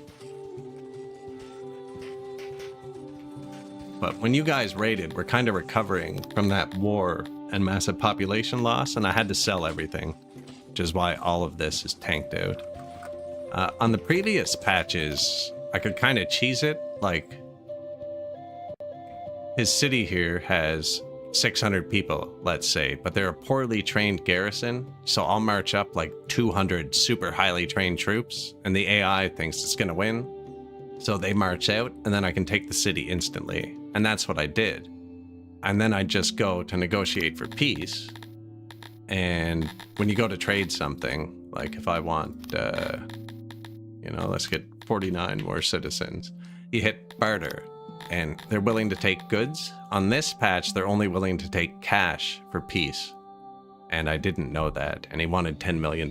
I managed to raise $5 million by selling everything we had, and I gave him back one of his cities that I took for the other $5 million. Which was kind of unfortunate, because I wanted to give him this one, so I was connected, but that would have disconnected his empire. This is his capital. And he wasn't willing to do that. He wanted to keep connected. But I did manage to cut off these cities. I hope they're going to fall away from his empire because he doesn't have a connection anymore. And I do have one tiny embassy. And I've used it in his court. And I have my spies trying to assassinate him. And I hope that if I'm successful... Look how much he trusts me. He doesn't even know I'm trying to assassinate him. Why is that so high? All of the negative effects of the war have almost worn off, but the peace treaty is still there. We could form an alliance before the peace treaty wears off. And if I form an alliance, I can walk through his territory without the trespassing penalty. This collapsed. This guy's... He lost a city. How many people are in here? 280? I think we can fight them. This squad doesn't have armor. Okay. That's super good. That's really good. I don't even have to trespass. But yeah, if I made an alliance, then I could walk through here. This is a free territory. There's no ruler. It's just like a barbarian city, basically. There's no diplomatic repercussions for taking free lands. So let's go to our city. Who's our highest trained archer right now? 71%. This one. What do they have? Bows. Do I have armor? I have armor. Could give them swords too, but I don't think, or spears. I don't think I need it. I might as well. We ran out of arrows last time, right? That is swords. I don't have swords. I put the desk back down thinking the sun had moved, but it hasn't yet. They're not very trained. They won't have much stamina, but they should be able to shoot all their bows. No, I'm not going to take the spears. We'll be fine. Division 6. Send out to Army 1. So now that I've sent every resource in this game needs to move too. So now that I've sent that division out, there is an army supply depot here, and they'll actually need more workers. They'll eventually auto-tune themselves, but I'm just going to speed it up. So yeah, this guy gets the bows, right? Yeah, that's where I make them. So now they're going to gather bows, right? And bring them to these carts. And then these carts have to drive off the map and go to where your troops are to supply your army.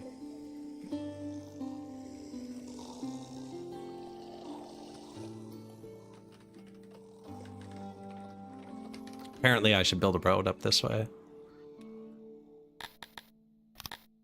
And then when the troops and everybody gets here, and the supplies all get here, they're not here yet, I'm gonna go take that city. Now I'm not cheesing this one. He doesn't have enough troops. I'm just gonna overpower it, and we're gonna siege it until they starve. Well, they don't start. Siege it until they give up. Their army will leave. They're not willing to walk it. They're not willing to all die. The people are like, no, we die if we fight. So they'll try and hold the fort, but if nobody comes to help them, and where it's a barbarian city, nobody's coming to help them, they'll eventually just surrender. My people won't have good morale because I ran out alcohol for them. Which is okay, because we're not actually going to fight. The fights are pretty cool, though. I mean, you go onto a battlefield, you set up your people like Total War kind of thing. I don't want to move this for a second, just because some of the supplies, it says they're fully supplied, but once you're moving, they don't always catch up. No, that's not for me. But I do want to take it before somebody else takes it. Whoa. It's way quicker to move on the ocean, but he's going to trespass, which is going to make Yellow mad. So he was trying to get there faster. It is actually faster for him to sail. But I don't want to trespass.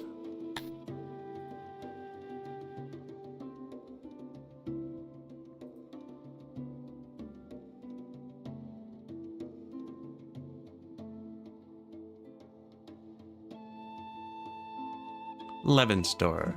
So we could just do a fight, but this is a walled city, and all my people would just die. You can lift and leave, or you can wait and siege. So we're going to wait and siege, and there's this fancy little indicator here, so you don't actually have to sit here and pay attention. This will turn blue when stuff starts happening. See, there's somebody leaving again. So we just had this happen, but it was like 800 people at once. I think 75% happiness is good enough. The way I'm playing with no law, you're supposed to have 100% happiness, because then all their needs are provided and they don't commit crime. I'm just basically letting all the crime go unpunished. We'll get there. We're doing okay. So here's that new house. They decided it's too far from what we needed. So take care of the homelessness. So it's here that they're homeless. It's hard because if I put... Oh, I copied the field too. Give me this one. If I put them too close, they're going to be brawling all the time. Put one down here, maybe.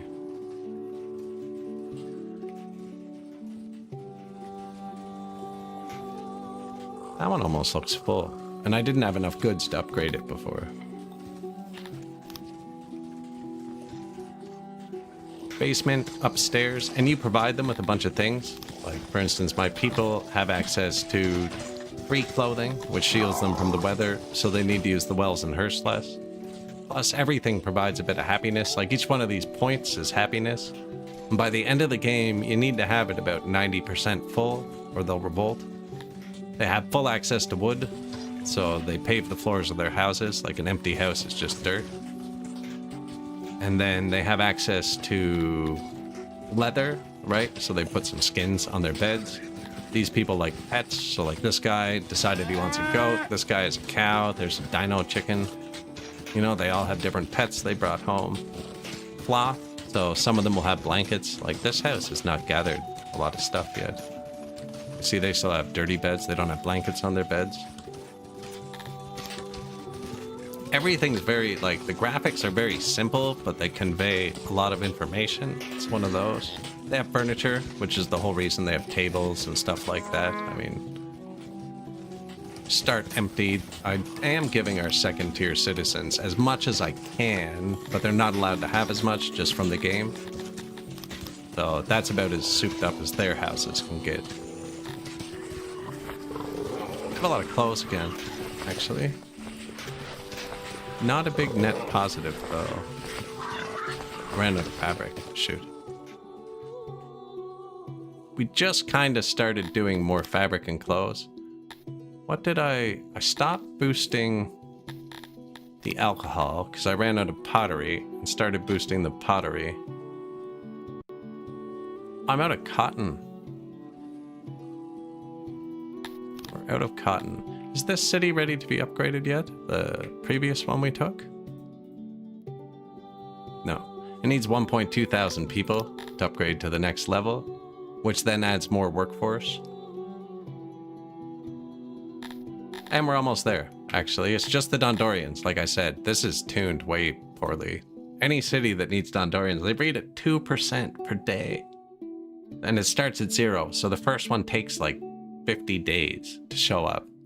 Whereas this was at 0 too, and they're already full, 300 people.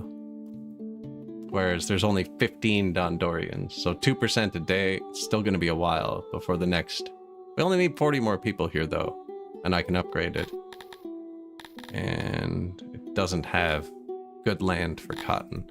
I think one of these did though.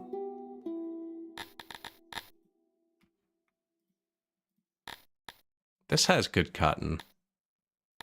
I have enough vegetables, right? Yeah, or fruits. I have enough fruits. Don't have enough money to do that. Excuse me, sir. I need $44,000.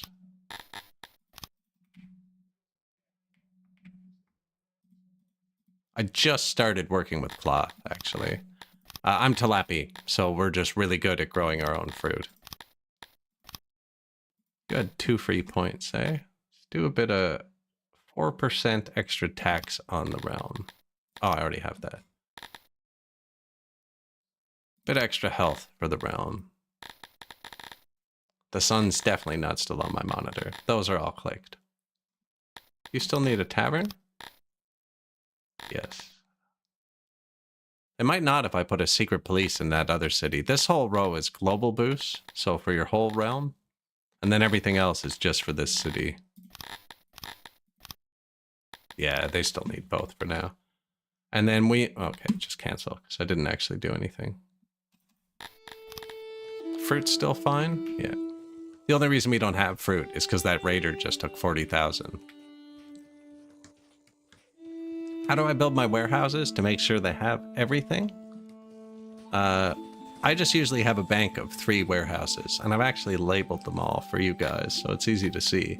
But like, I do have a couple specialty ones outside the bars. There's a warehouse that only holds pottery, alcohol, and we're making wine. So fruit and then the coal to cook the wine, I guess. Or like my carpenter only holds wood and furniture because it's just meant to supply these 4 buildings. But my main warehouse setup is just one warehouse with all the food stuff. One warehouse with all of the raw stuff. like stones and coal, all just base mats, and then one warehouse with everything else. And not necessarily everything. None of these are used for maintenance and stuff I have, so I don't need to spread them around. But like my guard post needed armor. I actually don't need this anymore because we deleted all the guard posts. My archery ranges need bows near them to maintain, kind of thing. But yeah, I usually just build 3 separate warehouses. One for this area, one for this area, and one for this area.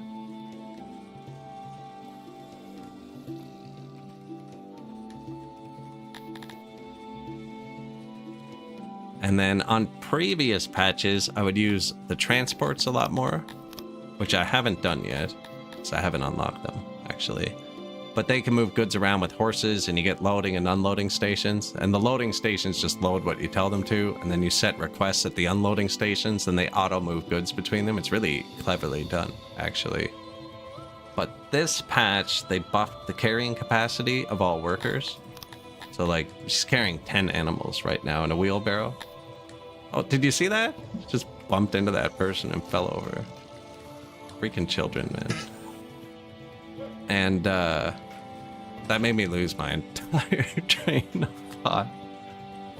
And it used to be like if this carpenter was here and the wood was like here, he would lose a ton of production.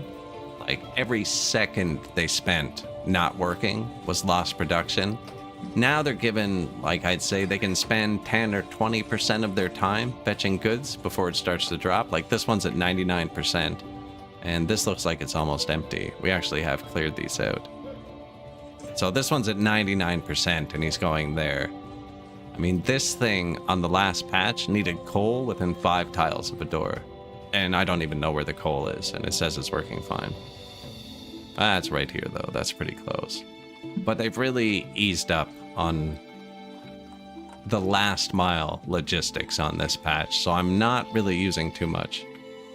Now, because of that, we have 700 people working in so 1/10 of our population is working in the warehouses to grab goods, and like a warehouse that's further from food sources, like this one, like that's a bit of food, you know, but he's got to get the oranges and stuff. So this one has a lot more people working in it than say one that's surrounded in food like this one. Not that many more, actually. This one looks good. And then it matters the draw too, right? Like if he fills this with meat and fruit and there's not many people pulling from it, it doesn't need as many workers to refill it. Whereas this one's in a pretty dense spot over here. And we're only 1 day in. I need to run the sim quicker for a minute.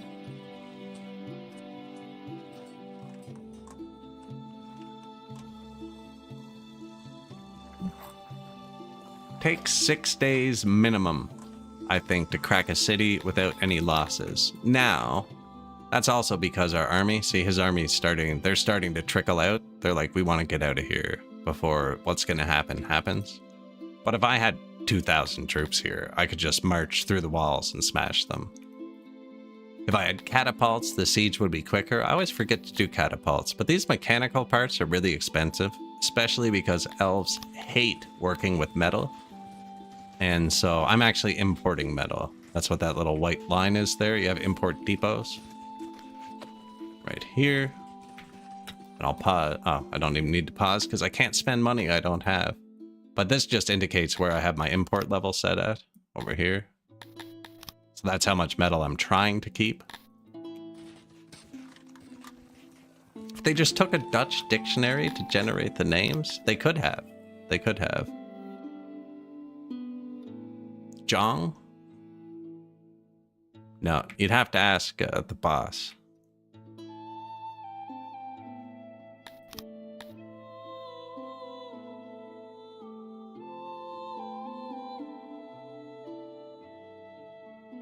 Yeah, that's looking kinda...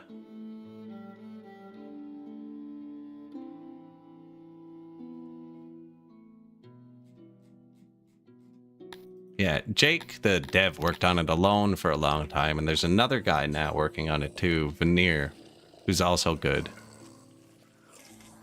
I know a lot of it's random text strings, but I'm sure they typed a lot of these names in, but I know they're both from Europe. And one of them uses, I don't think either of them are English. One of them uses American English, and one of them uses like British English. So you end up with different spellings of things. Like if you know both. Like where's the jeweler? I'm pretty sure they've used every different spelling of jewelry in the game somewhere. And yeah, you'll get armor, or you'll have both is what I'm saying though. Like one building might have the U and one might not. It depends who worked on it last and if they changed it. It's actually kind of funny. But yeah, there's all of the English mixed together. The dev is Swedish, apparently, I've been informed.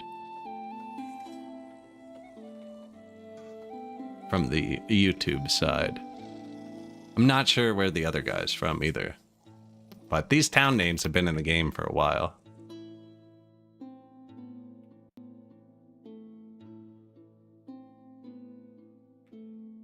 Could have just stolen a bunch of words, yeah. I mean, to me, they just look like fantasy names, right?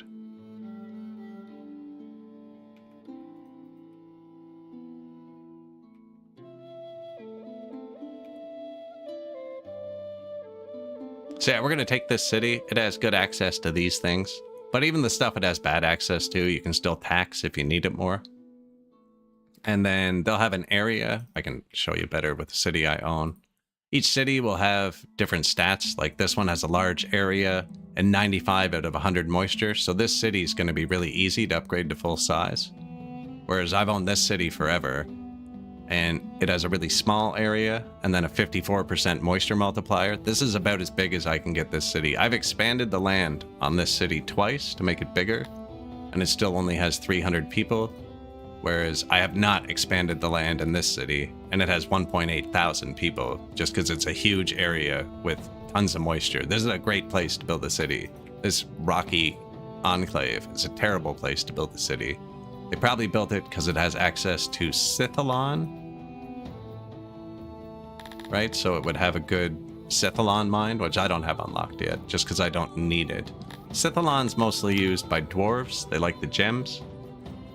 And the god Aminion, I believe, likes sacrifices of Sithalon. When we build a temple, our god likes animal sacrifice, and we have lots of animals.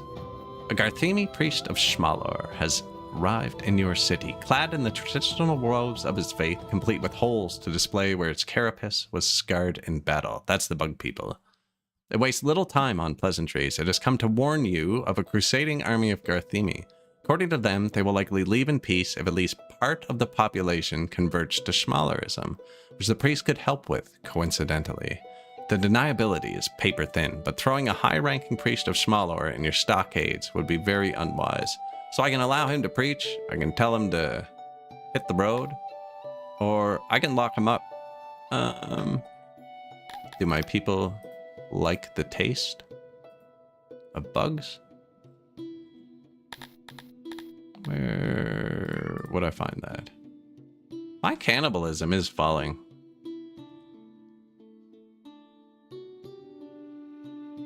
They like the taste of bugs more than the tilapis they're eating now. But no, I'm not going to eat him. I'll let the priest go. After hearing your refusal, the priest of Schmalor leaves your city and heads in the direction of the Garthemi army. Shortly after, you receive reports about it being on the march. Man, I hope he doesn't have a big army. Hello, cat. How are you? My cat said hello. I don't know if that came through. She can't open the mic by herself while I'm talking sometimes. 7 days and 24 hours. Oh, 30% happiness boost. My people are super happy. Okay, so I can solve get two birds stoned at once for a second. We can put tilapis. Besh the Defiler and his band of raiders are approaching our borders. They are 3 days away. Oh, they're coming here. I don't think they're going to raid my city. I think they're going to raid my territory, which means I can fight them with mercenaries, which costs money, which I don't have. But refusing the priest made my people super happy. Happy enough, people are willing to immigrate for the first time in about 3 decades. But because they're happy, I can punish murderers with being eaten, which is going to hurt my happiness and loyalty, but only temporarily, and we'll fill that cannibalism bar back up for a minute. Now, I don't have guards, so they're going to indiscriminately choose who was guilty. I don't know how they figured that out without guards. I do have courthouses, which means I'm not the one making the final decision, and your people really like that a lot more. I actually don't know where a courthouse is. There's one.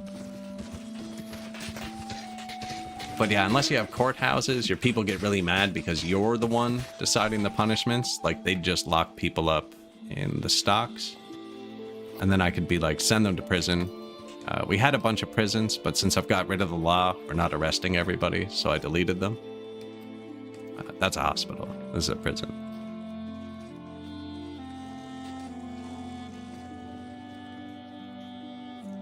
Thank you. City's all right. Yeah.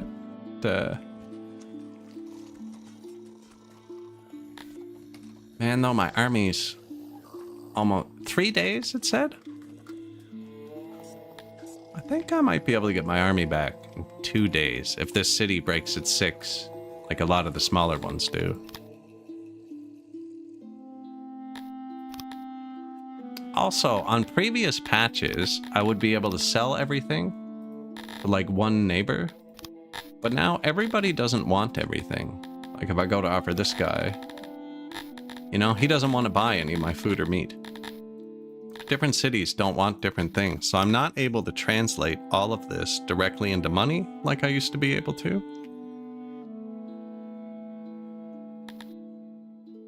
Which is a problem because I want about $3 million right now. I actually don't know how much we need. We'll wait till he appears. If he attacks my city itself, might be a problem. Let's make sure we're ready. 1.7 thousand bows. So you're gonna take, we sold most of our bows actually to get peace. So, and you take 800. Maybe actually we do 400 and 400. And then we have one squad with 1,000. I'm not hitting accept, am I?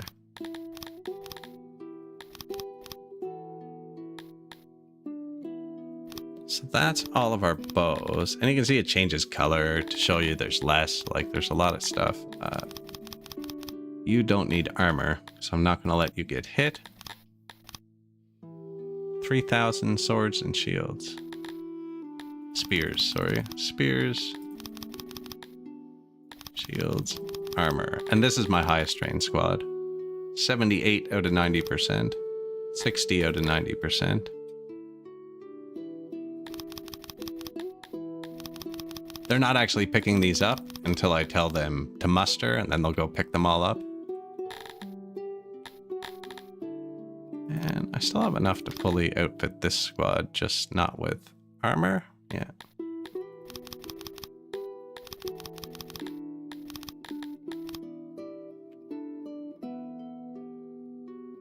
Might even give another squad shields, you know? It's better than nothing, really.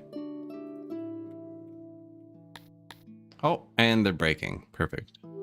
I think they'll be broken by the 6th day. But now that they're, like, there's only 16 people left, so I could attack right now, but they still have walls. See? So I'd lose half my people. You will lose 193 men. Whereas if I just wait another day, the last 16 men are going to flee, because realize they're going to die, and then we can just march in and take it.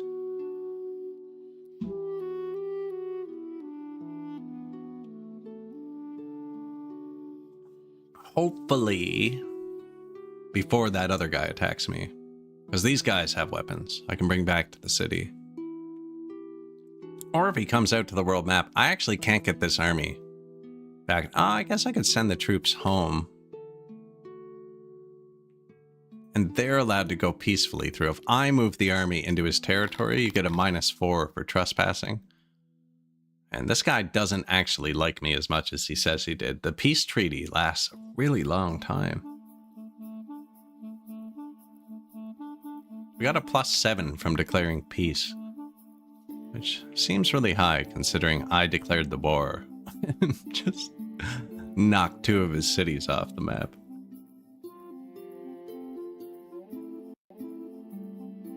government points are provided by nobles.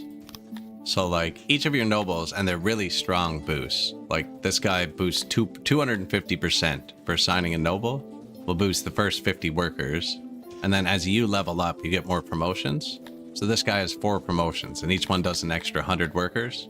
So we have 451 people in our orchards, and I'm boosting 450 of them to 200%. Like, to show you how much of a difference it is. We're making 7,500 fruit in the fruit orchards, and if he was doing something else, right, we're only making 3,700 and we'd starve. So DJ Senpai is very, very valuable. But then once you conquer more territories, you need to turn them into governors. So you're only allowed 10 nobles in the game, and one of mine is a governor right now because our nation's very small. I was boxed in by this big nation for a long time, and I had to cheese him to get out. I was hoping his nation would collapse, or the murder I have planned would go through and maybe cause unrest, but they haven't murdered him yet either. But yeah, so you have to trade your production boost from a noble to become a governor. Their max level is 9. So once I use all of my government points up, which I still have a bunch of because I only have 5 tiny cities. But once I use up all these government points and more, and he hits level 9, like let's say I have 15 cities, now I need to choose to stop boosting one of these things, kind of thing. Another trade-off for the game. But then when, let's say I captured 5 cities that all had really good fruit orchards, right? Well, I could delete all of my fruit orchards off my map, reclaim all of that space to make it a city. So, and then you don't actually need that noble. Chambers are not needed now. No, chambers are noble housing. And I don't build them yet. That's supposed to be next patch. They get implemented. But you see the cost. They also have staff, but diamonds are really expensive. I'm making everything else, so that would be fine. But we are importing diamonds to maintain. I can't remember what uses. Something I have is using diamonds. But nobles on this patch only count as 1 homeless citizen. And having 10 homeless people in a city of 7,000 does not affect your happiness enough to build 10 mansions with diamonds in them. Now, from a roleplay point of view, I should build them, and I usually build them on islands or stuff. Once I'm richer, we're kind of poor, so I'm just not building them. I'm poor because I'm not managing it well. Yeah, we're taxing for herbs now, eh? And they're probably throwing them on the ground. Not yet, but they're getting close. When all your warehouses are full, the traders who bring your taxes throw stuff on the ground. I'm going to sell some herbs. Actually, we're out of fiber. Okay, sell them here. So, sell herbs. This lets them pick them up from the ground. This lets it pick up from any warehouses without prios, or you could tell it to pull from a specific warehouse. I only have herbs in one warehouse. I could be like, sell herbs from here when above 90%. I don't actually want to do that, though. I just want him to pick up any herbs. Stuff on the ground spoils twice as quick as stuff in warehouses. So, like, herbs on the ground, even more than twice as quick, spoil at 20% a year. And in the warehouse, it's 8. So if they're putting them on the ground, I lose 1 out of 5 every year. I might as well sell them.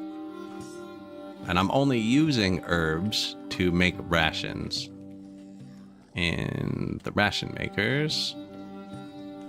And there's a bunch of different recipes in every building. There's a bunch of different recipes. Like, you can make clothes out of cloth or leather. Here you can turn bread directly into like hardtack, I guess, or bread and herbs. The herbs are used to make the preserve and like salt. You know, it's kind of spices, I guess. It could be considered salt too with the meat. I don't know how else they preserve them into rations, but rations really don't spoil. So I also have my people banned from eating rations so they don't take them from me because they spoil the slowest. You can stack them the highest. And every one of these every single bar you see in the game is a happiness bar. Maybe not these. The meat one is, though, I think, because I'm tilapia. They want you to keep a good stock of meat. But, like, every bar in the game is a happiness bar, including this one, which is how many days of food you have. which we just lost 40,000 fruits, so it's a bit lower than it should be. But rations where they don't spoil, and you ban your people from eating them, and you can artificially inflate your food days to have more happiness. 96% collapsed. There's accidents in workplaces.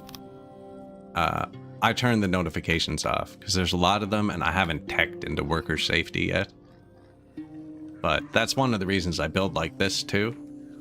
So like if there's an accident in this Weaver, it's 20 people out of 7,000 and it doesn't really matter. But if I put, say, all of my carpenters into one building, you know, that's now 5% of the population and it would matter. But they're not all in one building. They're in 19 separate buildings. So if one of those buildings hits an accident, it doesn't matter.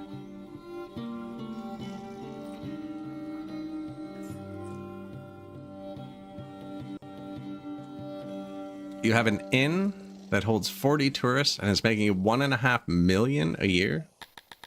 That's a lot of money. In tourism. I need 50 points. And I already got fancy markets, actually. We could try that next. Definitely. I actually always forget to build the inn. The first thing I do in a game is turn off tourism. Because until you have an inn in a nice city, if a tourist comes, they'll leave a 1-star rating. Their reviews are freaking hilarious. It's like, have you ever seen the reviews on prisons? Like, people review prisons on Google Maps. It's freaking hilarious. It's like, stayed a bit longer than I wanted to. The food really was not good. There's some really hilarious reviews of prisons on Google Maps. And it's the reviews in this game are kind of like that.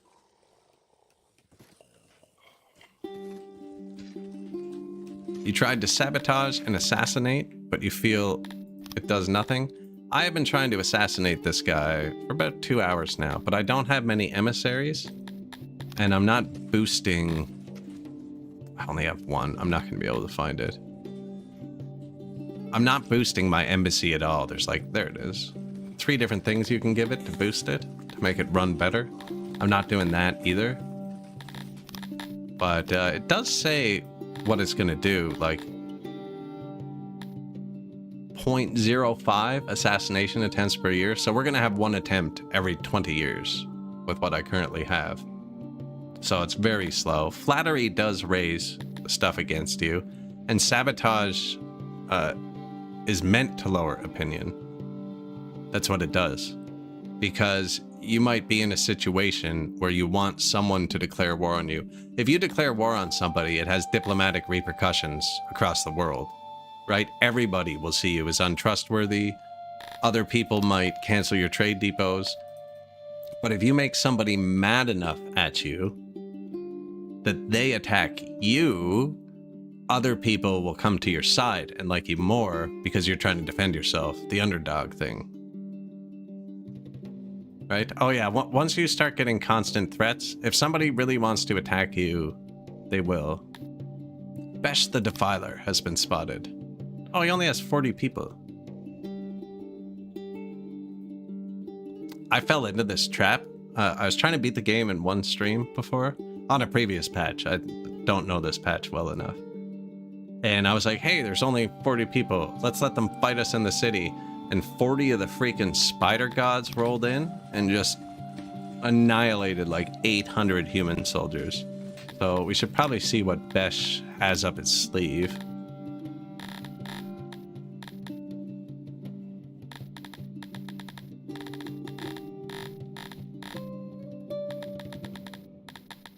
Bob.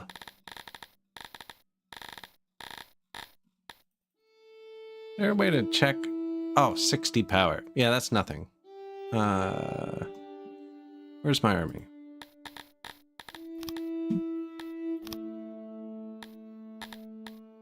Gonna tank the workforce for a minute here. You and you. Probably only need 1, actually, but go to Army 3. And then let's see if my army supply depots have enough workers. Let's make sure they have a bit more because we're supplying more workers now. And 400 people are about to leave my city, which ain't great. But we're going to get them back too. This should be collapsed. Yeah, perfect. They all ran, so there's no fight. This is now our city. Oh, they're even happy. They like my empire. And we need money again.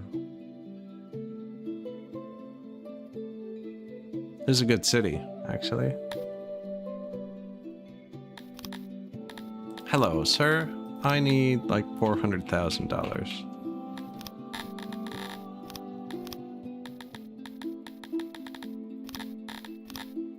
I'm just removing things that I buy because it's inefficient to buy something then sell it to somebody else. Yeah, there you go. Thank you. Another city down here. You go there. So the Garthemi and the fish are going to move out. Everyone else is going to move in. It's going to take a while, like that other city. 188 plus 151 is over 300. So we can start with the 300 capacity. And this city's perfect. Going to grow to 1.6k. So it'll be able to upgrade to tier 4 by itself. I can't do tier 3 yet. I could do it right now and it would work, but the population's going to fall because the Garthemis and Amevias don't want to live under my rule. And you can kick them out of the city completely. But again, if I'm like, Garthemis aren't allowed to live here, all of the bug people in the world will hate me for that. And that's my biggest neighbor who's threatening me as a bug person. So that gives us 12 points. The city has bad proximity, so that's a 50% multiplier on our stuff. So I need to put a road here. Unfortunately. That eats too many points. But it's going to upgrade again, so we'll be fine. This only lets me put in one upgrade. Did we ever fix the cotton? No.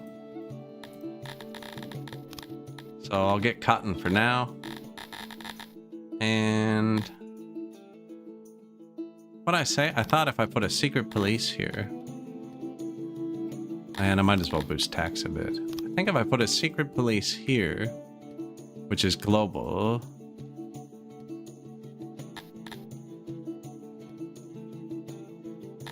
this city should be able to drop its theater. Possibly. No.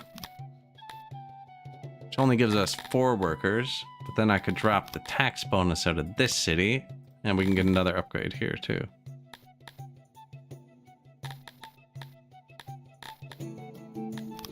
Coal, clay, stones. Whoops, world log. I don't think I've ever clicked this button before.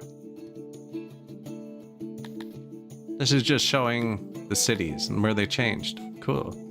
There's a lot going on in the world that I'm not paying attention to. I have stones, I have coal, and we're full of clay. Perfect.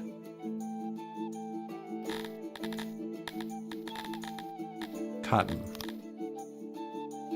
Says we have enough cotton now. Might add some more.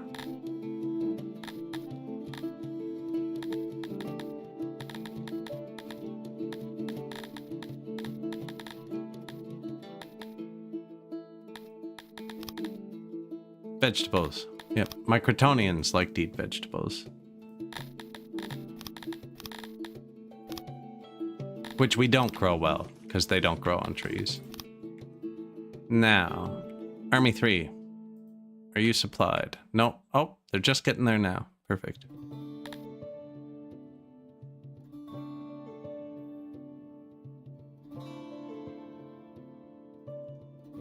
So he's raiding this territory too, which will sap its population, as well as I'm not getting as much goods.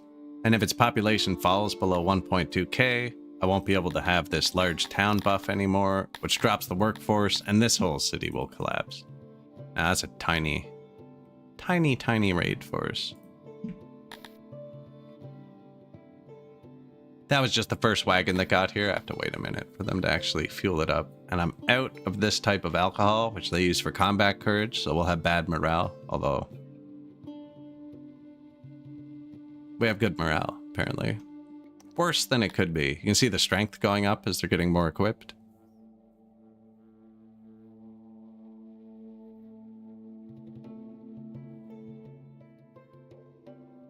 Managed to assassinate once with 100 points in 2 to 3 hours.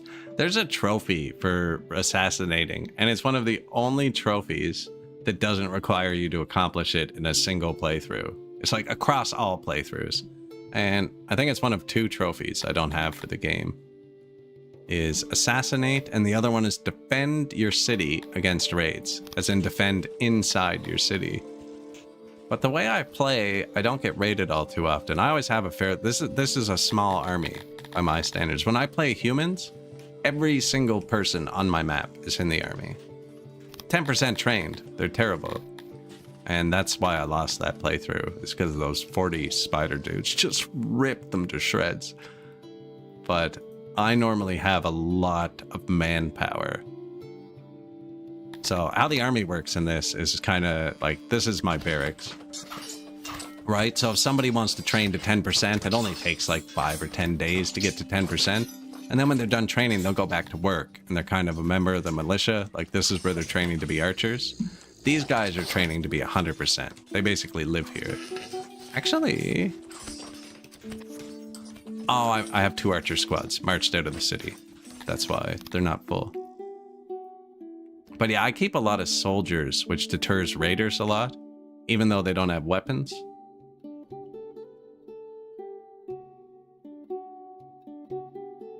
Was my workforce negative? Yeah. So I don't need all these guys anymore, actually. We'll send the archers back to the city, which is here. Oh, but I have 2 squads out. What are you called? Division 6.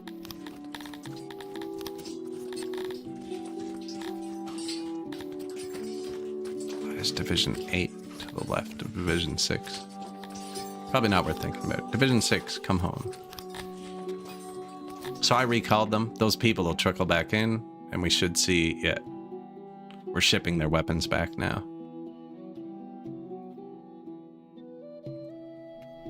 And I'll actually fight these guys on the map so that anyone who's still watching can see it. But normally this would be an auto combat type situation because we have 1.3 thousand strength versus 60. It's not even going to be an interesting fight. I'm going to kill them with bows. So like auto, it says I'll lose 28 men, which I might not add. So if I was using mercenaries, I'd just do that because they're not my people. These are my citizens. And Talapi actually get a bonus from having killed people. Like they're evil. So having them kill people and then return to the city, they'll come back and be happy about it.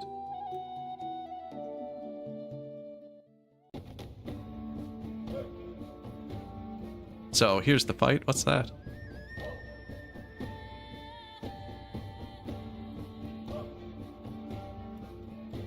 Cool.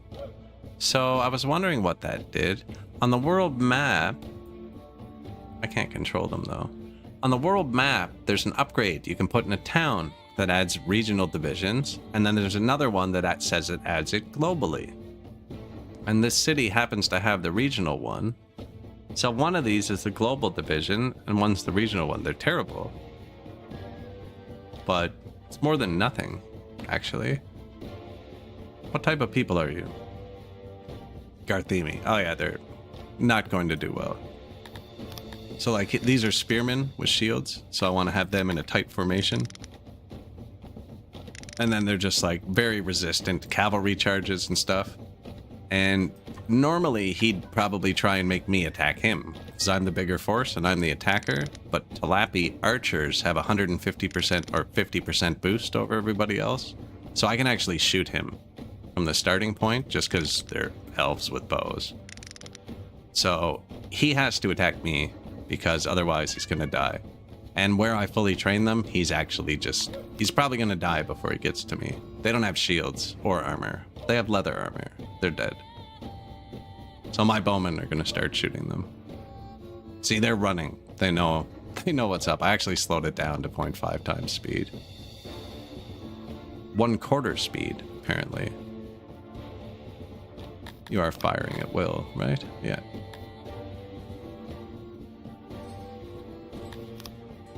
Do it. Ah, fish people. Oh no, I guess bug people bleed blue as well. Unless they had fish people? Oh, they have 2 squads. I only saw the one. Yeah, tilapia archers are insanely strong.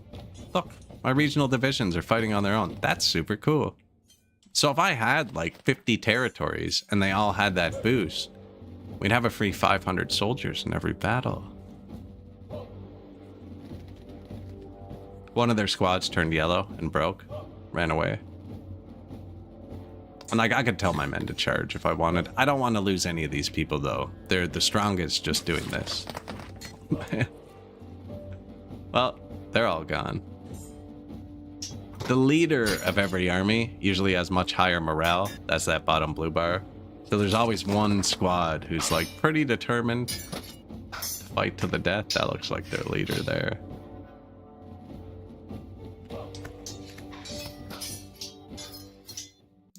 No deaths. Beautiful.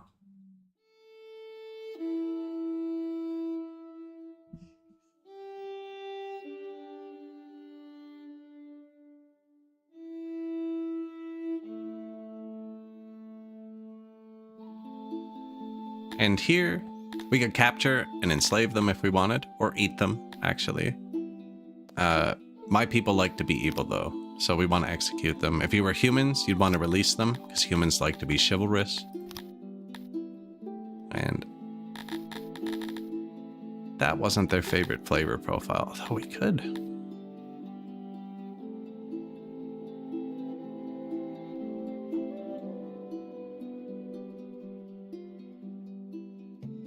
We could start capturing and eating prisoners of war. Not many of the species like cannibalism. If you did this, if you had, even if you had an elf in a city with humans and they ate someone, the humans would just have a riot. They hate it. For obvious reasons, right? Okay, well, you can come back here. The once mighty Besh the Defiler lies dead at your feet, O mighty one. This will surely send a powerful message throughout all of 6. And I don't need a standing army over here. All my guys are happy. Let's actually move it to our capital.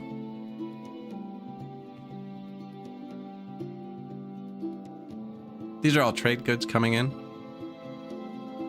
Like, we bought 7 iron there, but you can track that all here. Like, here's that caravan that left with our weapons from the other thing. It's almost back to our city.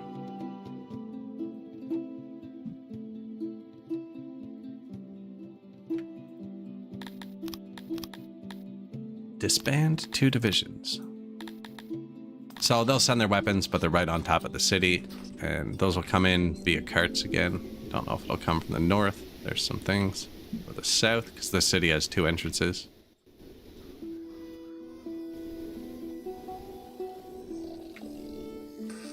I lost them. Ah, they went into these warehouses. So yeah, we beat up Besh the Defiler. Fantastic.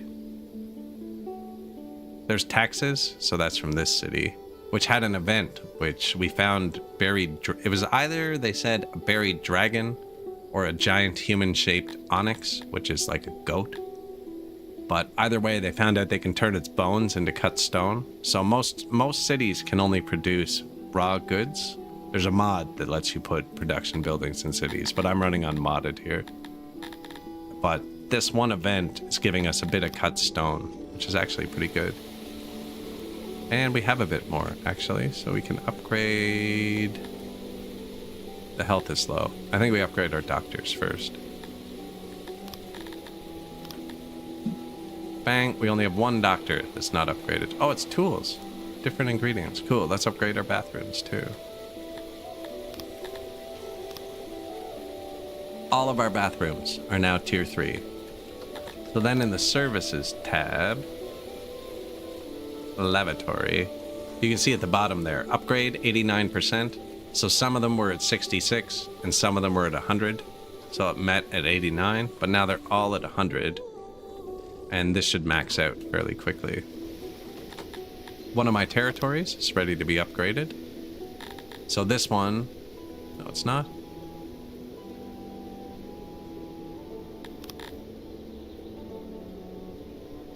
Why does it think there's 1,234 people here?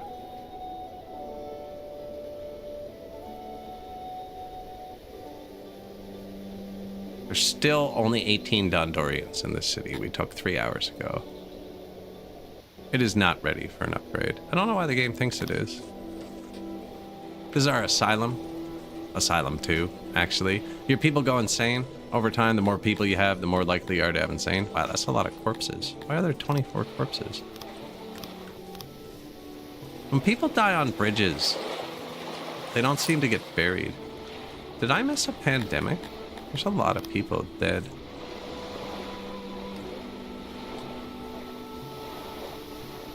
I hope not. It's a problem. I don't know why. When they're dying on bridges, they're not getting buried. But that contributes to the health. Like, the corpses are giving us an 87% modifier to our health. Our health's actually a lot higher than it should be. Well, I guess not if I can't bury the corpses.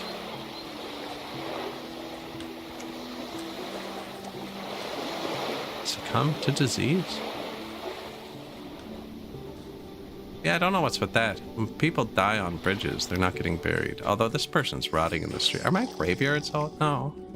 Because they should be able to throw them in the corpse pit too. But I don't think my graveyard... No. Graveyard's not even full. You see the empty graves. And they process through rather quickly. And then this city, I gotta wait for it to hit 600 pop. Before I can upgrade it again. How much do you like me? Who is it? Koningen. We only have a trade deal, so if I made him mad, I'd only lose trade with him. Thinking about marching through to take this city. Which would give us a -4 for trespassing. And break his trust level.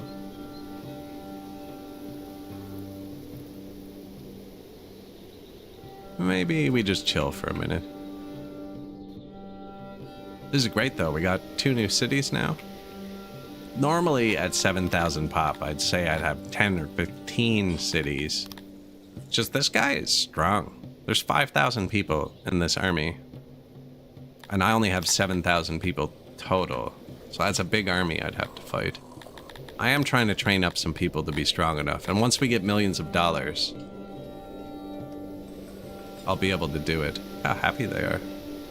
We're about to lose 30% happiness, though, when this runs out. Now, did they eat anybody? They did. They ate somebody during that time. Perfect. I can probably turn that back off.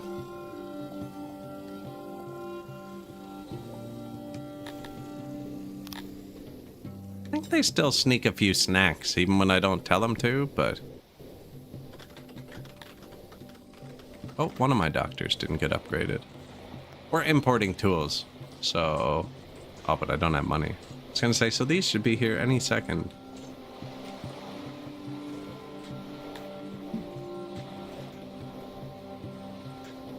Someone's buying my animals now, which is nice. We have tons of animals, right? These are all herding fields. These ones are pigs, just meat, and then cows for meat and leather.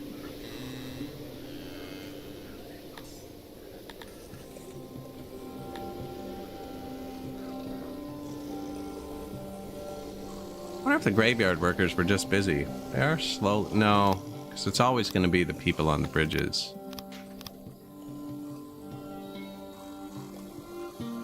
Tinselheart, Gold Smile, Death Cause, Murdered.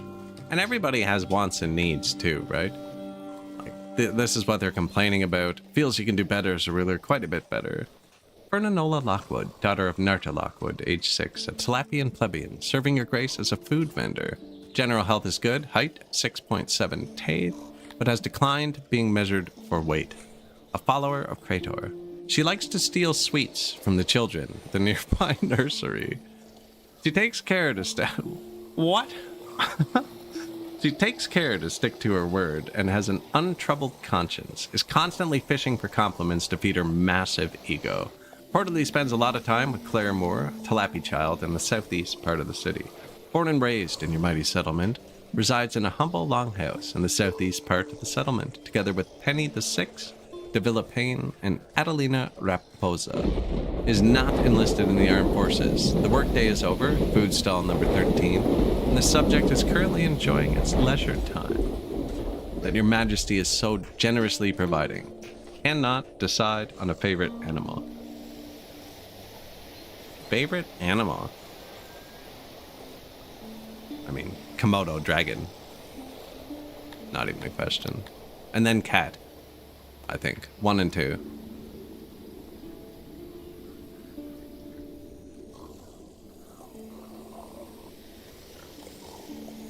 I was at a zoo once, and there was a Komodo dragon. And I've always just, I don't know, it has the word dragon in it, probably. Liked them since I was a kid. I must have stood there for like at least an hour, if not 2 hours. The thing did not freaking move. it didn't flick its tongue, didn't blink. I just stared at it, and it did absolutely nothing. Absolutely nothing for hours. I think it was the Toronto Zoo. And we went in the winter, so there weren't like many animals on display. They were all put away for the winter. But it was an indoor animal, obviously, in a heated enclosure. But yeah, it did nothing. Absolutely nothing. I'm not even sure it was real. No, it was definitely real, but it could have been fake and it would have done the same thing.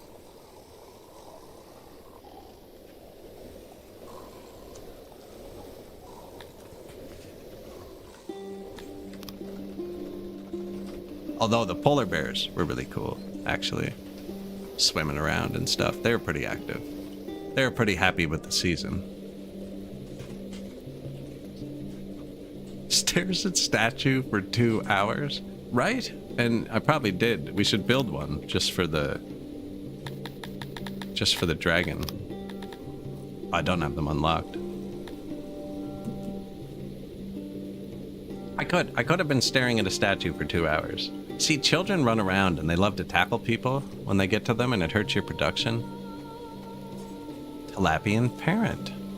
Okay, that's the first time I've seen that. Somebody said parents stay home. They can't get their kid into a nursery. And I was noticing my workforce bounce around. Could be it. I do not have enough nurseries for people.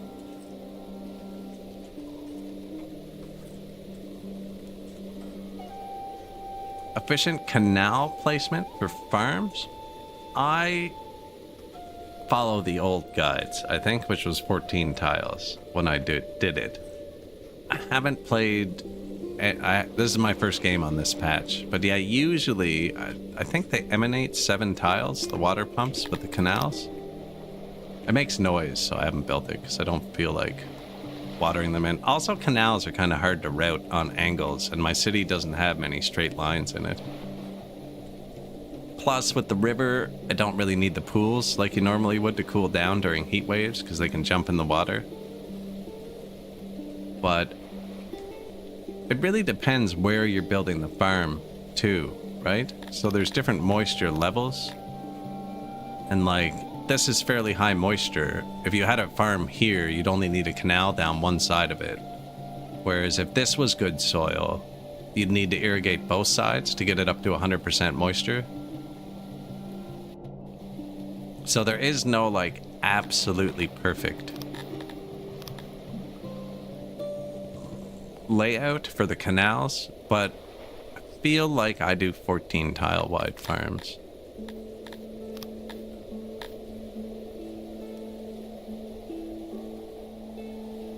Like that canal between them.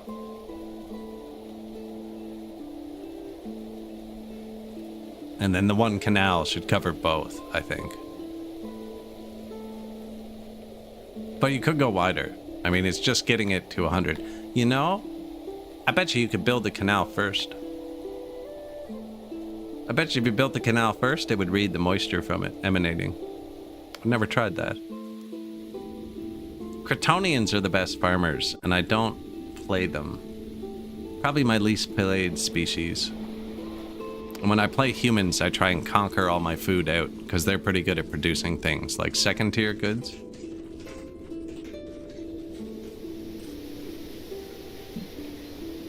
Stairs at statue for 2 hours. I did, though. I sat there for a very long time. It was also a comfy spot. Like, they had a spot to sit and look at them. Too bad 5,000 bugs are halting my growth, right? The power number is getting higher all the time, too. Now, when we raised our big army to attack him, I got it up to 4,500. My trained Tilapis are pretty strong. A fully trained Tilapi squad. Spearman's 500, but the archers are about 1,000 each. But we sold the vast majority of our weapons to pay for peace.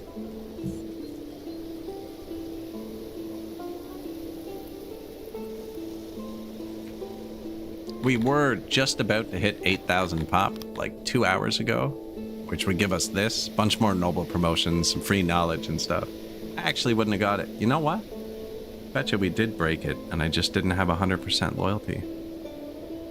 And then a whole bunch of people left. We're actually getting back to that point. Although we've upgraded the city a lot since then. Bob. Lots of Bobs in this game, actually. I think the trailer for the last patch was actually called The Story of Bob. 8 wrongful deaths, 5 due to misadventure, and 3 murders. Oh.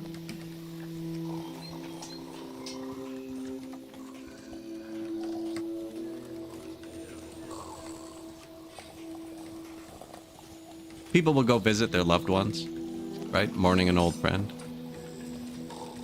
So they know where their people are buried. They're all named. I mean, there's even family trees on this patch, so... How many Bobs would I sacrifice for my ambitions? All of them. Even Roberta. Even if your name can be converted to Bob, you're out. That worked out really nice. Nourishing a child. Yeah, definitely not working. Definitely not working. Huh.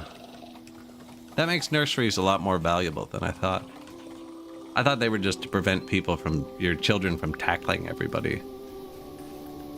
Like this. Ah, they're just out of breath. Yeah, children move full tilt all the time. Go tackle somebody.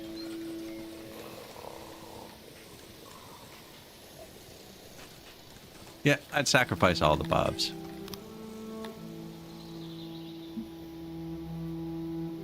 Leventure. See what I mean about the Dondorians, though? Everybody else is filled out. The Dondorians take so long to ramp up the first one. If when you took a city, it started at like 20, it might work really well. It just takes them so long at 2% growth. Like, these people have 10% growth. It says 0 now because they're not growing.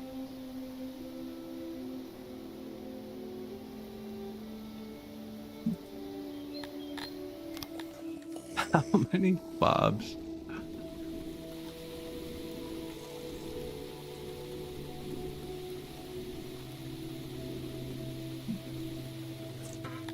Just all of the Bobs.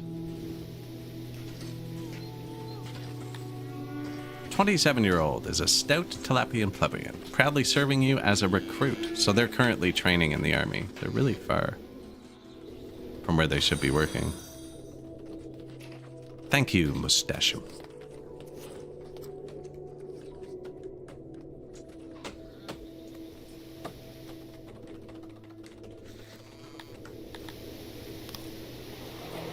And yeah, I'm having trouble with bridge corpses, although I already reported that in the Discord. So, usually fixed within a couple days if you find a problem. I think that's a problem. I could be doing something wrong, but it's really only the bridges where it's becoming a frequent problem. Also, my children keep tackling people, and if they drop stuff in deep water, they don't seem to pick it back up. Taxmari Consol. Well, Consol, you're still here. You're dead. Who's it between? We named all the nobles when we first got them. Henrique, time lost, still alive, and of course, my lord, and DJ Senpai. DJ Senpai plays this game a lot, and we always name a noble after him, and they become immortal for some reason, and I don't know why. 120 years old now. We had a city with fish people in it, and there's different species live different amounts of time, and it'll show like the age, and like the maximum age for a fish person is 150, and he was like 170 years old. Whereas Talapi can actually live to be pretty old. So I assume, where's Senpai? Yeah, Senpai's here. One of 3 that have made it to that age. No, he's 120, right? Well, he's one of 6 here. It's so small it's not showing on the bar, right? Because most people die of accident or disease before this point. They're not dying of old age. There's actually a new title. You can take 5 titles to boost at the start, and you have to unlock titles by playing the different species. So I have the Artisan, which is giving us 20% bonus production because I've unlocked it with everybody. And then first of their name, which used to just be when you started a new game, it would give you like 50 people and some tech points instead of starting with 10 people to really boost it. But on this patch, it boosts lifespan by 20%, which doesn't really help much for how I'm playing. But if we were running hard on, not law, on education, which has been changed this patch as well, but this boosts science. It takes a long time to educate people. So if they live longer, you can educate them higher without it being useless. Like bug people, I don't want to let them in. Whoops. Bug people have a very short life, right? Like max lifespan, 50 years old, and they're not very smart. So to fully educate a bug takes 40 years or something. So even if they're born here, if you try and fully educate one, he only works for 20% of its life. It's not worth the return. Whereas a human, they're really quick learners, right? And they live to be, 80. But they can be fully educated by the time they're 20. And then 75% of their life, they can use that education buff. Age 7, reliable Kryptonian. Serving your grace as a deliveryman. General health is poor. Really?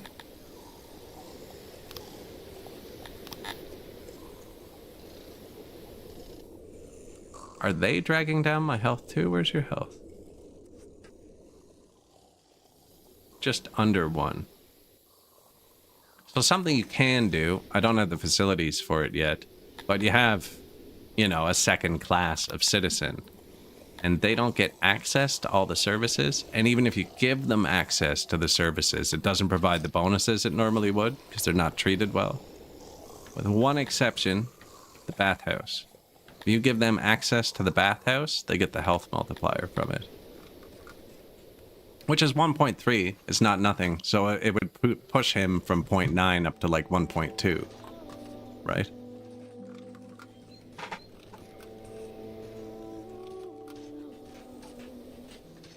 You bought the game too yesterday and did the tutorial pretty smoothly? Nice.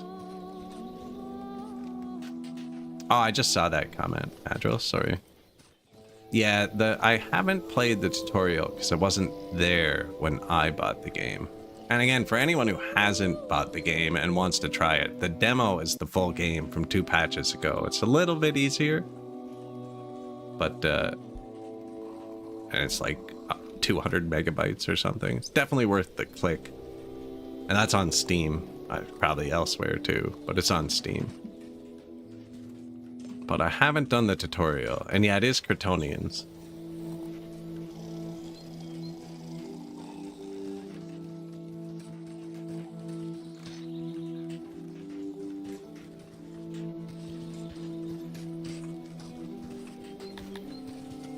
Maybe I should play through the tutorial one day just to see it. But yeah, there's a lot of stuff in this that it probably won't cover, and other stuff that's like, why? The game has a lot of different systems that all work together in just really weird ways. Loyalty dropping a bit. Submission, still good. So I'm trying to play the utopian build where we don't have law and I keep their happiness at 100. I'm just failing at it. I think they'd be 100% happy if I gave them retirement. And we're back up to 500 workforce. So I need to unlock the rest home.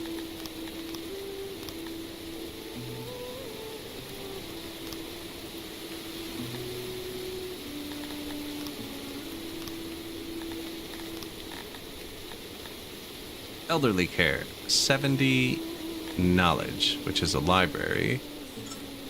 Oh.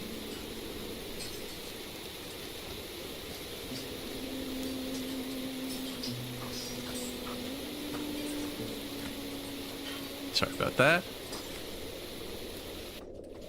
And one of my small libraries makes 70 knowledge. Okay, let's build another one.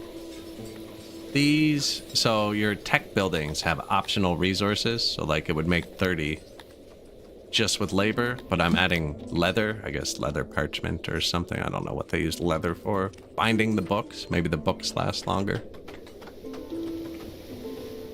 Now, most of my leather's around here.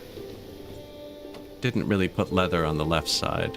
There is leather up here too, but we're turning that into bows, shields, and clothing, like leather armor. So yeah, it's got to be down here. And we built this one big one after. There were 3 of these here before, but we needed a lot at one point. Can I get around that? Perfect.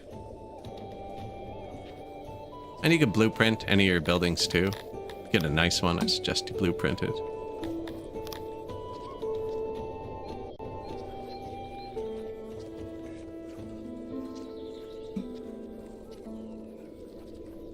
Started your first game as Kryptonians near an ocean and you're pumping out. I've actually only played once on the ocean and I was baffled by how many more fish they make than fishing in the river, which makes sense. I mean, I fish in the ocean here, IRL, and the fish are way bigger than river fish.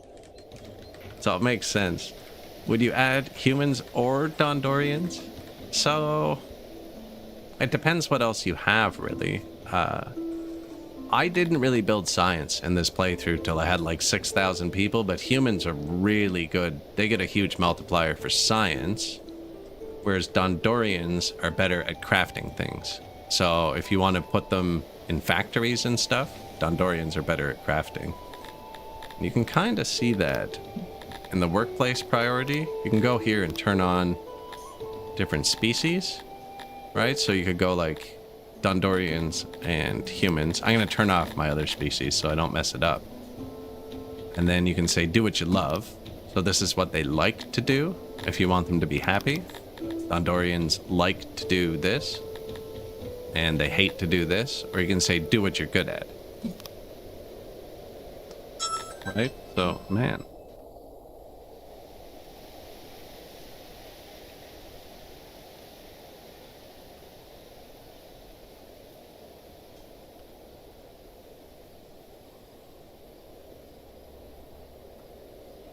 There's a cat running around my house. And I hit mute the first time and set it off, but it, it ran over by my garage where there's another camera.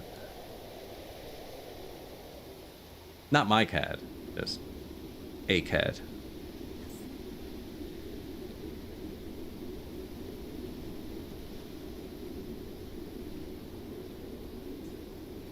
Snooze. Oh, there you go. So yeah, you can tell them to do what they're good at, right? So Dondorians will be much better, 20% more furniture than humans, which are 100% skill. Humans are like a jack of all trades. They're close to 100% in most things, right? If I hit do what you're good at, the humans are right down the middle, actually. Everyone got a buff to warehouse skill this patch. So actually, Dondorians are even better at warehouses. Interesting. If you're worried about military, if you go to the human description, where does it say it? Somewhere in the description of humans, it says they are unremarkable in battle. and they're not that great at fighting. So there is a battle menu here, and you can compare all their stats. And Dondorians are pretty good at fighting. Apparently not. Force of attack is less. Really? They can block better. Worse with bows. I don't know, I always thought Dondorians were really good soldiers, actually. Maybe they have more health.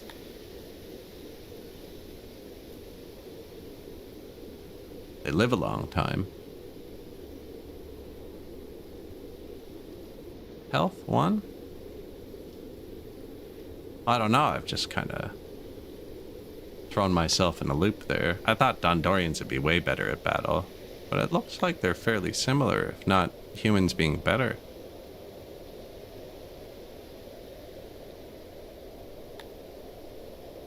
Trying to see if I'm missing a multiplier. I would have suggested Dondorians off the top of my head. Now, humans also go insane really easily. So if you get a lot of humans, you need asylums. They have a 0.8 multiplier to sanity. Am I missing 180 armor somewhere? I very well could be.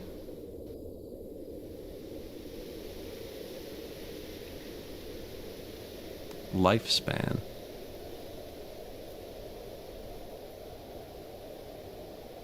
Advanced dexterity, charge, formation. Force absorption, they're both the same. Worse with bows, but, you know. Lifespan. Yeah, Dondorians live a lot longer. Live a lot longer, they hold their sanity better. Maybe morale? No? Huh. Where am I, Talapi? So Tilapia, oh. Really good dexterity, really good morale, and then their bow skill is double that of humans. There is a hit point somewhere, I know there is.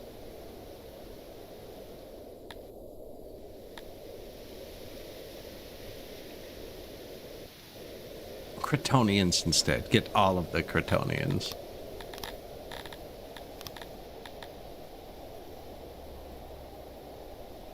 They're apparently stronger, which is weird, because Cretonians are pacifist vegetarians. You wouldn't think they're good at battle, but I guess if everybody else is trying to eat you all the time, you learn. Because Cretonians really don't like fight pits. They do not like violence. Right? They don't like fight pits or grand arenas.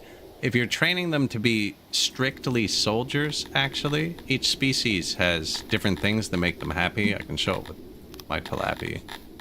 But one thing that makes Talapi happy, out of the million things, and I missed it,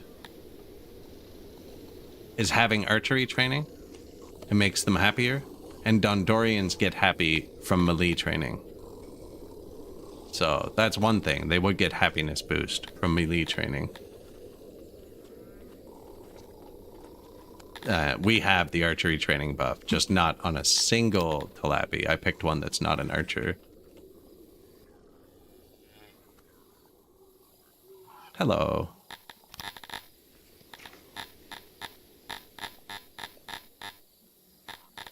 I was going to go right by it again, wasn't I?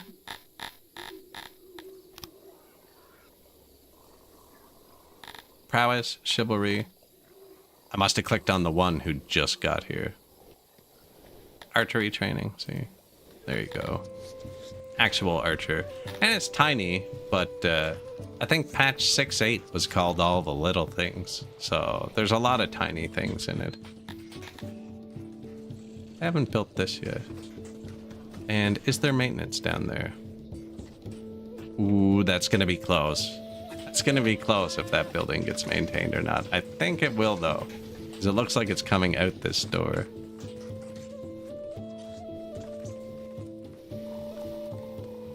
Yeah, some species fit better together, for sure. I think Dondorians are better at force block. Yeah, they were a bit better at blocking, which actually with shields would probably make a big difference. What are the people just leaving? Emigrating.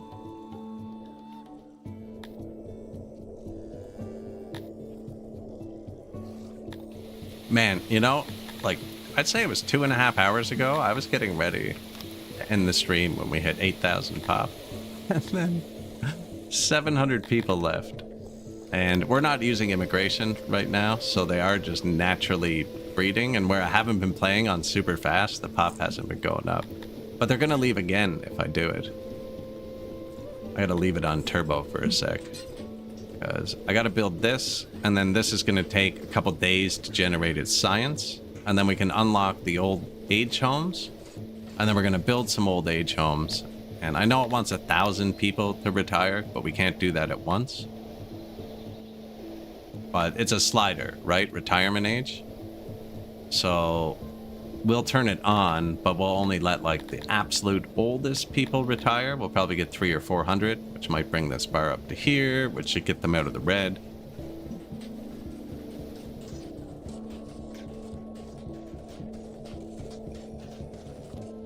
What is 2 to last in first row of battle?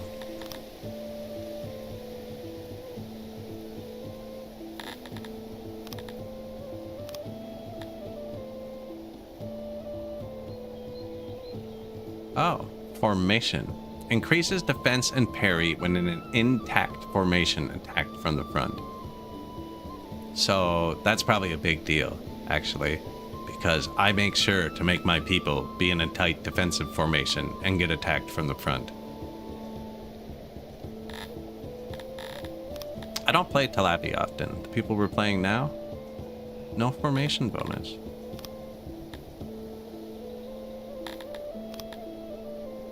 Why did you choose to scroll up for that one and not the others? See, Garthemes, they have shells because they're bugs, so they decrease slash damage. They have natural armor, but not from poke. Pierce block, slash damage, pierce armor. And there's so many different numbers in this game. It's actually crazy. You can go through and read for a long time. But it's been updated so much. A lot of this wiki stuff is wrong now. They haven't updated this in too long. I don't think it's been updated for this patch. Although there's some good advice, I guess. I've never read this one. See, like, this is wrong now. Nurseries are rooms which produce babies. That was the last patch. You had to build them to physically build babies. I think there is still... I think Garthemi still need hatcheries, the bug people. And Dondorians do not reproduce in the world of 6. They walk out of the forest as full-grown adults. Nobody knows where they come from. Not even them.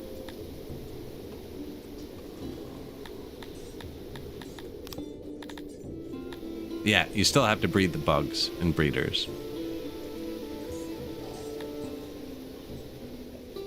The tree people. Exactly. Yeah. Exactly.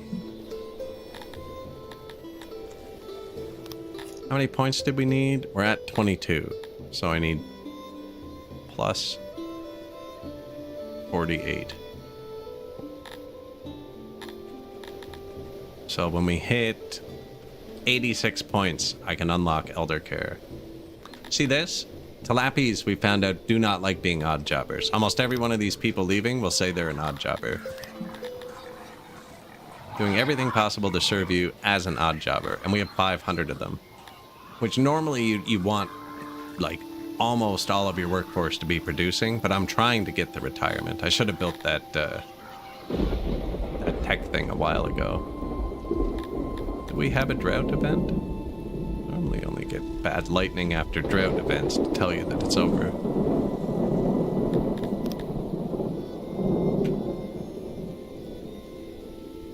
News of crimes against Six in Loinsta enrage your Talapi.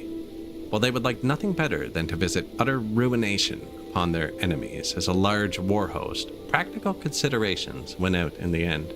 They want you to prepare supplies for a smaller raiding party while they train the chosen few in Smilodon warfare. They only need some of bows and spare sinews, and along with some sturdy clothes. Food is not required since they can hunt on the way and then feast on their targets. But 1/10 of your adult population will join the raid. 1/10 of my population? On a punitive expedition. I've never done this one. I happen to have exactly that many people spare. Well, then maybe they don't get to retire. Yeah, man. That's what you want to do. What do you mean remain there? Forever, I'm guessing.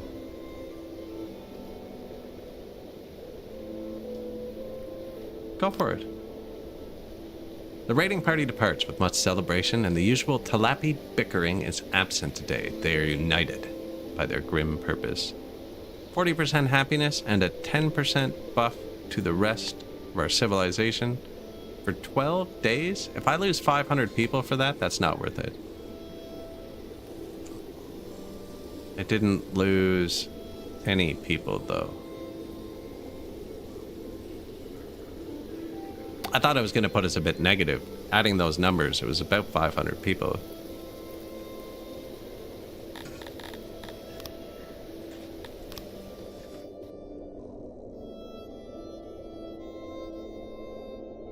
About 1/10 of your adult population will join the raid, which would be 700 people. Well, no, maybe I don't. Yeah, it's because the children. Okay, okay. Yeah, we have a lot of children. Even better. Buffed everything 10% and nobody left. But I don't have the happiness either.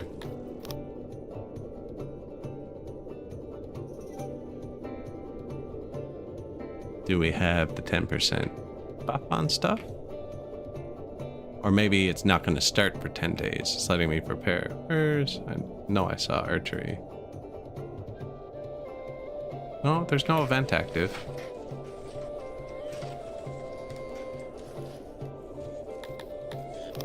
New science building.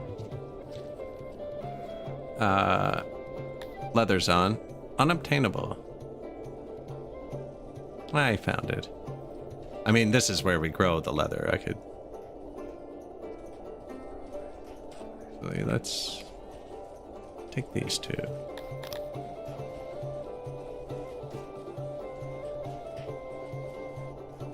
That's not great, actually.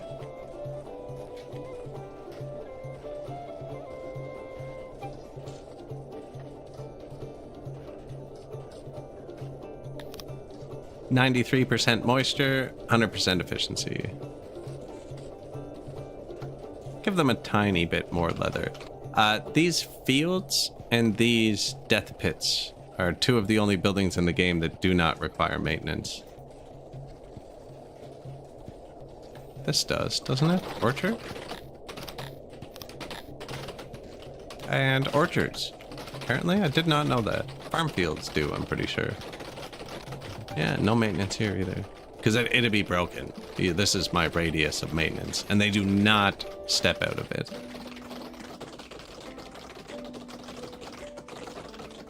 Hello, new to the game. Trouble maintaining happiness after 1k pop? Every single one of these numbers is happiness. And it's not always... like obvious. Like things you think would make them extremely happy don't always make them extremely happy. Right? Like here's the Talapi, you know, they get half a happiness point from having trees around, for instance. Or sometimes not doing things makes them happy. They have 4 happiness points because I'm not punishing anyone in public. Right? I'm getting 1 happiness point because I've walled my noise in. So there is no like specific best way to do it. If you're not happy, you have to pick any one of the things from the list, any one, and just keep adding points. Right? And where it's not like clear sometimes, like an upgraded hearth gives them 3.5 happiness points. So I could either have fully upgraded hearse, which are expensive. I'm not suggesting do hearse. That's a really expensive one. But like a fully upgraded hearth is going to give them 3.5 fulfillment points. Whereas the fight pit, they like violence, you think would give them a ton. A fully upgraded fight pit only gives them 1. And then the Grand Arena, which is insanely expensive, only gives them 0.75. And then a restaurant also only gives them 0.75. We're only at 2.5 now. And then the tavern gives them 0.75. So a fully upgraded hearth makes Talapi happier than having fully upgraded fight pit, Grand Arena, restaurants, and taverns together. So the bar size usually is pretty indicative of what it's going to do.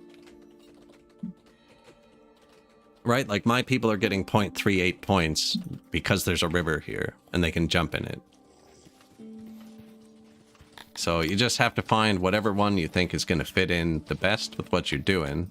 Usually in the services menu, but access can be pretty good too. The furniture is a big bar. I mean, you get 8 points from furniture and you can fill it up a good amount of the way with just wood. You know, if you have extra wood, but maybe you don't. If you have fields, you probably have tons of animal boxes, right? So give them to your people and you get a bit of happiness, right? Like my people currently have 9,000 pets, apparently. And that shows in their houses, right? There's a Dino-Ris, which is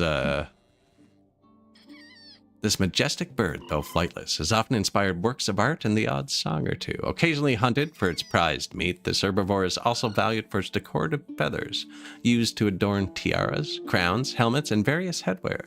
Some Dino-Rises are also rumored to lay eggs of solid gold, but this has never been proven. But yeah, a lot of trial and error on how to get them happy. Even road type, right? Different roads give them different amounts of happiness. I am getting a full point because I have cobblestone instead of dirt roads. We're getting 1.5 points because I built the houses out of wood. Different species like their houses to be made out of different things. These people want to live in a temperate forest in a wood house, but they wouldn't be terribly mad if you made them a house out of carved stone, which is the most expensive one, but they like wood more.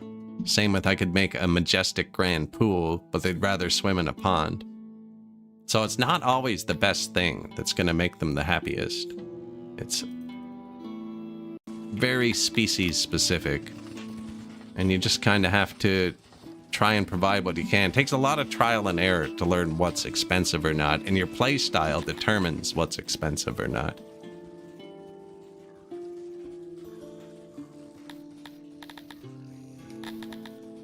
Curious about this event still too. So it was instant. They went out and they came back, but it doesn't have any effect. I don't think this event's working properly. Unless it's one that triggers at the end. 8 days and 22 hours. Still waiting on some people there. Still waiting on Dondos there.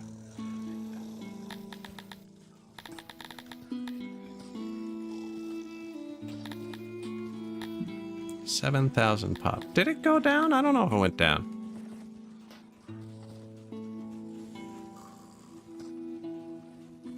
That's interesting with them taking care of their children. They definitely need more nurseries. Bandits have been spotted. It's unfortunate. Me without my money. So here with the army, there's 3 different ways you can get troops. Hire mercenaries. Takes money.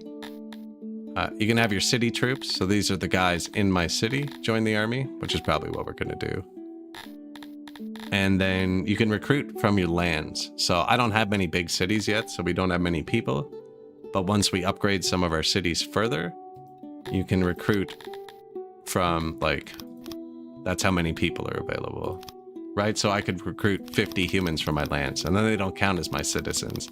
Now, you can't train them nearly as high. We can train them a lot higher than you could last patch. It was 50%, I think. And you can't, you know, one takes from the other kind of thing. Now, I do need to send a squad out to deal with that. I could probably just spend a couple grand. No, because I'm Talapi, and they want to kill people themselves. They want to do it themselves. That's right. So you... And I have 400 free people. You... Oh, apparently not shift control. You and you go join... Army 3 is on my capital. There they go. I forgot to turn up my army supply depots, which I've mentioned a couple times. They will turn themselves up, but your army might get mad first. The auto-employ is really slow to react. Like, it'll sense it needs more people and add 1. And then the next day it might add 1. But I just tripled the workforce I have on the world map, so I need 3 times the people to supply it. Plus, it'll just make it go quicker.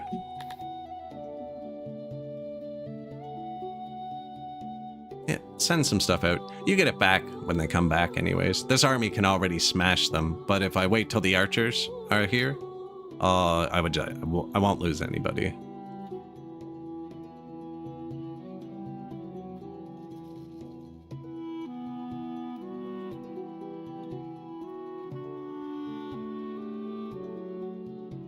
Bows, when they turn blue, they're ready.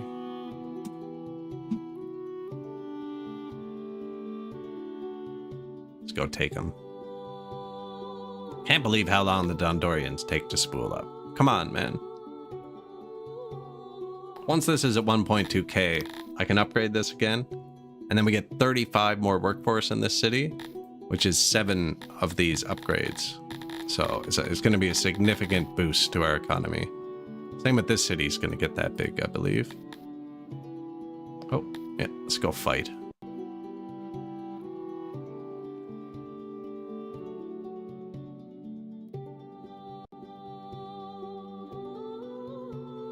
It's definitely hard. Don't be afraid to lose. I lost my first few games. I actually started streaming not to stream, but because there was no Reddit, there was no wiki on this yet. There was no religion in this game when I bought it, actually. I stream all kinds of city builders now, like any colony or city game. A lot of the same colony and city games that Nook plays, actually. But I streamed it so people would come and tell me what the heck I was doing wrong, because I could not figure it out. Oh, what is this? Sneak attack by Arganash. Those aren't mine. Those are the freaking... Get away from that.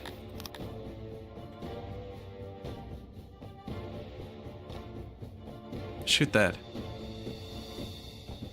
Oh no. That's the ancient gods. The combat ones too. The blue ancient gods are like ancient lords. These are freaking spider people. They did not have that strength. They have archers too. Shoot. Oh man, they're gonna slaughter us. Okay, well you need to take out their archers, which should happen quickly. They didn't have armor, right? They do have armor. Oh, yeah. Swarm them, I guess. Oh, that's really bad. Well, not really. It's just these people are 90% trained. No, don't do that.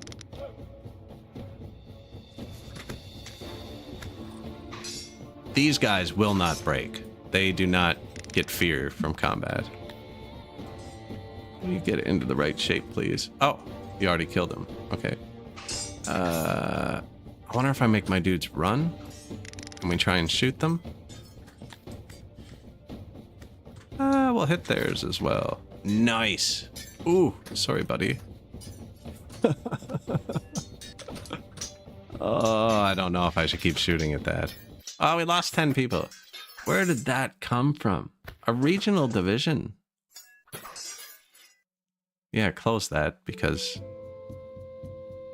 we're still dying. That actually wasn't too bad, but only because I have actual fully trained Talapi archers. We could eat it.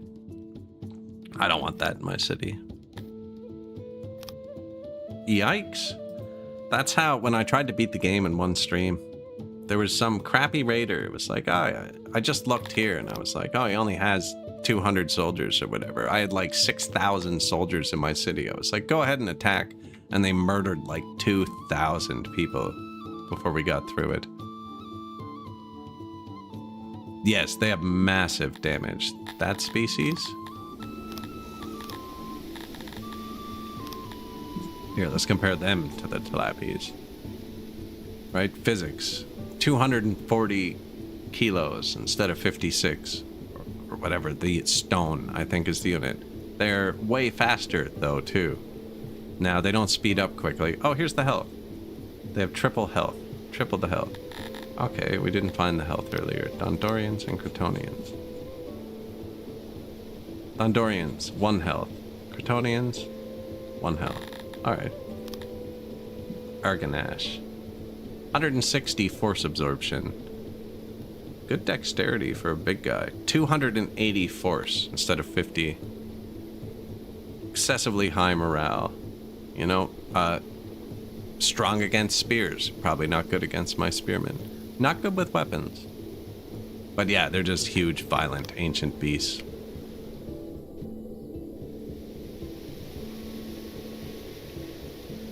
Battle spoils. Now, we took some bows and some stuff. It's always good to get free armor and stuff.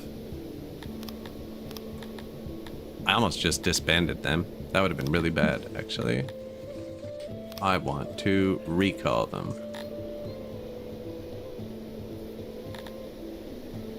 Division 1 and 8? Division 0 and 8.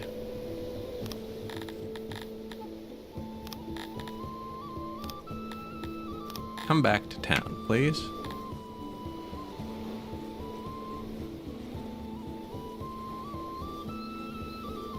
Yeah, this is such a great game.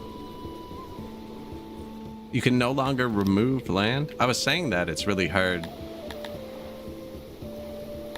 to remove bridges once you do it, but I guess you can't anymore. Yeah. Bill?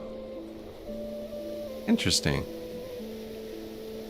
There is something there's a convert tool that takes people a long time to find. This one? So if you want to convert your houses to stone, you can. Or like, for instance, these were all dirt roads. And I just went like this, selected this road, selected convert, and highlighted my map.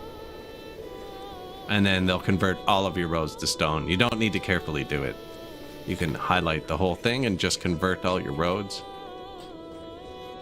Apparently I just didn't build roads to some places, though. Oops.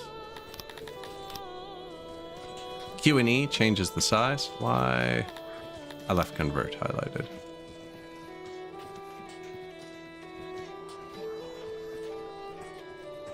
Yeah, there you go. Now, though, we are approaching the 9-hour point. I think I'm gonna call it around here for the day. I don't want to subject you guys to another ad, which happens once an hour on Twitch. I don't control YouTube. If I'm not gonna stick around, so we really didn't increase our pop much today. I almost hit 8,000 at one point, and we're almost back there. Yes, we're playing this is version 7.1, Reign of Terror. Paved roads are slower? I do not think so. I'm using cobblestone. Speed 20%, dirt, speed 5%. Paved road, 10%. So for me, never. Because Talapi's like cobblestone the best. Right? For humans, it goes dirt road, 5%, into paved road, 10%, into highway, 20%. I don't know if Talapi's have one they like better than this. And then Forest Plaza, that's right, which is slower speed, terrible durability, but pure happiness. Fancy roads are when you're rich. Same with jewelry. Like, jewelry is basically, I'm doing so good I don't know what to spend my money on. I would consider fancy roads the same thing. But you could put somewhere they don't need to be fast. Like when I'm playing humans, I'll put the plaza right here, around my food stall, and I'll put plaza right here. But the actual roads they use would stay highways, and I'll put fancy roads places where I have benches where they're gonna sit and stuff like that. I think it's neat, depending on what your main species is, when you upgrade things, the texture under them changes to what your people like. Like if I was playing humans and I upgraded the hearth, it would look different because they'd like a different road. But I do have to go at some point. I mean, I'll be back tonight. We stream live 5 days a week, about the same amount of time, usually around 8 hours. So I'm going to end the VOD there on YouTube, and then we'll probably raid out on Twitch. I appreciate y'all hanging out. There's probably about 30 or 50 videos in the Songs of Six tab on my YouTube under playlists. And also there's other playlists. There's one generic Songs of Six playlist with all of them to make it easy, but there's other playlists with specific playthroughs and stuff if you wanted to watch through one. But yeah, I'm gonna end the VOD there, and we'll be back tonight. I appreciate you all hanging out. Surfer, everybody else. And yeah, I'll see you guys tomorrow. Cheers.